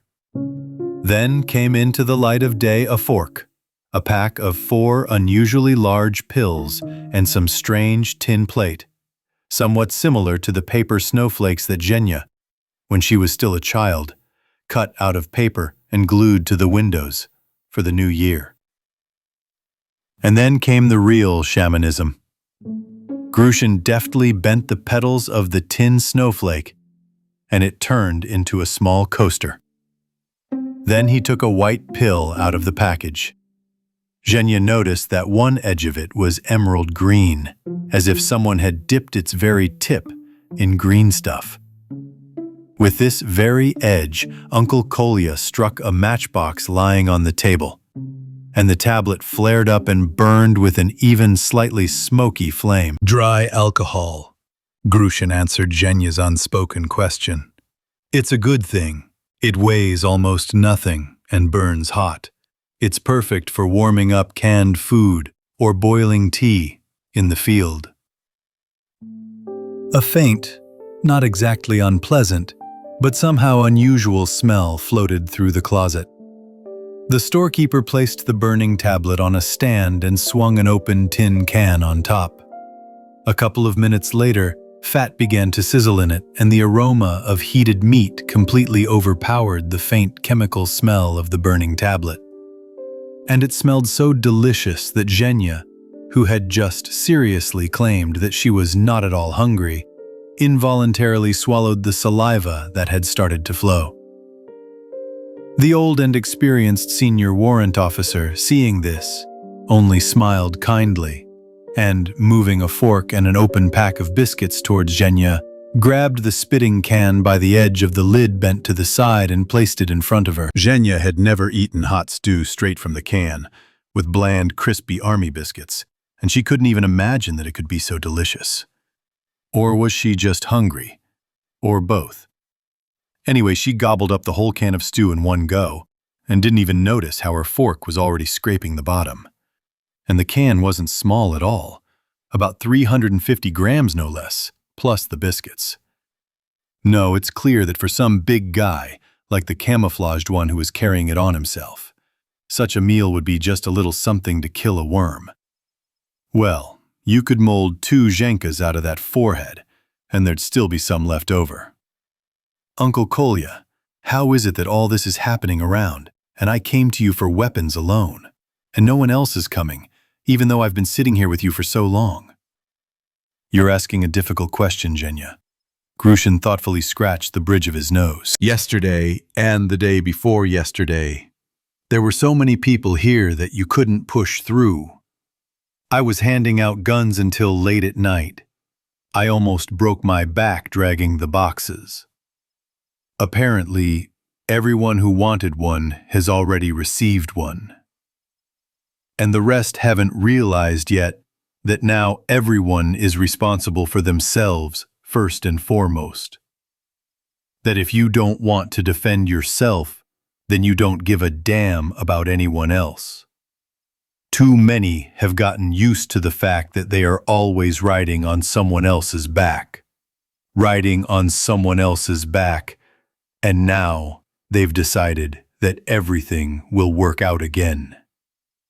Well, it's working already, Zhenya says uncertainly. Look at how many people are sitting in the tent city. No, Zhenya, don't confuse the warm with the soft. The ensign shook his head in disagreement. What's happening in the camp now is different. Hundreds of thousands of people's lives have been ruined in one day. All their plans, all their dreams, all their hopes have gone down the drain. Forgive me for being rude. Most of them are still in shock. Although they understood in their heads what happened, their hearts haven't accepted it yet. So they sit and wait, and suddenly everything will suddenly become like before. Very soon, they will understand that it won't. The smartest and most resilient have already understood. The rest will soon figure it out, and will also start pumping their brain muscles on the topic of who to be and what to do. And believe me, an old man, most will get along just fine. In different ways, not everything is good, but they will get along. But some will just stay in the camp. Because they don't know how to do anything and don't want to. Because they are used to being an eternal parasite on someone's neck. And then, I'm afraid, an unpleasant surprise awaits these citizens. Grushin suddenly fell silent and looked at Genya guiltily. I'm going in the wrong direction, sorry. Have you had something to eat? Then let's continue. On the one hand, it's even good that you have no experience with weapons. You won't have to retrain. Look, this squiggle on the right side of the receiver is the safety. The lowest position is safe. It won't fire. One click up, single shots. After each, you'll have to pull the trigger again. The highest is automatic fire. But take my word for it from an old man. You don't need it. So forget about it right now. And don't even think about it. Here, try clicking it yourself. Zhenka tried it. The fuse, despite its small size, turned out to be a stubborn thing. First, she scratched her index finger on this damned piece of metal, and then somehow managed to catch it with her thumbnail. Oh, how it hurt, Mommy. She almost tore it off. Grushin sighed sympathetically and pulled out a pair of steel nail biters from his camouflage pocket. Here you go, Eugenia. And remember, manicure and weapons are not very compatible concepts. That's when Zhenka remembered the neatly trimmed nails of the woman at headquarters who registered her. Well, it seems that in the army everything is not just like that. Any phenomenon eventually finds a perfectly sensible explanation, even if it initially looks strange or even stupid. While she was wielding the tweezers, Uncle Kolya explained to her the seemingly simple science of aiming. So come on, tell me, Eugenia, he seemed to like her name, distorted in the Spanish manner. What is the name of this ring and this little pin? The sight's in the front sight, Zhenya reported without hesitation. Fortunately, she never had any complaints about her memory. Right, and together they are a sighting device. It is not difficult to use at all. Look. You press the butt into your shoulder and look at the front sight through the hole in the rear sight, and do it in such a way that these two horns, covering the front sight on the left and right, seem to merge with the rim of the rear sight. And the upper edge of the front sight at this moment should be exactly in the middle of the round hole in the rear sight. It all sounded like gibberish to the ear, but as soon as Zhenya, having finally dealt with the remains of her manicure, pressed the narrow butt of the keter into her shoulder, it immediately became much clearer, especially when Uncle Kolya repeated everything from the very beginning, and even showed, with his finger, what and how. Only that nasty safety catch. Seeing how Zhenya scraped the skin on her finger for the second time on the disobedient piece of iron, Grushin sighed heavily and muttered, "Barbarism, of course. But what the hell can you do?" He used the same can opener to pry the safety catch from below and lifted it a few times, as if bending it. And then he handed the submachine gun to Zhenya again. "Here you go, Eugenia. Now what?" The fuse began to operate much more easily, which she reported to Uncle Kolya. "And that's bread. Okay, now let's do this. Nikolaich, are you here?" A powerful bass voice came from the hangar gate. The owner of the voice was also impressive, tall, probably not shorter than the riot policeman who saved her, broad-shouldered, obviously very strong, but already beginning to grow a paunch. A peasant. And even a simple face, round, with a blush all over his cheek and a snub nose. Such are the heroes in children's fairy tales. Healthy, powerful, loud-mouthed, but by all appearances, kind as a calf. "Where should I be, Alexei? Here I am." "Both of you, what is this wonderful vision?" The man who entered stared at Zhenya. "Beauty, whose are you? And who allowed you to be at a restricted area?" "It's none of your business," the storekeeper interrupted Zhenya, who was confused and didn't know what to answer. "If he's sitting there, that means he has the right. What's wrong with you?" "Well, Uncle Kolya, I'm sort of the first deputy brigade commander here. Yes, and also a colonel. Well, like a superior and all that. Even for you. For me? Grushin drawled sarcastically. You are a bob-tailed slob, not the boss. I remember you, a green pea pod, still a Salaban. Comrade Warrant Officer, let me go to the Chepka #. I need to buy cigarettes urgently. Otherwise, the demobilized will kill me. He howled pitifully, clearly parodying someone. The ruddy-cheeked colonel blushed even more, and his face began to look like a beetroot. Shipok is a soldier's tea house, combined with a store on the territory of a military unit. So that was when, he drawled. Whenever it was, it was. The storekeeper snapped. So there's no point in it. The girl is my guest, and there's no point in picking on her. Zhenka watched this playful squabble with interest, which obviously brought considerable pleasure to both parties. What children men sometimes are. How they start fluffing their tails in front of each other. Peacocks. Hey, Nikolaich, what's the matter? Are you planning to get married in your old age? The ruddy colonel chuckled. Isn't it a bit late? Girl, he's old, sick, and snores at night. Don't give in. Oh, I feel like I'm going to put someone in Kibadachi for old time's sake. Uncle Kolya chuckled. And I'll start practicing low kicks on someone's long legs, very similar to Makiwara. Number 1. Kibadachi. Karate stance. Number 2. Makiwara is a training device for practicing kicks in Oriental martial arts. Number 3. Low kick is one of the most powerful and effective strikes in martial arts. It is delivered by swinging the shin across the middle of the opponent's thigh, either on the outside or on the inside. Uncle Kolya, I understand and realize everything. I'm sorry, fool. I'll make amends. The big guy pleaded in mock horror, and then his face became serious. Nikolai Nikolaich, forgive me, but I came to you on business. And with all due respect to the girl, this is a conversation for two. Zhenya, realizing that she was being sent away very politely and kindly, jumped up from her stool. Oh, really, Nikolai Nikolaich? I've been staying with you for too long. Well, if that's the case...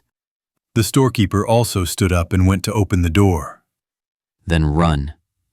But come by again tomorrow, if you're interested in the continuation. If there's time, maybe I'll show you something else useful and interesting. In the tent, Zhenya was greeted with a friendly hubbub. If you put aside all the oohs and ahs and other lamentations, then the neighbors, it seems, have already crossed her off the list of the living. It turns out that while she was visiting the Rav warehouse, an emergency occurred in the tent city on the tactical field. Either the sentries missed a stray zombie, or someone died suddenly in the camp itself. No one knew the detailed circumstances yet, but it all ended in great panic, gunfire, and almost 36 corpses. Oh, girls, what if such a creature wanders in here? The large, brown-haired woman, who lived on the bed directly opposite Zhenya's, blinked her eyes in fear. What should we do then? This thought clearly worried the other inhabitants of the tent very much, and the noise was so loud that it was no match for a chicken coop disturbed in the middle of the night. Yes, it seemed that Uncle Kolya was right. Some had not yet realized that it was time to learn to defend themselves, while others were not going to understand this, hoping to hide behind someone who would solve all their problems for them. And it was practically impossible to distinguish the former from the latter. They were all the same, confused and frightened. What to do, what to do? Zhenya snorted deliberately with disdain and slowly, demonstratively pulled out the kedder from under her peacoat. The safety catch clicked quietly. The bolt clanked juicily, driving a cartridge into the barrel. Dry the crackers! The silence in the tent was so great that when Zhenya, having put the submachine gun back on safety, lay down on the bunk in her sneakers and peacoat, the creaking of the netting seemed simply deafening to her. Chapter 13. Sergeyev Posad, Privoksalnaya Square, Vozdvizhensky Shopping Center. March 28, Wednesday, morning. Oh, how good it is for the idiotic heroes of Hollywood zombie horror films, huh? I can't remember which film. No matter what's going on there, the supermarket is simply an island of peace and safety, quiet, bright, and calm. Despite the fact that there is complete destruction and chaos outside, inside there is peace and God's grace. The fluorescent lamps are burning under the ceiling, the goods are neatly arranged on the shelves, and there is even music playing in the elevators. How beautiful! Where the electricity comes from and why zombies don't get into the stores, although they roam freely around all sorts of other buildings, is a mystery. Apparently, those who wrote the scripts for such films are so cut off from real life that for them, electric lighting, hot water from the tap, and supermarket shelves filled with food are an unshakable phenomenon. Like children, by God. What am I even getting at? Well, how can I put it? I had a friend who would always answer a similar question with a thoughtful look. What for? What for? For the rain! And they would immediately leave him alone, apparently frightened by the meaningful expression on his face. I can't do that. So it looks like I'll have to explain in detail. Собственно, все дело в том, что мы как раз вломились в супермаркет. Если в Посаде бывали, наверняка его знаете. Стоит себе буквально в полусотни метров от перрона железнодорожного вокзала довольно крупный торговый центр в модном нынче архитектурном стиле, без окон, без дверей. Ну, может и не совсем такой ужасный, но и на украшение города эта бетонная коробка точно не тянет. И окон на фасаде реально маловато. Причем большая часть из имеющихся – бутафория. В смысле, красивое, тонированное, с голубоватым отливом стекло есть, а вот проема в стене за ним нету. В связи с этим внутри здания темно, как у негра, в одном соответствующем месте. Потому как электричества в этом районе города нет уже числа, наверное, с 21-го. Ну, может, с 22-го. Вдобавок, в качестве маленьких приятных бонусов к кромешной тьме идут конкретный разгром в помещении, живописно подсвечиваемый яркими, но узконаправленными лучами наших подствольных фонарей, и дикое вонища. Нет, я вовсе не мальчик-неженка из какой-нибудь элитной спецшколы с углубленным изучением античной философии и французского языка. И в жизни своей повидал и понюхал много всякого. Но аналога этому густому амбре подобрать по памяти, ей-богу, затрудняясь. Тут смешалось все, и тошнотворный запах протухшего мяса из открытых холодильных шкафов и витрин, и сладковатая вонь уже начавших гнить раздавленных фруктов, рассыпавшихся с перевернутых стеллажей, и омерзительный, липкий, отдающий привкусом медяшки на языке запах, обильно разлитый по шлифованным плиткам пола крови. И мертвецами тоже перла не слабо, как простыми, тихо себе лежащими и разлагающимися, так и ожившими. Уж этот ацетоновый дух ни с чем не перепутаешь. Каков коктейль, представляете? И ведь это всего лишь чуть больше недели прошло, как все началось. И от силы 7-й день, как тут электричество вырубилось.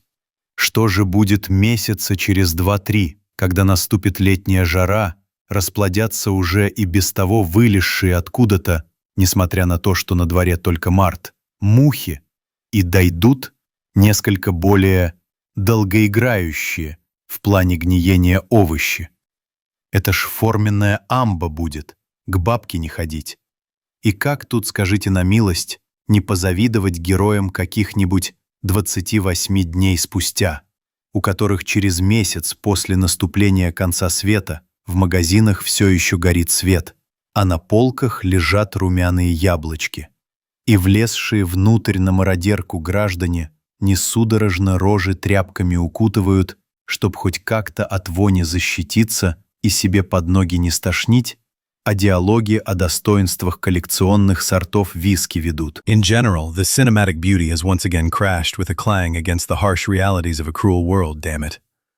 And we are standing on the threshold of a grocery supermarket, which is located on the first floor of a shopping center, convulsively swallowing, wrapping our faces with scarves, gray uniform police scarves or shemoks, brought from Caucasian business trips, illuminating the wrecked sales area with flashlights and trying to figure out where to start. And we need to start quickly, before the dead start to wander from the surrounding houses to the roar of our truck engines. Luckily for us, the Posad train station is a little off the beaten path from residential areas, but not exactly in a vacant lot. So they will be stomping along soon. There is no need to guess. And we have not yet started to take out the food. We have not even cleaned up the site. So, we should hurry. Attention everyone, Tisov's voice muttered quietly into my radio earpiece. We are working extremely carefully. No one is to wander off alone. The minimum group is a 3. Look carefully around and under your feet. Not only a dead person, but even a medium-sized elephant could hide in this dump if he wanted to. Fire only single shots, and only if you are sure that there are zombies in front of you. It is better to use pistols and submachine guns, and only use an assault rifle in the most extreme cases. Otherwise, we will not only take away food, but also spoil it. Yes, Antoka is right about that. A machine gun is a very harsh thing. Its bullet will go right through the partitions and shelves here. And that's not good, because on the other side of the invisible obstacle, there could very well be one of our own. Who needs such happiness? And a pistol bullet doesn't fly as far, and its penetrating effect is much less, and it's not so prone to ricochets. Oh, if only we were clearing this supermarket. It would be so much easier. But such a situation in today's times is from the realm of science fiction. Batya doesn't have the opportunity to assign 50 fighters to clear the store. He has so many free men, not used anywhere. They just don't exist. So they had to involve conscripts from the internal troops battalion. Although if we look at the truth, it was our 2 squads that were seconded to their company, and not the other way around. And their company commander, a whole captain, is officially in charge of everything. And the trucks for the products are theirs too. True, our Anton is still in charge of the cleanup, as he is more experienced and competent in this matter. The captain did not start to be rude and measure the number of stars on his shoulder straps. That's already good. The guy is not a fool. That's already a plus for him. But what can be expected from him and his subordinates if something serious happens? It seems to me that they themselves do not know. There is nothing more dangerous and unpredictable than a recruit who comes under fire. What he will do, only God knows. Oh, I would give a lot for the opportunity to get our Tay-man back. But the Tay-man ran away home, so we will have to work with those who are there, because food is desperately needed. According to the latest data from the census conducted at a rapid pace in recent days, there are almost 11,000 people under the care of our detachment and the internal troops battalion. I won't say that all of them are useless ballast, rather the opposite. Peresvet is a small town, and most of its population has always been busy with business and not trading air or moving papers from one desk drawer to another. True, they worked mainly in the space industry, but an engineer is still not an office manager. By the way, many have garden plots and vegetable gardens. But here's the problem. It's not a very suitable month for subsidiary farming. Moreover, as luck would have it, it's the very time when last year's supplies are just about to run out. In short, no matter how you look at it, it's still up to us to provide food for all these people. And, accordingly, to obtain these very products too. These are not the times to send associate professors and doctors of science to dig potatoes on a voluntary compulsory basis. They will be gobbled up there in no time. And it is not the season. Where the hell are you going? Antonov's roar in the earphone pulls me out of my reverie. Oh, your soul. Where are they going? Cretins. Right there behind those shelves is the meat department. Run after me. I give my men a signal and run forward myself. Cover these morons before it's too late. It's too late. A rack, the shelves of which are filled with plastic bottles of various Sprites and Mirindas, collapses towards 4 VVS conscripts who happily rush towards this chemical swill. Even the surrounding stench did not stop the fools. Well, of course. A freebie, please. Come on in. It's cheaper. What kind of infantile young people are there these days? They can't fit more than one thought in their heads at a time? They saw lemonade and immediately forgot about caution. Although, what's strange? First in Ivanteevka, and then in Moscow, we saw all sorts of things. But these guys never got out of Peresvet. And there weren't that many dead people there anyway, and the squad did the main cleanup work. The VVS guys only worked as backup. So, many have never even seen a mannequin with their own eyes, let alone gluttons. And it was the gluttons who rushed at them now, knocking down the lemonade cabinet standing between them and the soldiers, like a light linen screen. Probably at least a dozen. Fast bastards. Very fast. Well, yes. How much meat was there in the display cases? Apparently, they fattened themselves on it. Fire! I fall to my knee and quickly fire single shots from the bison that I got from the warehouses and honestly grabbed for my personal needs, fully understanding that we won't make it in time anyway. The pack that burst out of the meat section, there is no other name for it, left the boys no chance. Fast, sharp, covered in black, caked blood, they scattered the soldiers like bowling pins. They apparently died faster than they could even understand anything and grabbed their weapons. But things didn't go well for the undead. Although they tried very hard, we entered the fray. Concentrated fire, and I think I already mentioned this, is a terrible thing in its deadly efficiency. The bodies of the undead who rushed at us like sprinters in a 100-meter dash were literally torn to shreds by a barrage of lead. Their drooping muzzles, covered in a crust of caked blood, in the bright light of tactical flashlights. Brrr. To put it mildly, not the most pleasant sight in my life, capable of throwing even the most balanced person off track. So, I won't even lie. When the last of them, not having run 5 meters before our chain bristling with trunks, plopped down on the filthy floor, I shuddered noticeably.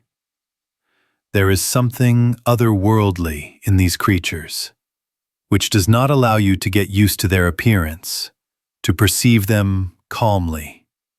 You only have to glance at their gnarled, scary, but at the same time ridiculous figures. Feel their completely inhuman gaze, filled with wild malice and fierce hunger. Damn. Your knees start shaking involuntarily, like a snotty village kindergartner in the fear room of a visiting amusement park. The main thing is not to lose your head, not to give in to your fear, and then you have a chance. As one of the smart people of the past, a poet and philosopher said, "A hero is not braver than an ordinary person. He's just braver for 5 minutes longer." And he said it very correctly, by the way.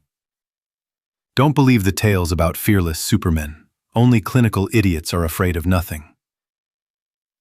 And the word idiot in this case is not an attempt to insult, but a medical diagnosis. We didn't have time to rejoice at our fight back. The zombies, as if waking up, climbed on us from all sides, from all the dark corners of the sales area. And there were, perhaps, too many of these corners in this windowless room. The confused and depressed by the death of their comrades, the VVS men had to be driven to the very entrance doors so that they would not get in the way. And we ourselves had to stand, as an unbreakable wall between them and the starving living dead.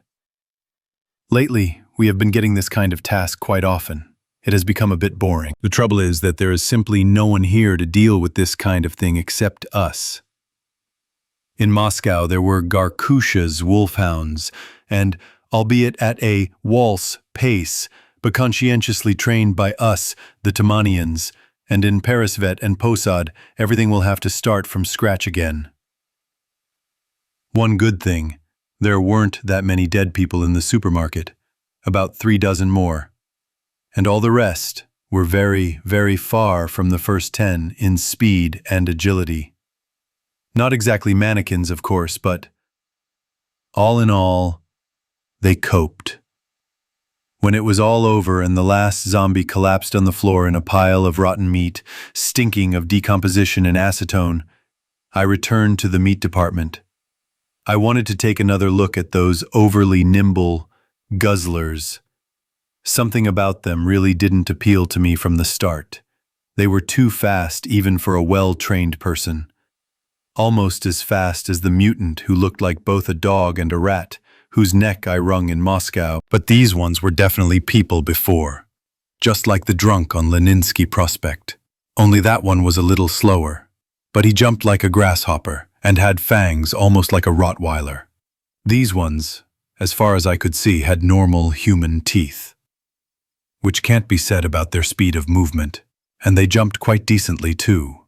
They may not have reached Bubka's level, but they also exceeded the level of the average citizen, who last did jumping during physical education classes at school, many times over. Holy shit, how do they manage to develop in so many different directions?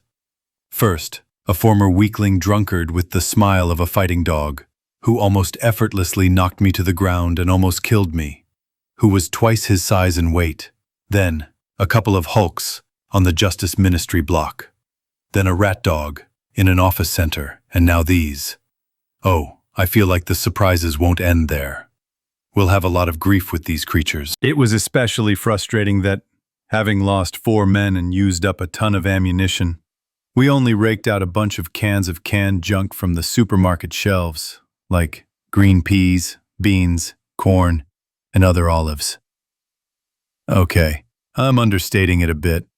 We also took various pickled cucumbers, tomatoes, and wild garlic in glass jars, and some canned fish, but there was very little left, mostly sprats. No sori, no sardinella, no salmon, not even sprats and tomato sauce. Someone had thoroughly swept these shelves, as well as those on which the stew and canned porridge stood, long before us. The entire contents of the meat department, all those smoked sausages, vacuum-packed hot dogs, etc., after a week-long sweet party, organized there by a dozen fat eaters, were in such a state and condition that I myself would not have agreed to eat it, even at gunpoint. I am not my own enemy. The shelves with cereals and pasta, apparently, had been knocked over at the very beginning when the zombies were chasing the still-living sellers and customers around the store, and then apparently they ran for a long time over the bags, boxes, and packages that had fallen from the shelves, and later, when there was no one left to run, they shuffled their feet. We didn't risk taking anything from the dairy department either. It's not for nothing that the top 3 food poisonings in terms of danger to life are mushrooms, fish, and dairy products. In the confectionery store, they also raked in various pretzels, cookies, and gingerbread, chocolate spread, and candies. But is that food? In short, a complete failure of the operation. Listen, Captain. I grabbed the captain commanding the troopers by the sleeve. Whose brilliant idea was it to go to the supermarket for groceries? He clearly wants to jump off the unpleasant topic. I can see it from his facial expression. But I'm not going to give him that opportunity. And I look intently into his eyes, making it clear, with my whole appearance, that I need an answer right now. Well, we thought... I see. You thought that since it's a supermarket, all the grub is there. Yeah. And did you think about the fact that this supermarket doesn't even have a back room. That it's not a mega or some XL that's parked near the ring road. About why the hell such a line of trucks rolls up to it every morning before opening. Don't answer. I can already see what you were thinking about and what you were thinking. Strategist's your mother. Well, tell me, why did we kill 4 guys here? For olives and corn? For gingerbread? No, guys. I won't fight like that myself. And I won't let you either.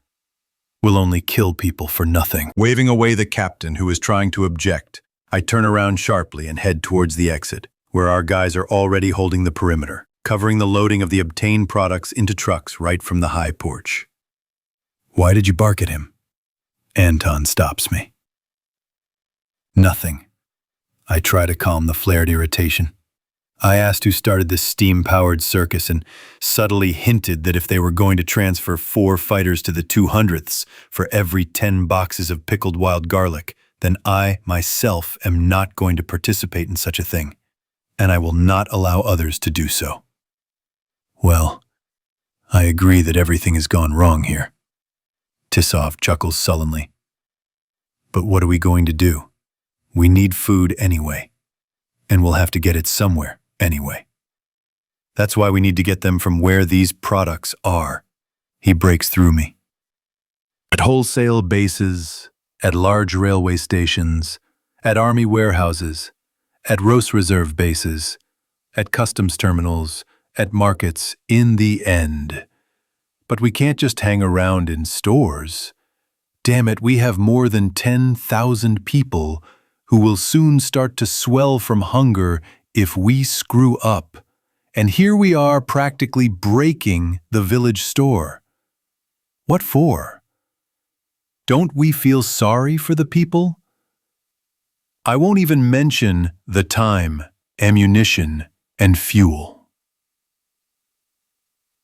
Well, so in order to rummage through the motherland's bins sensibly, you first need to find out where these bins are. What am I talking about, Anton? You are a military man. So tell me, what can you say about a commander who, without reconnaissance and normal support, drives his men into battle at random? Eh? Anton groans in bewilderment and expressively spreads his hands, as if to say, you yourself don't know what can and should be said about such an idiot. Exactly, I nod. Now tell me, what are we doing here now if we are not going into who knows where, without preliminary reconnaissance and preparation? Tisov clearly has nothing to answer. He spreads his hands again, this time somewhat helplessly. In short, Comrade Lieutenant, I think we need to load up what we've got here and get the hell out of here. Nothing good will come of this venture. We won't get much food and, God forbid, we'll lose people. Peresvet, Moscow region. OMON base, outskirts of Peresvet. Military Unit 68010. Peresvet, Military Unit 3422. March 28th, Wednesday, daytime. Oddly enough, I never got a slap on the head from Batya for my initiatives in Vozvienskoy. Although I was preparing for it the whole way back. He didn't greet us kindly, of course. Apparently, the VVS captain had snitched on his own people on the radio along the way, and they had passed it on to Lvov. But he did listen to us first. And, to my and Antonov's surprise, he agreed with my conclusions. That's right. These poor cucumbers aren't worth such sacrifices. He nodded his head in agreement. And about the warehouses and other markets, I also agree. By the way, you, Groshev, will be the one checking all that stuff. Have you heard the good army saying about initiative fucking the initiator? Well, consider yourself asked for it. Yes, Comrade Colonel, I rise from my chair. Where do I start? Will there be any tasks, or am I free to search?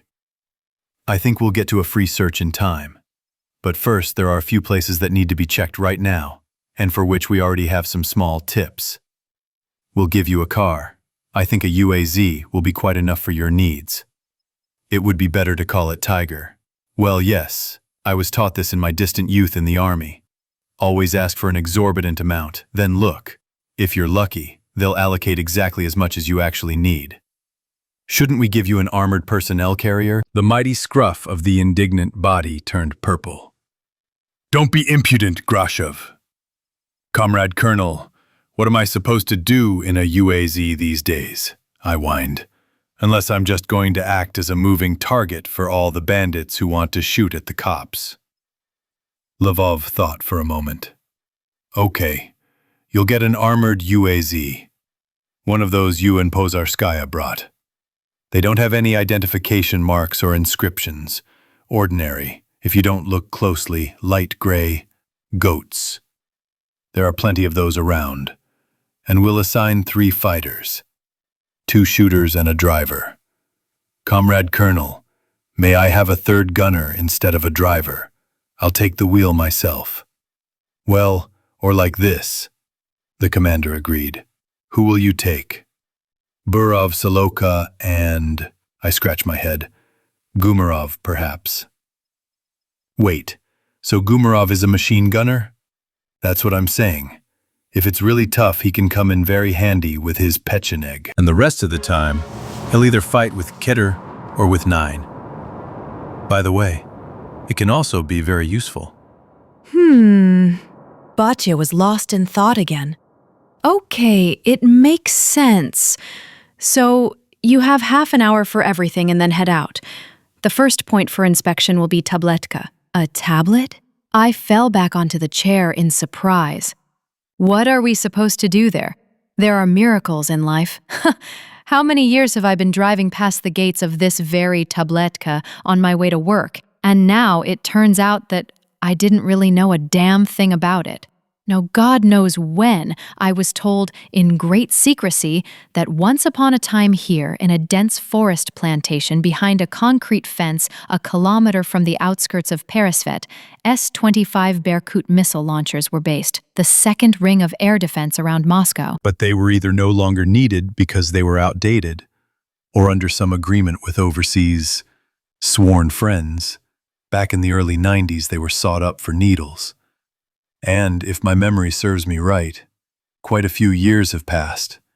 I was still in school then. With serious pomp and fuss around this event. And now it turns out that in addition to these very Berkuts, the central base of missile weapons and ammunition of the Air Force is also located here, which, unlike the missiles, no one touched and no one even intended to. Moreover, in addition to weapons and ammunition, part of the Rose Reserve reserves is also stored here, and only those who were supposed to know such information, by virtue of their service and security clearance, knew about it. And for the rest, like for me, for example, Tabletka, all these years, was just some incomprehensible little army point. It is unclear to which troops it was assigned, and it is unclear what it was doing. And here it is. That's why I could not understand why this tiny V had endured all the hardships and adversities of recent years so steadfastly. With such fillings, it would be strange if it were different. Veche, military unit. Military unit. Stop, or I'll shoot. The meaning of the phrase is, of course, harsh, but the voice in which it was shouted, those hysterical, plaintive intonations. In general, I seriously doubt that the one shouting would risk not only pulling the trigger, but even aiming in our direction. Although, I'm going to climb up that tower now and give a lost rifleman a punch in the neck, so that the bad thoughts in his empty head will diminish. Are you, warrior, completely out of your mind, planning to point a machine gun at living people? And at your superiors too? Are you out of your mind? Do you really want to go to the guard? I'll make it happen. For about 10 days. Judging by what I saw, the guy sitting on the guard tower is completely out of control. As the classic said, I am a man exhausted by Narzan. This one is the same, only there is a shortage of mineral water. In short, He needs to be brought back to reality from this hysterical state before he does anything bad. And what could be better to set a greenhorn's brain straight than a stern shout from a superior and a promise of all possible punishments from heaven, in the form of several days in the guardhouse? "You have no right," came from the tower. "According to the regulations, only the unit commander can do it for 10 days, and you are not one of us at all." Well, thank God, it looks like our sentry has recovered. His brains are working in a constructive direction. Yeah. I agreed. That's right, I can't. You figured that out correctly. So shall we drive up? Just be careful. These 3 are not the last ones. The rest have wandered off somewhere, but they may come back. Thanks for the tip. We don't know ourselves.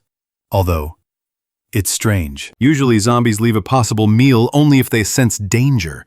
And even then, not all of them. The mannequins will just keep marking time until an olive flies into their rotten heads. But here, turns out, they left. True, not all of them. We calmed down 4 of them as soon as we drove through the gates of the unit, and 3 more were here, keeping watch under the tower. By the way, warrior, why didn't you shoot them yourself? The distance is so short. There are no cartridges, he mutters dully. They never gave them to us at our post.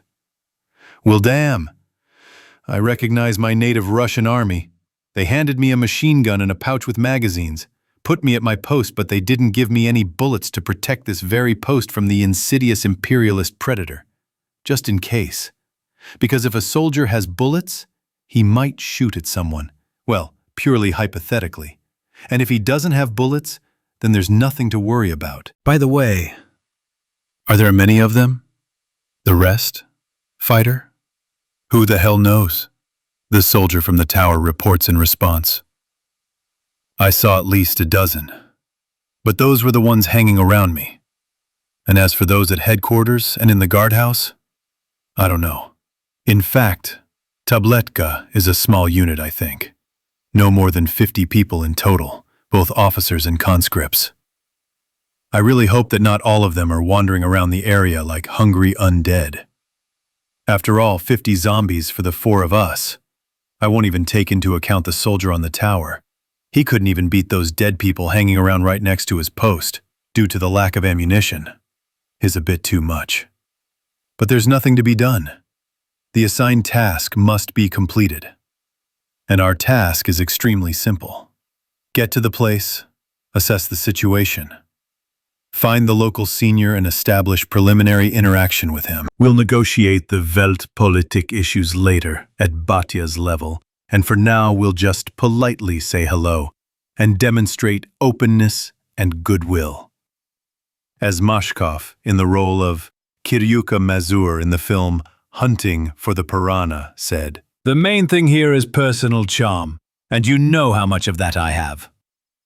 That's how we are. Only before smiling broadly at some local lieutenant colonel, we first need to sanitize the territory. Which is what we did.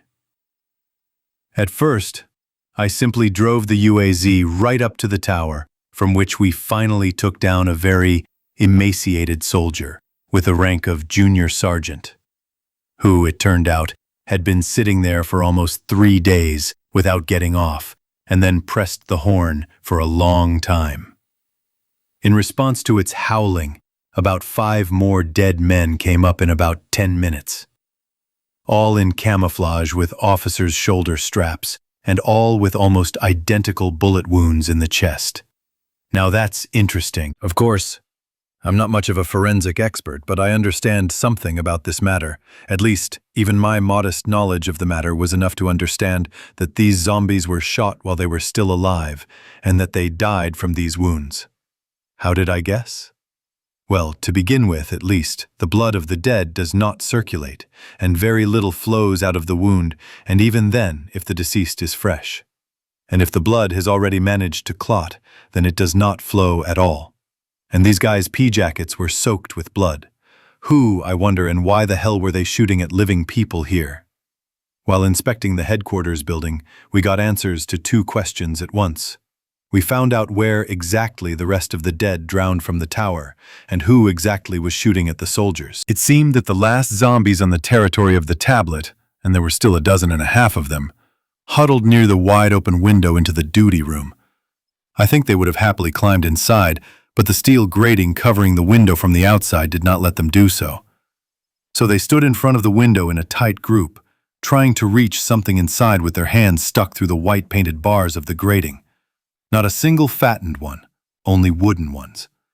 They did not even react to the sound of the approaching car and only deigned to turn in our direction when we started shooting at them with 4 barrels. Before entering the headquarters building, I looked in the window. I wonder what was going on there that half the zombies from the area had gathered there and weren't even paying attention to the tower with potential food. Oh my God, it looked like it was fun here. The walls of the room were covered in black marker writing and drawings. There were crosses, fragments of prayers, and some curses.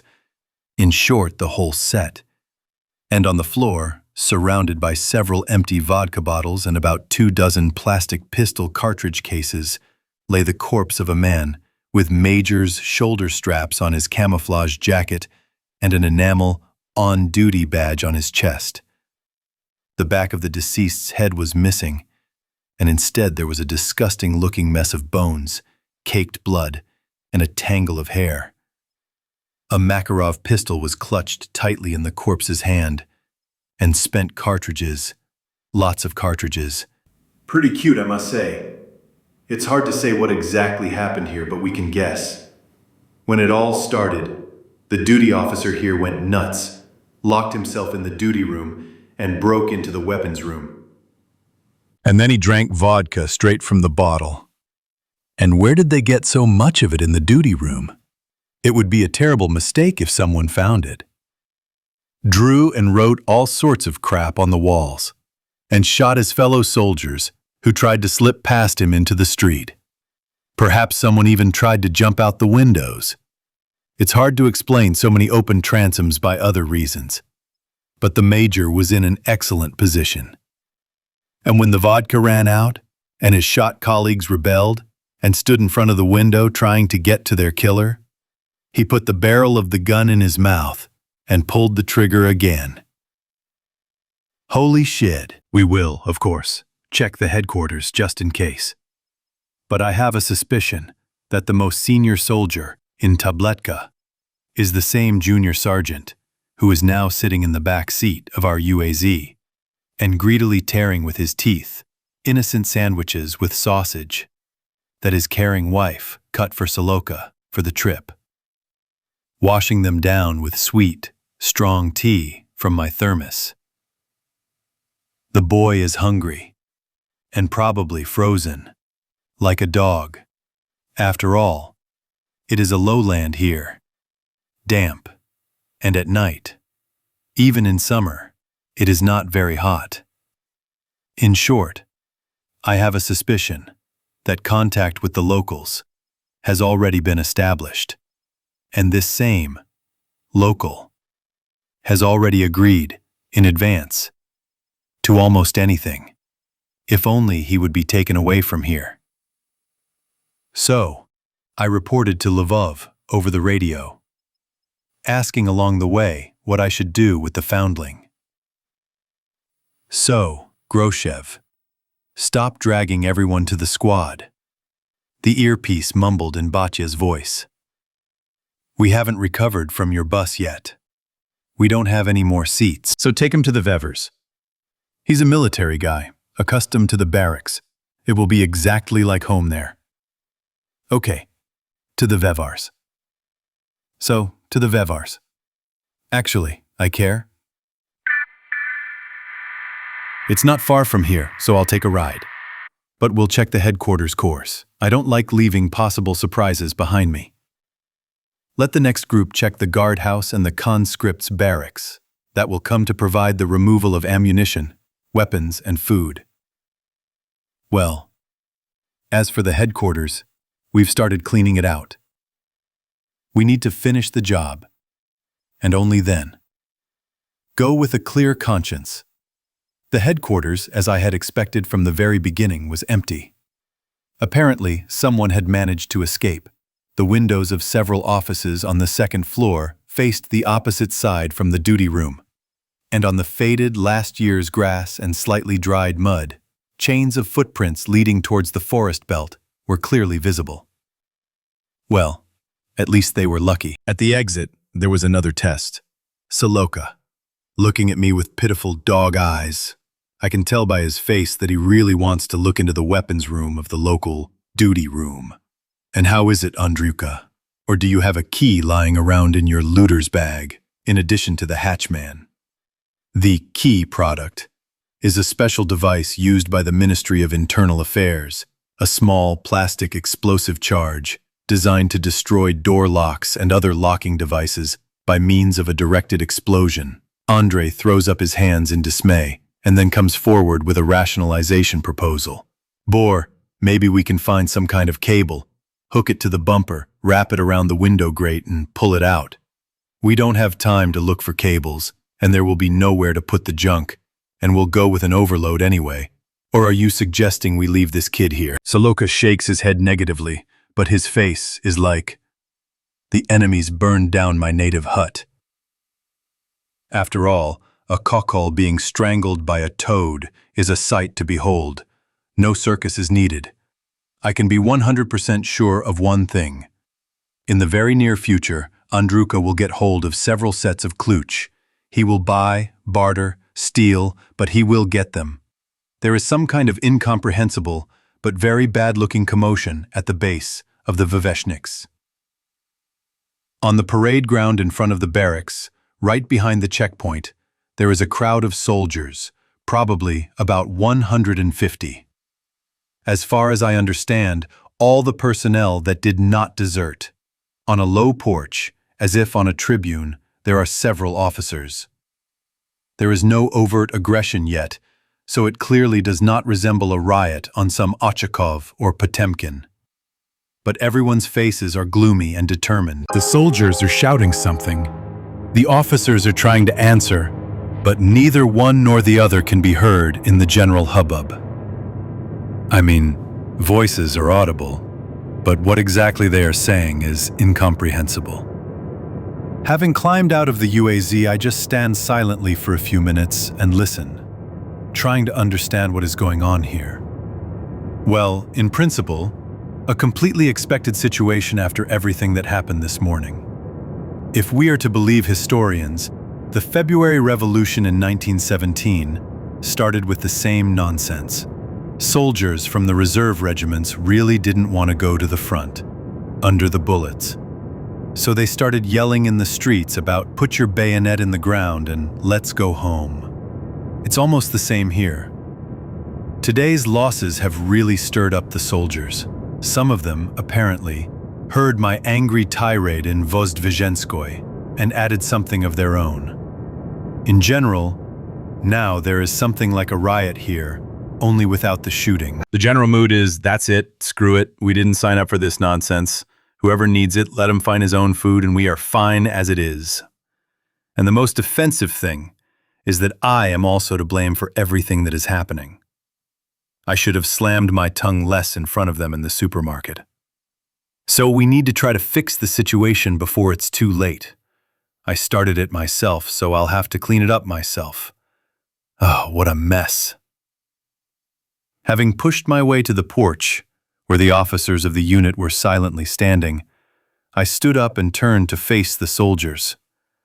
The people who were taking out food from the station square in Posad this morning clearly recognized me. Here he is. It's him, a whisper went through the crowd. I glanced around at the slightly quiet, camouflaged crowd. That's right, guys. Why the hell do you need this? Every man for himself. Law of the jungle, damn it.